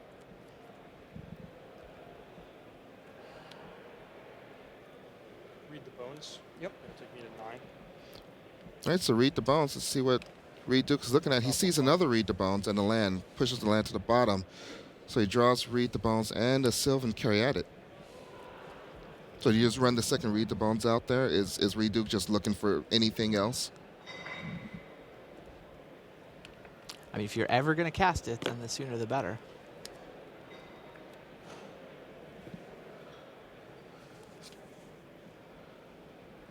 Still just a lonely Arbor Colossus for Patrick Chapin. Go ahead. Oh, passes a turn with 3 mana up. Is this a little bit of representation? Maybe.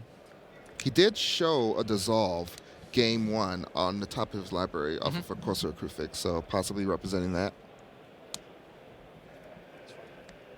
And it looks like Patrick Chapin's testing the waters with the Fleece Continues to Mainland. slow roll that Arbor Colossus. So the 3 mana is for Hero's Downfall. And it looks like Corsair Crucifix has been high on the priority list of getting rid of for both of these players. Is that card just that good? Is it just that important for all of these decks? Yeah, I mean, it is a long-term card advantage. So, I mean, if you're in a stalemate and one guy has a Courser and the other guy doesn't, the guy with the Courser is probably winning. Reed has kind of been forced to leave his Sphinx on defense here. So he's not getting to take advantage of those scries. Now he's got Courser advantage. Read the Bones. Now he's going to play the Read the Bones that he picked up off of that previous Read the Bones. It's looking at a Bile Blight and a Temple of Mystery. I can't imagine keeping the land. Looks like he's going to keep the Bile Blight. At least it's an immediate answer to the... Oh, it's not an answer to the Fleece Mainland because it's already been monstrous.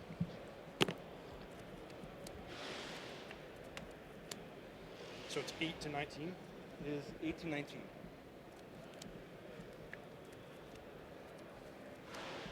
Not a lot of action in Reed Duke's hand. 3 mana sources and a Bile Blight that can't actually kill anything that matters a whole lot. But Prognostic Sphinx is going to attack, and that's going to let him scry 3.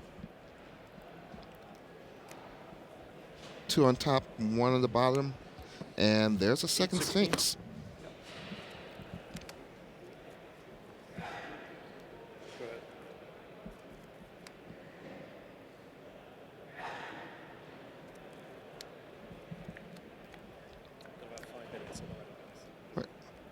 All right, so Thoughtseize for Patrick Chapin's gonna see the Bile Blight, which was really the only force him great to respond target. with the Yeah. Bile Blight. You have just Forest and Confluence.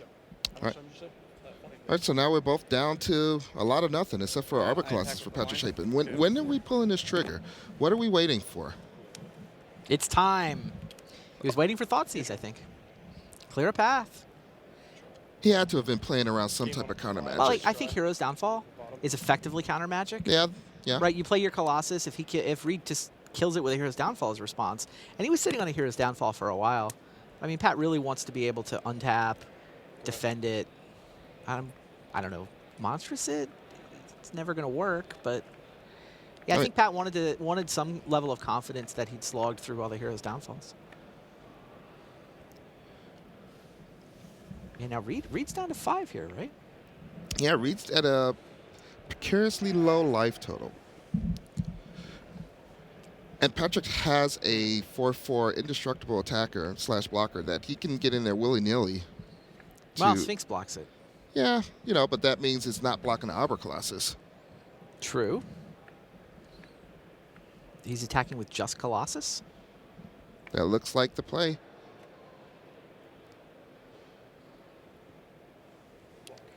And that's just a chump block. That's not really what you want. That's not normally how the Arbor Colossus takes down flyers. And he's not able to do a double block with the 2 Sphinxes because Patch has enough mana to monstrous it and make it a 9/9. Your turn. On your upkeep, I will Monstrous Arbor Colossus.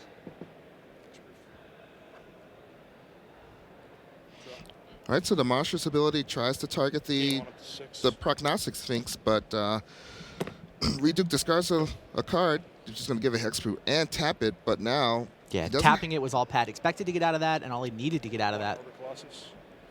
Go to 2. He's obliged to chump the Colossus. Pat Chapin's going to win this game. Unbelievable. Yep, and there's the handshake. Patrick Chapin wins this match 2-1 over Reed Duke. Force me to do it on my turn. Yeah. Crazy. And that's how you beat Prognostic Sphinx. No problem. Doesn't matter. I mean, Reed Duke drew, what, 7 over the course of those 3 games? I think something like that. Yeah, 7 Prognostic Sphinxes, and it just didn't matter. I mean, they got the job done game 1, but... Hey, scoreboard. Chapin is wins the game 2-1. We need a scoreboard here for us to point to right. in these situations. So yeah, that was awesome. We saw how many different decks did we just see in this feature match area? We saw a lot of bug control. I think there were 3 bug control decks. There are 3 bug control decks, but at least 2 flavors. Two flavors of that bug control. Totally fair. We saw a junk list. Mm-hmm. We saw 2 junk lists or just one? Well, we didn't get the white blue heroic on camera, but we got to hear about it. We just heard a lot of awesome things that are happening over there. Yeah. All those things that you did or you've had done to you in limited matches where someone plays, a turn 1 anything, turn 2 ordeal, and then then it becomes unblockable. I don't know that I've ever gotten to add aqueous form on top of ordeal. You're not doing it right. I need to draft more. Yeah, you clearly need I'm not drafting enough. Yeah, well, I've never done it either, but Brian David Marshall has done it enough against me that I know how it's done. I'd never do it myself. But so and we also saw. We didn't see the match with. We talked to Matt Sperlin and Frank Carson. And what was Frank Carson on? Was he also on the bug control deck? Yeah. So a lot of flavors of Corsair Crewfix, which seems to be what everyone wants to be at. You want to be able to play your Corsair Crewfix, and you want to be able to play it preferably off of some mana fixer so that you can play it, turn 3 without playing your land drop and draw that land and, kind of get that card advantage engine going because there isn't a lot of ways to draw cards in this block. Right. It's true. Yeah, I think we did see 4 bug control decks that round, but a lot of that is just because both Channel Fireball teams landed on the same sort of control-ish deck. There's not that many bug controls in the room. Like, I think between the 2 of them, they make up the vast majority of the people playing that whole archetype. There's actually a lot of diversity out there. All right, so we're going to sit it down back to the feature match area with Tim Willoughby, who is ready to interview Patrick Chapin. Hi, I'm Tim Willoughby here with Patrick Chapin. Now, you've just beaten your teammate in the first round of Constructed. Not ideal to be paired against someone that's on the same team, but still must be feeling pretty good. Playing something a bit different? Yeah, I guess different than I used to, but the same I do all the time now. I'm playing kind of a mid-rangey Thoughtseize beatdown deck. And something kind of cool, just spotted while you were playing, that actually on your deck box, it says something a little bit different. I don't know if you can pick this up there. It says Patrick Chapin Enchantress. A little bit of little gamesmanship there with your opponents, perhaps? No, I wish I could say that it's like, some bluff or anything, but I just picked up the deck box that I had. I was on Enchant, I actually crossed off what I had on there, but in testing, we have all the boxes labeled that have all the different decks, and I was on Enchantress a few days ago, and I just forgot to update the box, so I'm glad it doesn't have the right answer on it. And quite a lot of decks in this format. That's one of the hallmarks of this format. It seems like there's loads of good cards to go around, right? Yeah. It seems like there's a lot of powerful cards, but there's a nice distribution of them across the different colors, so I think there's going to be a lot of people bashing good cards against each other this weekend. Plenty of good cards to go around. Patrick Chapin playing quite a few of them. Congratulations on your win this round. Plenty of games still to go, and we'll see how it goes from here. Thank you. Appreciate it. I'll hand you back to the booth now. This is Tim Willoughby with Patrick Chapin. Yeah, so Patrick Chapin was originally on the Enchantress deck, and he's talking about the Eidolon Blossoms. Yeah, and you actually had a chance to draft that deck, and you look like you were having a lot of fun. Wow, that was a good one. That was probably the most jealous I've ever been in a draft. It's the only time I've ever gotten the Nylea's presences before you. Like, I normally try to, 5th, 6th, 7th pick. It doesn't work if you're at the table. Well, the journey into Knicks has changed everything. Okay, got it. We're going to send it back to the news desk so you can find out what happened during all the other games and the rest of this round. So take it away.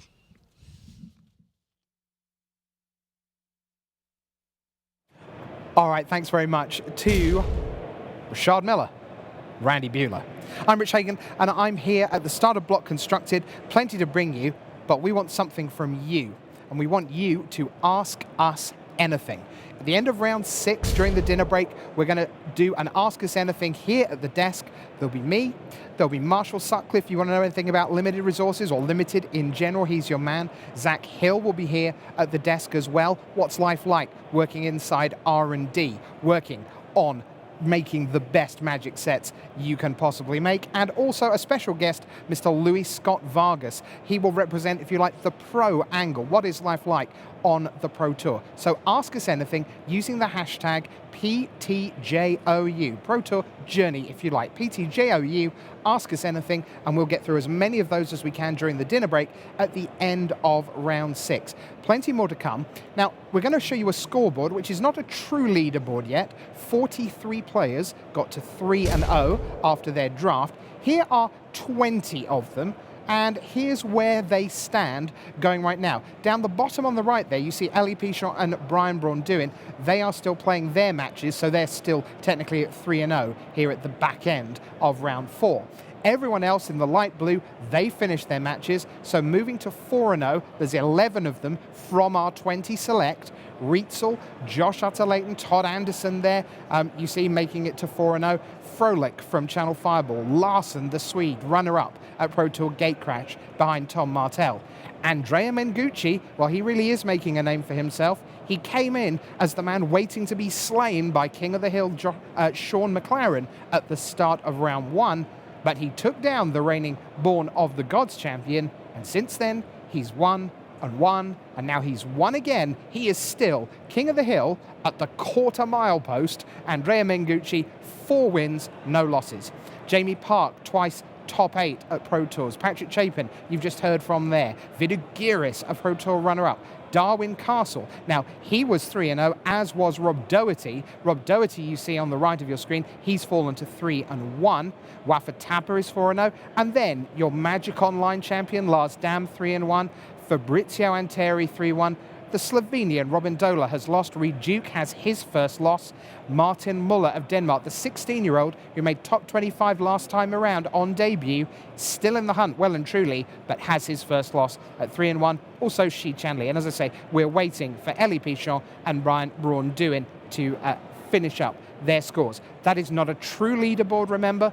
43 players began this last round at 3-0. These are just some of the better-known players, you might say. So, still some results coming in. With quite a little time left on the round, there were a lot of results still waiting to happen, suggesting anecdotally that block may be a little slow. And you certainly saw a ton of permanents in our feature match area. Definitely something to keep an eye on. We knew about mono-black aggro, we knew about mono-red aggro, we knew about blue-white heroic. Are the aggro decks going to get taken down in a blizzard of Elspeths and prognostic sphinxes? We'll find out. And right now, we're going to find out from someone who really, really hopes that control is the way forward. It's our first deck tech of this block constructed Pro Tour, Brian David Marshall, and playing Esper Control, it's Shaheen Sarani.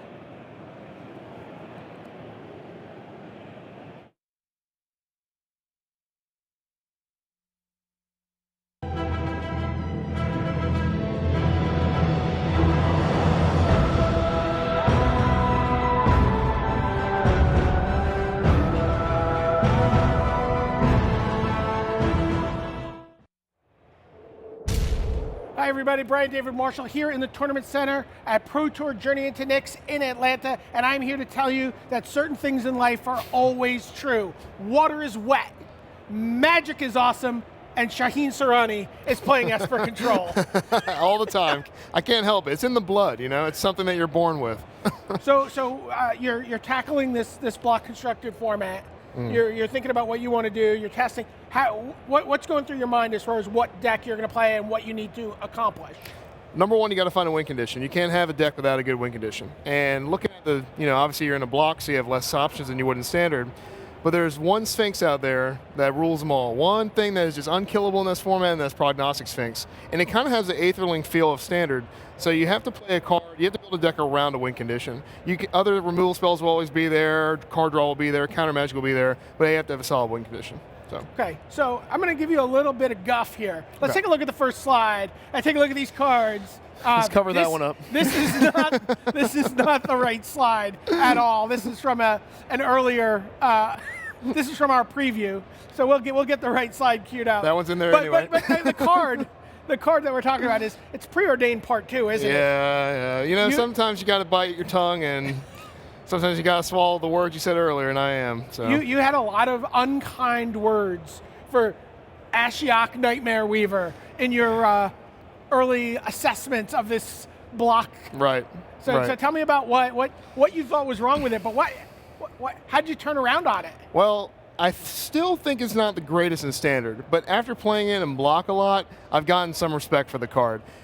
You always look for certain things with the Planeswalker, protecting itself or producing card advantage being the big things, and Ashiok doesn't really do that too well.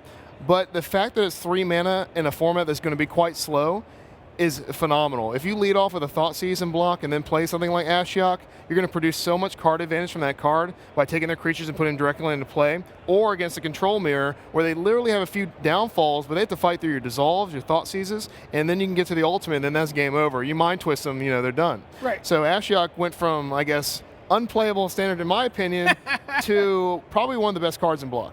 Okay, and four of them in the deck, and you already mentioned Thoughtseize. So you while this may not have the traditional requirement of being able to protect itself, right. Thoughtseize sort of is its bodyguard for you. Exactly. Thoughtseize, just a great card. Right when I saw it printed, I'm like, this is going to be a card that's going to be the most played forever, right? It's going to be cards playable in Legacy, right? Exactly, and I play it in Legacy still to this day. So I think it's a phenomenal card, obviously, on its own. A lot of people aren't playing because they're afraid of the aggro decks, and here's my opinion on that. It's that I'm going to lose the aggro decks game 1 anyway.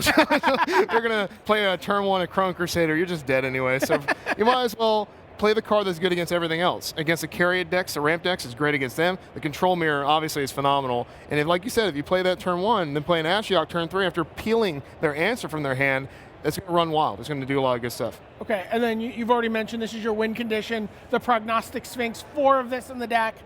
I mean, this is really kind of like, I know some people have talked a little bit in Standard, Mike Flores, but in Block, this is really how it's like. This is kind of its debutante ball. Exactly. This is the dream win condition in a format without Supreme Verdict. In a format without Wrath of God, this card is better than anything in ways because you just kill everything in its path, then you keep swinging, keep killing stuff, and you're able to scry the advantage on the top. And you don't have to worry about their verdicts or your own. I think Mike's right. It's a great card even in Standard, but the problem is you want to play it in decks with Supreme Verdict, and that just doesn't go well together. Sure, and Scry 3 is... It's pretty good. It's hard to even quantify how good it is. Almost Vampire Tutor every turn. Yeah. Almost. It's close. It's almost better than draw a card. Yeah, it's close. It's close. And I think you're right. I think, I don't know how many scries it takes to get to an actual card, but, I mean, when you're even board and scrying 3, it's better than drawing a card. I think so too. And I watched game states where you had 2 Sphinxes in play, and you're like, scry 3, put 1 on top of 2. Yeah. Scry 3, oh no, put that one down. I got better ones. Yeah, it's wild. It's a fun card. and what's really nice about this is it's the 3 power means it dodges Elspeth. Yep. Right, which is like kind of the only mass removal that we're seeing a lot of in this format. Let's take a look at the next slide, and there we see 1 Elspeth Sun's Champion. Just one. So you're not blue-black. You are playing some white cards. Yep. We've got an Elspeth Sun's Champion. We've got a Deicide. We threw 4 Divination in there because you love a slow card draw. Not that slow. Well, I mean, you're right. It's like you can't play this blue-black. So of course you see the white cards here. Elspeth is more one of those 5th win condition. It's number 5 Prognostic Sphinx. It dies all the time. If you're playing Esper, your Elspeths die a lot. If you're playing like the green-white decks that can actually put out there, Naya that can have distractors earlier, you're fine. But this will eat the hero's downfall. They just simply don't have enough targets otherwise. So that's the reason why I don't really like banking on this card. If their hero's downfalling in Ashiok early in the turns, then you can actually play around with that. Tapping out for 6 mana and then getting downfalled is pretty rough. And then they get to use their worthless Bob Lights. Have you scried it away at all with your yes, Prognostic? I have scried it away before. It's just not necessary when you're clicking with 2 Sphinxes. It's an unnecessary card. Okay, so now you were telling me beforehand, Deicide is almost really more than Elspeth. The reason you're in white, you'd be blue-black control, but for Deicide. Right. I had blue-black the entire time in testing and playing, and I was actually just going to play blue-black control, but I can't beat Whip of Erebos. There's cards like Courser of Krufix that are really, really good against Bob Light, and you can't really just waste your downfalls that early. So this is a card that's really not dead against anything, except for my deck. Do you promise to jump up, yell out some kind of war cry, and run around the room if you get a god with it? Oh yeah, sure, I'll do that. All right, absolutely. Absolutely. I'll be listening for this. Especially if it's some aggro god, you know? Like Iris? Exactly. I'll feel bad about killing a blue-white god, but not Iris. It's gone. Okay, so no rewind in this format for you, Shaheen. No rewind. But you combine these, you kind of. So you got 1 nullify, 4 dissolve for your counter magic. We couldn't sell you on a countermand? No. I think you barely sold me on Nullify. But the reason why Nullify is so great is because when you're playing cards that people aren't expecting, you get extra value added to it. It's almost incalculable how much value you get. Right. Turn 2, you really can't Nullify, but even when you go Scryland on turn 3, and then have 2 blue open, and then able to Nullify, they're going to play their best card into it because they're not expecting it. It also stops, Bestow, which gives you additional silence to Believer, or Believer's kind of additional effect of that. So it's almost like the 5th Dissolve, because the only thing that really beats you are creatures. The spells don't really beat you. It's Whip of Erebos, which is the Deicide 4, and Nullify will stop the creatures in the early game that beat you.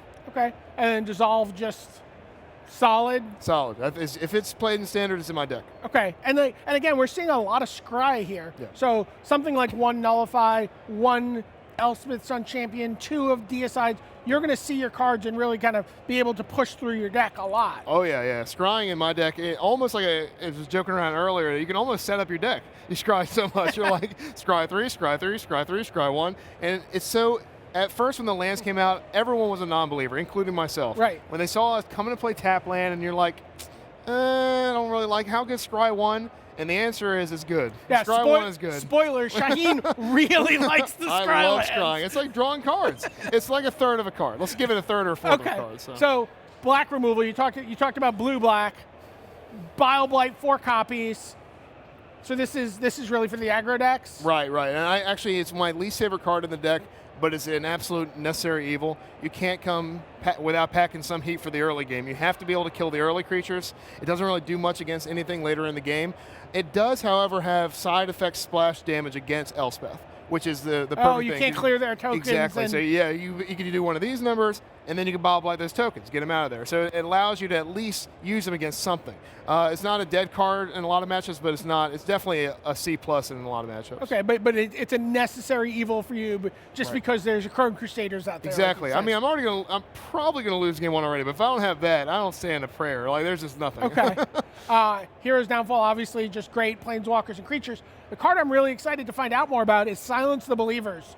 What a great name for a card. Really just graphic art. I love it. It's great. This is one of the sweetest arts. It's the name. You want to say Silence of Non-Believers, but it's definitely one of these cards that came out, and all my friends on Facebook kind of shot me messages like, can't play Guild anymore because this is just much better than Guild in like almost every way. It's just such a sweet card. The flavor is great. Exiling it and the ability to remove auras, that's obviously more impactful in block. But in Standard, I've lost to a Boon Satyr or 2, and just having the ability to deal with that is just really good. Let me ask you a question. Have you been able to strive this card? Have you been able to activate the strive ability? I've killed 3 creatures with this card. What? Yeah. I'm losing. In this tournament? Not in this tournament. I'm sorry, in testing. Sorry. Okay. No, not in this tournament. This tournament, I've not done that yet. Because I would have expected the war cry and lap around the room. Let's go get the witness here. No. It was in testing, and like you're able just to do it at instant speed too, which is obviously making it better than Guild as well. So it's just a sweet card all around. All right, let's take a look. And so Scrylands, 12 Scrylands. 4 Temple of Deceit, 4 Temple of Enlightenment, and 4 Temple of Silence. 12 Scrylands. You really like Scry. I do, and there's actually 2 other ones hiding there what? somewhere. Let's see the next slide. Hey, you've got off-color Scries now? So I love scrying. Okay. Scrying's fun. So and it's 14 Scrylands. Yeah. It kind of reminds me of 5-color Cruel Control back in the day. Sure, your lands come to play tapped, but these are almost like you keep a hand like with this in a swamp. You can keep that kind of hand needing blue because even though this should be a swamp, it allows you to dig to that island. Sure. So it's almost like an additional way to prevent mulliganing, which is important in my deck because, again, I'm 1-for-1ing all day with removal spells. So having the ability to keep kind of loosey hands with Scrylands are good. 6 swamps, 5 islands, and real quick, let's just take a look at the sideboard. It's two slides. We see Dark Betrayal, more nullifies. Siren of the Silent Song is a surprising card. I saw you side this in the Esper Mirror, and your opponent was just flummoxed by it. Flabbergasted. Yeah. You board out the removal spells, and then you see a creature, it just takes you off guard. And then last card, Tithonia the Cruel. pretty exciting appearance by Wrath Hythonia, of God. Psychic Intrusion, Drown in Sorrow, and Freakish Cure. Right. You've got some work to do. I'm going to let you get do. back out onto the floor for Shaheen Surani. I'm Brian David Marshall, sending it back to the news desk.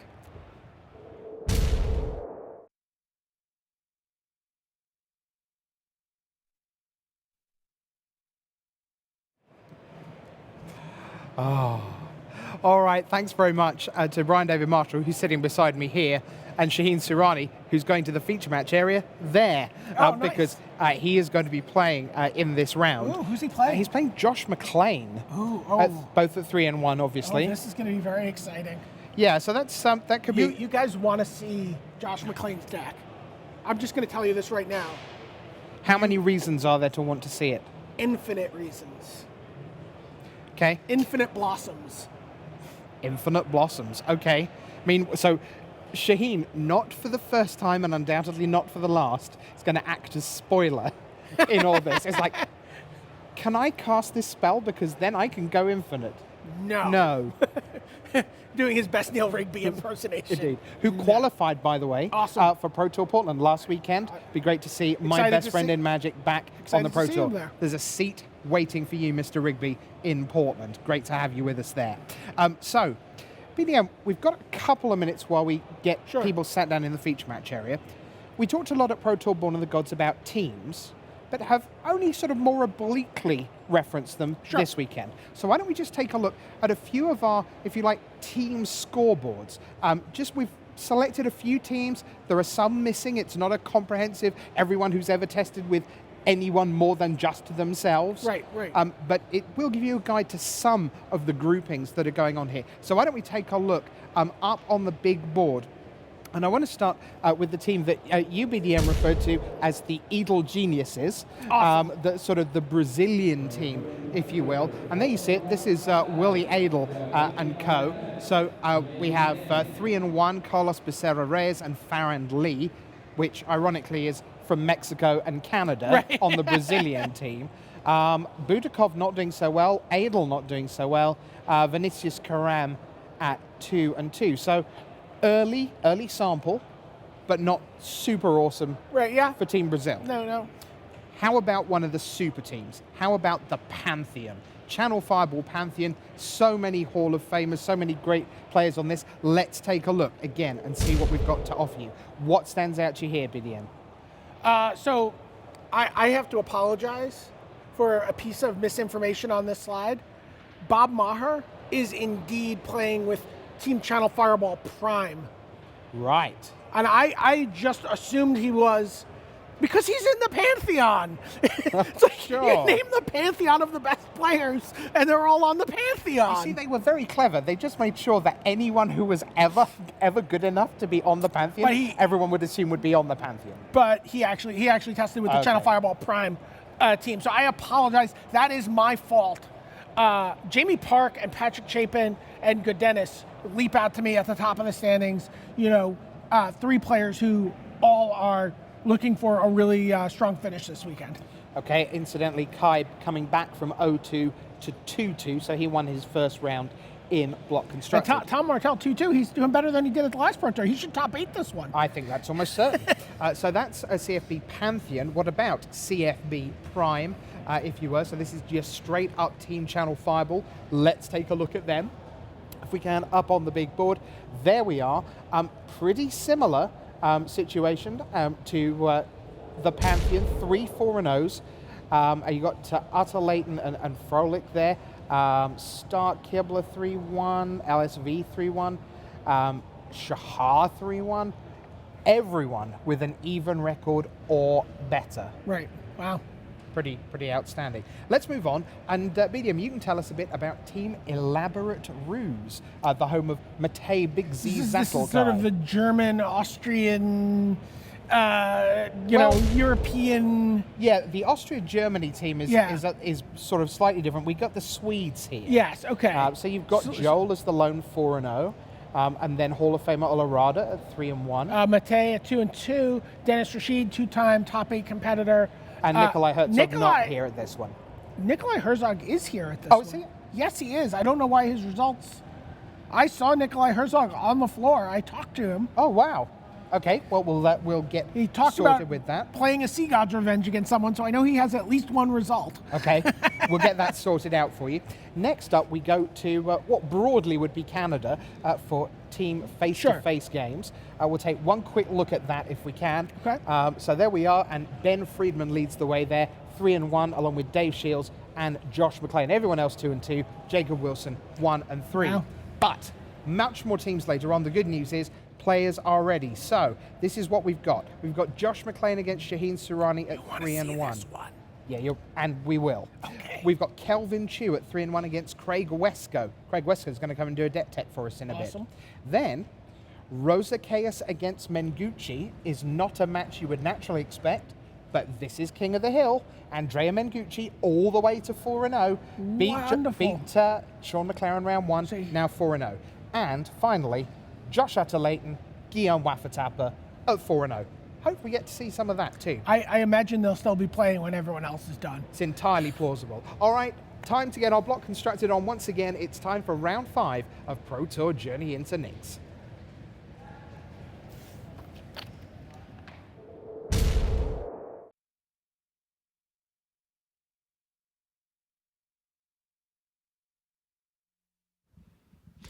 Welcome back to the booth. Rashad Miller, Randy Bueller.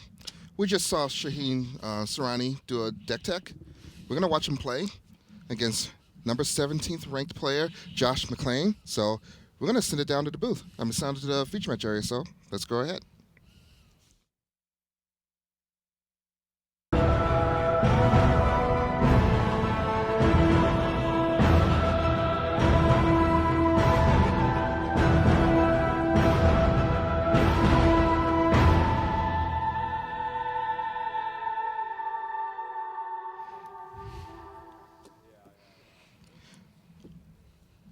And welcome to round 5 of Pro Tour Journey into Nyx. I'm Rashad Miller. I'm here with Randy Bueller, and we are about to watch Josh McLean, number 17th ranked player in the world of Magic. He is playing Infinite Blossoms. I can't wait to see this deck. And he's up against Shaheen Surani, who we just watched do a deck tech with his Esper Control deck because apparently he just plays Esper Control in all formats. Yeah, a lot of people were talking. Josh McLean posted to Facebook last night. Anyone who's friends with him saw this. Last night, he's in Atlanta. He posted Facebook. He's like, I know we've got a sweet deck. I'm not sure if it's actually good. I guess we'll find out tomorrow. You know what? That seems to be the way that this whole block format is going. Everyone's deck is sweet, but you know, they just don't know how good it is. Is my sweet better than your sweet? Yeah. And Thoughtseas is going to reveal. We got this one is sweet, cards. Right? Yeah, we got Kiora's some sweet cards over follower. here. Oh, follower Satyr, Kiora Elspeth. It doesn't look totally offline. The Kiora's follower, though, I don't know if Shaheen knows what's coming. That's the other interesting thing going on here. Josh McLean's deck, it is an Eidolon of Blossoms deck. Some people call it Enchantress because it feels like the old school Enchantress. Okay. Anytime you play an enchantment, you get to draw an extra card. Now, what Josh McLean does with all those extra cards is he gets either a Kiora's follower or a Voyaging Satyr in play. And then he gets a Nykthos in play, which can tap for, usually green is the thing that he's got the most pips of. Now, the key card that lets the deck go infinite is Thassa's Ire. So, and that allows you to untap your Voyaging Satyr or your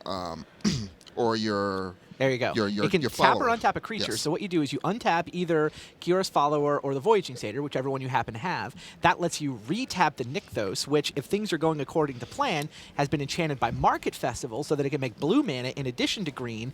And now, if that Nykthos enchanted by Market Festival is making 7 mana, then Thassa's Ire makes infinite mana. Then nuttiness ensues, and there we have a Voyaging Satyr. So basically, he had redundancy on his ability to untap. So that's why we see the Kiora going to the graveyard from that Thoughtseize. Yeah, also it's possible Shaheen doesn't know what he's up against.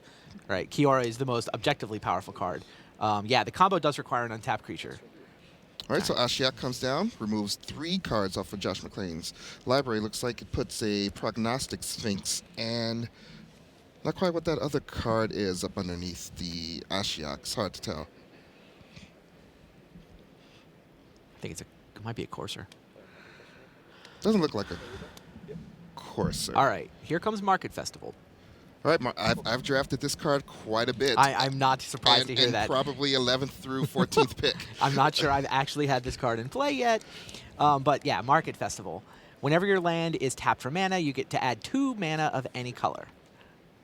All right, and Shaheen continues to take the quote-unquote good cards out of Josh's hand. Right, so Thoughtseeds gets rid of Elspeth, which everyone knows that Elspeth wins games. Yeah, I mean, she's just kind of there for value. I mean, Josh's deck doesn't have to go off with this infinite combo, but that's certainly it's kind of the way this game's going. I mean, look how much mana he has now. Yeah, right. Doesn't have anything to do with it, right? Yeah, he has 8 mana, and he has 2 more Kiora's followers in his hand. So if those come down, that's 12 mana that he can produce. But it doesn't do anything yet.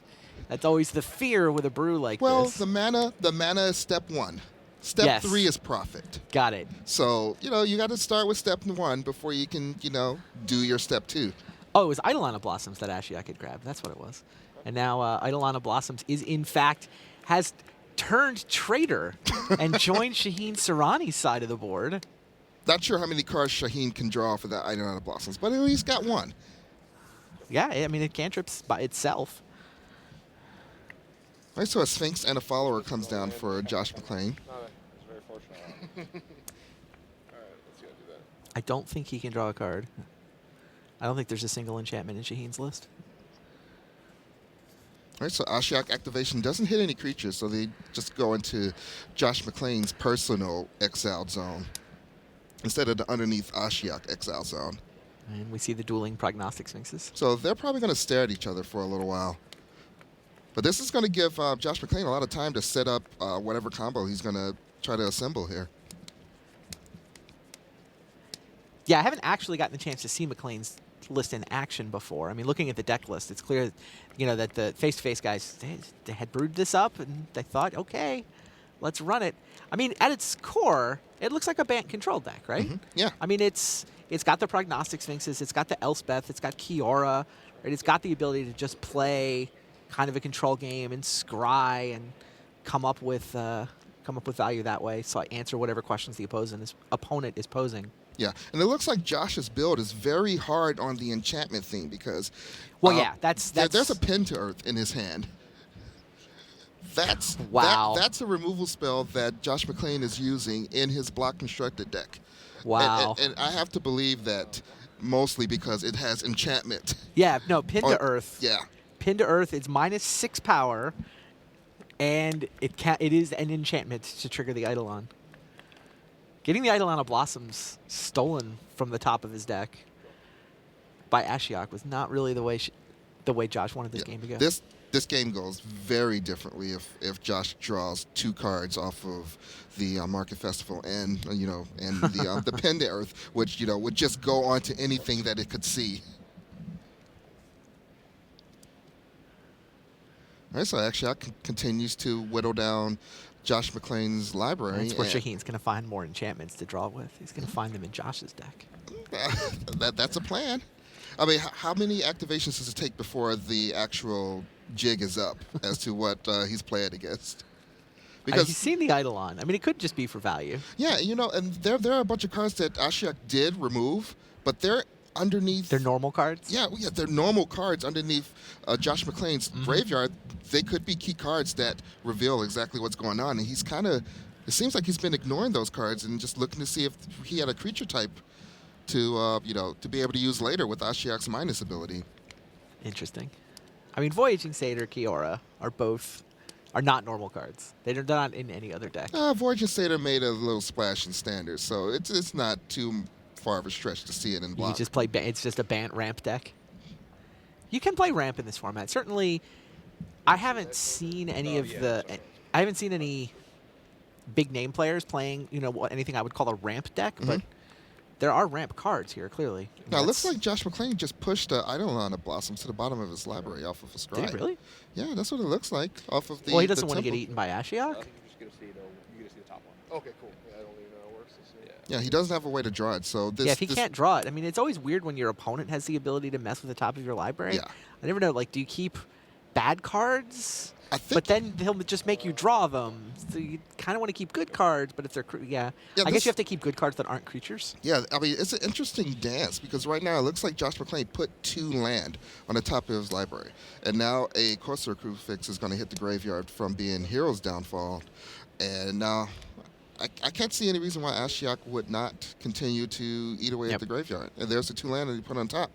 And there's 3 land that's going to get exiled. So no loss. No real loss for Josh McClain there. And no gain for Shaheen Sarani. Shaheen scrying with his own Sphinx.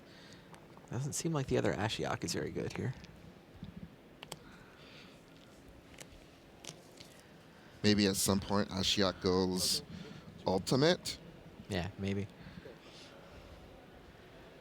Boy, Ashiok, Sphinx Courser is really nice synergy. Yeah, you know what? I was in a draft, and I had Sigiled Starfish and Corsair, and I thought that was the greatest thing in the world. And I was only scrying 1. So just imagine that you're scrying 2 more cards. You always get to set up your draw step and that land drop, and you're dealing 3 damage to your opponent. I haven't seen anybody running Starfish. That was one where I was like, does that make the cut? Maybe. Probably not. No, I think there's a lot. There's some other 2 drops you could not use. Good enough. Yeah. Although it does block reasonably well. Yeah. I mean, if it was 1/3, I think you'd think seriously about it. If it was hexproof, like the carry at it, then that'd be totally different.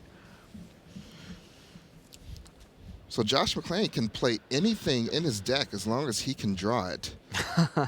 And he's just digging away, and all he can find is mana sources. And he found Pin to the Earth? He did find Pin to the Earth. It doesn't have a target, and it doesn't get him any value, because I can't imagine Josh really willing to play Pin the Earth if he's not going to be drawing a card off of that, off of Adel on the Blossoms.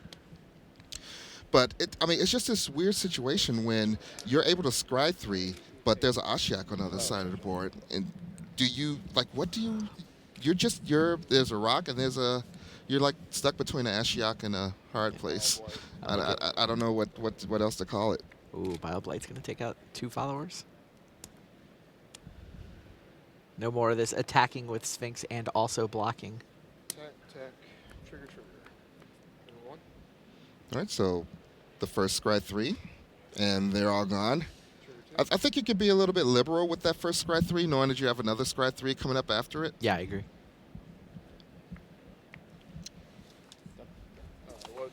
Sorry. Sounds like Josh Utter-Layton took a game from Guillaume Wafatapa. Perhaps a little quicker than people were predicting. All right, so Ashiok gets a free Prognostic Sphinx off of the minus ability. And a Divination is going to draw Shaheen Sarani 2 more cards. Now, during Shaheen's deck tech, he told everyone how much he loves drawing cards. And I see he's playing Divination. And he's playing Esper. Is he also playing Read the Bones?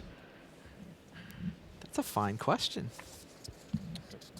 I'd have to imagine he'd want all of that value as we look at Josh McClain's hand. And it's 4 times Divination, 0 times Read the Bones. He must value his life more than cards. Probably never played with Necro either. Yeah, I would think Read the Bones would make the cut above Divination. It's not like he's splashing black either.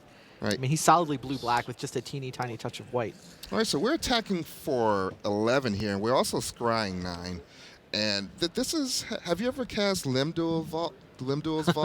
I have. Yeah, this is kind of how it feels like, where you just kind of look at the cards and you're digging so deeply that you're able to just find the exact card that you want in every situation. But it looks like 6 of those cards went to the bottom, and then he reordered the next 3. And now he is going to tap 3, tap 4, tap 5 to add a 4th Sphinx to the side of his board. Might as well. So that is the record for most Sphinxes in the feature match area. It's got to be the record for the most scries in the game, at least. We've had 9 before. I think 9 just ties the record. I don't think we've seen a 12. Yeah, I just meant the total number of individual scries in one game. That was possibly a lot of scries. But turns out... It's going to be hard to get more than 4 Sphinxes. Yeah. Possible with Ashioks. So all it Keep takes an eye on that. is a few scry nines and you win a game. So Shaheen Sarani leads 1-0 over Josh McClain. And we will be back with game 2 after this. Possess the power of Vintage Masters. Available exclusively on Magic Online, Vintage Masters contains Black Lotus, Time Walk, Ancestral Recall, the 5 Moxes, and more. Magic Online Vintage Masters pre-releases start June 13th. What is up, everybody? Welcome to another episode of Limited Resources. I'm Marshall Sutcliffe, and I have a very special guest with me this week. You may know him from Tap Tap Concede. It's Graham Stark. Graham, welcome to the podcast. It's great to have you here. Graham? Graham, I don't have another guest. What is this? That's going to do it for this episode of Limited Resources. Please join us next week. Head to your local game store on May 24th and 25th for the Journey into Nyx Game Day. Play in a fun standard tournament and take the final step on the hero's path by defeating a god. Visit wizards.com/magicgameday for more information.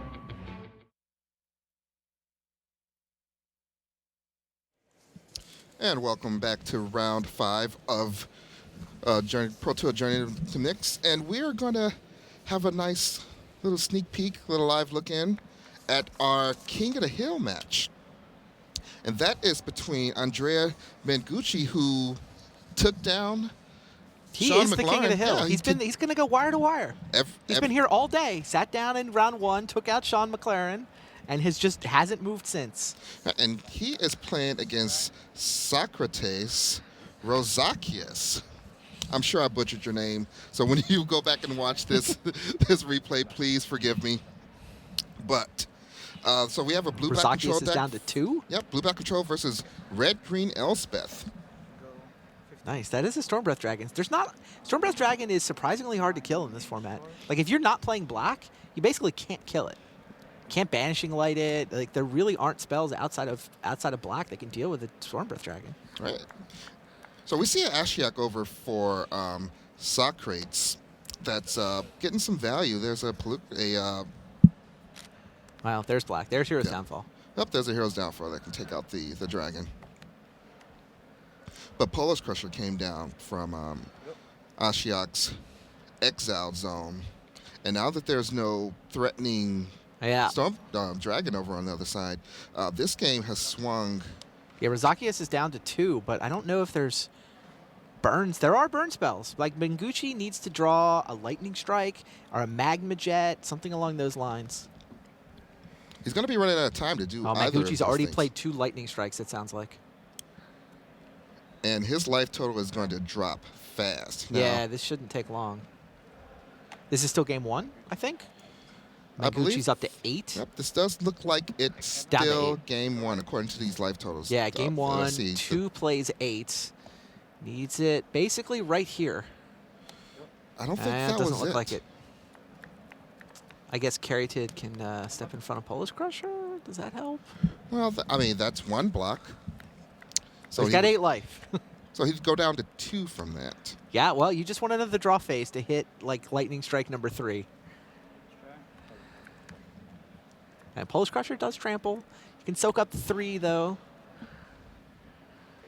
Going to soak up 3, so actually it's going to take It's hard. 7. It's hard to monstrous it in a non-red-green deck, at least. Yeah, I don't think Ashok has any way of getting any red or green mana aside from a Sylvan Caryatid. Off the top! Off the top!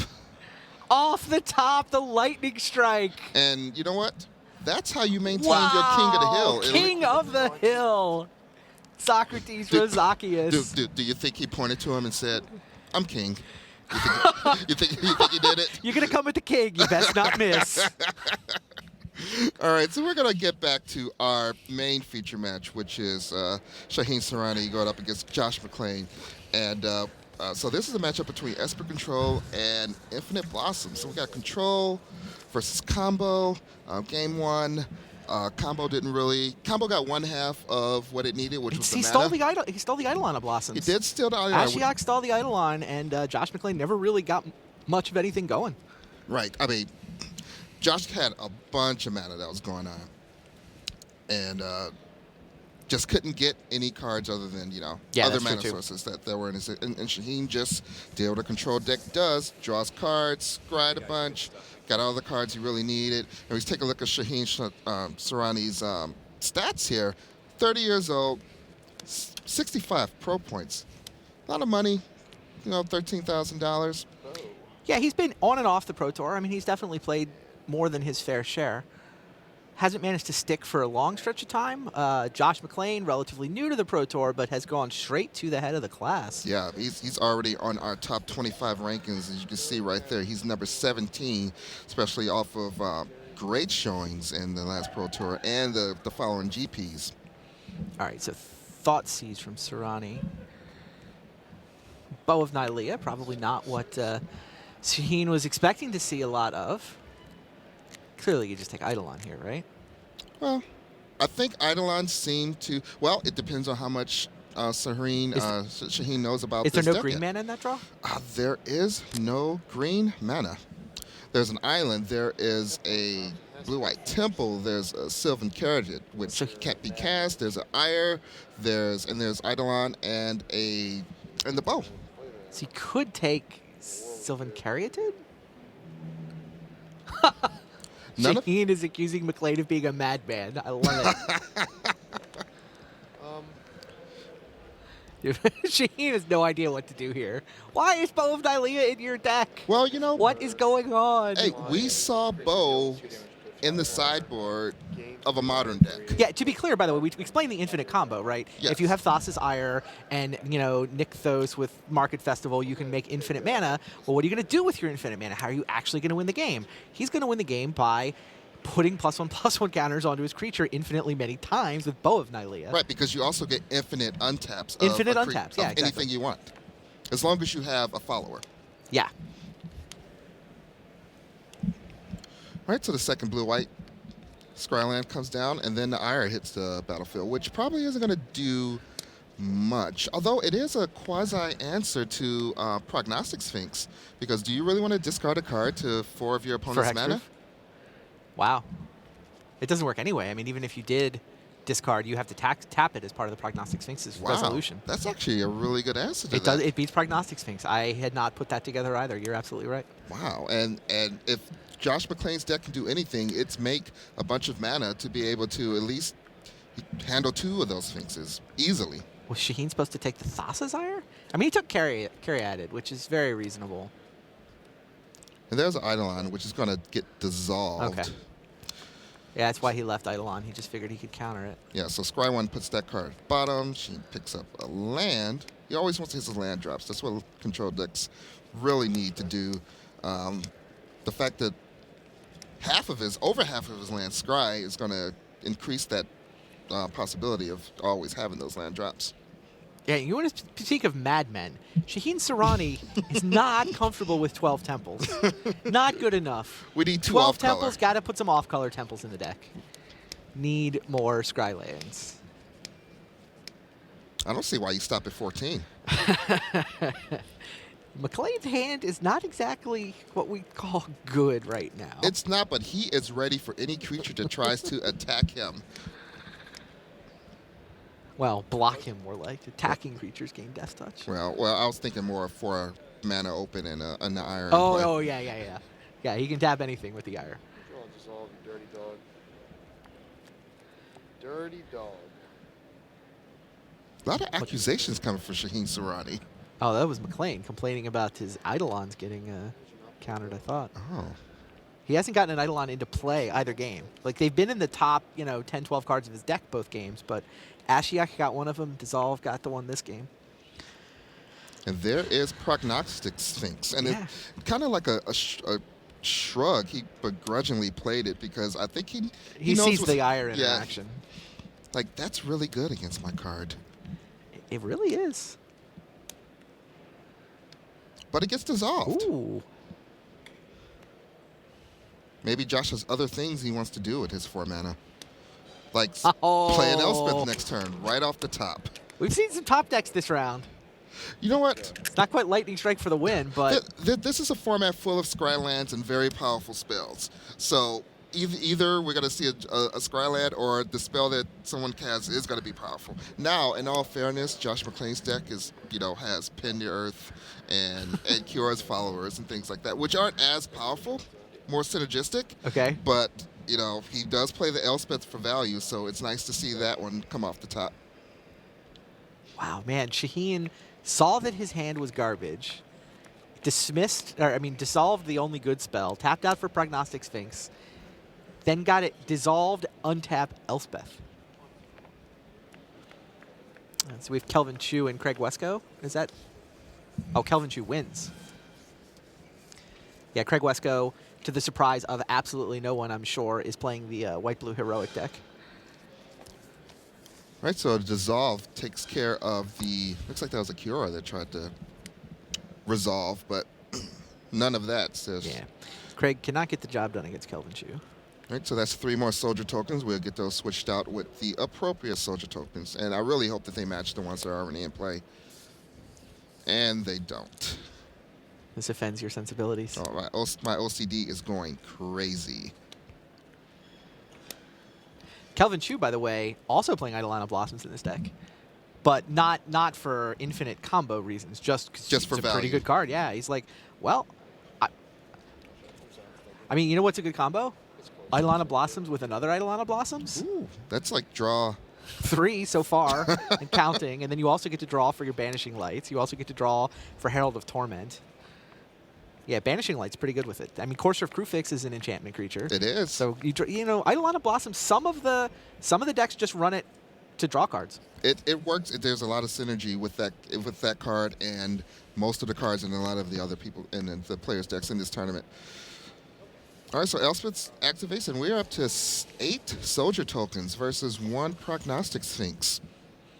Remember the part where we said Elspeth is really, really good? I McLean remember. had nothing going on, and he just like, oop, it's turn 6. I have a 6th land, and Elspeth is on top of my library, right where I want her. It's like all those other cards just don't matter that Josh McClain has. Basically. There is a bow, so I guess bow is gonna gonna do some things only because there's extra mana for Josh to do something Well, with. he's going to spend his mana on his other better enchantment, the Thassa's Ire. Taps the Prognostic Sphinx. Yeah. Can I quote you? The best answer to Prognostic Sphinx? Obviously.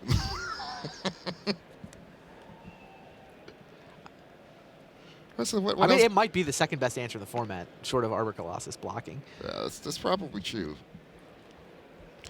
Right, so I can't see why Josh McClain would not continue his trend of attacking with all of his soldier tokens. Well, does he ultimate Elspeth is the question. If he ultimates Elspeth, then it's lethal. There's a lot of but black he loses mana. the Elspeth. There's a lot of black mana over Yeah, there. exactly. For Bile Shaheen Blight would be a complete blowout. He's going to risk the Bile Blight blowout. And it's there. And this is in response to the ability, but that doesn't even matter. Well, I guess it does matter because that now the bow cannot save one of his tokens. But still, Wow. it's still a blowout. It's a complete blowout. So all of those tokens go bye-bye, and all we have now is a Voyaging Satyr, which is eventually going to be, it's going to be a 2/3 Voyaging Satyr at the end of this turn. I'd have to believe because of the one of the many activations of Bow of Nylea, bows being the most versatile weapons in the hunting world. Yeah, I'm not sure that Josh... I think Josh thought the bow might be able to save... I don't know. No, yeah, Bile Blight's just a complete blowout there. Yeah, Bile Blight still kills all of the other ones. Exactly. Yeah. I might have been tempted to hold on a turn. I think the 1/1s were doing just fine. Just making more 1/1s. Right. So Voyaging Satyr gets in there. I don't think it has a counter yet. Okay, now it gets a counter. It's +2/+2. Oh, yeah, you're right. Oh, he still has the Elspeth. He still has the emblem, yeah, right? he still has the emblem. Elspeth going ultimate means that is a 3/4 Voyaging Satyr, which is Right. now a Yeah. 4/5 thanks to the counter from Bow of Nylea. So Right. it's going to kill in 3 hits. Yeah, we do have emblems, so let's see if we can get an actual Elspeth emblem out there on the battlefield. Because Silence the Believers on the Voyaging Satyr. Too good. Go away. And that Ire is making... Yeah. It's doing work. The Ire is against doing that. work. It is doing work. But is that a Hythonia?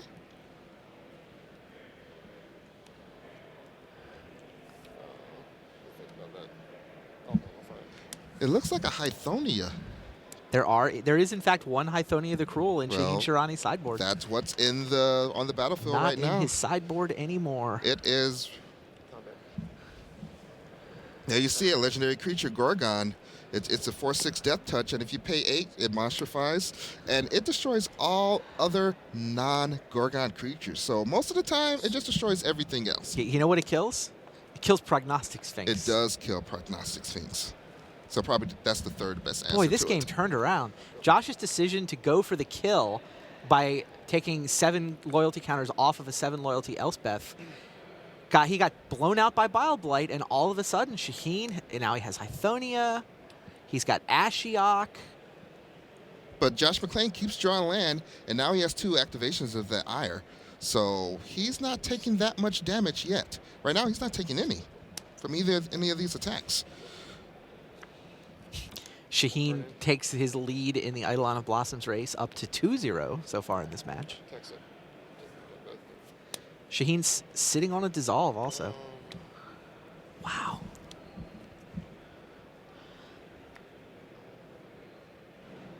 I don't think Josh is in the worst position because either he's going to draw some type of, business spell, or he's going to draw more land. If he draws more land, then eventually he gets to the point where he can tap multiple things and start activating Bow of Nylea to gain life and put, more business spells back in his library. Not that the game's going to last that long. Yeah. So Kira's follower comes down. It's normally a 2/2, but thanks to that emblem, it is a 4/4, and I believe it flies also?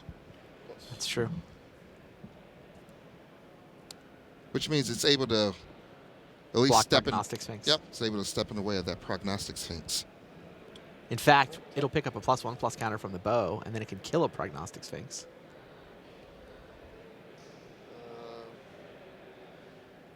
So that was a tap on the Prognostic Sphinx, which was really the only profitable block that he had. Wow. Which is interesting. And Silence the Believers on Kiora's follower. Yeah, that's just going to exile it, so it doesn't even matter anymore. Josh's going to take all of that damage. So McClain's down to 10. Serrani's at a low 6. But he's Bo, been there for a while. Yeah, Bo is going to gain Josh McClain 3 more life. So one thing Bo can do is it can at least stretch a game out if it doesn't just run away with it. Well, there's Eidolon of Blossoms. Shaheen is not interested in Eidolon of Blossoms resolving. Nope, it gets dissolved. Immediately dissolved. So, Did no hesitation at all. Right. Oh, and scry into another dissolve. Right, so Ire's still keeping Josh McClain. And nullify, sorry. Almost as good.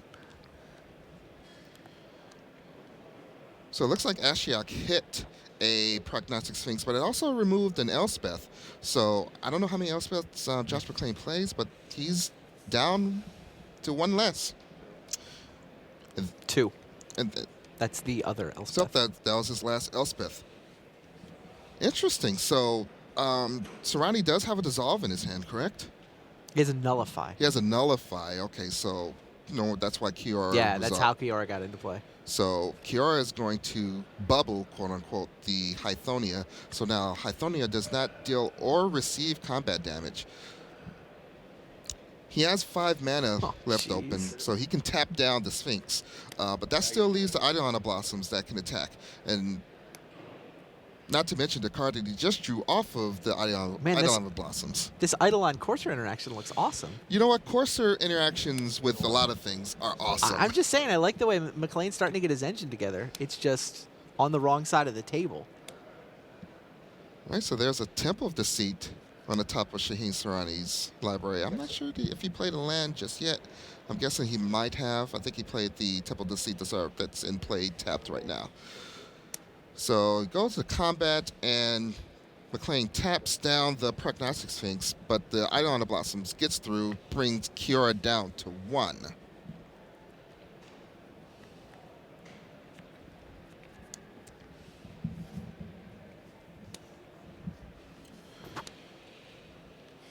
All right, so there's a Sylvan Caryatid, and Shaheen just shakes his head and says, no. Nullify. You can't have anything. Because that would have been a 2-4. I mean, it's it's mana, it's a blocker. Yeah, it is a 2/5 blocker. 2/5 flying hexproof blocker. You don't get to have any of those, says Shaheen Sarani. Yeah, and I mean, Sarani's the one drawing extra cards. The fact that he's just playing these extra creatures with Elspeth is keeping him nicely ahead. He just keeps exploding his board, and he wants to keep McLean on just nothing.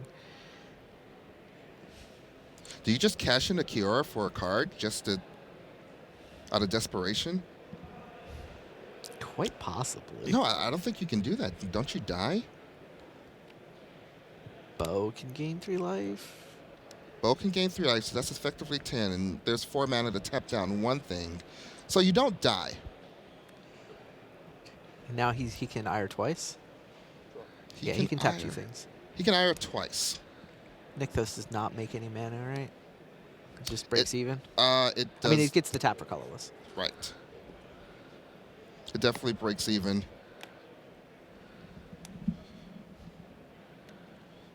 So there's a divination sitting on top of Shaheen's deck, and Ashiok is going to +1, and it's going to remove a forest, a dissolve, and another dissolve. I think Josh is happy with that one. He doesn't want to see dissolves right now. He's way too far behind. We go into attacks, and Ire is going to activate, targeting the Prognostic Sphinx, and it just taps it, taps the Hythonia, so in for 4. That's going to bring Josh down to 3.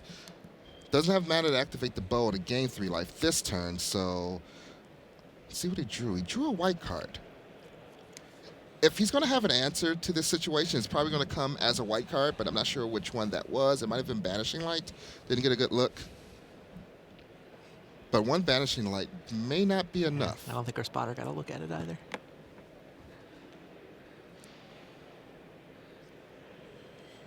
Sounds like it is Banishing Light. So Josh can gain 3 life and tap 2 creatures. So he's not dead. He's not dead just yet with what's on the board. Yeah, he's just falling further behind every turn, though. Divination. So draws a dissolve and draws another divination. I can't imagine that Shaheen doesn't just fire that one off as well, especially that he sees an Elspeth on top. I don't think he played a land this turn, so he could go divination Elspeth with a land drop.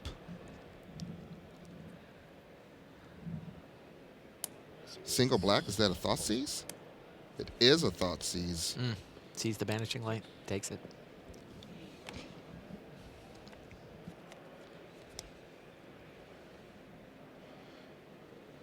So Shaheen can't quite close this game out this turn, but he's just way, way far ahead. McLean can what, tap 2 and gain 3 life? He could tap 2, gain 3 life, so it'd put him up to 6, and he would take 4, so he'd go down to 2. So he has, I think he has another turn to do this, given it if this board stays exactly the same, but it didn't. He was able to play the Corsair Crucifix off of Ashiok, which drew him a card from the Blossom, and now he's gonna just. Oh, he's not gonna ice the game with the Elspeth yet. He's gonna draw cards. He's gonna he's gonna ice it with these 2 heroes. I mean, if you had the downfalls. choice between not playing Magic or playing Magic for another turn and drawing more cards, don't you want to just stay on camera and draw more cards? I like playing Magic, and this is probably a more solid play. We actually should have the top of Shaheen Sarani's library revealed. Yeah, but we missed it after the divination. Yeah, probably won't matter much. Right, that's the other reason not to play Elspeth is he's got the dissolve to counter whatever Josh McLean does, and there was the handshake. Up, and that's it. Shaheen Sarani wins 2-0 over Josh McLean. I was really hoping to see some infinite blossoms, That would have been fun. Some large amount of blossoms, just some arbitrarily large amount. Doesn't have to be infinite. Jury's still out, I think, on whether that was a sweet brew or it doesn't actually work. Well, it seems like he drew his cards not in the best order for what he needs to do. You really want, I guess, you want some mana. You want some mana, and then you want some card draw, and his first hand was just all mana. Right. But you can't really throw that back, right? No, I mean, I think that for that deck to actually work, you have to resolve Eidolon of Blossoms. It helps a lot. Like, you have to resolve Eidolon Blossoms, or the deck doesn't really work. I mean, you can try to impersonate a ban control deck. And to be fair, he almost won that game just off the raw strength of Elspeth. Yeah. So that was close. So maybe he needs more Elspeths? I don't know. I mean, that's... At some level, you can just play a control deck if you want to. One other result, by the way, we didn't get to see. They had just finished at about the same time. Mengucci, still king of the hill. Still king of the hill. He dropped game 2. He came back to win game 3. It was ending just there, so we didn't get to see the end of it. But yeah, Mengucci holds on. He's been in the same seat, the same table all week long. He's been far. sitting on the same side of the table too. Oh yeah. No, he picked his chair and he's like, I'm sitting here the rest of the weekend. He's actually still sitting there right now. He actually doesn't get up. Doesn't get up He between just rounds. stays there, and I think lunch. I think he is brought wanders to him out too. to talk to his friends. Every now and then he'll get up and He's talk. not just like sitting there alone waiting for them to pair the next round. No, not usually. All right, so we're gonna send it to the news desk now, so we can find out what's going on the scoreboard. So take it away, news desk. Hi, Rich Hagan here, trying to take the news desk away, but it's not budging, so there we are. Yeah. Welcome back to the news desk. 5 rounds gone, 3 still to go here on day 1. We will do it all again on Saturday. 3 rounds of draft, 5 rounds of block constructed. First, you have to get to 4, 4 or better to make it back in to day 2. Eventually, we will cut to our top 8. Preliminary, very tentative suggestions are because we have less than 350 players or so, it means that 12 and 4 are going to be right in the mix, according to tie breaks, for the top 8. So we may well see coming down the stretch players thinking that 12 rather than 12 plus is their goal for the top 8. That could make the last couple of rounds super interesting tomorrow evening. Meanwhile, let's see what else I can give you. Patrick Chapin, he was a winner over Timothy Thomason. Also, ask us anything. Ask us anything. Anything at all. We can't guarantee to answer anything, but we'll see what we can do. If you want to use the hashtag PTJOU, that's Pro Tour Journey as it were, hashtag PTJOU, ask us anything. There you see it. We want to hear from you. And at the end of round 6, during the dinner break, we will see what we can give you for that. So we have Louis Scott Vargas coming in to answer some of your questions. We've got Zach Hill from Inside R&D. We've also got Marshall Sutcliffe will be with us coming in to see his impressions of the first day. We've got lots of great questions for him already, I know. And I'll be here kind of ring mastering it all. So join us for that. Meanwhile, let's see if we can take a look at our Select 3-0 scoreboard. We had 43 players come into Block Constructed with a perfect record, and here are some of the players who we just selected 20 of the best known of those. On the bottom right, you've got players whose results are waiting to go into the system. Andrea Mengucci, the king of the hill, has just won, as we heard. He is now 5-0. Jamie Park waiting for his result. Reed Duke, Li Shichan and Robin Dola are at 3-1 waiting for their results. Now Fabrizio Anteri, the Venezuelan, he has lost twice now in Block Constructed, so his deck is not yet doing the business. Likewise, Lars Dam. Now, people saying, got a question, not for Ask Us Anything, just a question of, hang on, Lars Dam, is he really from Thailand? Well, he's Danish. He's living in Thailand right now, so he's representing Thailand at 3-2. Wafatapa, we know, just lost to Josh Utter-Leighton at 4-1. Gadenis Vidugiris 4-1. Martin Muller, the Danish 16-year-old, I'm not quite sure what Wunderkind is in Danish.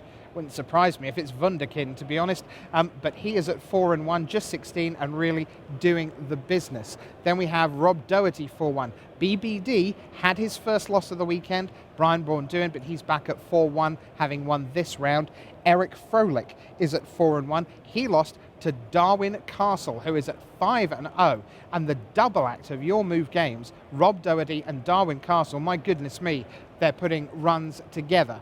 One loss between the pair of them in 10 matches. It's like the old days. Talking of the old days, some of the people at 5-0 you see there, Josh Utter-Leighton, Ellie Pichon, a contender for Rookie of the Year recently, Pro Tour Amsterdam champion from 2010, Paul Rietzel. Todd Anderson, making by far his best start to a Pro Tour. He averages round about 48-49% through a succession of Pro Tours. He is obviously batting perfection right now.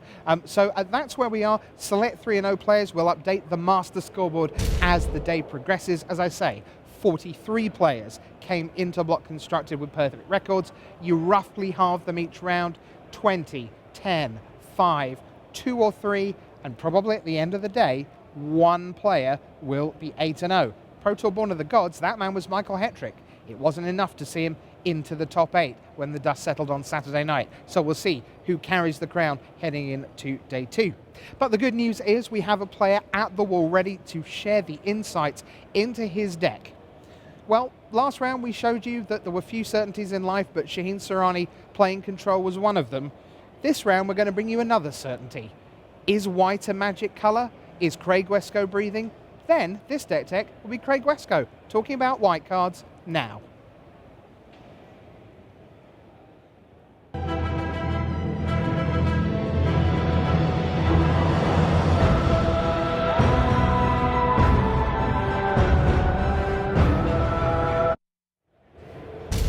Hello, everybody. Brian David Marshall coming to you from the Tournament Center here at Pro Tour Journey into Knicks in Atlanta. I'm joined by Craig Wescoe, a block Pro Tour champion, and someone who's going to talk to us about playing White Weenie in this Theros block constructed format.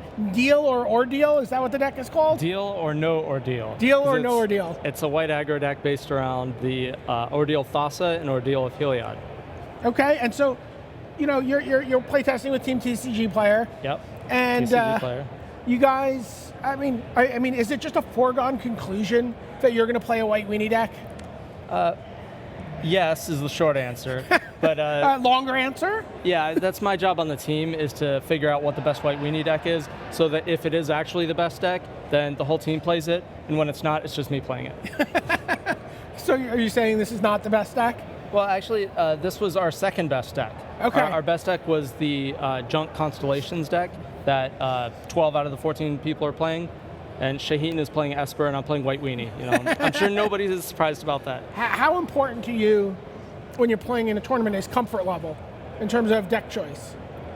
I think it's really important, especially in this format. There's a lot of decks that are kind of really close on power level, and so playing something that is sort of most in your wheelhouse, right, I think is really beneficial. You have a lot of like muscle memory playing that type of deck where you know like what you're doing and how to like get out of certain situations. Yeah. I take my white creatures and I turn them sideways. See, all right, there you go.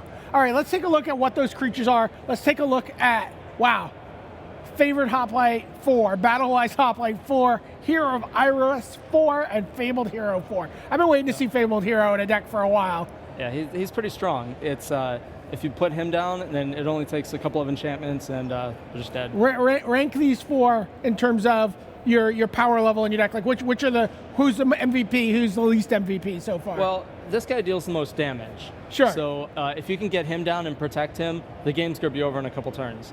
Hero of Eros kind of lets you go crazy, where you just like play a bunch of things. I had him on turn 2 in one of the testing games last night, and turn 3 I was just like ordeal, attack. Right, all your ordeals just cost 1. Yeah. So you could play 3 ordeals on turn 3. And so you just like gain 20 life, take 8, draw 2 cards. Must be nice. Yeah. And this guy will get you out of trouble. This Battle-Wise Hoplite though, yeah, because he scries every time you target him. So every time you keep putting something on him, you're going to be finding another thing to put on him the next turn. Okay. And then Favorite Hoplite, he's just... Well, he's the guy to get underneath least favorite removal. Hoplite? Yeah. Yes, he is my favorite Hoplite.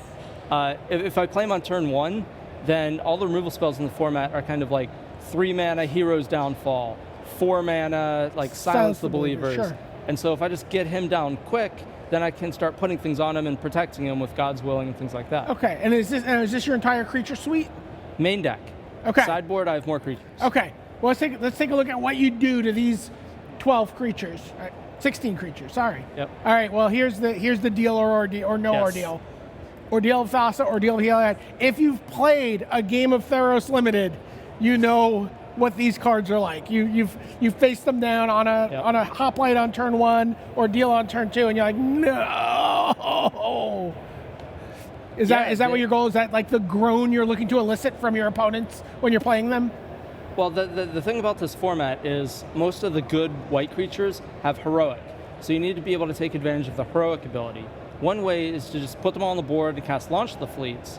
But there's a lot of cards like Drown in Sorrow, Anger of the Gods that'll just wipe out that strategy. There's not really a lot of ways to protect against that. So the other strategy is to just put a whole bunch of things on one of the heroic guys and protect that one thing. Fortunately, there's enough ways to protect that one thing. Okay. So, and then, how important is which Ordeal of Thassa, just drawing cards is really what you're looking to do here? Well, the Ordeal of Thassa, you make the creature real big, and then you can keep drawing more cards, more ways to protect him or keep growing him. Whereas the Ordeal of Heliod, it'll grow him and it'll help you win races. Right. So it's good against like the black aggro deck and the red aggro deck, where they're not able to kill your guy because it's too big at this point, but they're trying to race you, and then this just kind of closes the door on that. Was one of these in the deck before the other? Like, did you be like, oh, let's try an Ordeal of whatever, and then it was good, and then you're like, let's get 4 more in here?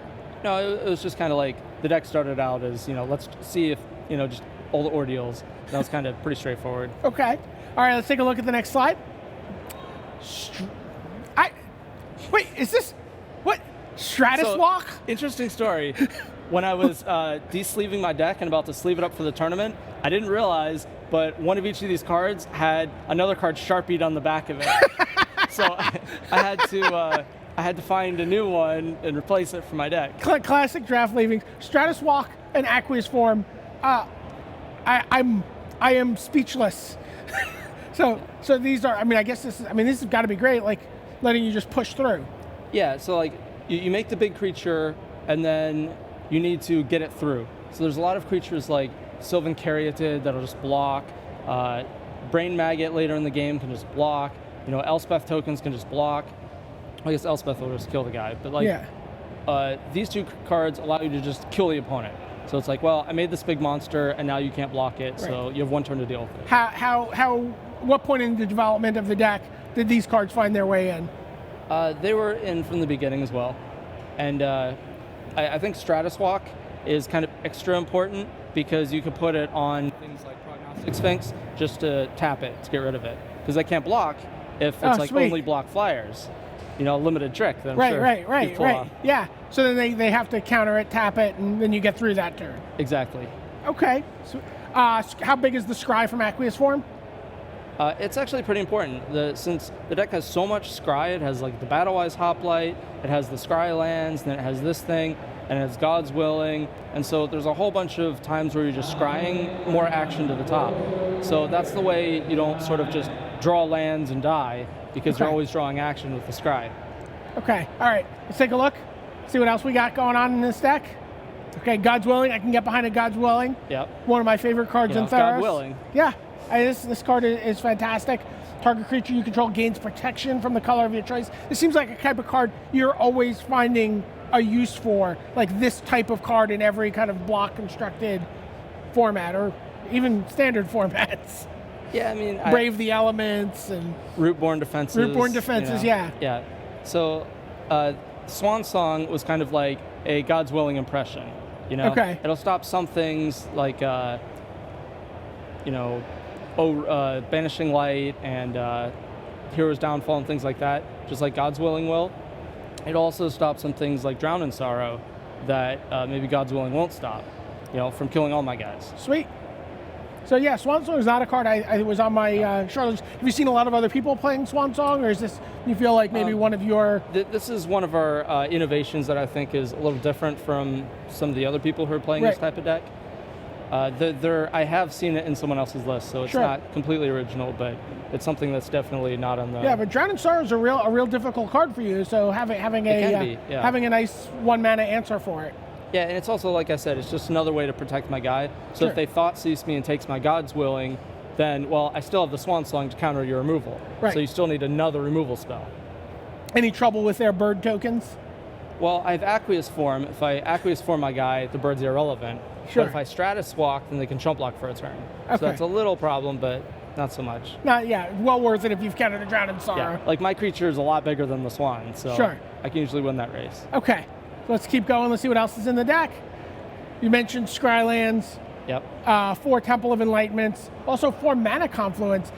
Is Mana Confluence an aggro land or a control land? It's definitely more of an aggro land, because whenever you're the aggressor and you're the one putting on the pressure, the opponent's not going to be able to take advantage of that life loss. The way, if I'm a control deck, then I'm on the back foot, and the damage is putting me even more on the back foot. So what this land does for my deck is it'll allow me to just like tempo out and cast all my spells as quickly as possible. And if the life is a problem against, say, another aggro deck, then I have the Ordeals in the main deck, and I have more life gain in the sideboard, so I can mitigate that. But usually it's just like a free Tundra. Okay, and then we have 13 basic lands. Yep. And then let's take a look at what's going on in the sideboard here. Or did we not have... No, there we go. Yep. So Johnny's Presence. Yep. This is the limited all-star This deck. is God's Willing number 3. Yeah. So this is very much like Rootborn Defenses. Yes. Very feels very similar to it. It lets you protect multiple creatures. And trigger both their heroics. Wow. And it also, one thing that it does that God's Willing doesn't do is when they minus Elspeth to kill your big guy, well, indestructible means it won't get destroyed. That's pretty sweet. Yeah, that happened in round 1. Oh, yeah. That's nice. And again, it's it's funny, the Strive cards, we talk about them a lot with Heroic and Limited, but you don't get to do it as much. You don't get that same like critical mass of Heroic creatures. Yeah, well, I do, but most people don't. But you can really, we saw again 16 Heroics in this deck. Yeah. You can really get a lot of value out of that card. Yeah. One more Swan Song, and then more Heroics. Laguna Band Trailblazer. Yeah. Well, the Trailblazer, I mean, he is just a yoke dox. Right. But the purpose for him being... He's no yoke. Yeah. Yoke's on him. So the reason he's in there is because if I play against a deck that sides into a bunch of cheap removal, like Magma Spray, Magma Jet, well, if I play this guy, then they can't kill him with those removal spells. So you might like swap out your favorite Hoplites or something like that? Well, I'll play both. Sure. Just having an 0/4, it can block their creatures because they're playing a bunch of 1/1s and 2/1s and things like that. And then it'll allow me to put my stuff on him without the fear of dying. Kind of surprised to not see Brimaz in your main deck. Well, he doesn't really fit with a theme, unfortunately. Sure. Since we're just putting everything on one guy, well, a couple of things on a heroic guy makes him bigger than Brimaz. Right. So.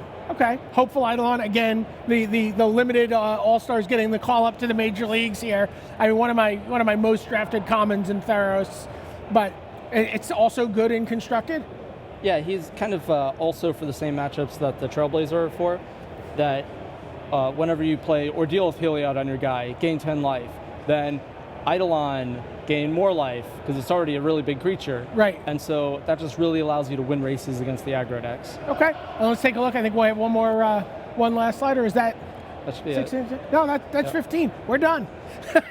All right. Craig Wesco, that's a great look. Blue-white heroic, Ordeal or no Deal or no no ordeal. ordeal. This is as confusing as my Nyx or Ixnay preview podcast. Jeez. Okay. All right. So good luck to you. We're gonna let you get back out on the floor. For Craig Wesco, this is Brian David Marshall.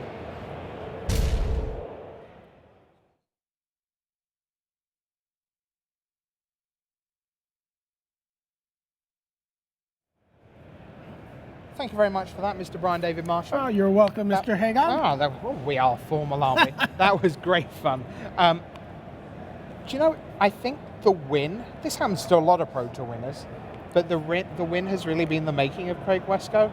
He seems so much more open and expansive even. Sure. I mean, I thought that was terrific. And I think a couple of years ago, he might almost have been a bit defensive about I'm playing some of these cards, but now he's like, yep, playing some of those and some of those. I kind of want to go on Magic Online and play that deck. Yes. Whether it's in draft or in constructed. Okay. Either way. All right. Now, it turns out you've got quite a lot going on. Okay. Because you're about to go in the booth for round 6, 7, and 8. So Go away. Awkward transition time? No, not awkward transition time at all. You just go away and get yourself ready for that. I'm going to bring Zach Hill in beside me while I tell you that the last few results are coming in. Now, Robin Dola of Slovenia, he's been red hot on the European Grand Prix scene in recent times. He has defeated Sasha Lucia, another European player from Switzerland, by 2-1. Reed Duke, this is a big clash. Reed Duke from America against Trey Van Cleave of America. Real generational gap. This one, Trey Van Cleave, prominent in the 90s, and Reed Duke now, of course, in the first few years of the 11s, something like that. Anyway, Reed Duke has won by 2-1 in that one. Jamie Park, another old school pro, he is 2-1 winner over Gabe Carlton Barnes. And Andrea Mengucci, the king of the hill, over Socrates Rosakaias. 5-0 now, Andrea Mengucci. He wasn't meant to be there all day, but he's sure as heck working on it. All right, we welcome to the desk Mr. Zach Hill. Zach, it feels like a long time since I've seen you here at the desk. How's the day been for you so far? The day's been incredibly exciting for me, Rich. I've spent most of my time just walking around, seeing all these crazy block constructed decks. This is one of the most open block constructed formats in recent memory. Which is kind of awesome because when it is a small card pool, you can't always guarantee a ton of diversity. Not that there aren't lots of decks you could build, but because the only goal at the Pro Tour is a winning build, sometimes the best 2 or 3 decks simply dominate proceedings. We think of Jund at Honolulu 2009, a real case for that. But from what you've seen, pretty much anything you can play, anything you can win with. I've seen some really good aggressive decks. I've seen some really good control decks. I've seen, we've all seen the combo deck that kind of comes out with like a 9-piece combo to make infinite mana and activate some Nylias.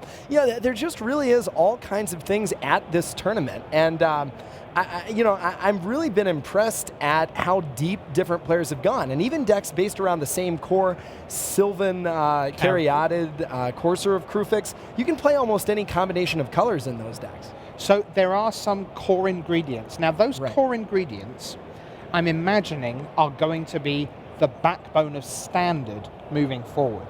But that's one of the exciting things about these block constructed tournaments, and we saw this at Pro Tour Dragon's Maze last year with the Azorius control deck based around Sphinx's Revelation and Jace that became a fixture of the Standard environment. You look at the previous block Pro Tour, that is where your Standard environment's coming from. And I think a lot of these decks that we're seeing right now, we're going to see translate perfectly into Standard once some rotations happen. One of the other things I love about block is, in a way, block and its transition to Standard, it's almost like a Sudoku puzzle in that you don't have 81 squares to fill in.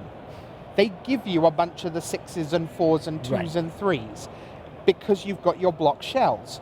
So when we get to the full set, which, by the way, we will be announcing here on the webcast on Sunday, we did an interview with Mark Rosewater back at Wizards of the Coast. We'll tell you all about the new set coming in October of 2014. So watch out for that. That's going to be around about lunchtime on Sunday.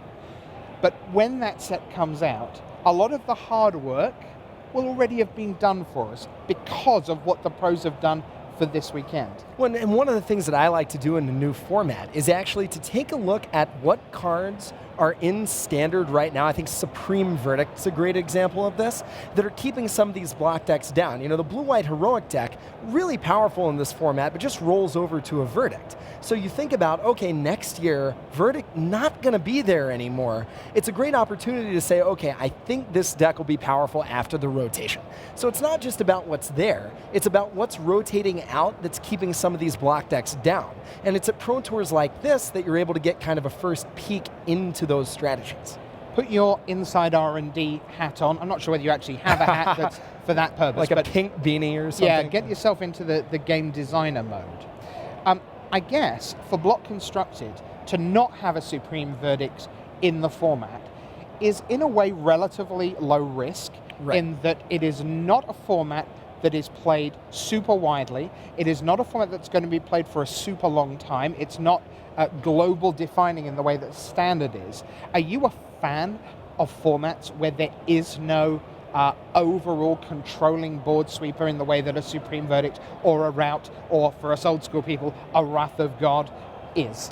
I mean, I think a lot of it depends on, kind of how you define a sweeper and how people work around it.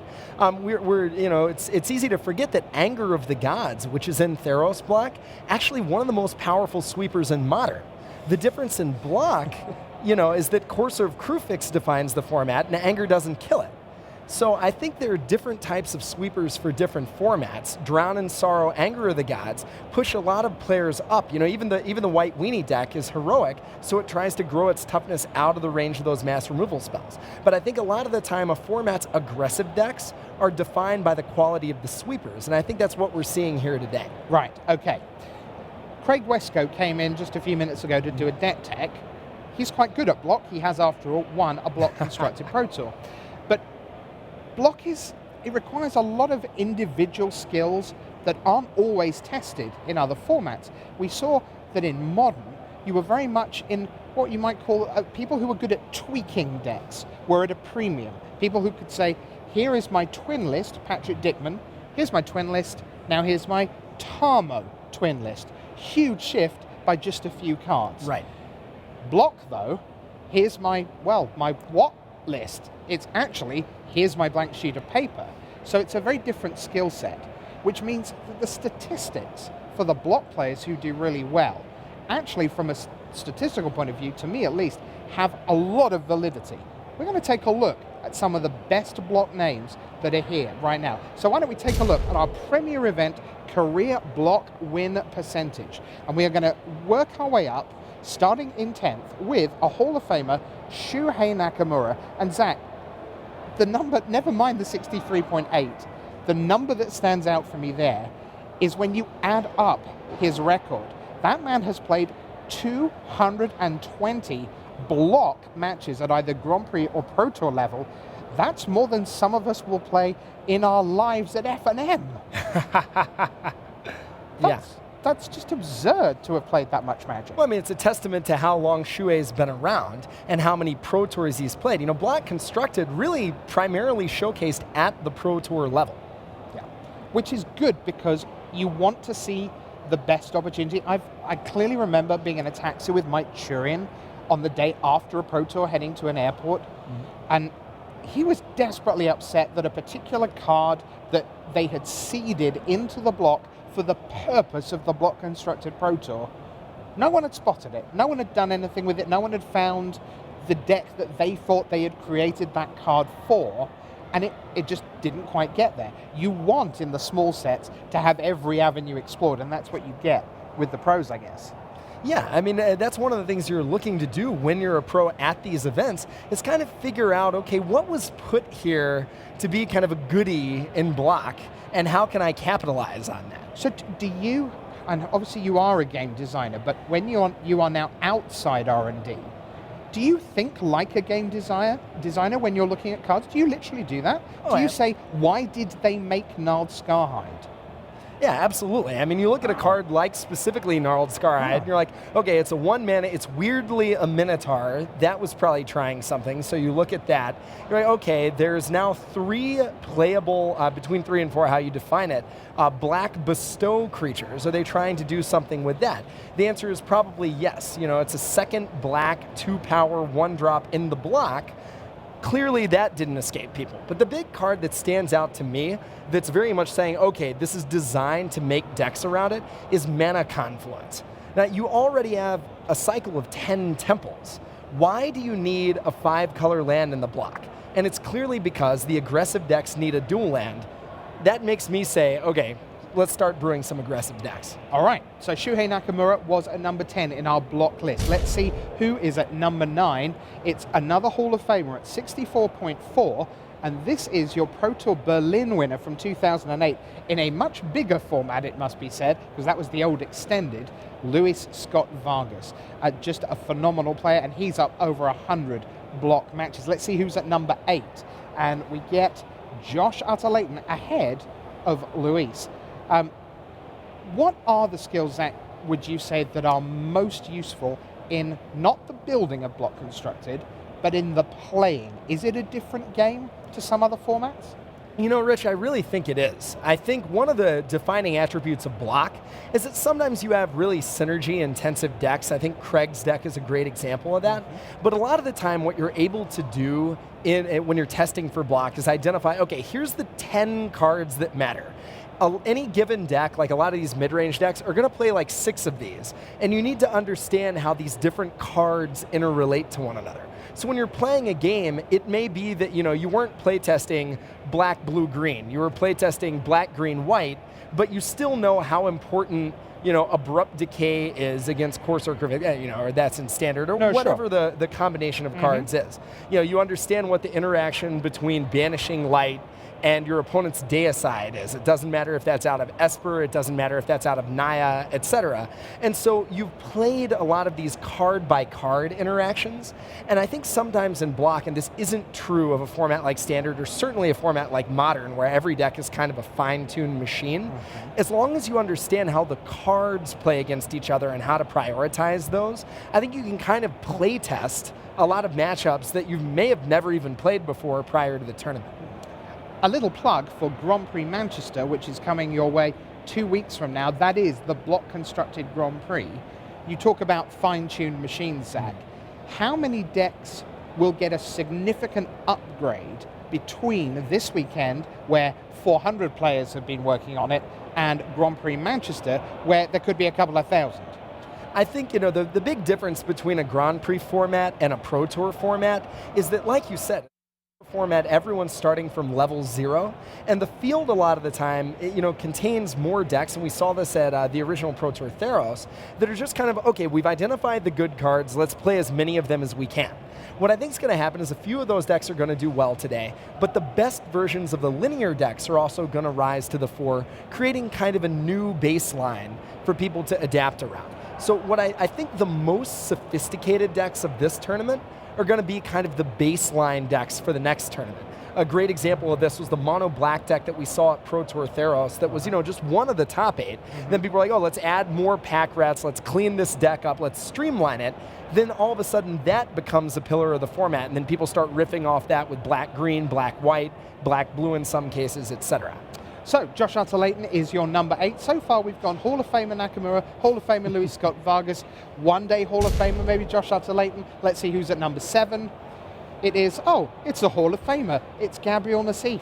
These are really rising to the top. He is almost at over the 200 mark again, like Shuhei. Let's see who is at number 6. Oh, it's a Hall of Famer again. Kenji Samura at 66%.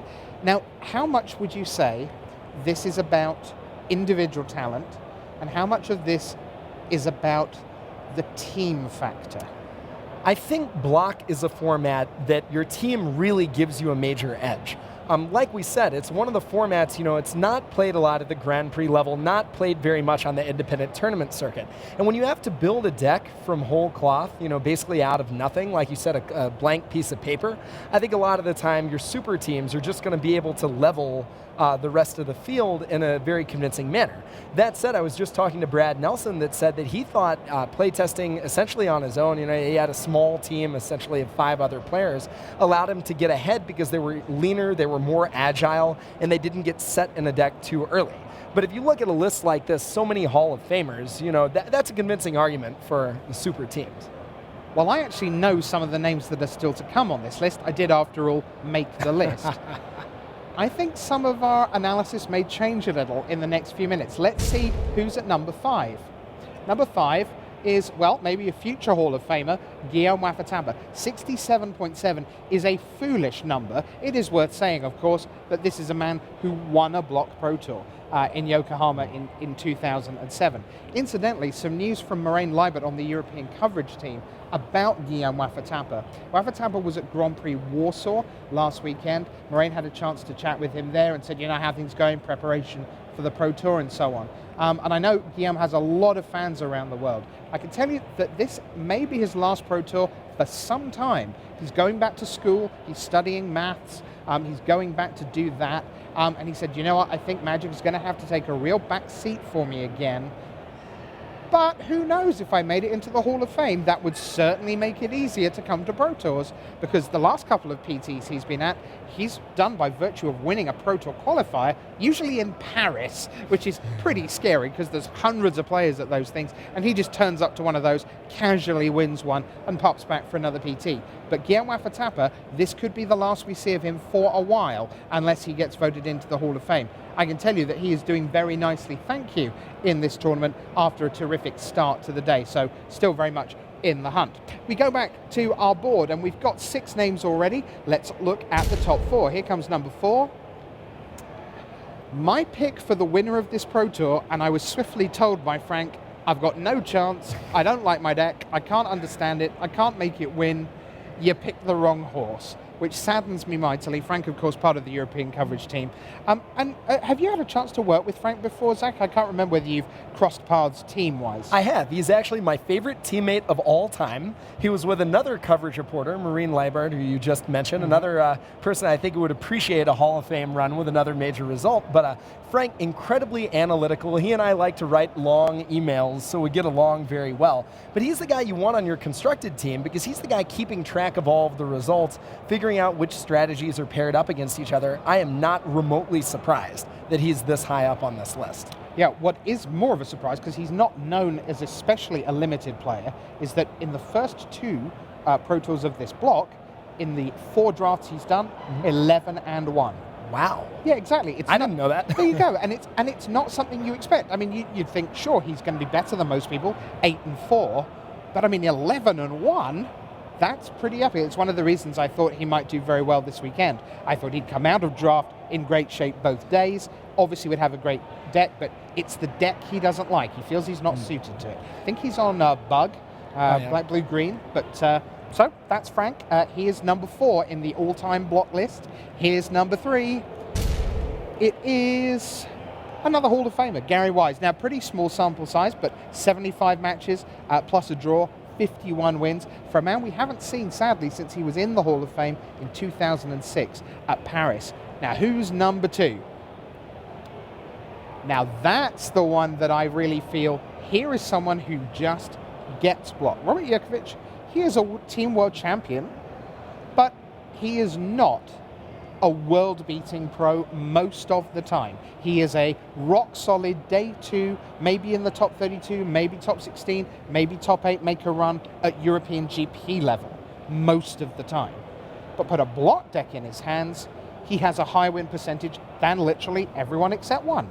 Yeah, I mean, Jurkovic was a Platinum Pro a couple years back. I think he does have a pretty good pedigree, and he's known as a constructed specialist. I know he fell off the tour for a little bit, but he's back here today. You're a really quality player, but you're right. I mean, one of the few non-Hall of Famers, or likely, just obvious future Hall of Famers on this list. Bearing in mind that that's close to 70%, and that means every time you get flooded and lose, that's part of your 30%. Every time you have the unwinnable matchup, every time you see none of your sideboard cards and your opponents see all of theirs, that all goes in to the 30% of losses. So getting to 69 is ridiculously high, but someone is even higher. Here we go, the proverbial drum roll, and our winner is Craig Wescoe, your reigning block constructed champion from Pro Tour Dragons Maze in San Diego, 70.9, 39.16, and he just gets it. I mean, he does a thing that I really, really appreciate. You see it in his Dragon's Maze deck. You see it with the deck he's playing today. You find the aggro deck. You figure out what people are doing to beat your aggressive deck, and then you beat all of those cards. So whether it was having a ton of Supreme Verdict resistance at Pro Tour Dragon's Maze, whether it's being able to side up to 12 one-mana ways to deal with removal at this event, I think Craig has a big advantage where he's basically like, okay, I know what style of deck I'm going to play. We know it even if he doesn't, white aggressive deck, and then just figuring out how to beat the ways people are trying to beat you. Okay, well that's block constructed, but we're coming in towards round 6. After 8 rounds, the block constructed decks go away again and we turn our attention back to draft. You spent the 3 rounds this morning in the booth watching 3 rounds of draft. What were your impressions from there? Well, it was interesting, Rich. A thing that everyone was saying was like, okay, the format's slowing down. You can chill out a little bit. The heroic decks aren't as crazy. And while that is true, while we didn't see as many, build one giant monster, you're dead immediately, the games were still pretty fast. The games were still pretty decisive. The games were still pretty tempo intensive.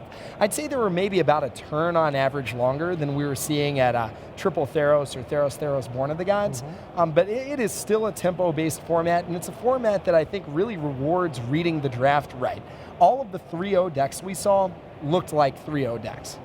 Right, okay. So every draft format varies between how you draft and how you play and the balance of the importance of each. There are some formats where you're dead halfway through pack 2 of the draft. You know that 3 hours later you're at 1 and 2 or 0 and 3. There are other formats where you draft what looks like an abysmal collection of 4 and 5 color nonsense, and but this is fine. I'll outplay people, and you proceed to do so, and then you eventually feel hard done by to only go 2 and 1.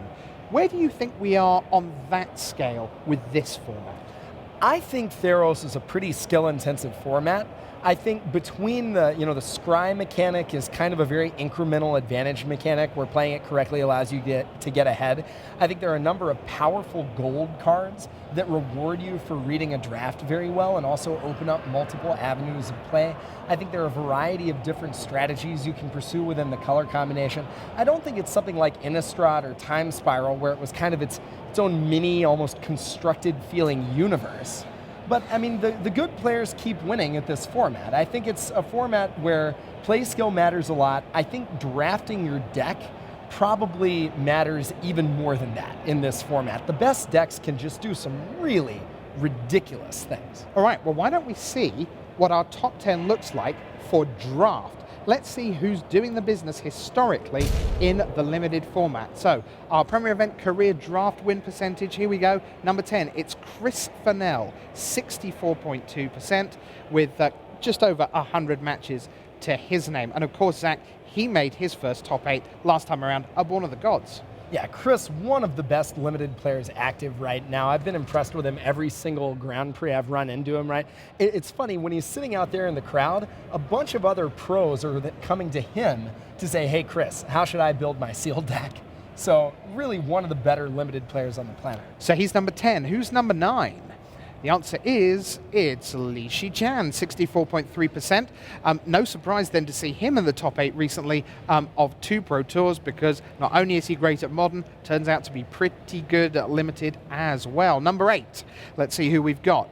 It's Nico Boni. Now, that's a name, Zach, that you'd be very familiar with, but perhaps some of our more recent viewers won't really know Nico because he sort of lies predominantly in a kind of spot in the mid-2000s, sort of 2006 round to about 2008, including, of course, a Team World title. Yeah, it's interesting, there's this kind of era in like the mid-late 2000s where I think a lot of players lapsed and now have come back again after like Magic 2010, after Duels, after kind of the revival. And you remember the old school players who talked about Jamie Park, et cetera, who talked about Trey Van Clave.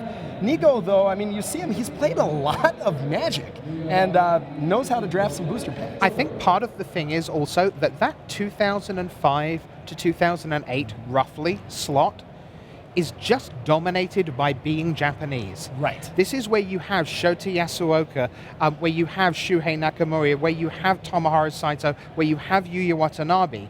And there was a dearth of American talent in those years. That was just before things kicked back in 2009 with Kibler in Austin and so on, and Jamie Park making the final of Worlds in 2008. But mostly, look, I grew up with the European Grand Prix in that era, and the people we wanted to see and feature were Kenji Samura and the Japanese who came to every European Grand Prix. And it was, which European were they going to beat in the feature match that round? So I think that's perhaps why not all of you will know Nico Boni. But terrific drafter, terrific guy, also a judge. Let's move up to number 7 in our draft list.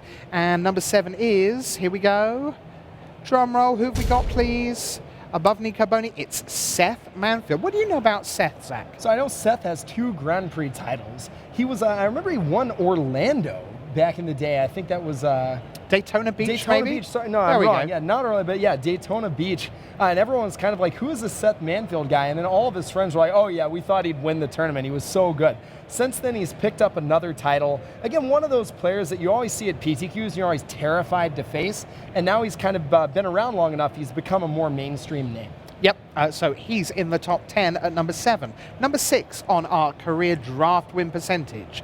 Let's see who's next. And we have Martin User. And look at that record. 169 wins, 90 losses, 15 draws. That is way over 250 boosted draft matches at Grand Prix and Pro Tours alone. That doesn't even include all the 3-on-3s on Fridays and Mondays. I mean, I think what that does include is just a lot of Grand Prix. I mean, Yuza, known as a world traveler, he has played in a lot of premier events, and as his record shows, he's been able to keep up that winning streak that allows him to travel to all these tournaments in the first place. You've played a lot at both Grand Prix and Pro Tour level. Which is tougher to read at a draft table?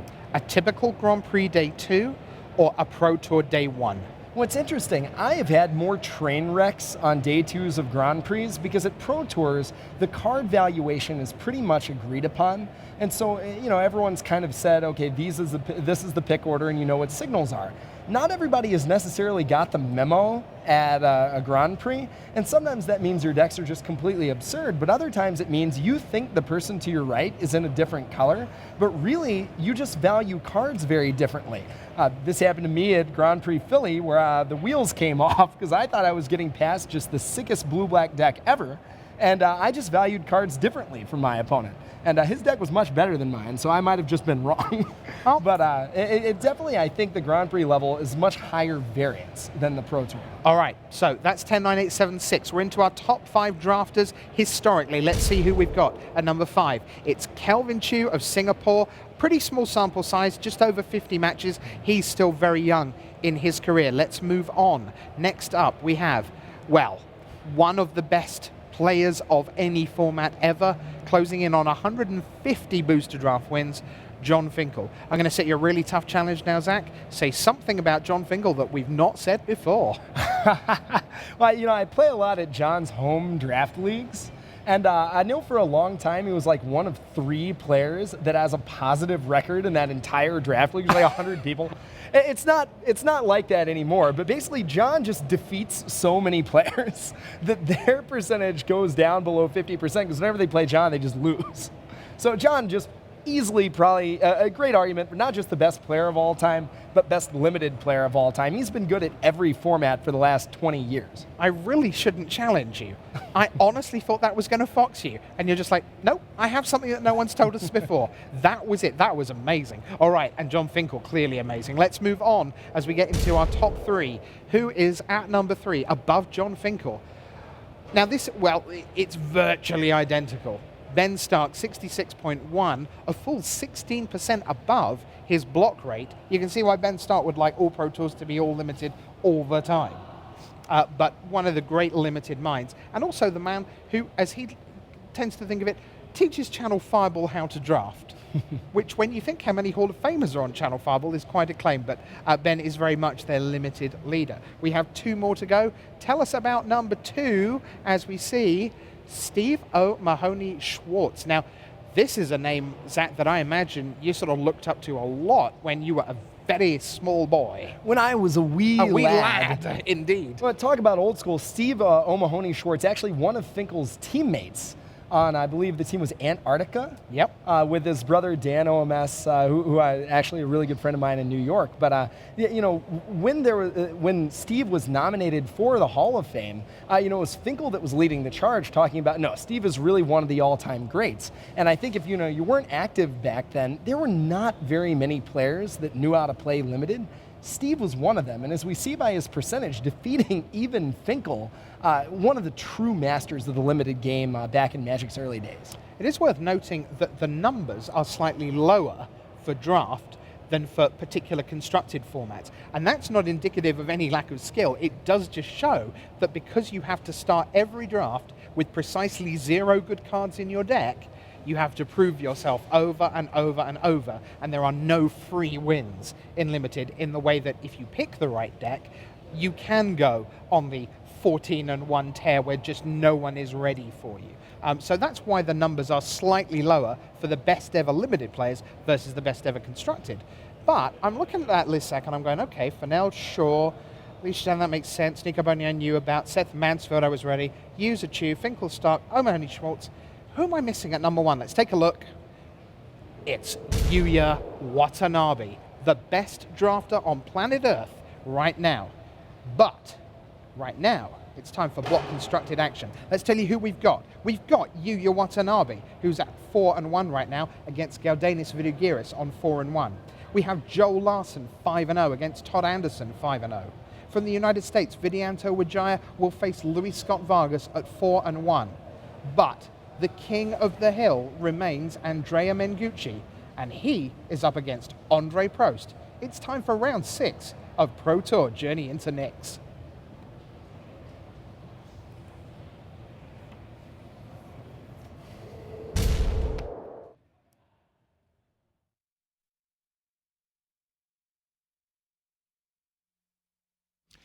Hello and welcome. I'm Brian David Marshall. I'm here with Pro Tour Hall of Famer Randy Buehler, and we are about to watch round 6 of Pro Tour Journey into Nyx. We've waited long enough. Let's get right down to the floor and watch Andrea Mengucci versus Andre Prost.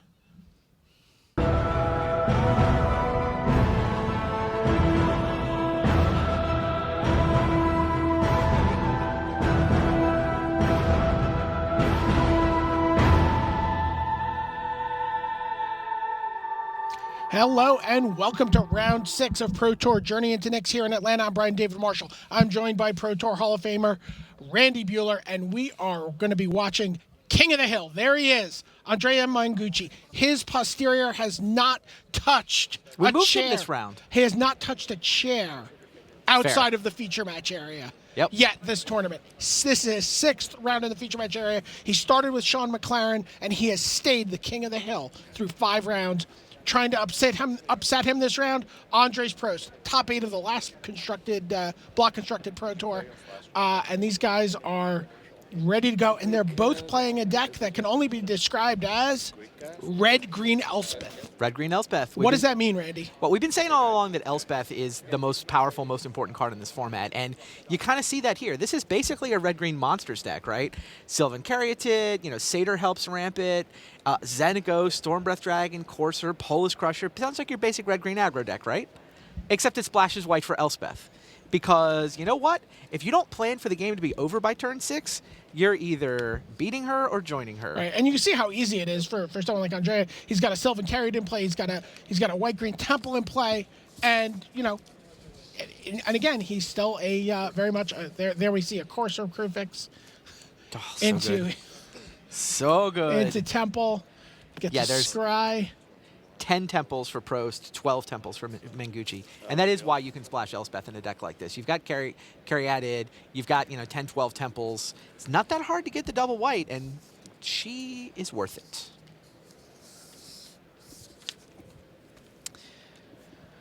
How similar are these players' lists? They're quite similar. I mean, it's not like they work together.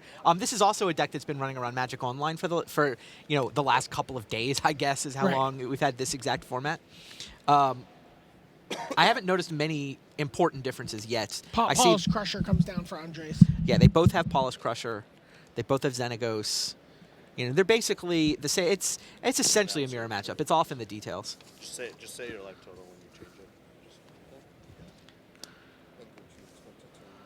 it. Okay, there you see Mengucci's hand. He's holding a Polis Crusher. He's got a Stormbreath Dragon. He's got 2 Elspeths. Yeah, I think that a lot of people knew about this deck. It is very good. In particular, it feasts on the aggro decks. And we haven't seen an aggro deck on camera yet. I mean, you look at Magic Online for the couple of days that the block's been there, and Mono Black aggro is by far the most played deck.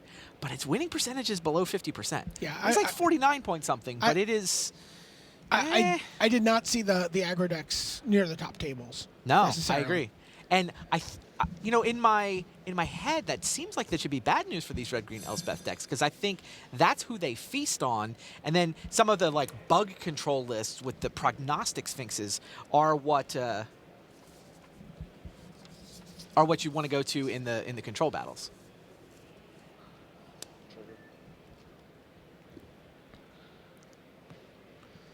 So We'll see though. I mean, these guys clearly these are 5-0s. This deck seems like it's working out for them. They have what, 3 Elspeth between them right now? 2 in one hand, 1 in the other. There we see a Xenagos. I don't have tokens. I just have like cards. He's going to make a token. Thank you. Good. Doesn't really fit the storyline to have Elspeth and Xenagos on the same team. I mean, the journey into Nyx is Elspeth's journey to go kill Xenagos. So can we call the deck red-green frenemies? Frenemies, sure. Frenemy mine.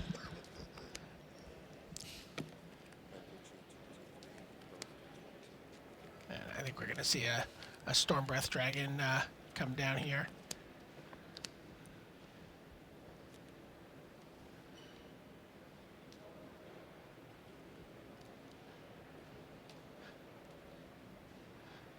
There's Italy's Andrea Mangucci.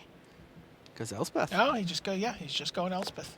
You wanted to see Stormbreath Dragon go over and kill Xenagos? And Mangucci figures, you know what? Getting Elspeth online is just more important. Right. I want to get her started. I want to be first. I want to be the first guy who has the ability to go ultimate. Right. I mean, that does seem pretty relevant. And Corsair gets to take a pot shot. He's either going to get a token or 2 loyalty. Pros chose not to block, so Xenagos down to 1 loyalty.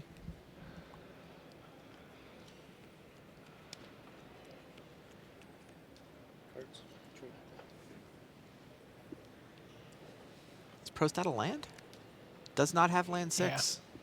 But he does have Corsair, Xenagos, another Stormbreath Dragon of his own Elspeth, and Lightning Strike. He has no... That's a red-white land, or is that a red-green land? That's a red-white land. The temple? Yeah. I believe So he has double white. If he wanted... It looks like... No, I think that's maybe green. that is the red-green, yeah. So he has no access to white mana, so that Elspeth is kind of stranded in his hand. He doesn't have the 6th land anyway, although he could, in theory, get it from Xenagos. Okay, finds a mountain. So kind of good news, bad news. You get the free life and you get the free card, but still no white mana. Yeah, that is the red-green temp. That is Temple of... Yep. Is that Temple of Abandon? 3 red. Stormbreath, attack Elspeth. Good. Speaking of dragons attacking planeswalkers...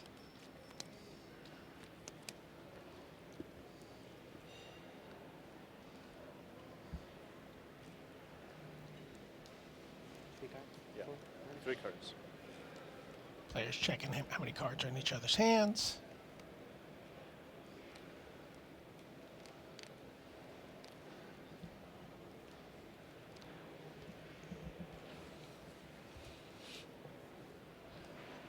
Would you consider just playing a new Elspeth and killing the dragon? Oh, that's an interesting line. I would, yes, that seems like a thing to consider. What else does he have? I mean, he can play Stormbreath of his own.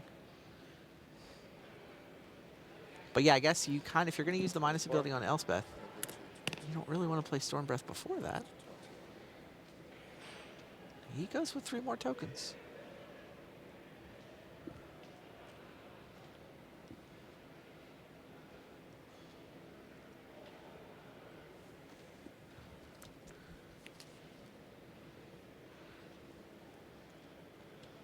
And yeah, and he's going to play the Stormbreath Dragon. Or not. It's tricky. Yes. Yeah, Stormbreath.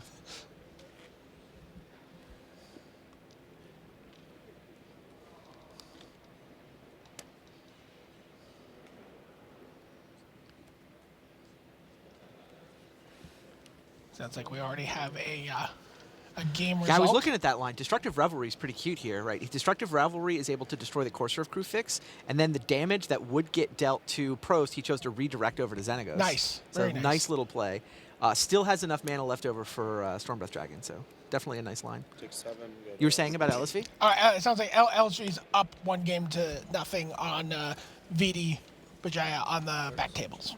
I hope we get a chance to peek in on that match, because Wijaya's deck is super sweet. Yes, I'm aware. I cannot wait to see it in action. He's playing Inspired. Yeah. He's playing an Inspired deck. He's got, okay, Pain's here, sure. Daring Thief and King Macaw the Gold Cursed? Yeah, were you expecting to see these cards? No, but we were trying to figure out whether to call the Kingmaker or Gold Tinger. Springleaf Drum as well. Triton Tactics?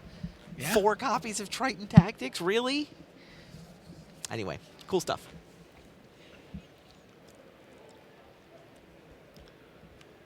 All right.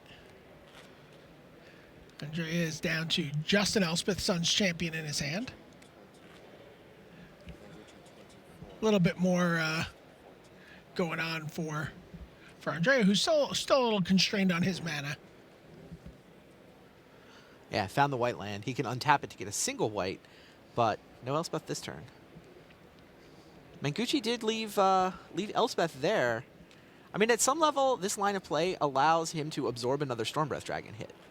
Right? Stormbreath is probably going to go finish off Elspeth, and then Manguchi's just going to play a replacement, which can then use the minus ability to kill both Stormbreaths if he wants to, or just make some more guys. So Xenagos comes down, makes another token.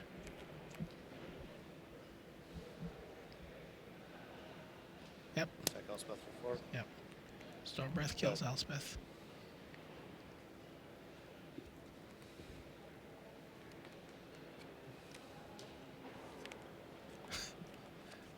There's his own Xenagos on top of the library.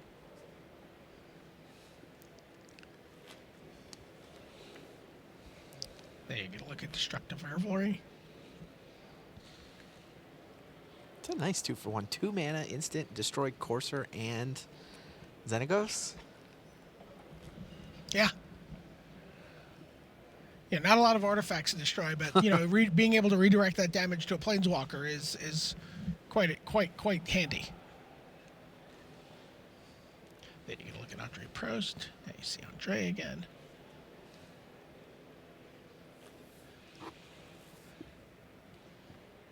Prost just looking to be able to untap and cast his own Elspeth. Finally. Start slogging down this board. How do you play this? I'm trying to figure out how Manguchi plays this. He's got options, because the monstrous building on Stormbreath gives him options too, right? Okay, he goes from monstrous on Stormbreath. Right. That trigger kills or knocks down the Xenagos. And then, yeah, he's not super interested in getting this backup Elspeth. He doesn't think he needs it. He just wants to win with Stormbreath.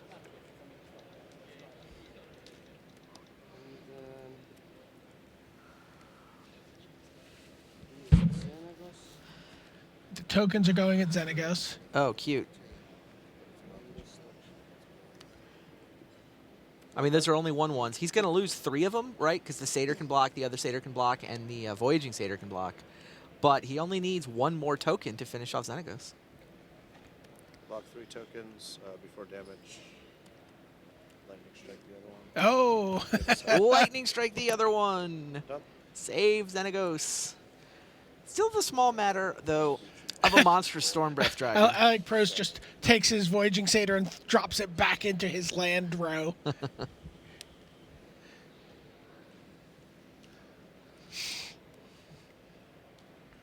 But he's at 7.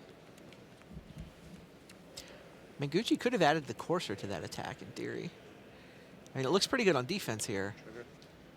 But killing Xenagos would have been nice. We know Prost is holding Elspeth Sun's Champion. Elspeth. Here comes his Elspeth. +1.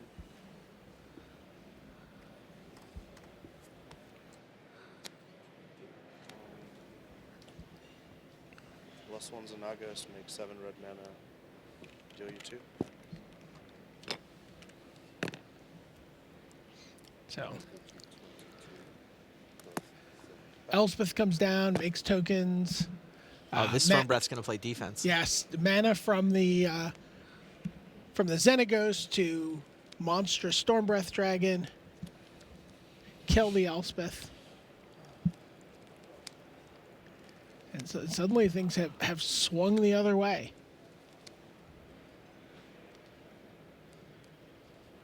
Yeah, Manguchi really wanted to try to go for the throat there.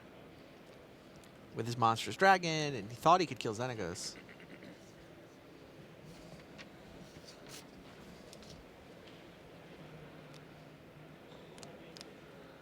Nice. Sounds like Yu Watanabe just resolved an Ajani on the back table. I think that means we have every single Planeswalker accounted for. Yes, the full set of 5. He's not the only one playing Ajani. We've seen Ajani's in lists, but haven't seen one in play.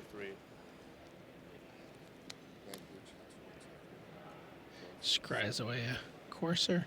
And because of the Courser, that Scry is actually face up.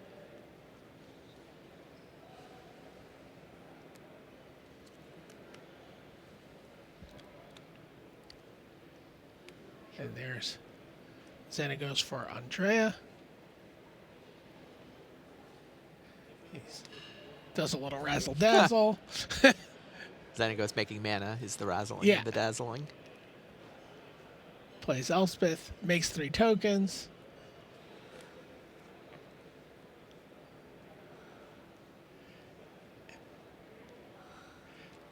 And everyone settles in for a long winter.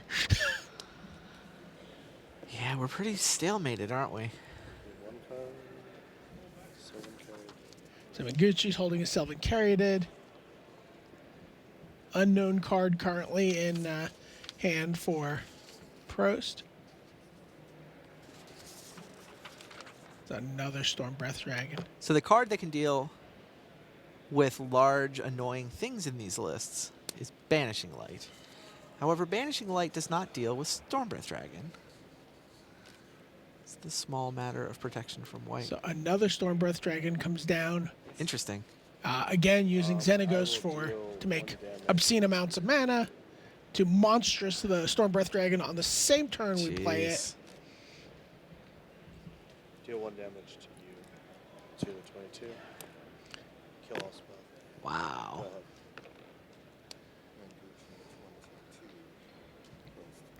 Yep.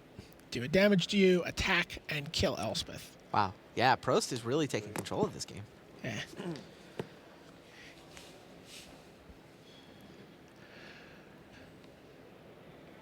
He's now got Dragon advantage and Elspeth advantage.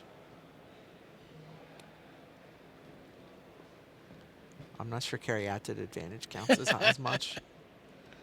I mean, in a weird way, the fact that he was struggling to find a 6th land has been almost good because he drew spells instead. Well, yeah. I mean, he's just up a couple spells. There's a Courser.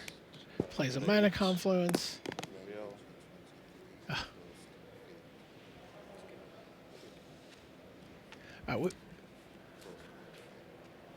Vidi Wijaya just exchanged his Ashiok for LSV's Kiora.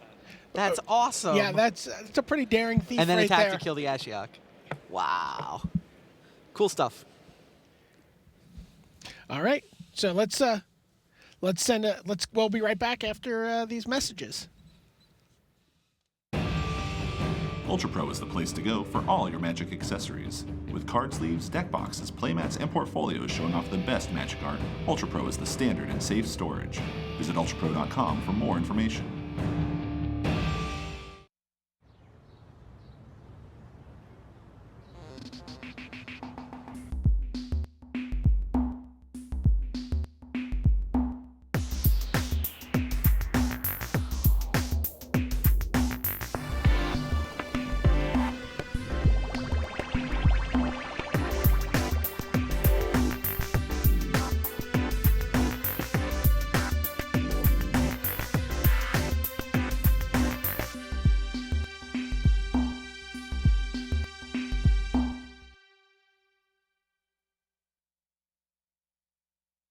You've watched the Pro Tour. How about playing on the Pro Tour? Qualifiers for Pro Tour Magic 2015 are going on now around the world, with winners earning both an invitation and airfare to Portland this August.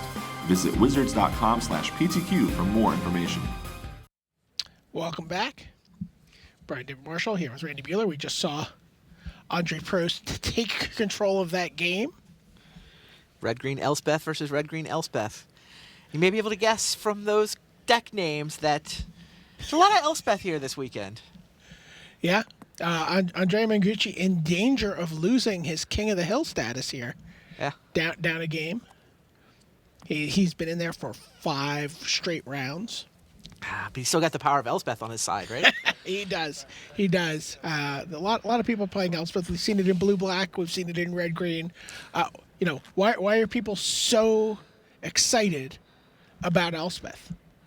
Well, all of its abilities are good, right? The ability to put creatures into play, the ultimate ability sends them up to the air and flying. The ability to kill things. This card is just everything you could possibly want. I mean, you have to do a lot to get a Planeswalker into play at 6 mana. I've talked with some of my buddies in R&D from time to time, and I mean, they wanted this to be a good card. So I mean, they kind of had to push it. You know what? It worked. Yeah, and people talk all the time about the idea of a Planeswalker protecting itself. Right. Right. And Elspeth does this as well as other Elspeths have. Put 3 creatures out in front and hold the ground. Yeah, that second ability is also very important to the way a lot of people are building their decks this weekend. It's an answer to Stormbreath Dragon. It's an answer to Polukranos. It kills a lot of the big creatures in this format, and it's given rise to this whole archetype, the bug control decks that are running around that are essentially taking the same sort of black and green control cards that a lot of other decks are running, but saying, you know what? It'd be nice to splash Elspeth, but Prognostic Sphinx ducks under that ability. So in a weird way, having creatures that are only 3 power has become this highly sought after ability this weekend. Right. Even Prognostic Sphinx that we're seeing, right, like you're saying, is a result of Right, that's Elspeth. a testament to how powerful and format defining Elspeth actually is, that it has just created this window where Prognostic Sphinx gets to be the ultimate finisher. I need to find the absolute best creature with a power less than 4. Yes, precisely right. And this is the 3rd time we've seen Elspeth, and again, each time makes. And shouldn't it make shouldn't the first one have made 3 tokens, the second one makes 6 tokens? Oh, jeez. I guess. So, how do you find an edge in this Elspeth mirror match between Manguchi and Prost? It's tricky. I mean, it is very close to a mirror.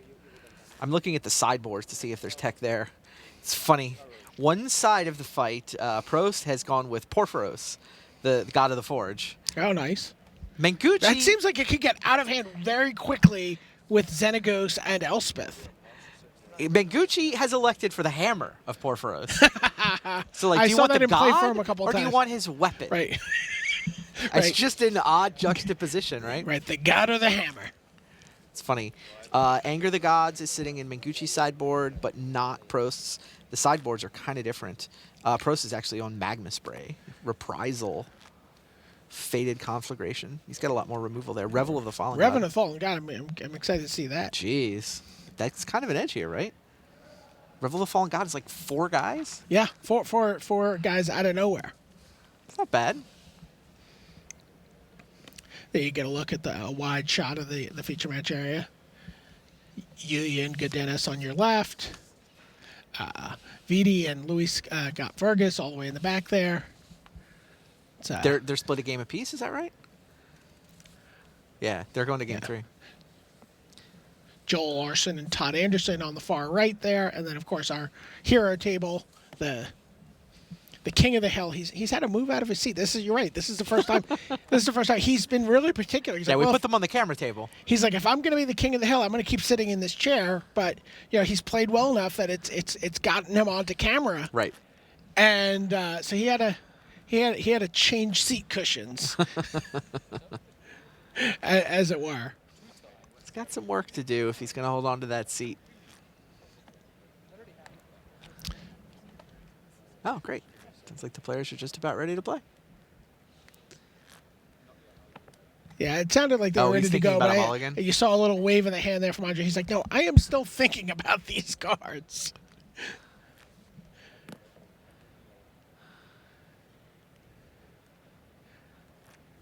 Okay. All right. Both players have capped. And we're underway, and Andre starts off with a temple, because that's what you do.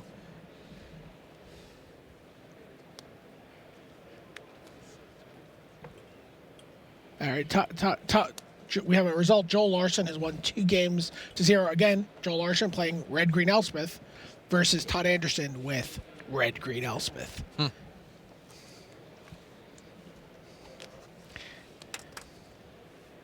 Yeah, this is definitely a metagame where it felt like there's a bunch of aggro decks. Yep. There's decks that can beat the aggro decks, and that what you need to win might actually just be the thing that beats the thing that beats the aggro decks. So Sylvan Caryatid allows him to play. Wow. Courser of Crufix before playing his land, and he's able to play a land off the top of his deck. Good. Gain a life. Here's the hands. A very red hand for pros. Fated Conflagration, Lightning Strike, Stormbreath Dragon, Xenagos the Reveler. Reprisal feels And like a a red card to reprisal. you? Yeah, it feels a little red. I'll buy that. Blow that up.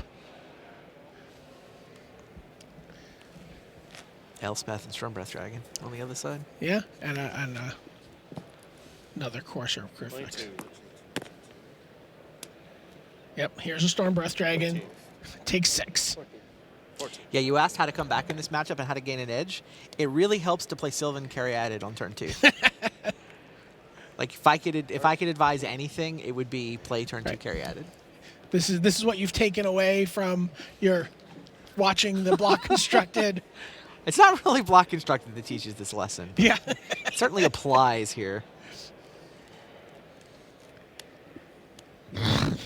Fated Conflagration. One way to kill a Stormbreath Dragon.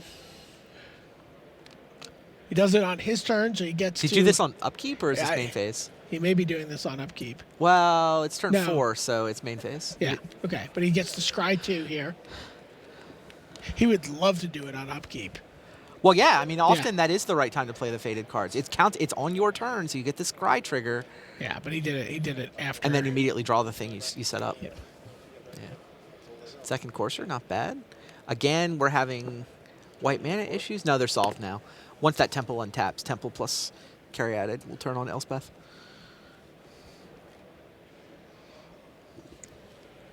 Fated Conflagration's a pretty sweet card, actually. Also, able to deal with planeswalkers or creatures. Polychronos. Yeah, I mean, it's in the sideboard. I think you want it in this matchup. I'm not sure it's worth it in different matchups. I think they need to have a critical mass of large creatures. And here's a Stormbreath Dragon on the other side. But he says, you know what? I'm gonna slow down here. Stormbreath Dragon, go. Doesn't really want to see Xenagos as a Satyr token hit for 6 while he's at 12. No. Seems like defense might be called for. But now, wow, this Elspeth is kind of awesome, right? You mean the Elspeth that's going to not kill any of Andrea Mengucci's cards? Yeah, that's the one. Yeah. It just plain kills Stormbreath Yeah. and leaves you with an empty board. Yeah, attack you for 4. I mean, I guess Pros does have Lightning Strikes and Magma Jets to kill Elspeth, but I mean, it's still a nice 2-for-1. And oh, look, there's another one on top of his library. So depressing from Prost's perspective, right? He can see the Elspeth that's coming as a backup.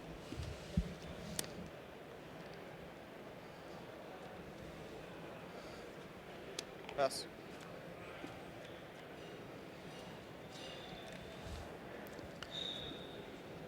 So Xenagos makes a token, kills the Elspeth.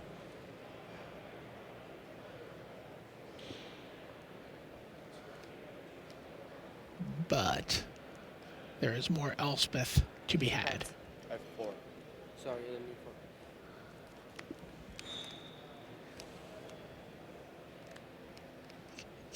Can Mengucci play? He doesn't have quite enough. What, you want to do Elspeth and Xenagos? Yeah. Yeah, that's not going to work out. Actually, maybe it will. 3, 4. Yeah, I think he can. He gets 3 making mana. mana from Xenagos. Xenagos make mana, then Elspeth? Yeah. Yeah, I guess the Coursers are good enough to kill Xenagos, huh? He says, no, you can keep Xenagos. I want half your life. Sure. But he is going to make mana with Xenagos. Rather than he could have thrown in another 2/2. I mean, if he's just wanting to deal damage as fast as possible. Wow, look at 3/1/1 this. seems better than a hasty 2/2 here.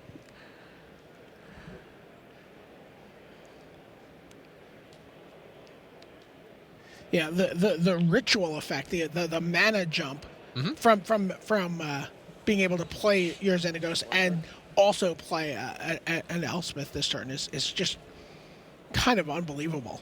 Yeah, Xenagos. I feel like we might see more of that as Xenagos block has mana? turns into standard. I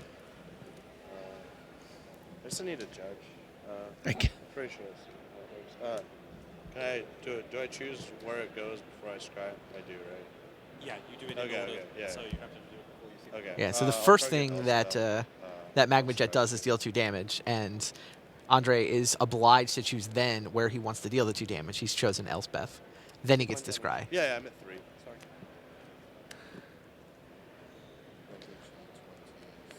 Now what? He set up, drew another Conflagration, I believe. Yeah, his hand. I mean, his hand is a book of matches. Yeah. Lightning Well Strike, said. Lightning Strike, and Fated Conflagration. How many of those kill Courser of Krufix? Lightning strike Elspeth. He is able to finish off the Elspeth. Satyr token. Pass.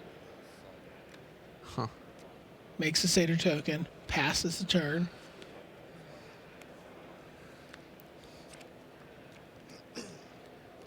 Andre draws a Polished Crusher and can play a land off the top of his deck here. Yeah. Hasty 2/2. Charge. What you got? Surely you can't kill all of it. No, you can't. No, nope, nope. All right. On to game 3. Oh, did we get a live look in on the back table? Oh, I hope so. Is that I'm where excited. Luis and Vidi are? Yes, it is. So Luis has the bug control deck that both Channel Fireball teams wound up with, but Vidianto Wijaya has a gorgeous little black-blue inspired deck. Yeah, this is one of the decks we've been really excited to take a look at. There you see dueling Ashiok's. Wow. This is game 3.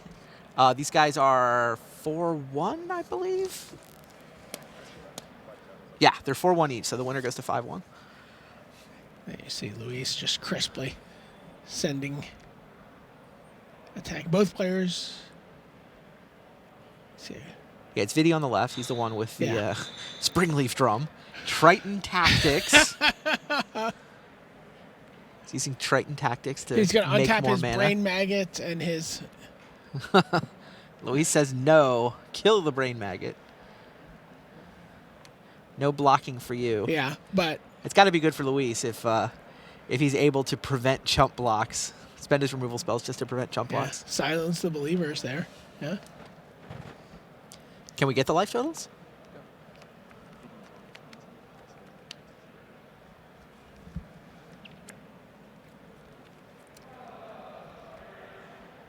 Luis has been playing some good Magic the last couple of months. Yeah, he's just coming off... I mean, the top 8 at Grand Prix Richmond. He made a run last week in Minneapolis, too. I think he wound up in the top 16. There's a Prognostic Sphinx. All right.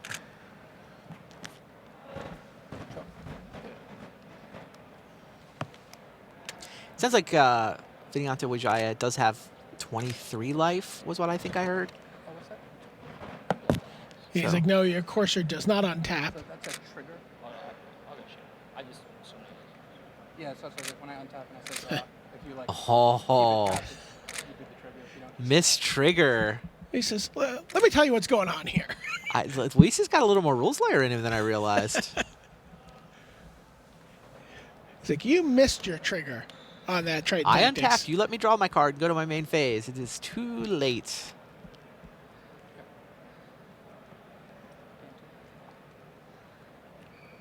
Temple of Melody. See a Prognostic Sphinx up. He pushes it.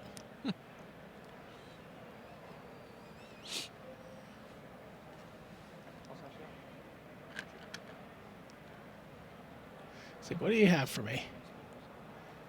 We'll never know. It's off screen.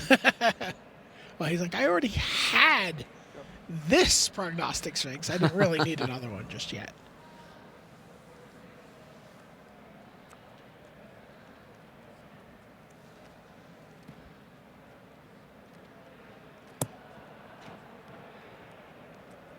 does this work with dueling Ashioks? It's just like shuffle them up and see what happens. I mean, they're surprisingly mirrored positions, given that one guy is blue-black inspired and the other guy is got more green than anything else. I mean, I guess it's Luis who's got the better engine going with the coursers. Certainly giving him lots of life off his lands.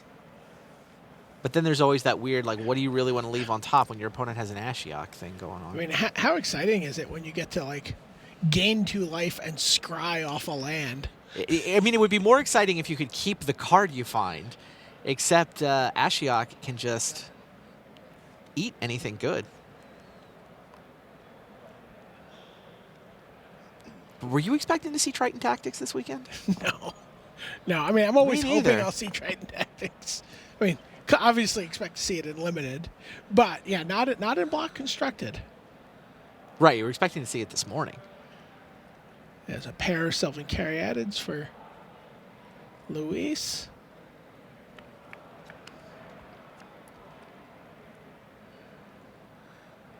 Yeah.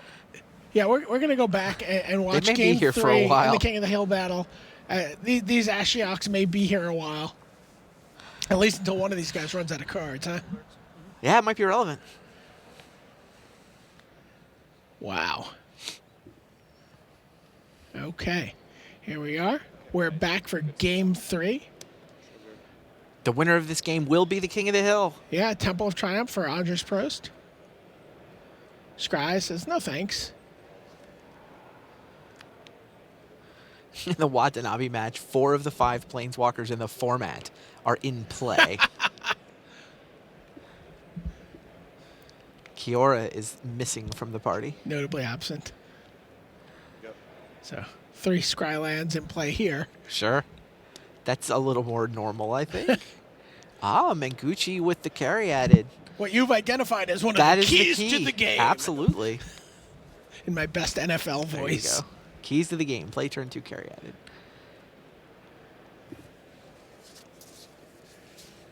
Can he repeat his play of Courser of Crufix on turn 3 and then be able to get a land off the top?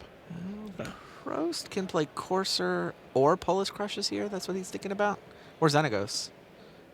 To see what line he wants. Mengucci sitting on double Xenagos. Yeah, there you see. Well, if he's going to do the turn 3 Courser, then play a land off the top, it's going to have to come off the top of the deck.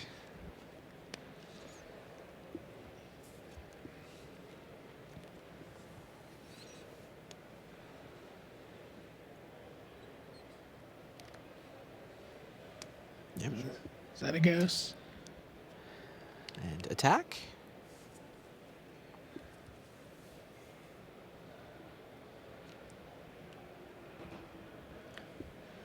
He's doing some math.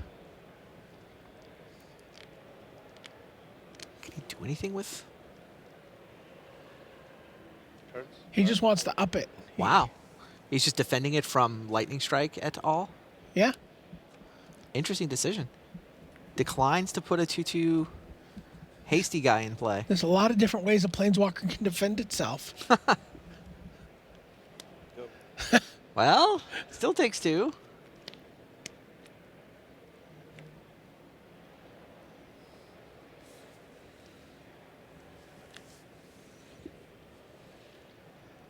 Mengucci has drawn a Courser.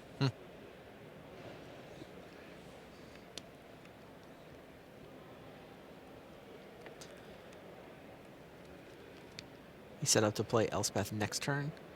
Keep that on top, whatever it was. Now Mengucci can Storm Breath with a mana from Xenagos. Yep. Yeah, and kill the opposing Xenagos. Check. And then look, by the way, wow, I think Mengucci may have drawn this up this way the whole time. Because he used the +1 ability last turn, he's at 3 counters, and that 2/2 Satyr won't kill him. It's actually a huge difference here. Yep. Keeping Xenagos around for another turn, Yeah. being able to untap again. It's Gives him pretty nice. extra mana for 2 turns here. Exactly. And now he has what? He can play Elspeth if he wants to, if he's and uses the Xenagos Plus ability. He can actually, I'm sure he can sneak out. Can he sneak out the Voyaging Satyr and then, yeah. Or is he one short? Can't go Voyaging Satyr, mana. Yeah, I mean, Elspeth? he can, because he gets to tap his Caryatid for mana. Gets essentially getting 2 mana off his Caryatid. And here she is.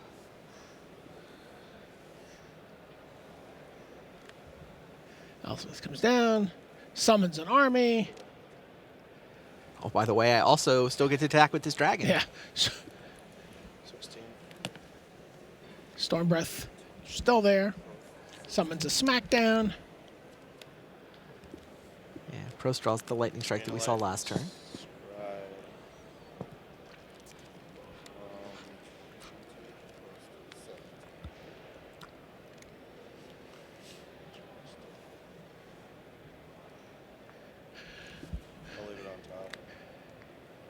Leaves land on top. You see he's got Polish Crusher, Elspeth.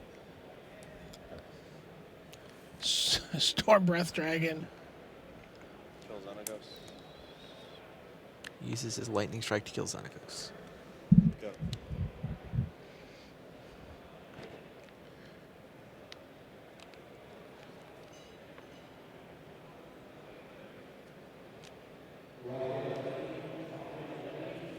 Elspeth is going to be a problem.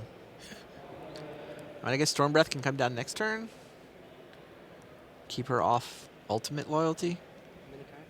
I have 4.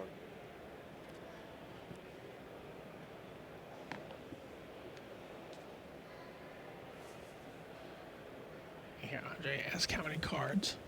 The First has land, 4. the land that Andres has on top will allow him to play his own Elspeth next turn.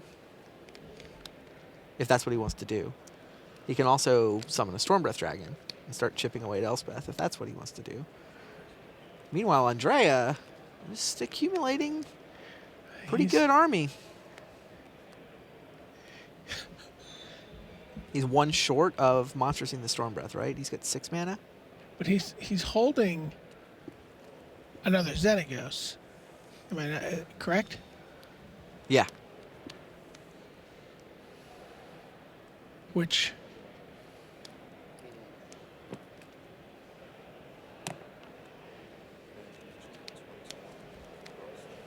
so Courser Crufix, play.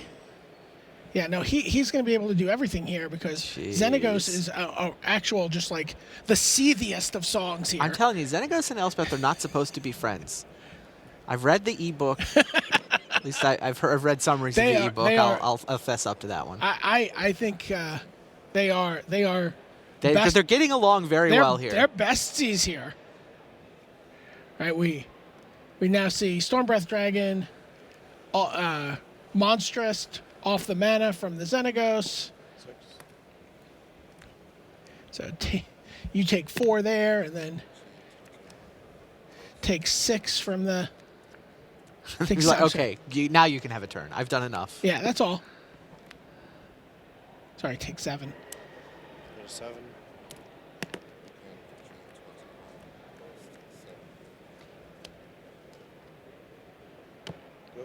Yeah, Elspeth kills Storm Breath. That makes sense.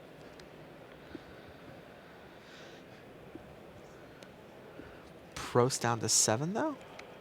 Prost is down to 7. Wow. So it's adding it all up. There's, what, 2 blockers available? Yeah. So he goes for a Satyr. And is he coming in with everybody? Yeah, he's coming in with everybody. It's 7. There you go. Best friends, I'm telling you. And Mengucci trying to go wire to wire. Is he going to be the king of the hill all day? It's certainly looking good. He is 6-0. He has not left the velvet ropes of the feature match area. Pretty impressive. So it looks like we're gonna look at. There we go. You look at the just crazy mess that is this board. Wow. Between Yuya Watanabe on your left, good Dennis Vitagiris on your right. Good Dennis he's got Courser, he's got 2 Sylvan Caryatids, he's got a Polukranos, he's got some Elspeth tokens, he's got an Ashiok.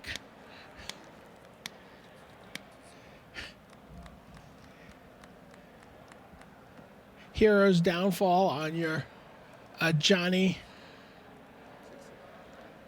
And Yuya does have the ability, should he want to gain 100 life. That's 9 counters on the Johnny Mentor of Heroes, right? On the top of the screen? It is.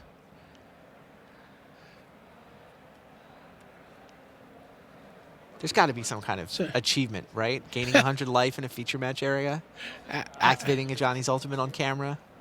I mean, it's not clear it'll do anything.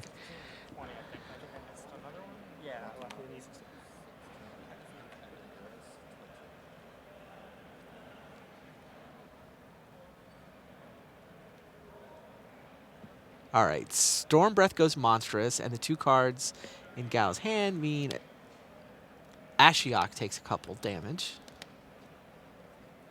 Oh, did a Johnny get killed? Oh yeah, no, Johnny got unraveled. Got Hero's Downfall. Okay.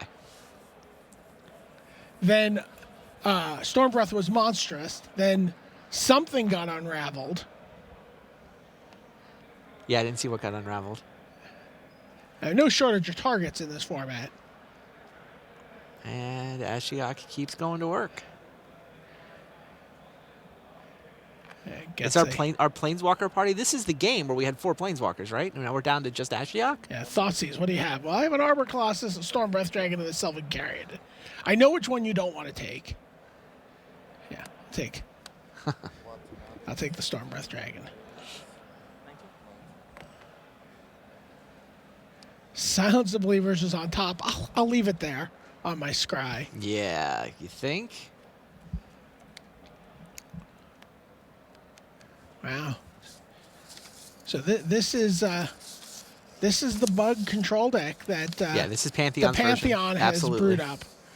Watanabe, meanwhile, is basically red-green Elspeth. He is red-green. Yeah, he's red-green Elspeth. He happens to run a couple of Johnny Mentor of Heroes in his list that isn't in all the lists. I assume that's out of the sideboard. Which? The Johnny. No, he mains them. It's a good Planeswalker. Yeah. There's Hammer of Perforos. The other fun sideboard card he has is Worst Fears. I think the best tweet I've seen so far today, I think it was Sam Pardee, who said it was the 3rd worst fear that got him.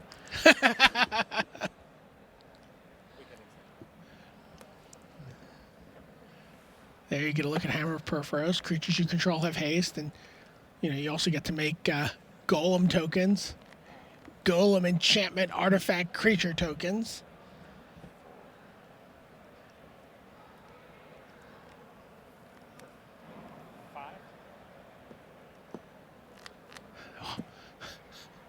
Polukranos. Polukranos has gone large. Cleaning things up. Doesn't want to let Silence the Believers do all the work. Psychic Intrusion is now on top of Galdinas Vidugaris' library. Speaking of cards you probably weren't expecting to see very much of this weekend. Now the second time I've seen it. Gets to attack and sort of tidy up the top of his deck now. What do I want here?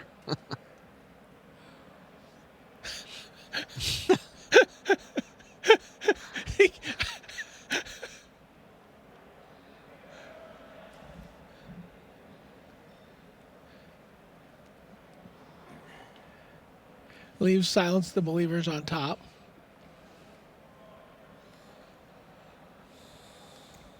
Which, by the way, he could hit many, many targets with. Right.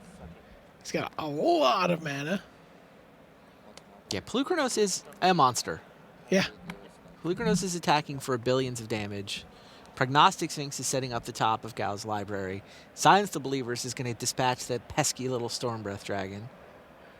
Things are looking pretty good for Go. Yeah, You see him looking at the clock because he's down a game here. Watanabe's Oh, up. wow. This is game 2. Yeah, there's not a lot of time left. So Stormbreath Dragon and Satyr Token. Sounds like 7 minutes left in the round. I have this other Silence of the Believers, which will kill everything.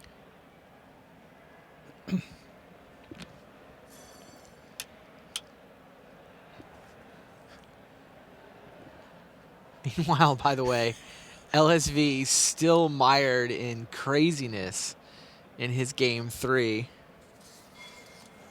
against Vidyanto Wijaya. LSV's on 37 life, I'm being told. That's almost as many permanenters in play.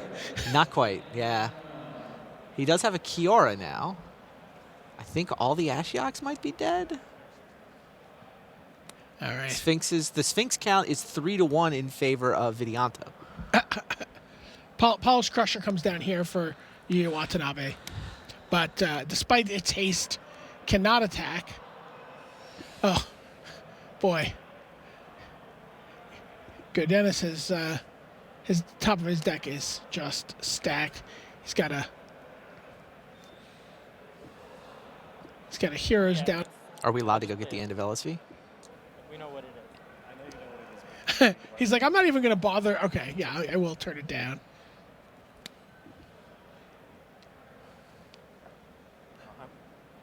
What's minutes? 6 minutes. Sounds like LSV's actually in danger of getting decked in that game. He's got 37 life. But Okay. Good Dennis does win this game, so he's going to force a game 3 against Yu Watanabe. See if we can get a live look in here on this crazy match on the back table while those guys sideboard for game 3 very quickly because there's not a lot of time left. LSV is down to, is that 4 cards in his library? 5 cards in his library? I think he's got 5 cards left in his library. Kiora bubbles up, points at Prognostic Sphinx. All right, so we are going to be able to take a look at this match, which you've been giving us updates on. Yeah, LSV's been digging. He just played a Scryland and pushed Courser to the bottom of his, I believe, 5-card library in favor of Prognostic Sphinx. Scry gives you a lot of information when there's only 5 cards left in your library. Do you? It's like a doomsday. Suppose so. Is there anything that? There hasn't really been attacking going on here. I mean, there's 3 Sphinxes lined up on Vidyanto's side of the board playing defense. And, Painseer is just watching. I don't know what's under the maggot, but Sylvan Caryatid, Omen Speaker. Is there any chance that there's something Luis has to start shuffling cards in? Is there like a Bow of Nylea or anything like that? I don't Have they gone think that deep? so. Another Courser.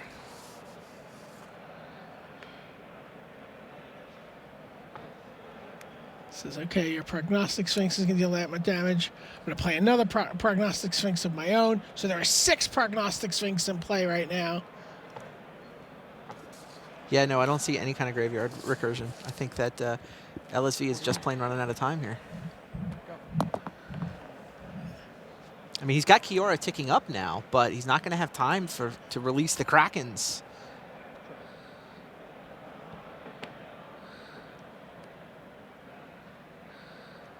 So I think we're going to be able to stay with this match until it awesome. concludes. Excellent. And then we can go check back in. Sounds go good back to me. to the Good Dennis match before it doesn't conclude because they might not have time for that. That does seem like a likely draw. Yeah, this one should end. One way or the other. Yeah, and at this point, I think Vidyanto Wijaya is content. He's just settled in for a long winter's deck.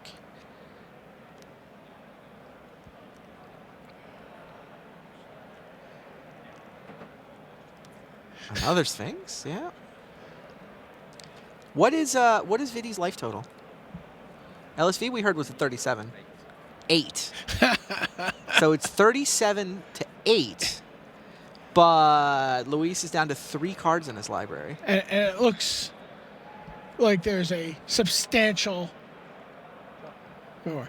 Okay. Oh, he goes down with Kiora. He plays the draw a card ability, cutting his remaining cards down because he just wants to get that Sphinx in play sooner rather than later.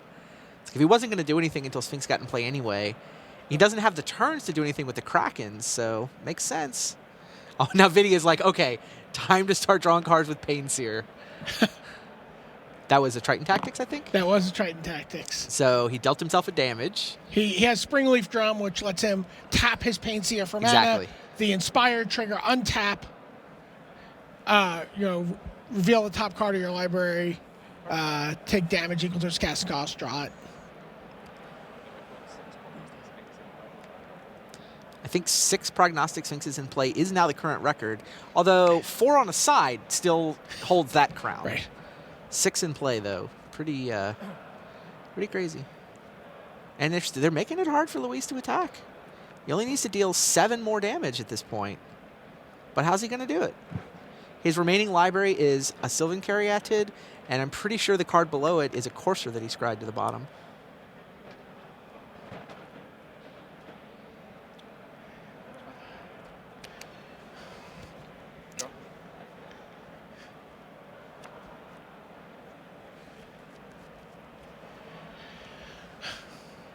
I see. I think I know what Luis's plan is here. What is it? Is he holding a Silence the Believers? So, yeah. Aha. 3. Strive would allow him to target all 3 Prognostic Sphinxes at this point.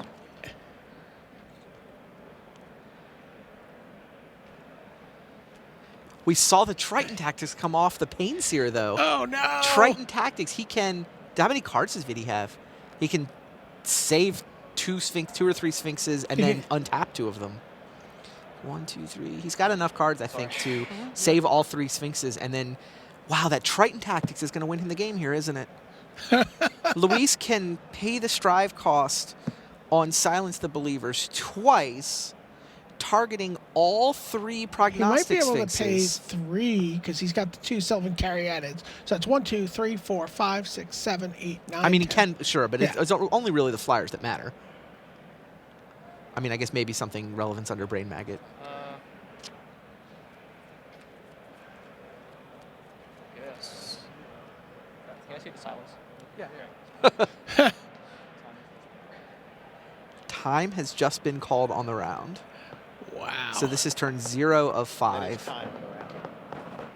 So LSV gets turns 1, 3, and 5, and he decks himself at the beginning of turn 5. Man, 1 card in his library, and he would get a draw out of this. So he's got the 1 copy of Silence the Believers, which obviously Vidi knew about, which is why, I mean, he just asked to see it, and Luis showed him. Huh. All right, well, he's just going to attack with the Sphinxes. Now you can silence... Really? Why do you attack with them there? Well, now the silence can beat the Triton Tactics, can't it?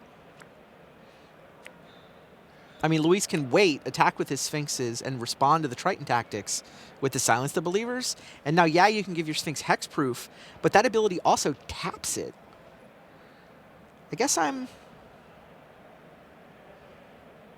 I think he's digging for a second Triton Tactics, but does he need it? Does Luis have 2 Silence the Believers in his hand? I mean, if Luis is all in on only the 1 copy of Silence the Believers, then I think that 1 Triton Tactics would have been good enough.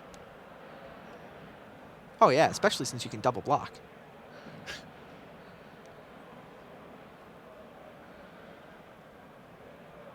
Yeah, I mean, clearly Vidi's attack is in order to get the Scry triggers, right? I mean, that's... I guess Vidi has a Dissolve in hand. That seems... But did I see Luis on Gainsay, if I'm not mistaken? Oh my gosh, this is just crazy. This is crazy. Luis is going to allow the Triton Tactics to resolve, which saves that Prognostic Sphinx in combat. And untaps another And Prognostic untaps 2 of them. Yeah, if Luis has a Gainsay. He's Gainsay, Courser, Silence.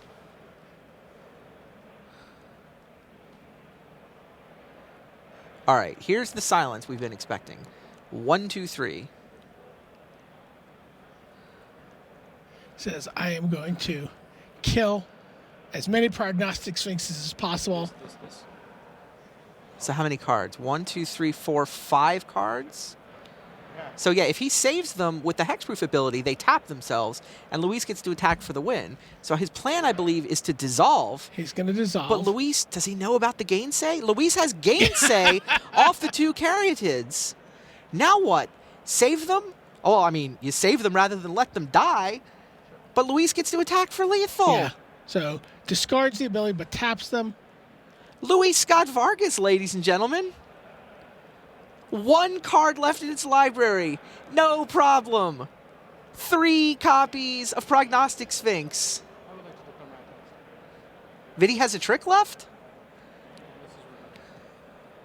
What does Vidi have left? He makes a mana, Hero's Downfall, and that matters. Luis can save 1, but now the other 2 can only attack for 6. But he does get to attack with... Oh, the Coursers are good enough? He can attack with 2. No, there's Omen Speaker, Pain Seer. Vidi is now at 1 life.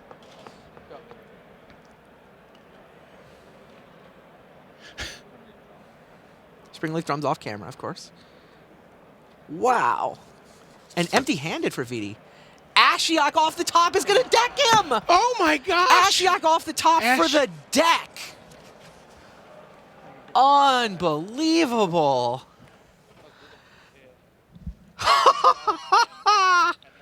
Crazy. And meanwhile, our other match was a draw, right? You see Gao and Yuya Watanabe, Gadiz Vidurgers and Yuya Watanabe getting up. They were not able to finish their turn 3, so that goes as draw. Yeah, but they Vidianto, shuffle off hand in hand with the draw. Wow. But Vidianto Wijaya takes down Luis Scott Vargas. I thought Luis had maneuvered that perfectly. Yeah, he did, but the again, that ability to protect your Prognostic Sphinx right. taps it. You know, I guess that's why the Prognostic Sphinx attack. He was just digging for an Ashiok. Yeah. He was digging for the Ashiok because if he could find an Ashiok, then he would be able to deck his opponent. There you get a look at the Prognostic Sphinx. Oh, yeah, nope, quick no, look. you don't. Quickly. Welcome back to the booth. Brian David Marshall, Randy Mueller. That was insane. We're going to sit here and think about that some more and kind of just hit ourselves on the sides of the head while we send it back to the desk.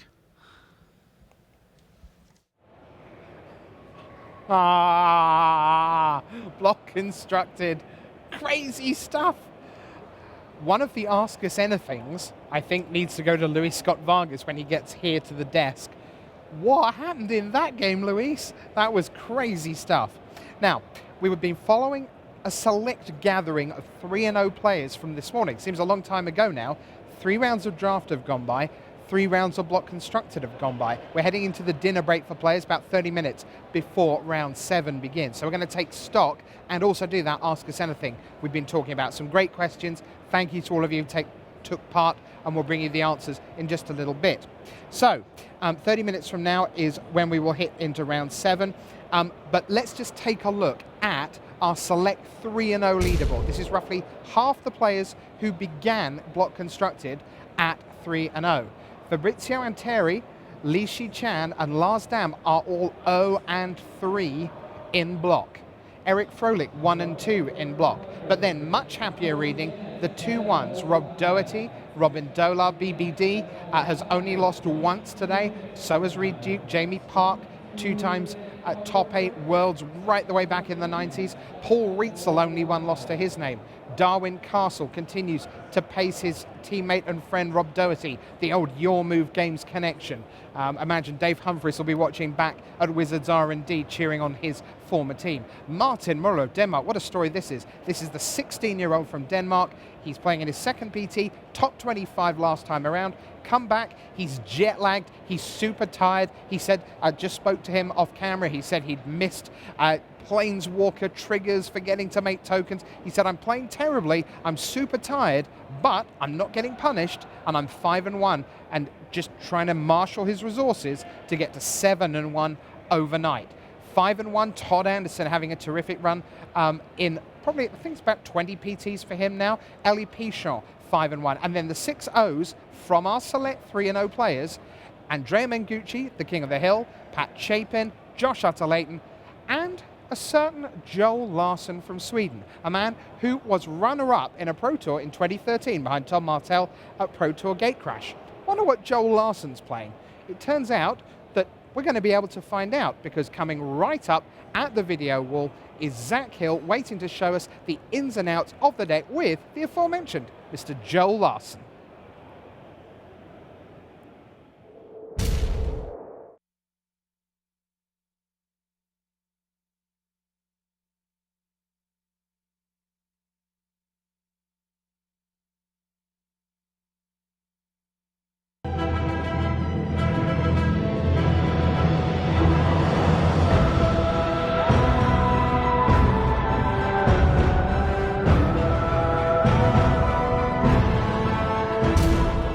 Hey everybody, welcome to the Tournament Center. I'm Zach Hill, here with Team Elaborate Ruses, Joel Larsson of Sweden. Joel, you're here with Red-Green Elspeth. Could you tell us a little bit about this deck?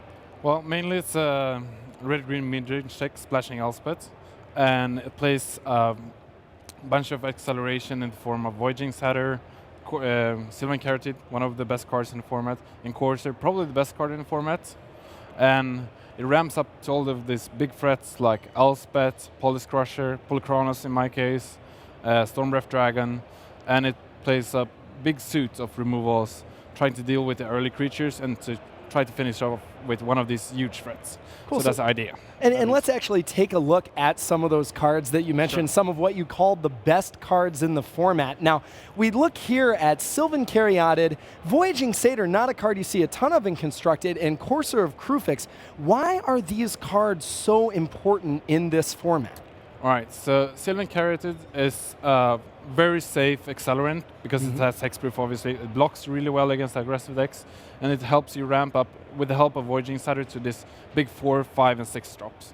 And both of them fixes your mana because you're free colored. So Voyaging Satyr can produce double green, double red, and double white, and so on. And then we have Courser, which is, I wouldn't say it's a ramp creature, I would more say it's a win condition, card advantage, and ramp in the same shell. I mean, it blocks super well with Scrylands and Magma Jet, which we'll get to later, I presume.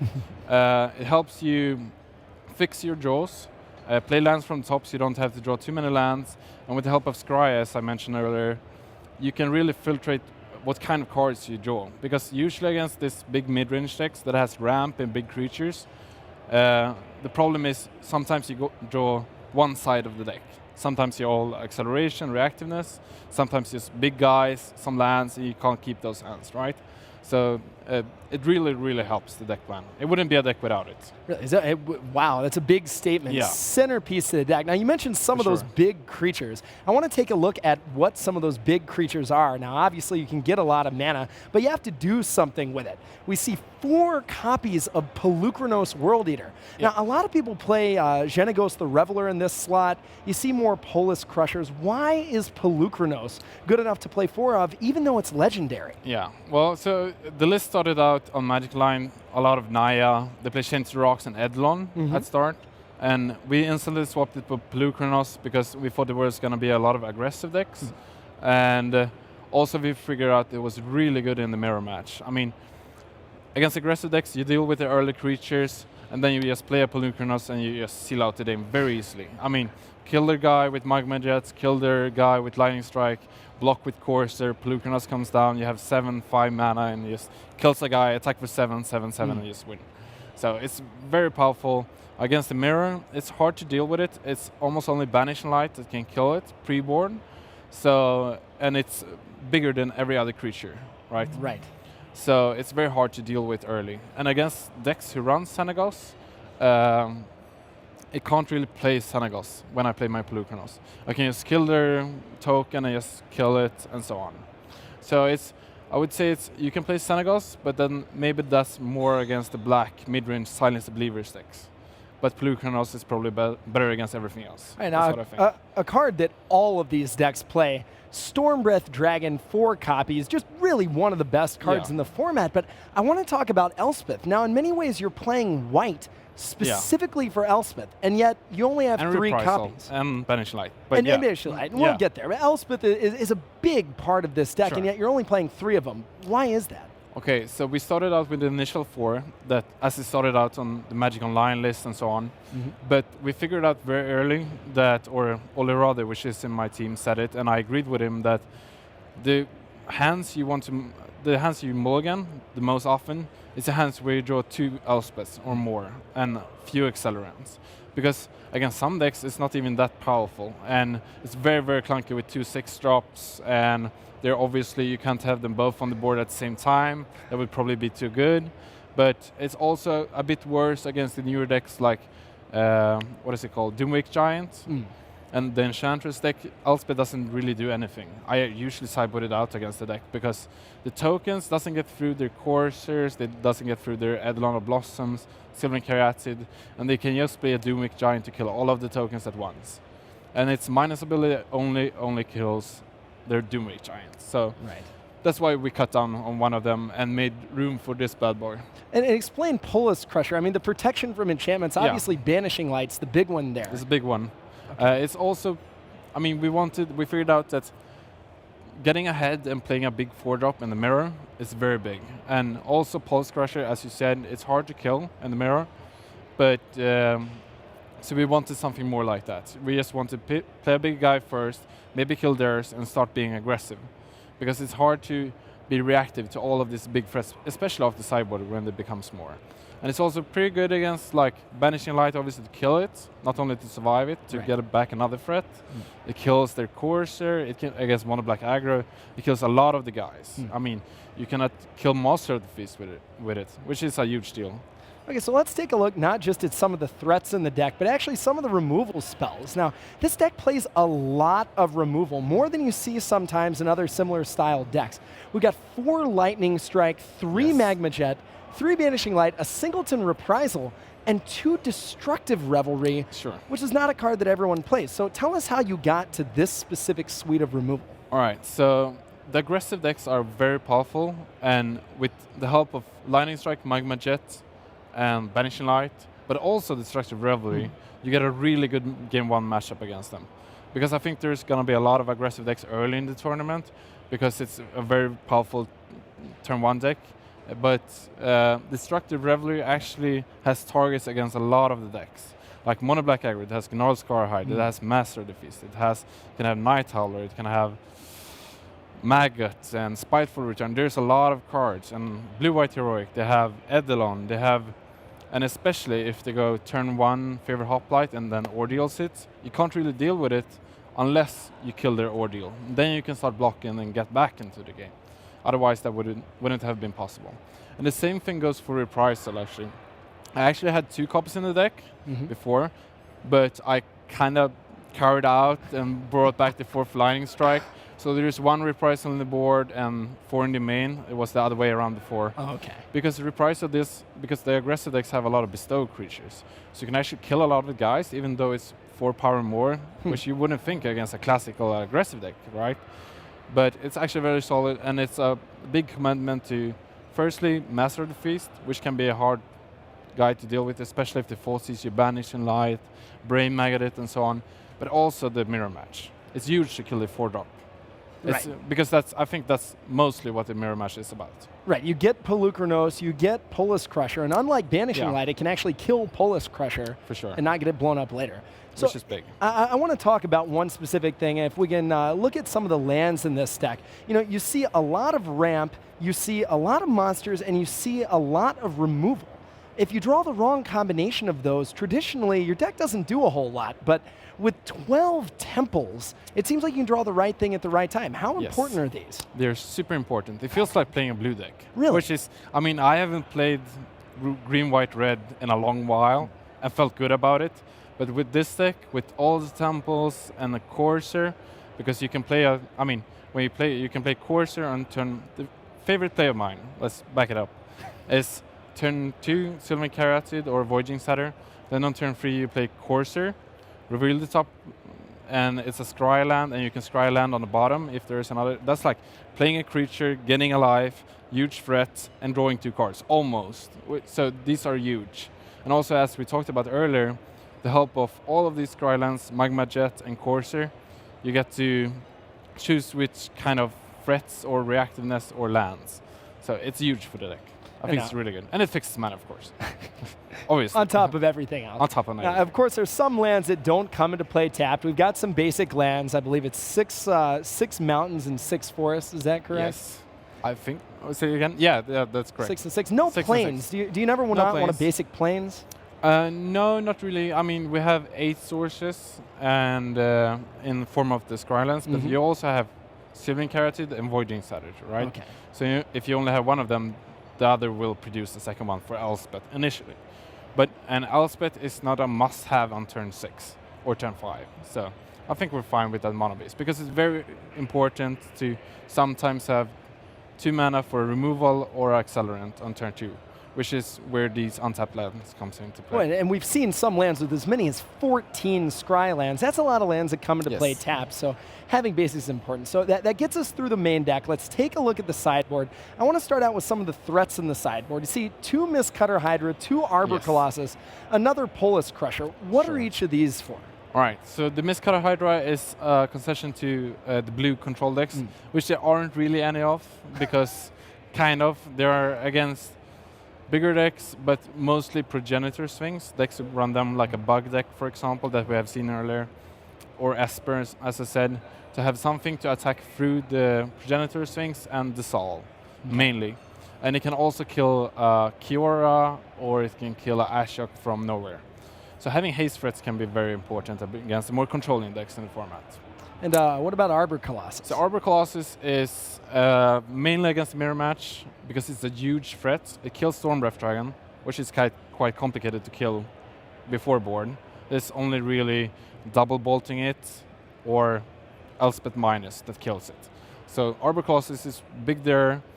Also sided in against mono black aggro against the Stormbreath Dragons because it blocks everything. It blocks creatures with Herald of Torment on it when it comes into play, and also Master of the Feast. So that's why Arbor Colossus is there.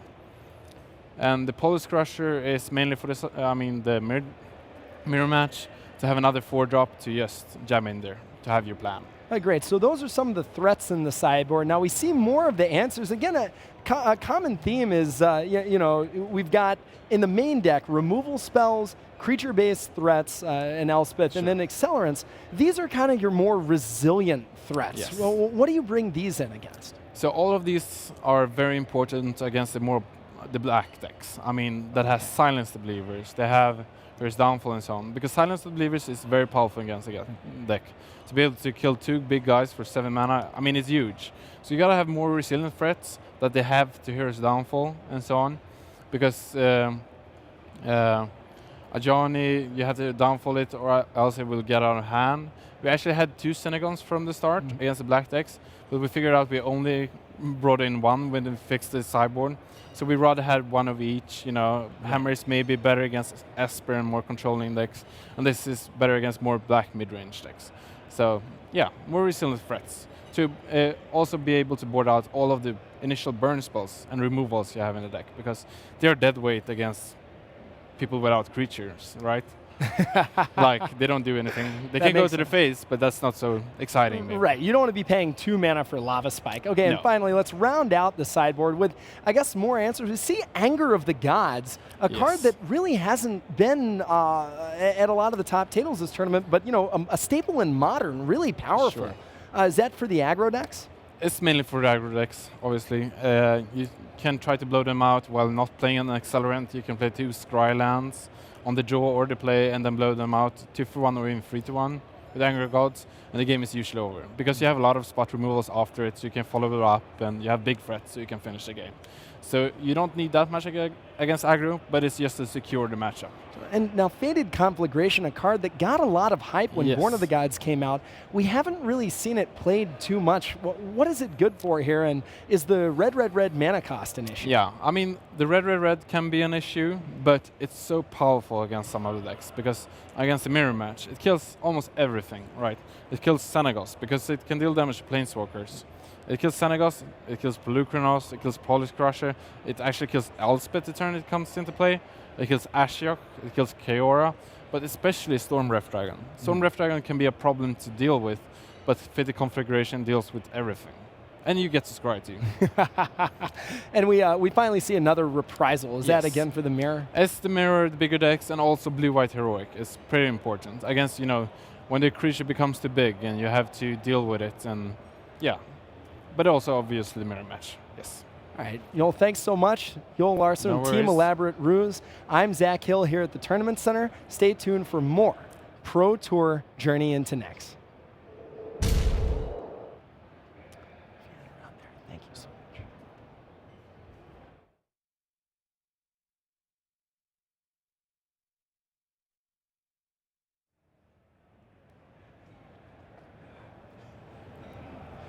All right, it's a good job this is a big news desk because we've got big news at it. Rich Hagan, Hall of Famer Louis Scott Vargas, Inside R&D Zach Hill, Limited Resources Marshall Sutcliffe, 4 of us going to attempt to answer you anything because you asked us anything. So we've got about 10-15 minutes before round 7. We'll see how we go. So on the bottom of your screen and the bottom of ours, we're going to roll the lucky dip dice and see what comes up. So first question comes from Gus Fowler. Fantastic, a nice easy name to get me going. It begins with, if you won an invitational tournament and could design a card with your likeness, what would it do? Now let me see. Marshall Sutcliffe, nah, he's not likely to win an invitational tournament anytime soon, unless it's in our front room, you and me, Marshall. Could be Zach. Well, go on, Zach. What would, if it was your likeness, what would it do? Well, this is actually cheating because I've made my invitational card already because I got to do that for 3 years. That card was Champion of the Parish. Really? I like really good 1-drop aggressive creatures. I like humans. I like humans mattering. I can't remember. I don't think the card was actually originally a 1-mana 1-drop. I think it was more expensive and kind of got crazier. But once it was in there, I was like, this card is awesome. Let's just make it. And I think I look good in one of those hats. So.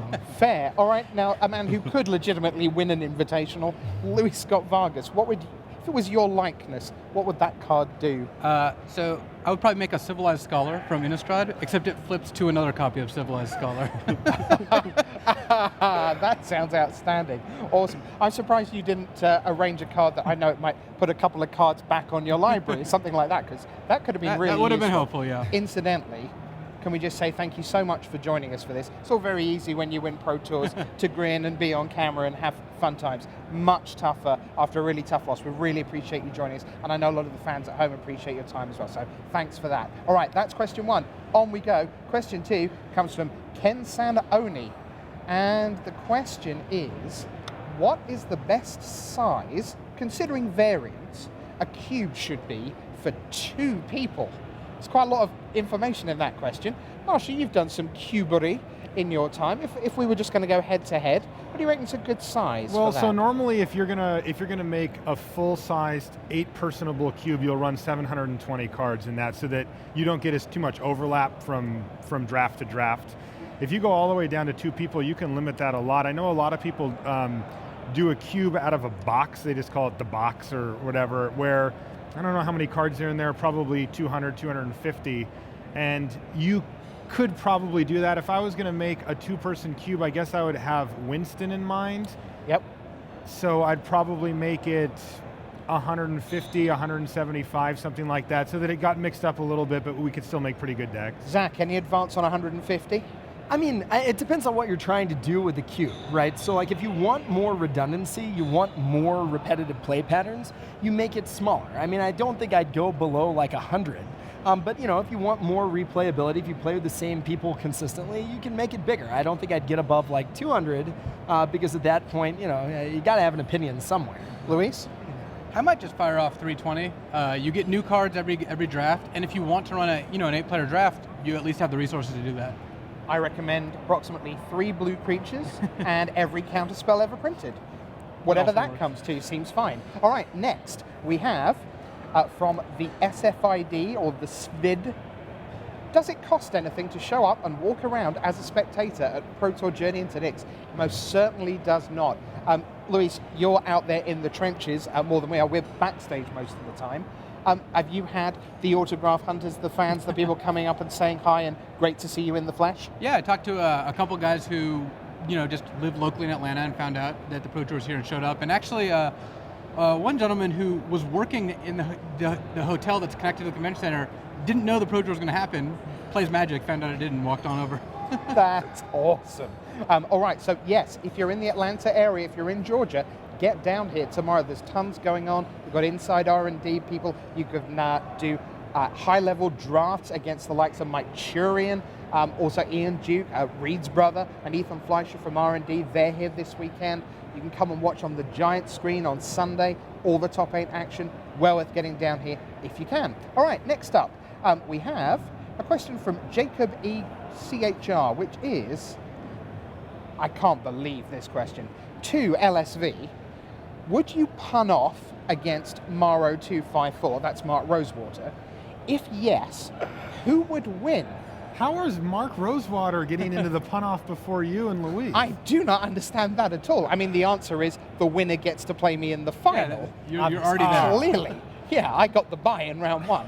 But you against Mark, who wins in the pun off? I don't know if this kind of showdown is in the cards, but if it does, we'll have to see what happens. Okay. All right. I'm using all my will not to do the Dreadbringer Lampads joke at this point. But anyway, moving on. We have Willie the Wookiee. Good stuff. Now this is an interesting one. I don't think any of us know the answer, but we can have a guess. How much dollars is the feature area worth? It travels, right? Hashtag cameras, hashtag sets, hashtags sweet wall curtains, hashtag always looks great. Well, I'm going to give you a little secret. First of all, it's a lot of money. However, it's also true that under the lovely news desk, there's, it's just kind of a bit of wood. Who knew? It's not actually made of mahogany.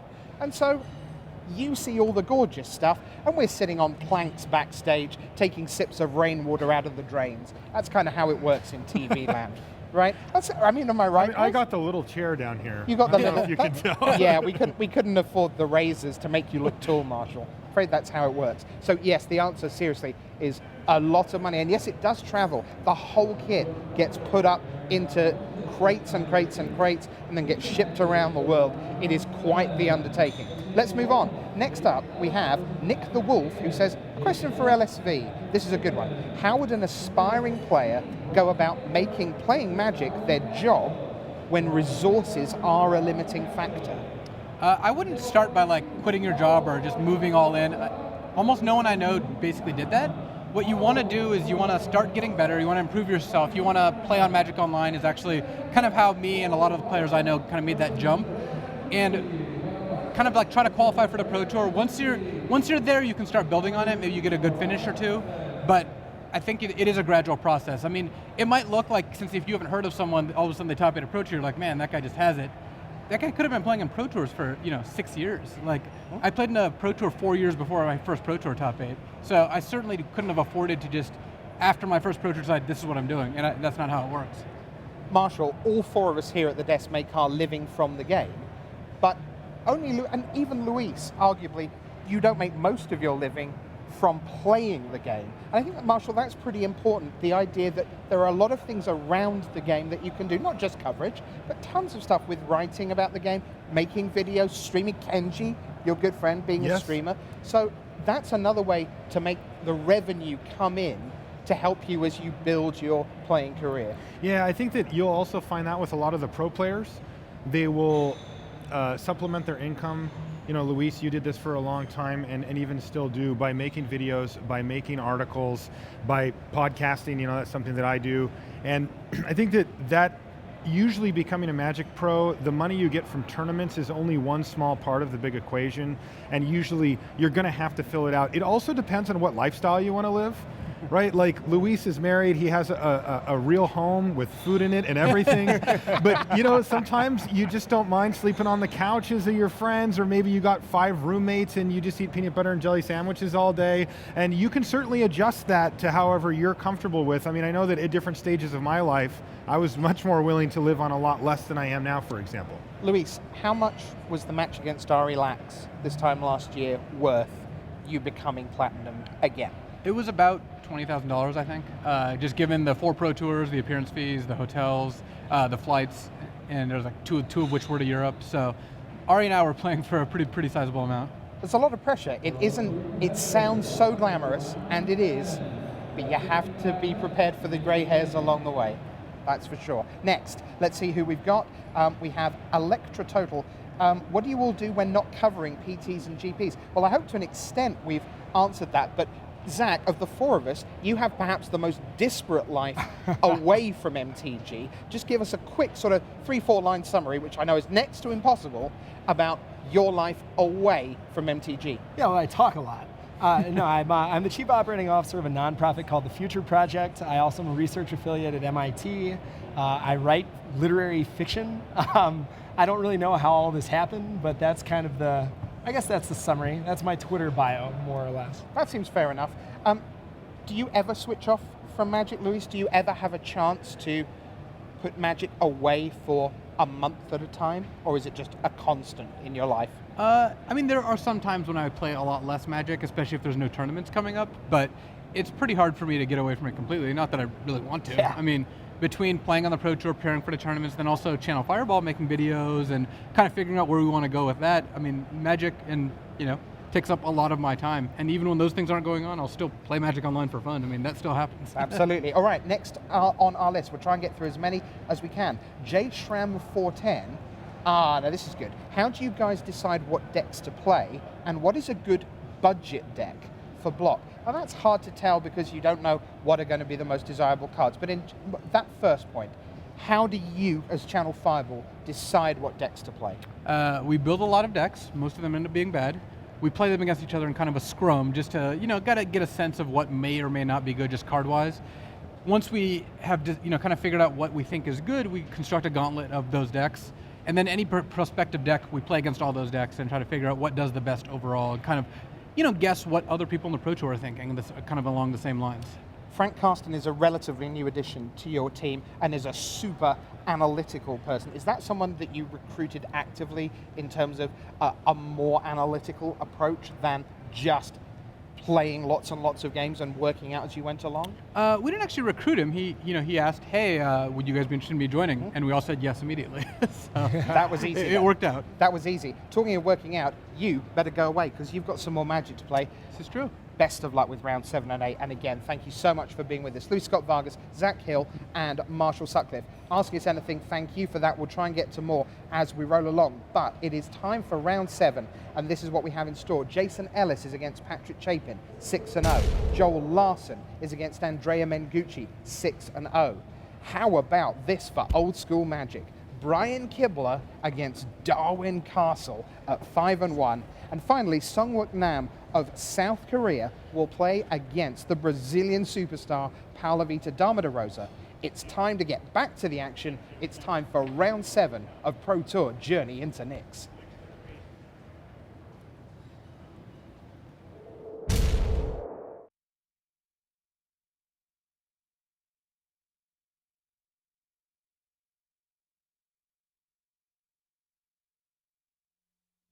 Hi, everybody. Brian David Marshall here with Randy Bueller, sufficiently fed and calmed down after the frenzy of that last match. That was crazy. It's kind of crazy that Luis had to play that match. And then go to the Ask Anything? Run into the Ask Anything. It's like, Ask Anything. What was going on in that match? Yeah. We got a lot of other matches going on. We're going to see Jason Ellis and Patrick Chapin right now on the floor at 6-0. Black Aggro versus Junk Midrange.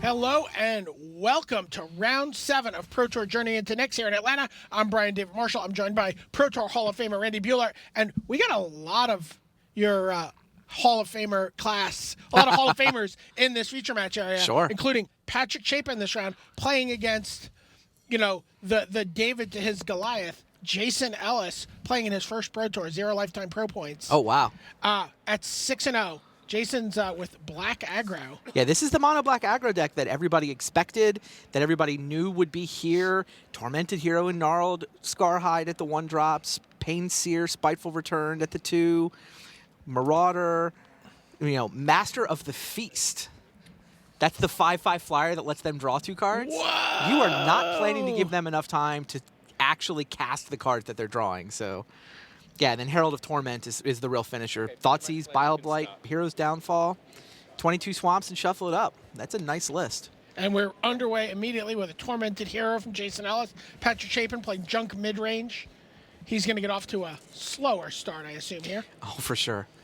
Yeah, Ellis is going to get 2 more 1-drops next turn. Yeah. I assume that's better than Pain Seer, Spiteful Return. Scryland for Patrick. And now Tormented Hero is going to get in for 2.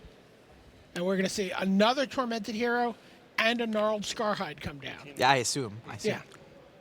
I mean, Spiteful Return deals almost as much damage. But yeah, he goes for the 2 1-drops. How many cards? 3. Still have 3, huh? So we Chapin's hand is slightly more expensive. 2 3s, But 3 4s, and a 6. But look at Chapin's hand. If he gets enough turns, he's got Courser of Crucifix as a stop sign, gain a life. Polar Chronos, just devastating. Wow. Is that the Master? That is Master.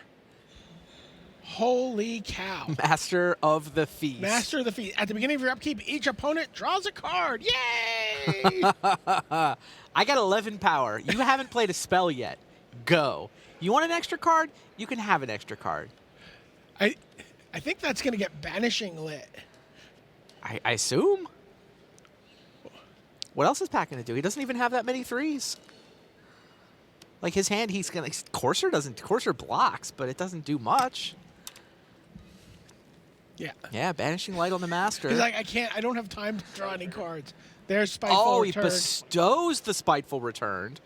So that's drain 2, 4, 1 for 6, 7, 9. +1 and 2 damage when it attacks. Oh, 2. It's +1. Yeah. So, Patrick should be at 2 here. I think so. Yeah. That was a 10-point swing in. This is different than what we've been watching. We've been watching Red-Green Elspeth and Bug Control and Red-Green Elspeth. Yeah, there's a lot more going in this format than just those decks. Yeah, Jason also this is a pretty diverse format. I'd like you guys to have some time to look at some of the other decks. All right, we'll be back to the feature match after these messages. Outfit your Magic collection with the newest Ultra Pro accessories from Journey into Nyx. You can see the full array of card sleeves, deck boxes, playmats, and portfolios of your favorite Magic artwork at ultrapro.com.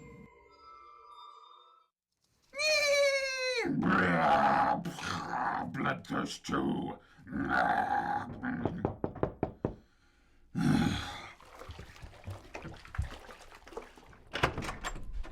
What? Here.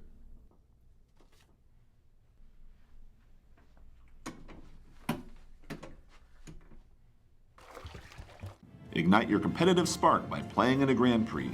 These open tournaments feature the best players in your region as well as top Magic pros from around the world. Upcoming Grand Prix events include Atlanta, Manchester, Sao Paulo, Moscow, Chicago, Washington, D.C., and Milan. Visit wizards.com/Grand Prix for a complete schedule. All right, we're back. A little traumatized, but we're back. Sounds like we're going to try to take a look in on one of the other matches here. Perhaps the match between Yeah, this is Paulo and Vita Damarosa Namsung versus Wook, right? Namsung Wook, yeah. Oops. Oh, no, this is Kibler and Oh, Darwin. awesome. I'm Kibler sorry. Darwin. One of the things coming to play after announce with these guys. So we see Phalanx Leader, Hero of Iris. Yeah, Darwin is playing White Heroic. Okay. So it sounds like he's just cast Launch the Fleet. But they're both Wow. Targeting his 2 guys. I guess I need soldier tokens, please. You see here Darwin saying, I need soldier tokens. Spoiler alert. One of them's going to be attacking this, one of them's going to be attacking you, which, as far as I know, will... I don't have Darwin's deck list. I have a guy who's not in the feature match area.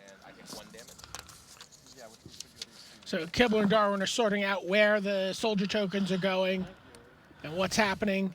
I assume that Kiora had made one of those guys bubbled up, but it still attacked, so he could get an extra attacker off of the launch the fleet.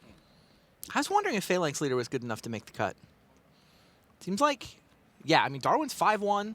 I know that Rob Dougherty almost got a feature match this round as well. I don't know if he's playing the same deck, but I suspect that he is.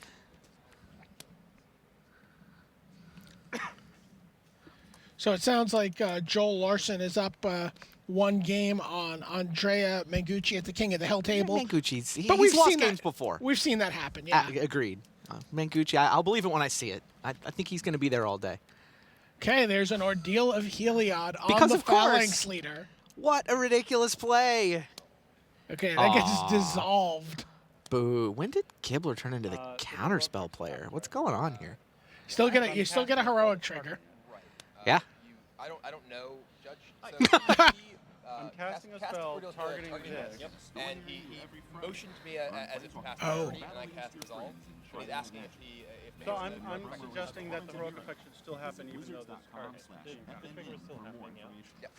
We haven't moved past the point where we will be able to actually get to other triggers separate. All right, so counter target. So this is... Yeah, so he still gets the trigger, which means everybody grows. Yeah, Darwin's list is kind of awesome. 22 planes. Lagana Band Trailblazers made the cut in this deck. Main deck? One. Okay. That's the same as the Brimaz. Brimaz just doesn't do what the deck wants to do. So, yeah. Ordeal. I don't think we're done casting Ordeals of Heliod, by the way. Yeah, Hero of Erois makes some mana. I'm going to try again. Eidolon of Countless Battles gets cheaper. Ordeal gets cheaper. Wow. Look at the size of this blowout. Those are 3s. That's 10. 3, 4, 9, 10, 11, 12, 13, 14. Is this like 15 power? Yeah, the soldiers are 3 3s. The hero, that's a 4 on that die. So that's 3, 6, 12. Oh, so this gets a count. That's 16. I count 17. And oh, by the way, he just gained 10 life. Are you still alive? Crazy. Oh god, he's got God's Willing in hand. He's got another 4 points of power. Is he going to use God's Willing as a giant growth and just hit him for 20 in one swing? That's awesome. I think he has to, right? His opponent's Oh, got you totally do. His opponent's got a black open. Yeah, a swamp. Swamp doesn't do anything in this format. Not by itself. I will attempt to give this guy... Darwin doesn't know the cards of the format well enough to be for sure. Yeah, I'll deal 20. All right, we're going to go back to the front table now. That was exciting. Yeah, it turns out you don't need to know the cards in the format if you're capable of attacking for 21. Yeah. And here we go. We're back at the table. The match between Jason Ellis and Patrick Chapin. We saw Jason go to town on Patrick Chapin. He did. And the town was filled with little black monsters. There you go. Oh, Thoughtseize. Slowing things down a little bit. Sees a hand with Brimaz, Fleecemane Lion, 2 Heroes Downfall, and a Drown in Sorrow. Can he take all of them? I think Drown in Sorrow is one of these things is just better than all the others. I gotta think Drown in Sorrow. It kills all the men's.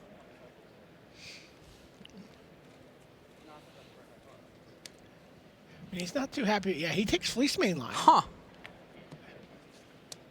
That's interesting. You just say the lion, right? Yeah, the lion. Yeah, okay. He doesn't want to see Pat play a 3-3 on turn 2. I guess that's reasonable. Scry. Jason's like, this scrying seems like fun. I wish I could do some. No, he doesn't.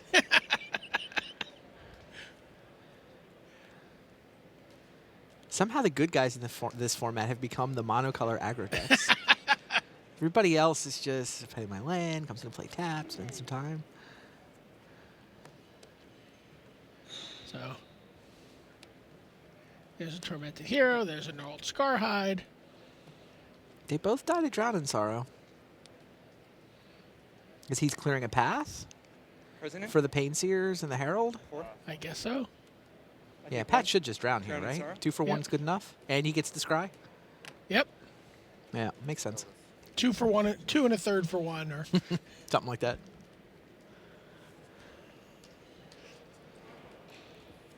Shaheen had a scry at about a third of a card when we were doing our deck tech. I'll buy that. So there's Painseer. Deck looks less impressive after sideboarding here. When it goes second and gets Yeah. drowned on the Yes, after that would turn be 2. that would be when it looks less impressive. I mean, this deck is not a surprise. You can tell Pat knew he was going to have to run into this. Yep. One of the advantages to having black in your sort of mid-range deck is the ability to sideboard drowns in Sorrow. Right. So we're going to see Brimaz here. I take 1. Yep. I take 1, make a Brimaz. Deal. Sweet.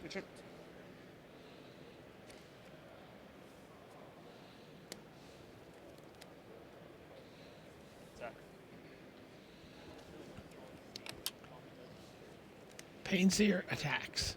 I actually don't even know. I'll take it. Yep. Just like in Limited. No blocks. A second Painseer? Yeah, the card that he's bluffing, by the way, is Boon of Erebos. Yeah. People play Boon of Erebos in this format. Like, I have definitely seen that in some of the block lists. I honestly don't know if it's in Ellis's list. I could look it up, but that is what he was representing, even if it's not in there. I kind of hope it's not, because it's a cooler bluff. Banishing Light comes down, takes out the untapped Painseer, interestingly. That is an awesome bluff, for the record. There's no Boon of Erebos in his list. Yeah. Well, he is holding Bile Blight. All right, I guess. Draws another Painseer. So you get a Herald of Torment here. 12 to 16, correct. Yep. Get you for 5. I'm at 11. But there are 2 Heroes Downfalls in Patrick's hand. Temple of Malady.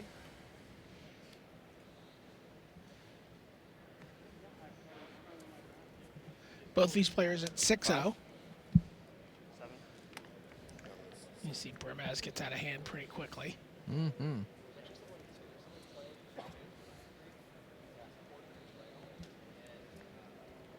Your turn. You take 1 from that. Hold on, just a second. So the Painseer trigger. What's that? Yeah, Painseer. Yeah, you're at 6. I'm just ordering them. Yep. With the Painseer trigger on the stack, Okay. I will Hero's Downfall the Painseer. Heroes Downfall Painseer. Yep. Yep. So now. Yeah, Pat let him untap. He wanted the trigger to happen, Yep. which is an interesting choice, because it means he gets a free card, but he also might take some damage. Oh, this also means the Herald doesn't. Oh, the Herald doesn't have summoning phases anyway. No, yeah, it falls Yeah, Pat off. was It's- just like, I'm willing to let you draw a card as long as you take damage equal to its CMC.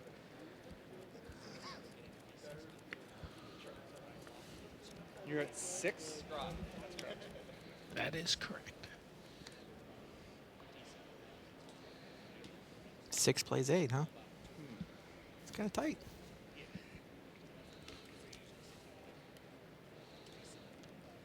How many cards? 2. And Patrick's hand is Silence the Believers, Brimaz, and Heroes Downfall. Those don't suck.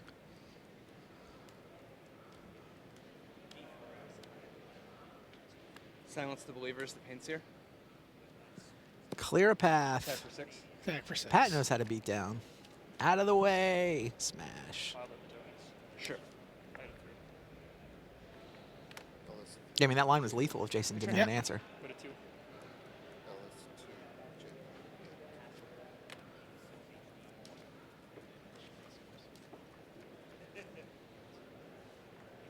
Oh, Andrea Mangucci's tied it up. Told you he was coming back. He's not moving. Jason Ellis at 2. Yeah, he called table.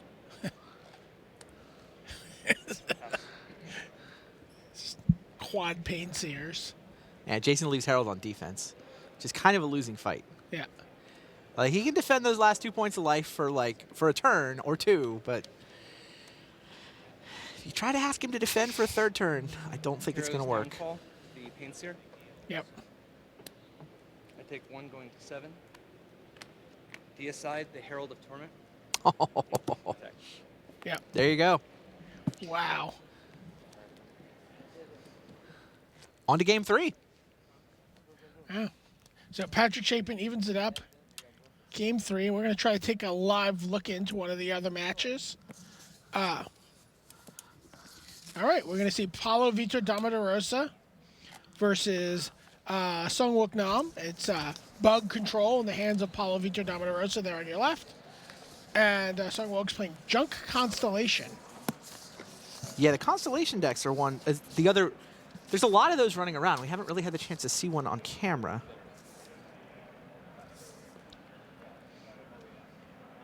Yeah, this is Eidolon of Blossoms, takes advantage of Constellation. Oh, these normally have, I thought there would be Doomwake Giant. That's the other card that I've seen in a lot of the Constellation decks. Yeah, I've seen that, seen that today too. I don't actually see the Doomwake in Nam's list. But hey, still interesting to see all the different stuff that's going on in the format, that's for sure.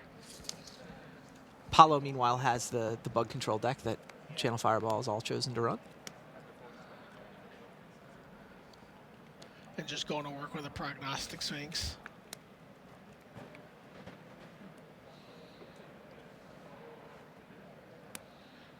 Puts the land on top. Plays the land with Courser of Crufix off the top of his deck. You okay? On pay 15? Gets the Scry. Sees another Courser of Crufix, pushes it. Sees another Kiora. Bubbles up Kiora, passes the turn. Kiora's ready to go ultimate next turn? Yeah. Scoop him up. Paulo takes what I believe was game 1. Yes.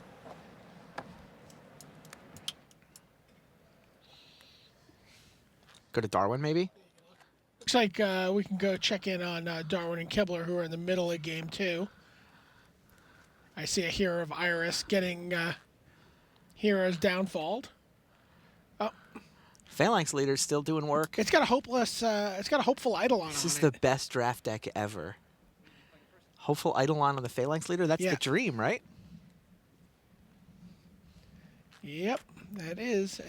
And I see he's holding God's Willing again. So he can save his hero. Absolutely. And it gets a counter. So I don't know whether that gets the counter or I scry first. Doesn't really matter. Darwin doing his best unfrozen caveman lawyer. Unfrozen caveman Hall of Famer, Darwin Castle. I don't know if I get a counter or a scry. Well, Kibler was busting his chops in the first game. Yeah, yeah.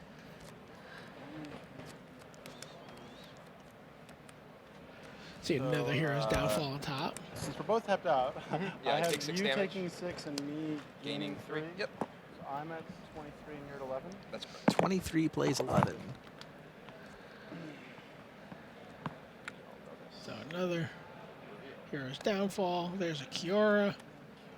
Isn't this all just too slow, though? Yes. I mean, this Wayweenie deck looks good. I mean, everybody has gone slower and slower to try to beat the other control decks. And Elspeths and Prognostic Sphinxes and... Ah. Wow. Clearly, Darwin needed the help. The good news is I don't got nothing. It's both the good news and the bad news that he has no spells in his hand. You're not, right? But he did scry last turn.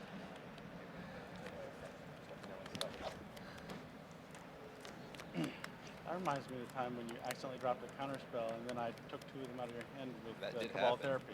All right, we'll certainly keep you updated on Yeah, this. we'll see how this plays out. But we're going to go back to our main feature match between Jason Ellis and Patrick Chapin as they get ready to play Game 3. Yep. To determine which of these two players will advance to 7-0. 7's a large number. It is a large number. Tormented Hero comes down, turn 1 for Jason Ellis. That's how Game 1 started for him. It Randy. is. Going first, too. Scryland for Patrick. That's how Game 1 started for him as well. There you get a look at Tormented Hero. His hand is Yeah. Is okay. We're gonna brain maggot, so we're gonna take that Drown in Sorrow. He didn't take it last game. Last game he took Fleece Mane Lion. There you go. Look, Fleece Mane Lion, Brimaz, Elspeth, Drown in Sorrow, Hero's Downfall. Yeah, I mean Pat's curve is set up to go turn 2 Temple, turn 3 Swamp, Drown. Right. He can't play the Fleece Mane Lion next turn. True. So that makes Drown a more attractive target than it was in the previous game. Yeah. I'll buy that.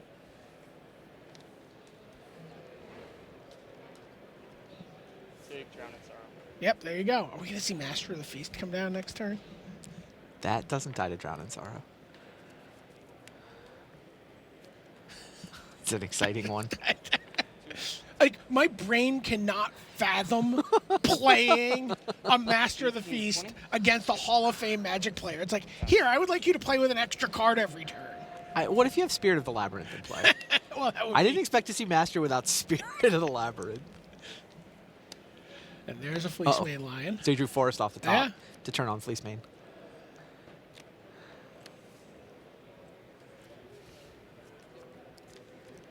Two of them. Well, let's just play Master, and then Herald. He's going to play Herald first. Perhaps he's a little scared of the Master of the Feast. I mean, if you're going to put it in your deck, do you really play the 3/3 flyer over the 5?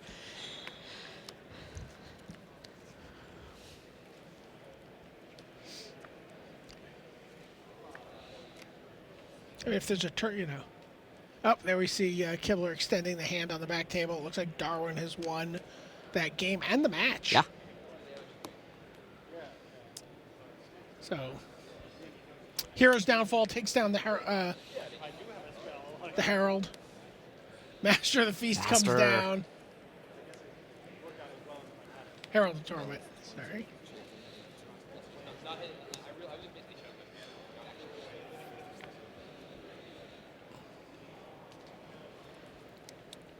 Elspeth, Brimaz, Deicide, and Patrick's hand. Like, here you go, you draw a card. Oh, just Silence the Believers.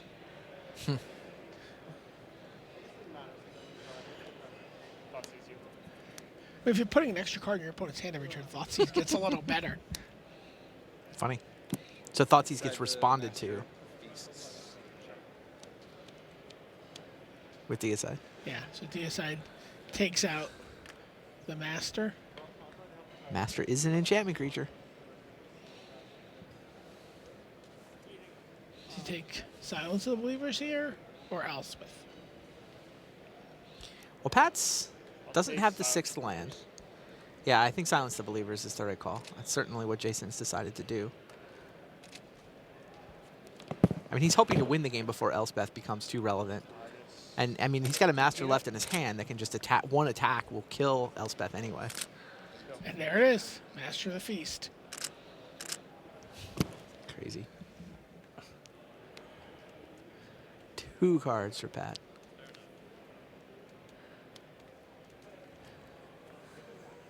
He's got Brimaz, he's got Elspeth.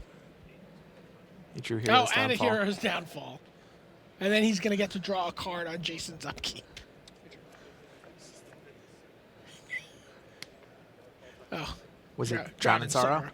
Drown in Sorrow, and get my Drown in Sorrow back. Oh my. Bestow, he gets the trigger from the Tormented Hero and gets it out of Drown in Sorrow range. More importantly, to the air! Attack you for 10. Just 10.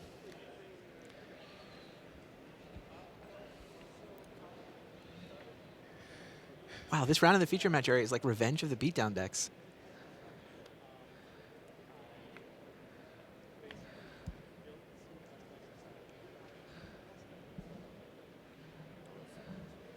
Okay, Patrick's going to use Yeah, I mean, I guess Hero's Hero's Downfall. Yeah.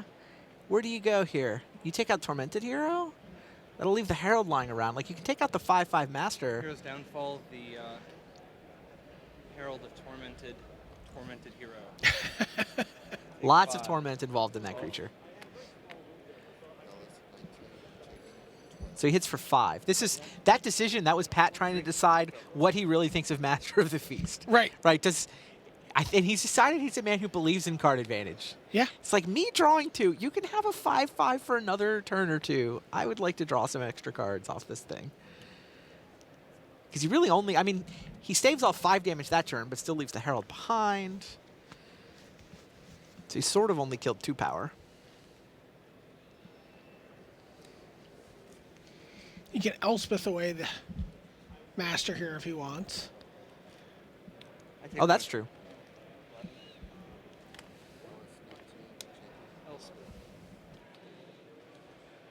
It'll get attacked by Herald in that world. But that's also okay. Yep. Yep.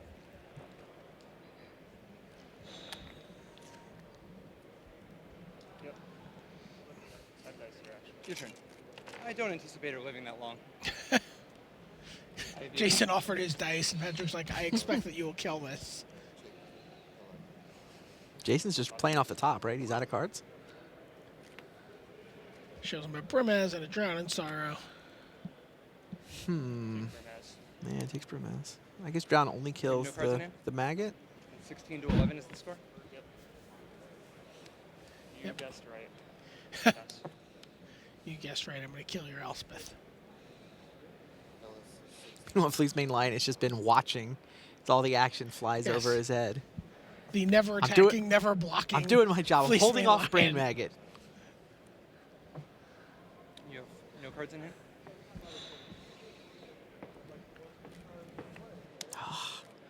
An attack. Take 3.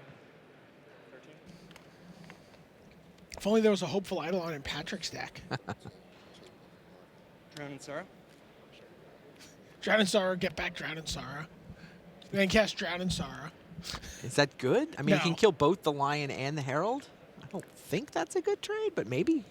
No, he's not gonna take it. I mean, he actually wins this race, right? Because it's 4-3. And Pat can go monstrous and make it 5-3. Attack you. Deicide. Ah, Deicide. That's what that card was. Down goes Herald.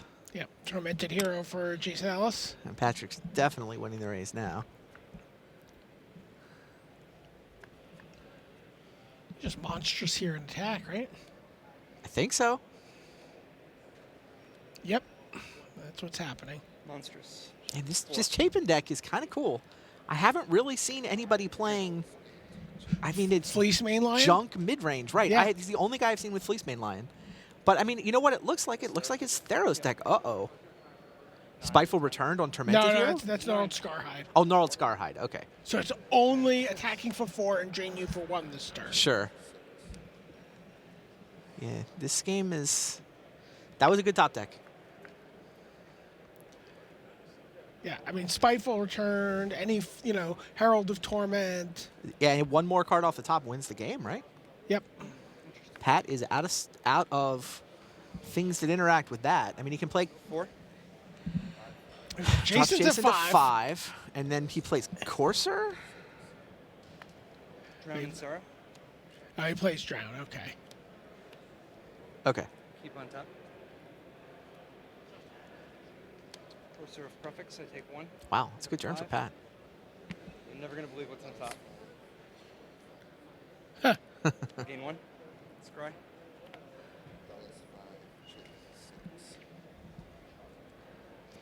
Pushes that.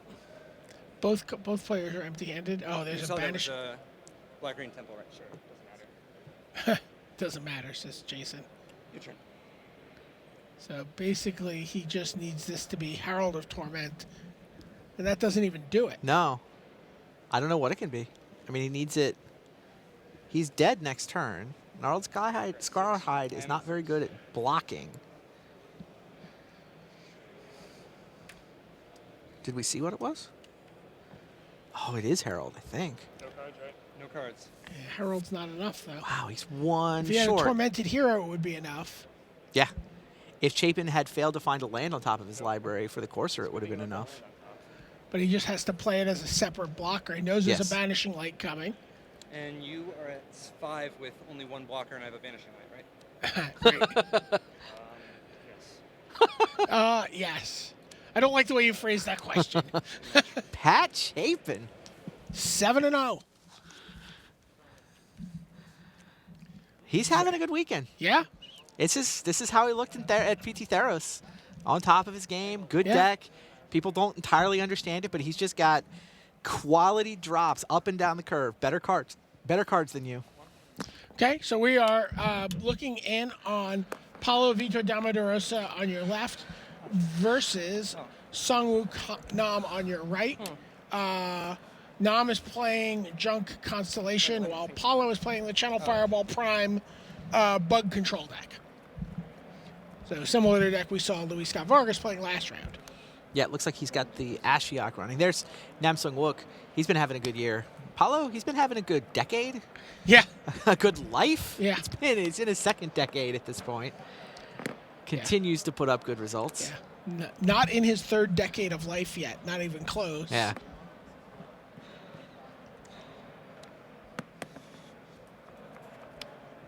Yeah, Namsung Wook has had a good year. He won Grand Prix Melbourne. He top-8 Grand Prix Beijing. I think Melbourne's actually what qualified him for here. And so the South Korean player has been really moving into the Pro Tour game. His friend from Korea won the Grand Prix last weekend. Oh, nice. 17, 19. So Brain Maggots took a Kiara.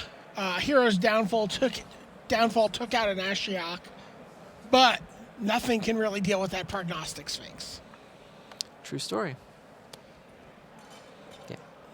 Jeonyoung Park, by the way, actually leaped ahead of Namsung Wook for the Asian spot at Worlds. Well, in the standings for the Asian spot at Worlds. He's now one spot away from getting that APAC invite to Worlds. I have a feeling it'll be one of those two guys. I think we'll see a Korean at Worlds this year. That'd be exciting. Yeah, yeah. Oh, wait. Prognostic Sphinx does not attack. I mean, Paulo must be in a pretty precarious life total here.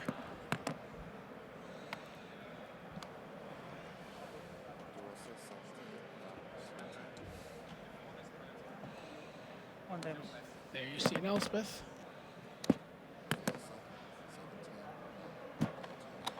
Okay, so DeRosa's at 17 and Nam is at 20. So when I said a precarious life total, it was actually the opposite of that.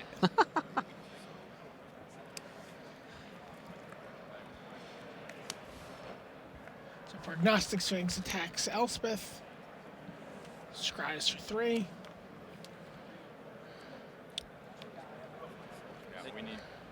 Okay.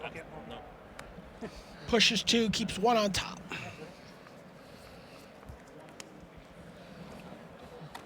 Okay, take it. Go.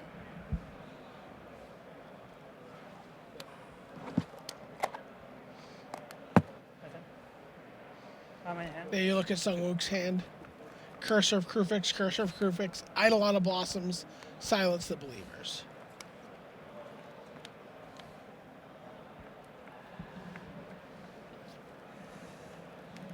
Yeah, one way to think about this format is if you want to play a mid-range deck or a control deck, that is, if you're not trying to win the game in the first 5 turns, you basically, the mana is good enough, pick 3 colors, and then play your favorite card.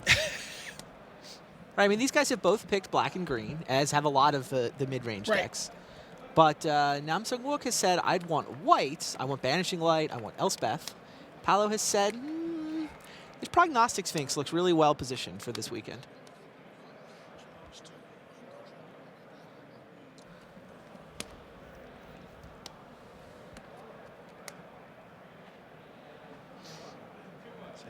Well, these guys are 4 and 2. It's a pretty big match. Yeah, this is huge. So Unravel the Ether on the Brain Maggot. Wow. Is gonna Shuffles let, it in, gets his Kiara back. Yeah, it's going to let Paulo draw his Kiara back.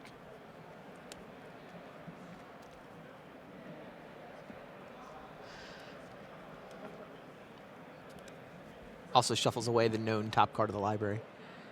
Courser makes it a lot easier to time your Unravel the Ethers. Oh, I'll just shuffle you into a second Courser and a second Elspeth.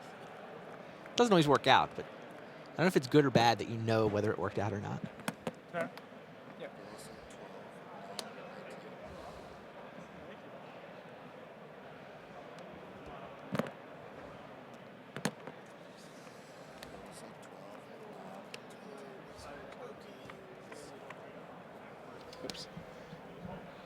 swear I was talking. Play some land, make some tokens. I had a lot of blossoms. I mean, he went from kind of like 0 to 60 here pretty quickly. Constellation does that. I mean, Elspeth dies to Prognostic Sphinx, but yeah. Okay. The rest of what's going on seems fine.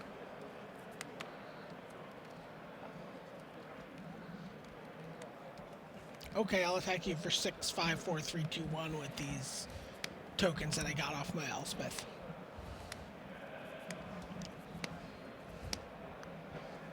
Paul's thinking about his scry.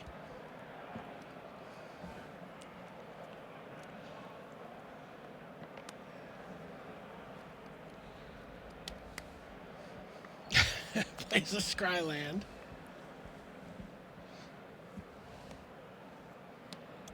And then Kiora's. Yeah, there's the Kiora he rescued from the Brain Maggot last turn.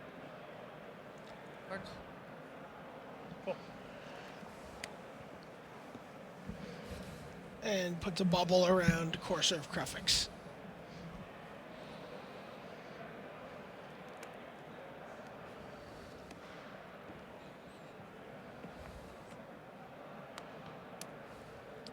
So there you see land.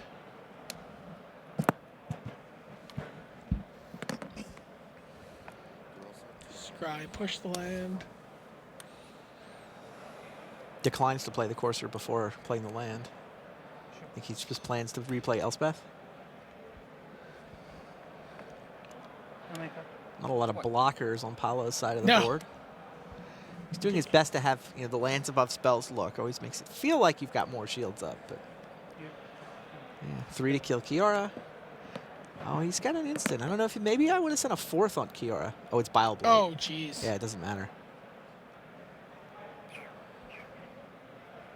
No hand? Silence the Believers, targeting your Prognostic Sphinx and my token. Wow. And Paolo extends the hand. That was the last card in his hand. So Wow. we actually saw Prognostic Sphinx die. Although, I mean, Paolo extended his hand. Does it count? No, it was. I think it counts. It's was got to count. Nearly dead. But it was he only conceded because it was dead. I think it counts. Okay. We saw one killed by Silence the Believers. Hey, welcome back to the booth. Brian David Marshall here with Randy Bueller. That's pretty exciting. We saw some black aggro. We saw some junk Constellation. Did I miss the result from the King of the Hill table? I didn't get. I'm sorry, Mengucci won. So Mengucci won. He is 7-0 at this is unbelievable. He is setting the unbreakable record for feature matches at a PT. He's going to have 8 feature matches on the same day of the same Pro Tour. That's crazy. That's awesome. And you know what I love about this? Honestly, because Andrea Mengucci was not on our radar. Obviously. Coming into this tournament. And we have a player who's in the process of, who's on a 7-0 run. Right. Who, let's be frank. He'd be on our radar now. We would just be like, who is this guy? What's Right. he doing? Who's he playing? Right. But Must not have played anybody. Started off with the defending Pro Tour champion. Yeah. I mean, right. It's played against someone who's top 8 at the last Block Pro Tour. So I love this.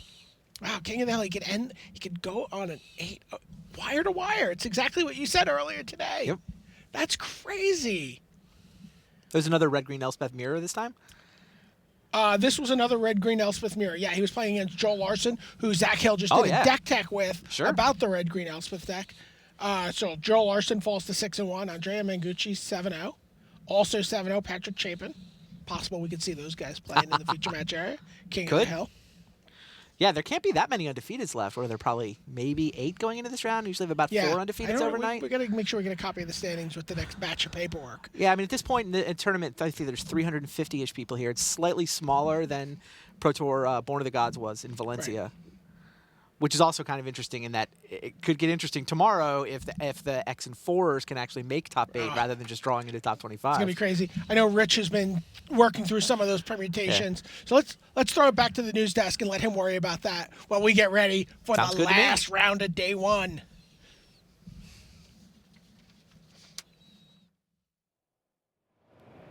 Hello everyone, welcome back to the news desk. Rich Hagan here with you. All the scores coming in. That story of Andrea Mengucci the guys mentioned there. Coming into this event, 29 wins, 28 losses at Pro Tour level. That's a coin flip. 7-0, that's no coin flip. What an astonishing story, the King of the Hill. Wouldn't it be great to see him go the distance? My goodness me. Even if he gets to the end of day one, just incredible. Well done to him. Patrick Chapin, we know, 7-0. Jason Ellis of the United States, he won the West Nyack PTQ. This is his first Pro Tour, and it took a Hall of Famer in Patrick Chapin to inflict the first loss on Jason Ellis. So well done to him. Joe Larson has his first loss because he played Andrea Mengucci in that round. Now, I don't have news for you yet on Josh Utter-Layton 6-0 against Shota Takao of Japan. He's undefeated, but on 5 wins, no losses, and a draw, so 2 points fewer. 3 for a win, 1 for a draw, 0 for a loss, remember. So 16 points for Takao. That puts him behind each set of full-on winners, if you like. So they're still playing. Takao, by the way, terrific player at Constructed.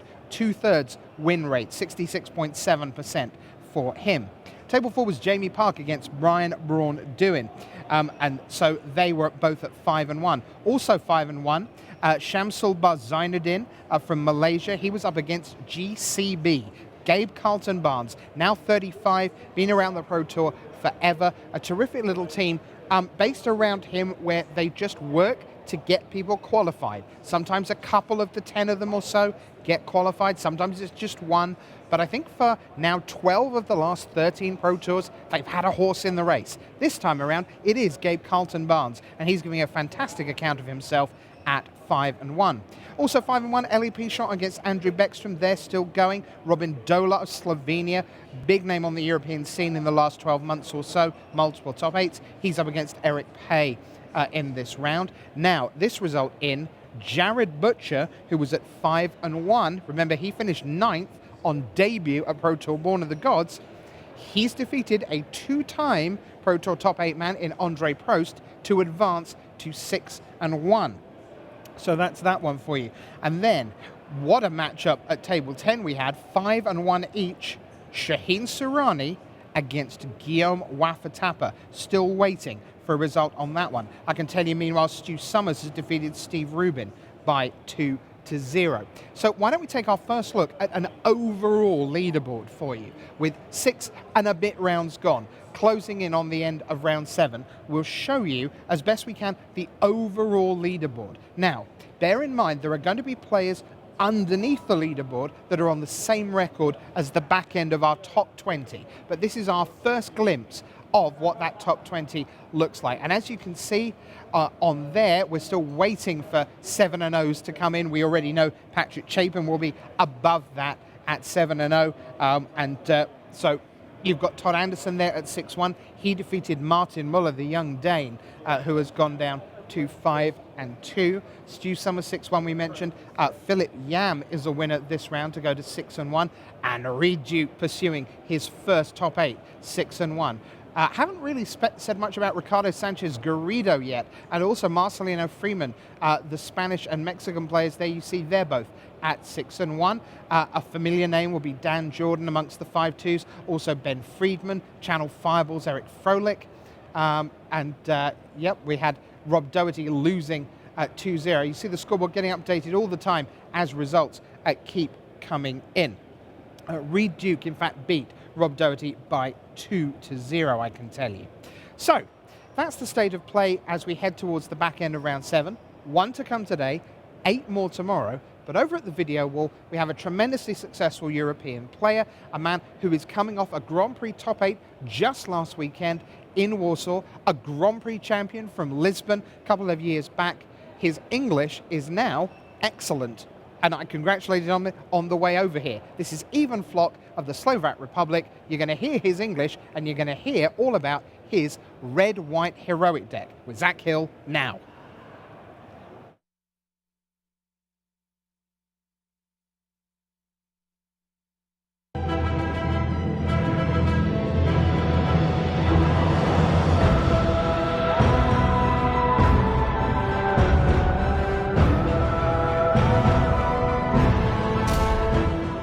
And hey everybody, welcome to the Tournament Center. I'm Zach Hill here with Ivan Flock of the Czech and sort of Slovakian team. Yeah, it's just me. Czech and me. Hey man, you're representing. Now you're playing red-white heroic. Can you tell us a little bit about this deck? Yeah, sure. It's pretty straightforward deck. You just play a bunch of hairy creatures, cheap hairy creatures, and then try to pump them enchantment or whatever you can do with them and make them big and then attack for the win. Hey man, so I've drafted a lot of limited decks that look like that. Yes, it's pretty much a very good limited draft deck. Yeah. Cool. Well, let's take a look at some of the cards that are actually in the deck. Now, the first thing you have to do is, of course, cast some creatures. We see back here, got Favored Hoplite, Satyr Hoplite, a lot of Hoplites, Crone Crusader, Failing Slinger, and a Singleton Hero of Iroas.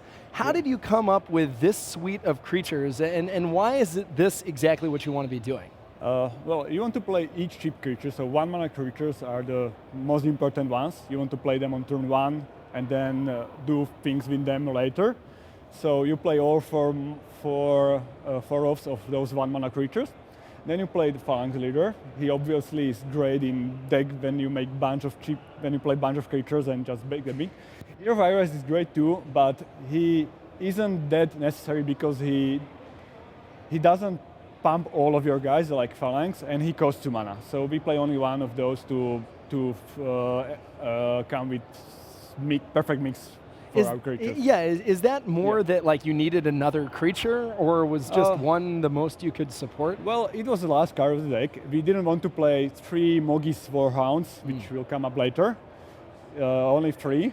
So he was the last card of the deck too. And a last question, you've got these 8 1-drop red creatures, and then the double white of Phalanx Leader. How hard is that on the mana of the deck? It's pretty hard on the mana. Oh yeah? Yeah, it's pretty hard, but you have 8 dual lands, like 4 Scry lands and 4 mana confluences. So that makes things easier, and you have one card driving card in the deck that helps to fix your mana.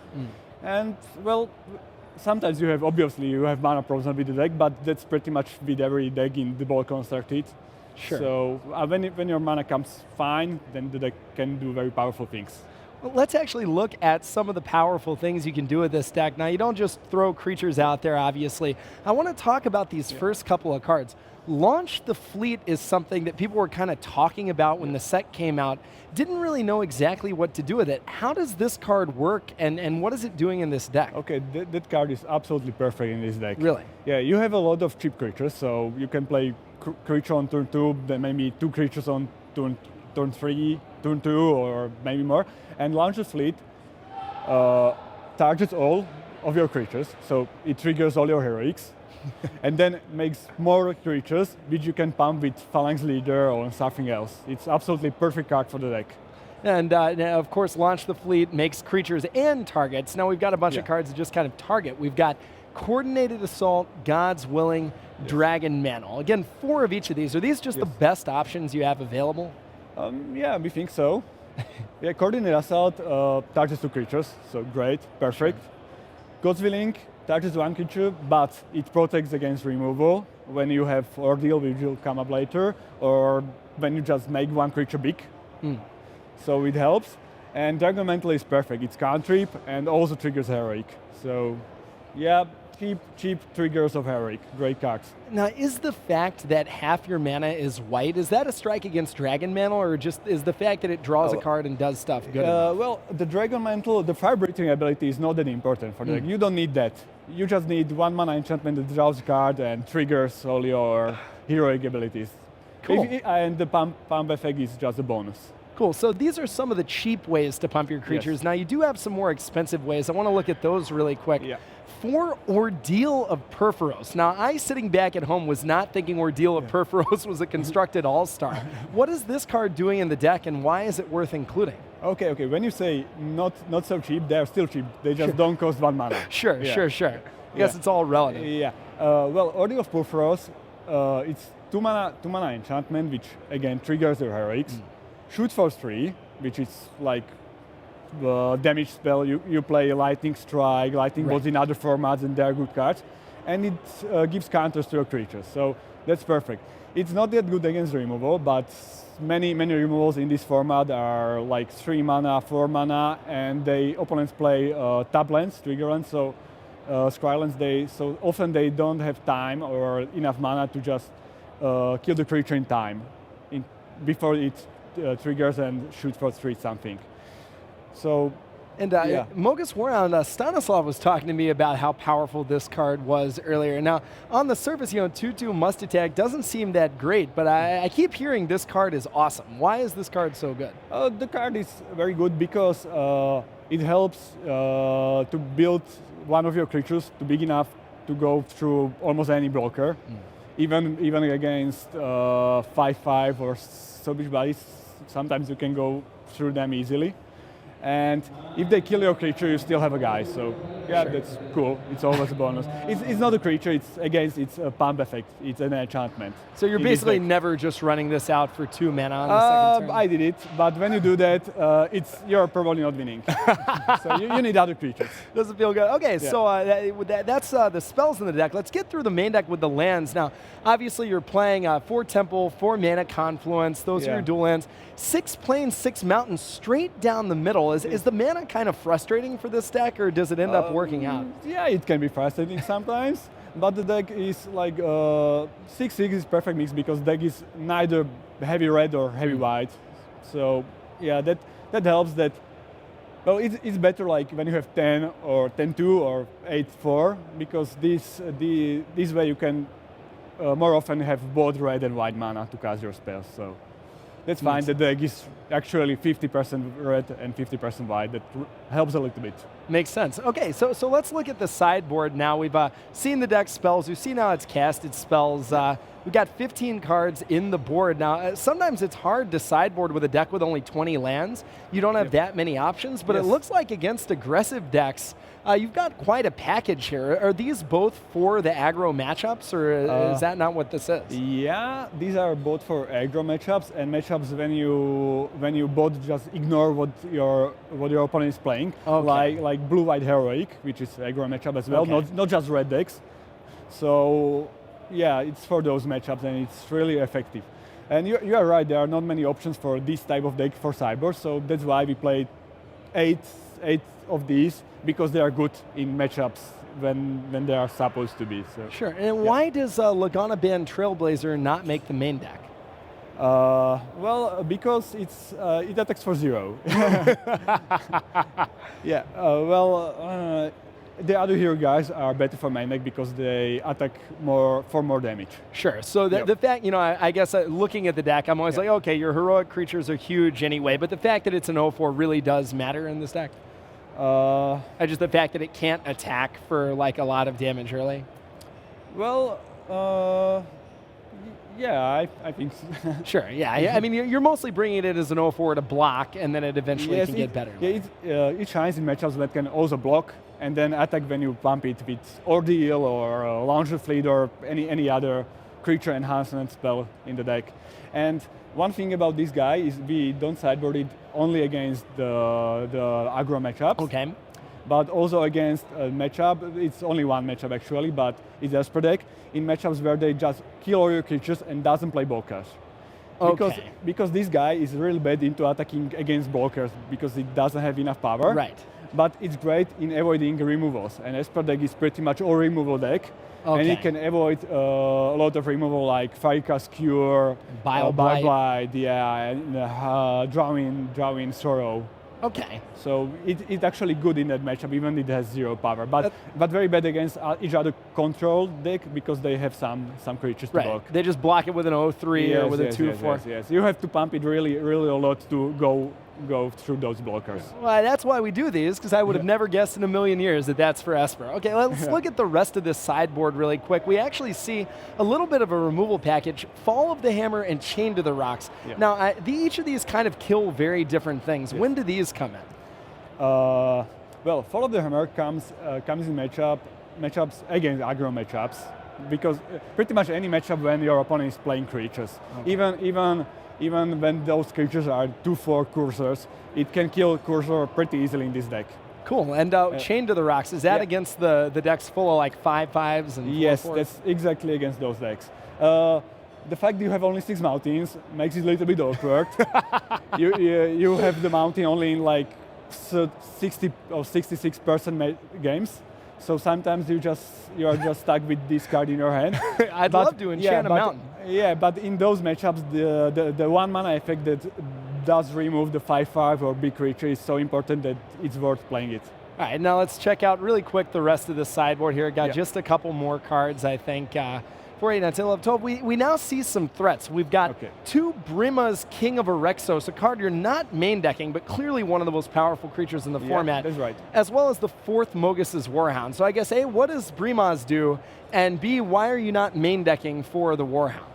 Okay, we are not main decking for Mogis Warhounds because you don't want to draw two of them almost every game because, well, it helps you to get through those block creatures, but it's not that mana effective. So you can do more powerful things for your mana than just playing Mogis Warhound. So it's more like utility end of curve creature, and you don't want to draw two of them. Makes sense. And now Brima's, finally, a card you're not main decking, but I can kind of win a game by itself. What does it do here? Well, it's in sideboard because it's good against removal again. It's Drown, Sorrow, Bye-Blight, Firecast Cure, and backup with God's Willing, it can win game itself. Unlike the rest of deck, because the rest of deck is like puzzle. You have to build your creatures with more cards. This can win game itself in some of those matchups when they don't just have those big blockers. So it's effective again in Esper and against aggro decks. It can raise and block at the same time. Hey, that makes a lot of sense. Even, thank you so much. Here with Red, White, Heroic. That's Even Flock. I'm Zach Hill here at the Tournament Center at Pro Tour Journey into Nyx.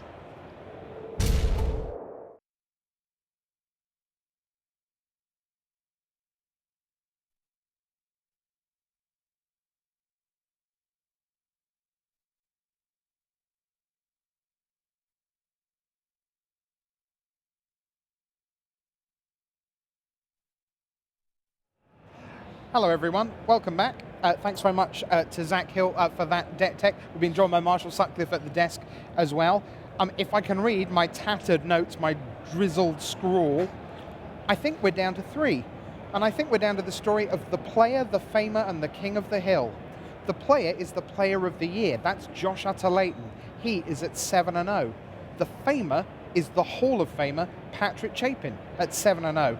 And the king of the hill, well, so help me, since round 1, that's been Andrea Mengucci of Italy, and he's still there at 7-0. The player, the famer, the king of the hill coming your way in round 8.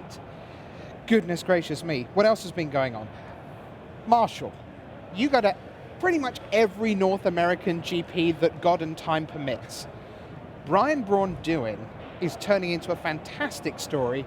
Tell us about last weekend, for those who didn't hear it earlier in the day, and now this weekend, already 6-1.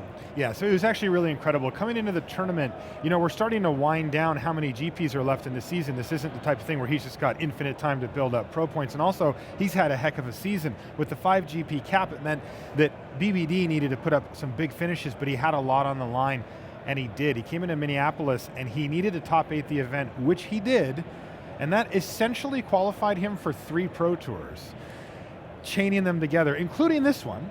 He's like, guess I'm going to Atlanta. Got a little testing. I mean, that was 5 days ago. I was talking to him like we were in Minneapolis, and he's just like, it's not that far from where I live, so no problem. We were actually talking about it on the air. It's a 6.5-hour drive from where he's at to get down there. He's got friends. Don't worry. It's not like he had to start brewing decks right away. He's got other people, his buddies that are queued, so they kind of hopped him right on. I'm sure he was helping him out anyway. Now he comes into this tournament, and we've been seeing this recently where somebody has success and they're able to parlay it into the next tournament they do. He top 8's that Grand Prix, and he's sitting at 6-1. 6-1 right now, so a very, very solid start to his Pro Tour as well. We were talking about that with Sean McLaren, who also won the PT, the last PT we had. The next high-level sanctioned tournament he played was the GP in Minneapolis. He also top 8'd that, and we're going to see if Brian Braun-Duin can maybe flip that around and top 8 the PT after top 8 in a GP. Yeah, and it's not like he hasn't had to go through some incredible players to get there. His last round was against Jamie Park, Worlds back in '99, runner-up at Worlds 2008. Zach, I want to ask you, as someone who was top 8 at a Pro Tour, and that was a block Pro Tour as well, right? Indeed. Honolulu 2009. Talking with some of the guys out there, they are monstrously tired right now. They've played 7. The ones who know they're back tomorrow are already thinking about round 12, 14, 15, where there's thousands of dollars on the line. How do you get through that Friday evening barrier? Because no one ever won a Pro Tour on Friday night, but in the next hour, a good 30 or 40 people can functionally lose one. Yeah, I mean, and that was something that got me even at Honolulu. I started out day one undefeated, won my first round of day two, and then lost 2 straight because my focus was just totally off. I mean, I think that, and as I come back now trying to play at some of these Grand Prix, day one, you can usually maintain your focus. Day two, I mean, for a lot of these people, you're working every day, then you've got the weekend, you don't really get any chance to relax. I mean, you've got to, resist the temptation to do anything but focus on Magic, get some sleep, you're not going out with your friends, maybe you're playtesting a match that you have to think about, but the key is not to treat it like, oh, okay, I made day two, I've accomplished my goal. Because then you're gonna lose focus, then you're gonna sit down, then you're gonna go on autopilot, and that is not good enough at a Pro Tour where the stakes are this high. Marshall, this afternoon we've been in Block Constructed. What is your sense, just anecdotally from what you've seen, of how punishing a format this is on the player's mental state? We have seen, anecdotally, boards that would cover not just a table, but this news desk in permanence. Yeah, so I was in the booth earlier, and I was also in the feature match area as a spotter. That means I stand behind, I'm punching in the card names for the card name viewer, and I'm also giving life totals to the graphics so that we can keep those updated on the thing. When you're in the booth, right, and you guys know this, you're in the booth, you're doing a match, okay, the game ends. And what we like to do is pop over to one of our side tables so that we can get a quick look. And that way we get more Magic on the screen while the guys are shuffling, sideboarding, and that kind of stuff. These quick looks have been nightmares. I mean, we pop in and it's like, whoa! I mean, there's, people have multiple coursers and their life totals are all over the place and they just have tokens and permanents and it's like, wow. Like, we've got 3 to 4 minutes at this table. I'm not even trying. Like, I'm just like, well, you guys can see what's going on here. There's a lot of permanents on the table. I have no idea what's going on. Like, I'm not going to pretend. Yeah, I think it's really mentally taxing to grind through those tough board states. Well, I agree completely, Marshall. And one thing that I keep seeing in all these matches is just the importance of Scry 1. How about Scry 3, by the way? Yeah. I've seen people attack with 4 Prognostic Sphinx. Like, Scry 12, anybody? Like, that's hard to do. Yeah, and every one of those Scry triggers can win or lose a game. And when it is round 8 or tomorrow when it's round 12, I mean, that is a lot of decisions to make. So I do believe this is quite a taxing format.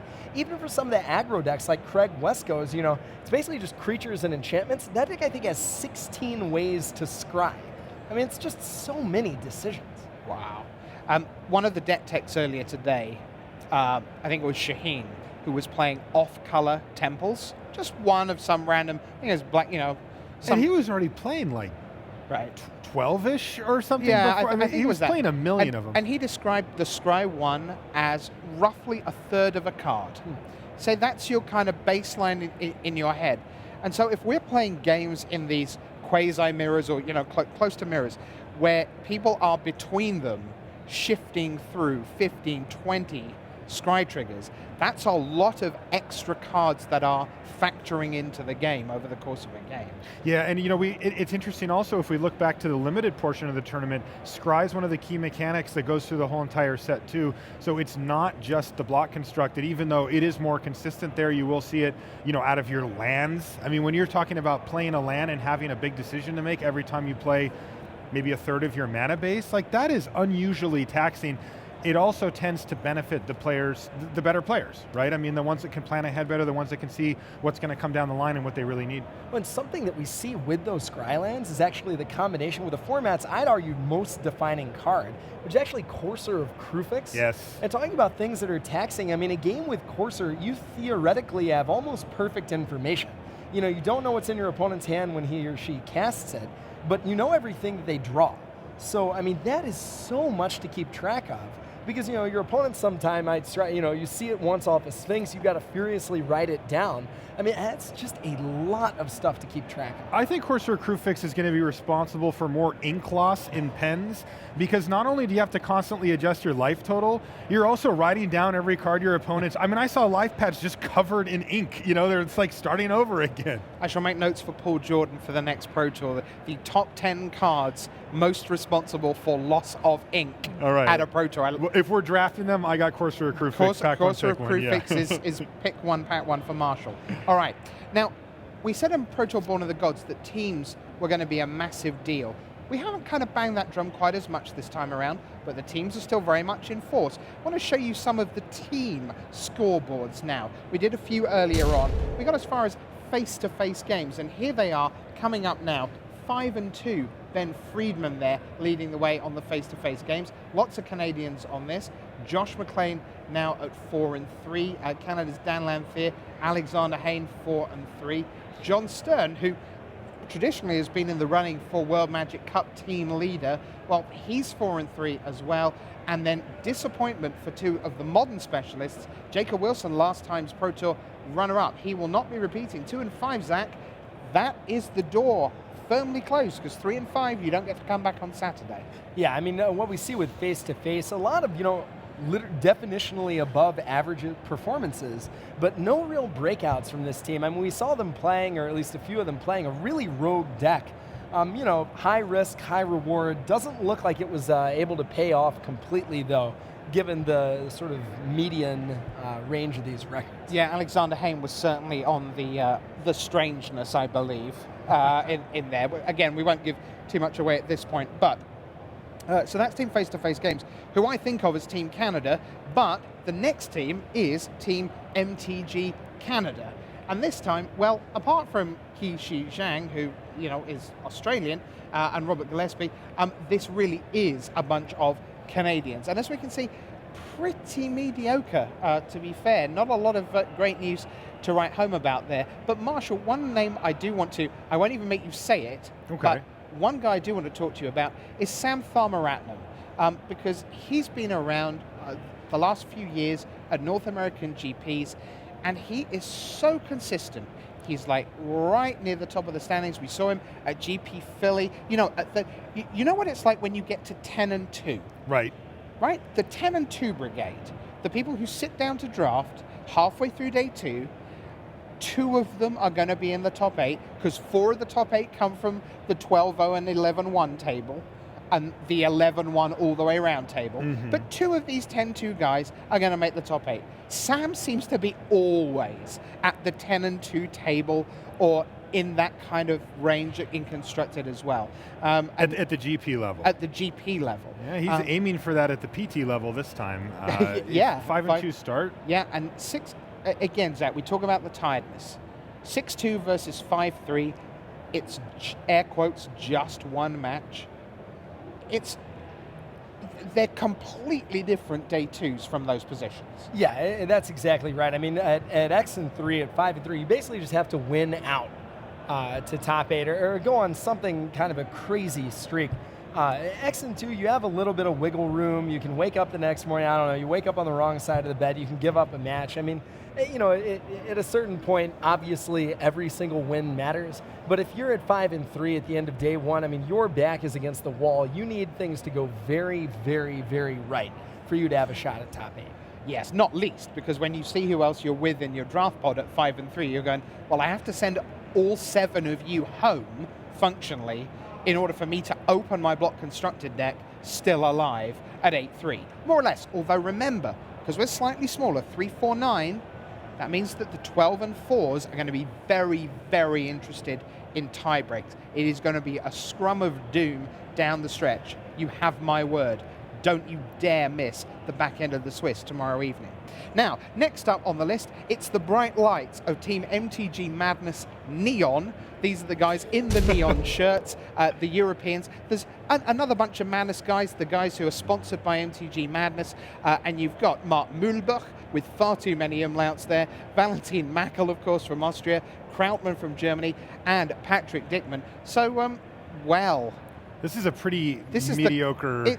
It's coin flips are us, isn't it, really? Yeah, I mean, I think if you showed me this list before the tournament, I would definitely I would have my eye on this team. I mean, these guys have all been putting up strong finishes. Diekman coming off of his top 8. We've seen Wenzel Krautmann. Valentin Mackel has been traveling over to the GPs stateside and doing well at them as well. He's always at the top tables whenever he comes out to them, but maybe it just didn't come together here at the PT. I mean, that's a small team, only 4 players. Like, they're going up against teams that have 16 full-time Magic pros on them, grinding out this small block constructed. Maybe they're at a disadvantage only having 4. Well, and I think some of that's the team composition. I think some of it is the format. You see people like Patrick Dickman really, really good at tuning decks, getting decks from good to great. This block format is about getting decks from nothing to as good as they can be for the tournament, and those are very different skill sets. So it's almost going in automotive terms, Marshall, because I know you're a great car lover too. I am. It's going from 153 miles an hour to 155 miles an hour in modern, and here it's how fast can you go from 0 to 60. That's a great analogy. That's exactly how it is. Right. And that could be part of the reason we're seeing it. We know that team is filled with excellent Magic players. That's the problem. But when you only have so many resources to work with and you have to have it fit your skill set, sometimes it doesn't line up. And I mean, they're not doing terrible. They're still around. It's just, looking not great to get a top 8 out of that team. For sure. All right, let's move on. Next up, it's MTG Mint, the Pan-Asia Pacific All-Stars. Let's take a look. How are they doing? Well, it's a big old team. Everyone's still alive coming in to the last round. Big shout out to our coverage colleague from Singapore, Chapman Sim at 3 and 4. Li Chan 4 and 3, along with Wing Chun Yam and Ryan Young. And then Sung Wook Nam 5-2, and Kelvin Chu, who's a terrific player from Singapore. Of all the teams around the world, I am most pleased that MTG Mint exists, because just the geography, and Zach, you've lived in Kuala Lumpur for a time, you know what it's like. There's a hell of a lot of miles between these people, and yes, those people are from many different countries. That's right. Yeah. And to actually bring them together is just so great to actually have it. And they're all there in their tracksuits with the blue stripe, and they travel as a team. They're a genuine unit, because they don't just play and test together. They are away from their region and very much living together. I'm sure they'll be in Atlanta. I'm sure we'll be drafting with them in the coming week before the GP. 2 of those guys are recent Grand Prix champions as well. Yeah. We had Nam down in Melbourne, and Park just won Minneapolis. Yeah. So, these are real deal competitors, and that team is one I think to keep your eye out going forward. It's hard when they're that geographically disparate to really solidify that team quickly. But those guys are up-and-comers, and they're hungry. And if they can manage to meet up for PTs and get all the logistics sorted out, I think we should really keep an eye out on them. Well, I definitely remember when I was PTQing in Kuala Lumpur. I mean, I played at a Grand Prix in Taipei. I played at PTQs in Korea. I played in PTQs in Singapore. All of these events are within striking distance of one another. But you just, before teams like this existed, there just weren't testing groups to play with, so the good players from these different regions remain relatively isolated. I think the team is already a force now. We saw them put up a top 8 at the last Pro Tour. I think this is a team that's going to get better and better the longer they play as a unit together. Now the key, therefore, we said this is like the moving weekend in the season, the third of 4 PTs. Portland, if that's right, Portland is going to be huge for these guys, because at the end of Portland, Pro Tour season resets. Are you gold? Are you platinum? Are you silver? Or are you out the back door and living in Singapore going, can I get to Hong Kong or China for a PTQ to try and get back? Be interesting to see how big that team is once we get back to the full set, which I nearly accidentally announced just then. But we're going to wait until Sunday for that. We will tell you the October set, the name, key art. Mark Rosewater came in and did an interview with us back at Wizards of the Coast a couple of weeks back. So we will show you that on Sunday after the quarterfinals. So make a date if you want to know what's going on this fall, the new full set, which I'm not going to tell you now. Will you tell me after? Because I don't know. Obviously, I'll tell you, sure. Oh, great. Now, next up, it's the Revolution. Let's take a look and see who we've got. For Revolution. This is the Melissa DeTora, Jeremy Dezani crowd. You've got Raf Levy amongst them there. Let's take a look. There we are. And heading the pack. Well, now this is a good set of results. I haven't set eyes on the Revolution graphic before now, but they are doing very nicely, Marshall. Yeah, Vidianto Ojaya, we saw him play against Luis Scott Vargas on camera, had a dramatic finish to his match, but he's managed to not only beat Luis, but beat basically everybody else he's played, sitting at 6-1, really nice. Elie Pichon from France, and moving down the line, we see 3, 4, 5-2s. Wow, this team really is crushing. Jeremy Dezani, Raf Levy, and Guillaume Afotapa, all sitting at 5-2. This has to be the team that's in the lead, right? I would say so. I know we don't have all the stats together, no, but that's got to be. I haven't looked at Channel Fireball or Pantheon for a little while, an elaborate ruse, but certainly the most successful that we've seen here. We have one more big team that we haven't shown all day, and we do want to do that. This is TCG Player. Let's take a look at them. That is a big team. It is a very big team, so you would expect some people to be doing well. Well, that's true. Shaheen Surani is at 6-1. He has got a monster matchup coming next. He's just played and beaten Guillaume Wafatapa. I can tell you, he's been paired up against the 7-0 Josh Utter-Leighton for his last match. So we'll see whether Shaheen can get to 7-1 overnight. GCB, Gabe Carlton Barnes, 5-2. Now, Conley Woods ran into him in the elevator yesterday evening. How did his hair look? And said, How did his hair look? Oh, lovely. Okay. Exquisite. Just checking. I'm not a big connoisseur of hair, as you can probably tell, boys and girls. But I said to Conley, look, maybe you could just start winning just that tiny bit earlier, because in the last couple of years, the number of times we've seen him go from 3-4 to 11-4-1, or from 4-4 to 11-5, or from 5-3 to 12-4. And I'm like, why don't you just win one extra match on day one? How about 6-2? Did he listen to you? I mean, this seems like a reasonable argument to me. Like, I feel like you're presenting a pretty compelling point, and he probably should have listened to you. Well, I think he might 5-2. Yeah, I think he might have. Well, just see what happens in the we'll last give him round, one more shall round, we? yeah. Free advice in elevators, Eve of Pro Tour, a speciality always available. Personal life coaching between floor 1 and 18. So, moving on, we have, as you see, Conley Woods at 5-2. I can tell you that the main event is starting there around 8. The players are getting ready for their last round in the feature match area. Talking off air with Marshall a couple of minutes ago, we were discussing arriving at tables for matches, first or second. Personally, I always want to get to my table first and invite my new friend to my table. Welcome to my house. You're so welcome. I am looking forward to spending time with you in the next 45 minutes. Subtext, while I batter you senseless at Magic the Gathering. Are you a first or a second, or do you just not care? Well, I am very, very much a first, and there's one particular thing I want to do, which is I want to be sitting in a way that the spectators cannot see my hand. Now, okay. There's some, it's not about like, oh, okay, somebody's buddy is there and doing something shady. The thing is, like, the more people that are watching your match, the more people are going to voluntarily or involuntarily react to the things that you draw. I do not want to give my opponent that information, so I'm going to be sitting on the inside, just so that I don't have to deal with that awkward, like, hey, can you guys move away, please? Because I just topped that cruel ultimatum, and my opponent needs not to know that, so he doesn't play his discard spell instead of whatever else he's doing, or whatever the case may be. So I think that is the big advantage of being able to get to your table first. I don't generally care. Like, I just show up to them, like, oh, which one should I sit at? But then I've had people tell me that I'm supposed to sit where I can see the clock, so I know the round timer. I'm okay, that makes sense. But I kind of like showing up second. I kind of like being a little disruptive. Like, Rich has his little home all set up, and he's going to welcome. I just sit down, like, what up? Here's my play mat.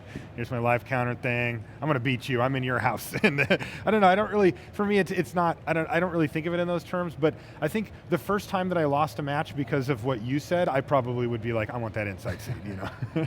All right. I have the pairings for the top 10 tables, which will give us a very good sense of where we're at in the field. So working our way up. Table 10, 6-1, Vidianto Wijaya of the United States is up against Reed Duke at 6-1, ahead of the curve for a first Pro Tour top 8. Pretty exciting stuff. Now, table 9, Jason Ellis is up against Marcelino Freeman of Mexico, who has quietly been accumulating, again, 6-1. but the difference between 7-1 and 6-2, huge. So they're both at 6-1. Table 8, Joel Larson, who lost to Andrea Mengucci, that's his only loss, is up against a guy, first time we've mentioned him, from France, so he has some stiff competition to be mentioned, to be fair, Noah Malbert. And Malbert is at 6-1. Another someone who's been out of the spotlight, Ricardo Sanchez Garrido of Spain. He is against BBD, trying to get to 7-1. Then we have Darwin Castle against Stu Summers, 6-1. Barin Zainuddin against Jared Butcher, 6-1. Maxime Gilles of France, 6-1 against Andrew Beckstrom. Todd Anderson, 6-1 against Eric Pay with his happy birthday combo. I'll tell you more about that later. But we're gearing up for round 8. It's time for the player, the famer, and the king of the hill. Can Andrea Mengucci go pillar to post 1-8 as the king? Let's find out. Round 8 of Pro Tour Journey into Nyx.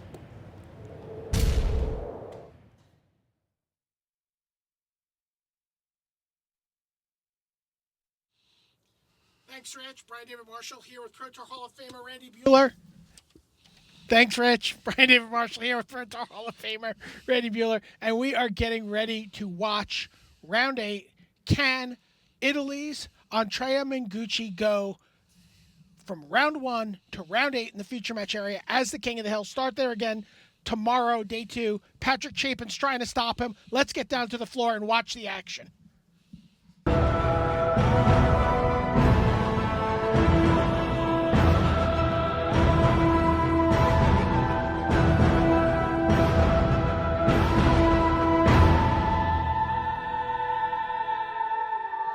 Hello and welcome to round 8 of Pro Tour Journey into Nyx here in Atlanta. I'm Brian David Marshall, joined by Randy Buehler, and we are about to watch Andrea Mengucci, the king of the hill, playing red-green Elspeth. There you see him. He's playing against Hall of Famer Patrick Chapin, who's playing junk mid-range. And Randy, what are you expecting out of this matchup? It should be fun. I mean, Mengucci has played about 4 Pro Tours. I mean, he's not making his debut. He's been here a couple of times. He's never made money at the Pro Tour. Right. 9-7 is his best finish. And the thing, he's been bugging our floor reporter down there, Tim Willoughby, all day. Do I get an interview? This is awesome. I mean, he's so pumped, obviously. It's his best Pro Tour ever. He wants an interview now, so he's starting to think bigger thoughts. I don't know if he started thinking about day 2 yet, but, you know, he wins this match. You know, Rich may choose him to come into Studio B and sit down and talk about, he might be the only 8-0 overnight. I was just going to say, if he wins this, he might be the only one. Right. The winner of this match will be 8-0, and then Raptor got paired down against Shaheen Surani. So Utter Leighton can also get to 7-0. Can also get to 8-0.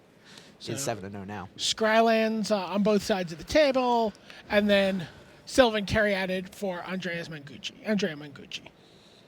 Yeah, third Skryland for Patrick. Yeah, Chapin, meanwhile, he's been having a good season on the Pro Tours. He's been doing well. His deck looks good. It looks like a deck that, you know, he seems comfortable with. He's been having success with this style deck for a while now. There's Fleece Mane Lion. Patrick's like, oh, do you want to read this? Flips it around.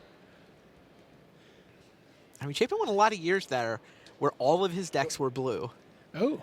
He's kind of walked away from that. We've got a whiff here for lands for Mengucci. So he had turn 2 Courser, but did not find the land. Lightning Strike's pretty relevant, though. Yeah. He's going to be able to kill the Fleece Mane before it goes hexproof.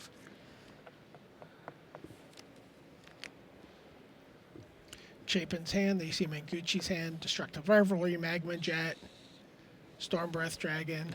Zena goes to Revelry. Wow, that's a big whiff on land there. Yeah.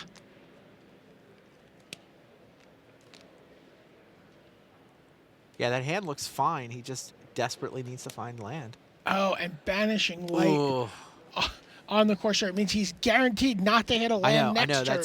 That is a... Can I call that a depressingly smart play from Chapin? It's just like he saw weakness and then knew exactly how to exploit that weakness. But... Oh, Destructive Revelry. So... It's pretty nice. But there's still no land. It's painful to watch. Patrick's got a Courser of Crufix of his own. Does he have 2 black in there for Hero's Downfall? No, he does not have a second black mana to cast Hero's Downfall. Oh, instead he plays. He goes Brimez. Yep. He missed his land drop as well, right? Yeah, he has. But chose not to play Courser. He went for Brimez instead. He also could have played Sylvan Caryatid. I mean, you look at his hand, he's got Courser, Caryatid. 5. So right now, Mountain, by Andre- the way, right. on top of Yeah. Manguchi's library, and now very quickly in play. Sorry. So he can play Xenagos and then make 2 mana and kill the Fleecemane Lion if he's worried about that. You can Sure. also wait a little while on it. You can also just make a token. Token would allow him to double block the king. Or he can play Polish Crusher. Sure. Or he can put the biggest thing on That the guy table. can block the king. Am I still allowed to call Brimaz the king when it's Manguchi that's the king of the hill? Yeah. The King of Kings.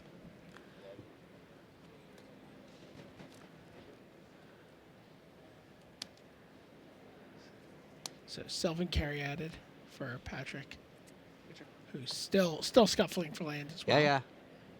There's Caryatid for Manguchi. Oh, and there's And a another land. land on top. Wow, Courser.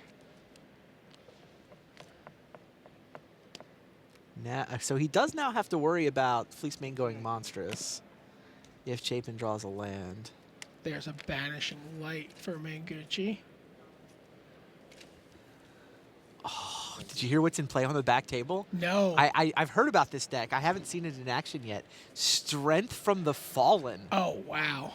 Yeah, there is a Strength from the Fallen deck. Absolutely, absolutely a real thing. I actually heard that the Pantheon guys almost played it. Right. Like, it was one of the cool things they had that they couldn't quite get it to be exactly where they wanted it to be. But that's a real deck. The text coverage is writing that up. Yep, there you go. So, yeah. So he went Yeah, Xenagos, make 3 mana, lightning strike, tap my Sylvan Caryatid to make another Caryatid. So he's really going out, and then Stormbreath Dragons on the horizon. There's a Banishing Light ready to come down. Yeah, he could, in theory, have done Stormbreath Dragon that turn, but he wanted to get the Lightning Strike pointed at the potentially hexproof monster. Courser. Okay, here's Patrick's All right, Chapin Courser. finally plays his Courser, and there's a land. Temple of Malady, it looks like. Oh, if Chapin had played Courser last turn, he would have hit land. He went for Caryatid instead. Well, it was the safer play, right? Absolutely. Yeah, it's like he gambled one turn hoping to draw land and didn't, and then the next turn he played assuming he needed to get the Caryatid. I don't know. I mean, it's nice to have the Caryatid in play anyway. I was quick. Josh Utter-Layton already up a game against Shaheen Sarani. Wow. So that matchup is Esper versus Bug Control. Yeah, I thought that one would drag. So Patrick Scries leaves land on top. Oh, nope. No. No, he's pushing it. Yeah, with one in his hand, you don't want to leave. You don't want one on top. Courser, what do you got? No, Elspeth. Interesting. Another lightning strike looming.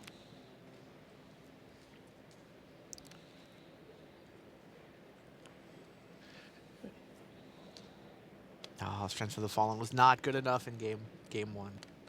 Andres Prost was our Dream Crusher. Who's playing the Strength deck? Anthony Lee. Nice. Both players at 5 and 2.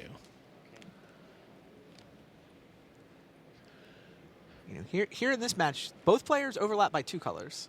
I mean, they're both 3-color decks, which the way the mana works out in this format, with 12 temples being a very reasonable start to your mana base, you can kind of just pick 3 colors and then play the good cards, if that's what you want to do. Andrea picked green, white, and red. Pat picked green, white, and black. And it's kind of interesting, right? Like that third color seems to is for removal in both cases, right? And you know, Andrea's gone for the smaller targeted removal, like damage-based removal. True. Magma Yeah. Jets and Lightning Strikes, where we see Silence the Believers and Hero's Downfall from Patrick. Yeah, I also think Pat has gone a little more aggressive with his creature set. Like, he's the only guy we've seen playing Fleecemane Lion. Yeah, and he said he'd play 8 of them if people would allow it. Yeah. No, everybody, you know, Andrea wants Storm Breath Dragon, essentially. I mean, he's got extra on the top of the curve, whereas Chapin has it on the bottom. So, play Storm Breath Dragon, Monstrous Polish Crusher, and attack with both. Not bad.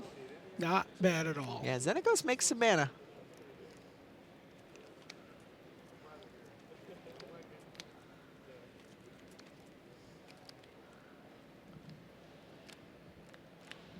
Man, Gucci really going to go wire to wire?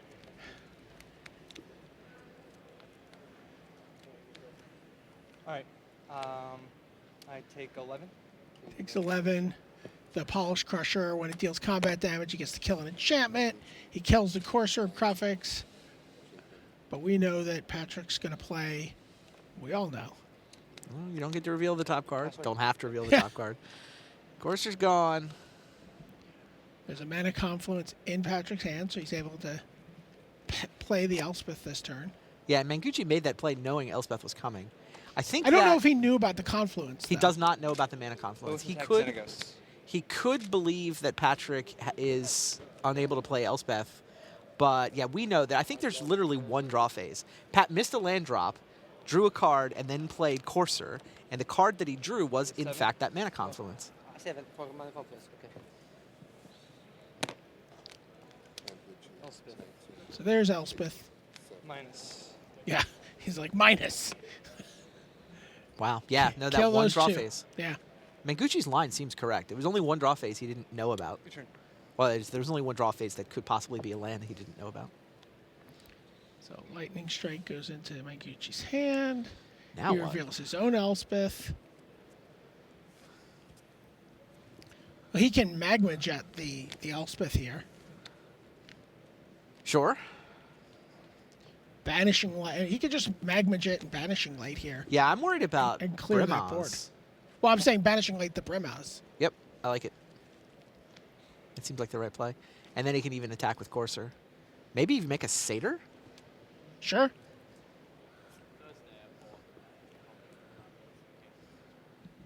So the one feature match we haven't talked about yet is another nice one. John Finckel playing the Bug Control deck versus Conley Woods, who's playing a green-black Constellation. Yeah, I mean, Conley's had a quiet tournament, but always. He's what? Is he 5-2 or is he's that 5-2? 6-1? 5-2. Yeah. He's been doing well with that deck. Doomwake Giant, Eidolon of Blossoms. Hopefully we can get him on camera. I'm pretty sure his mom is actually sitting in the peanut gallery. Oh, nice. Watching on the screens here. So hello, Mrs. Woods. Bad news, though, Mrs. Woods. mean- John Finckel, in fact, took game one. Yeah. Close one, it sounds like. All right. So there's your Satyr token. That makes sense.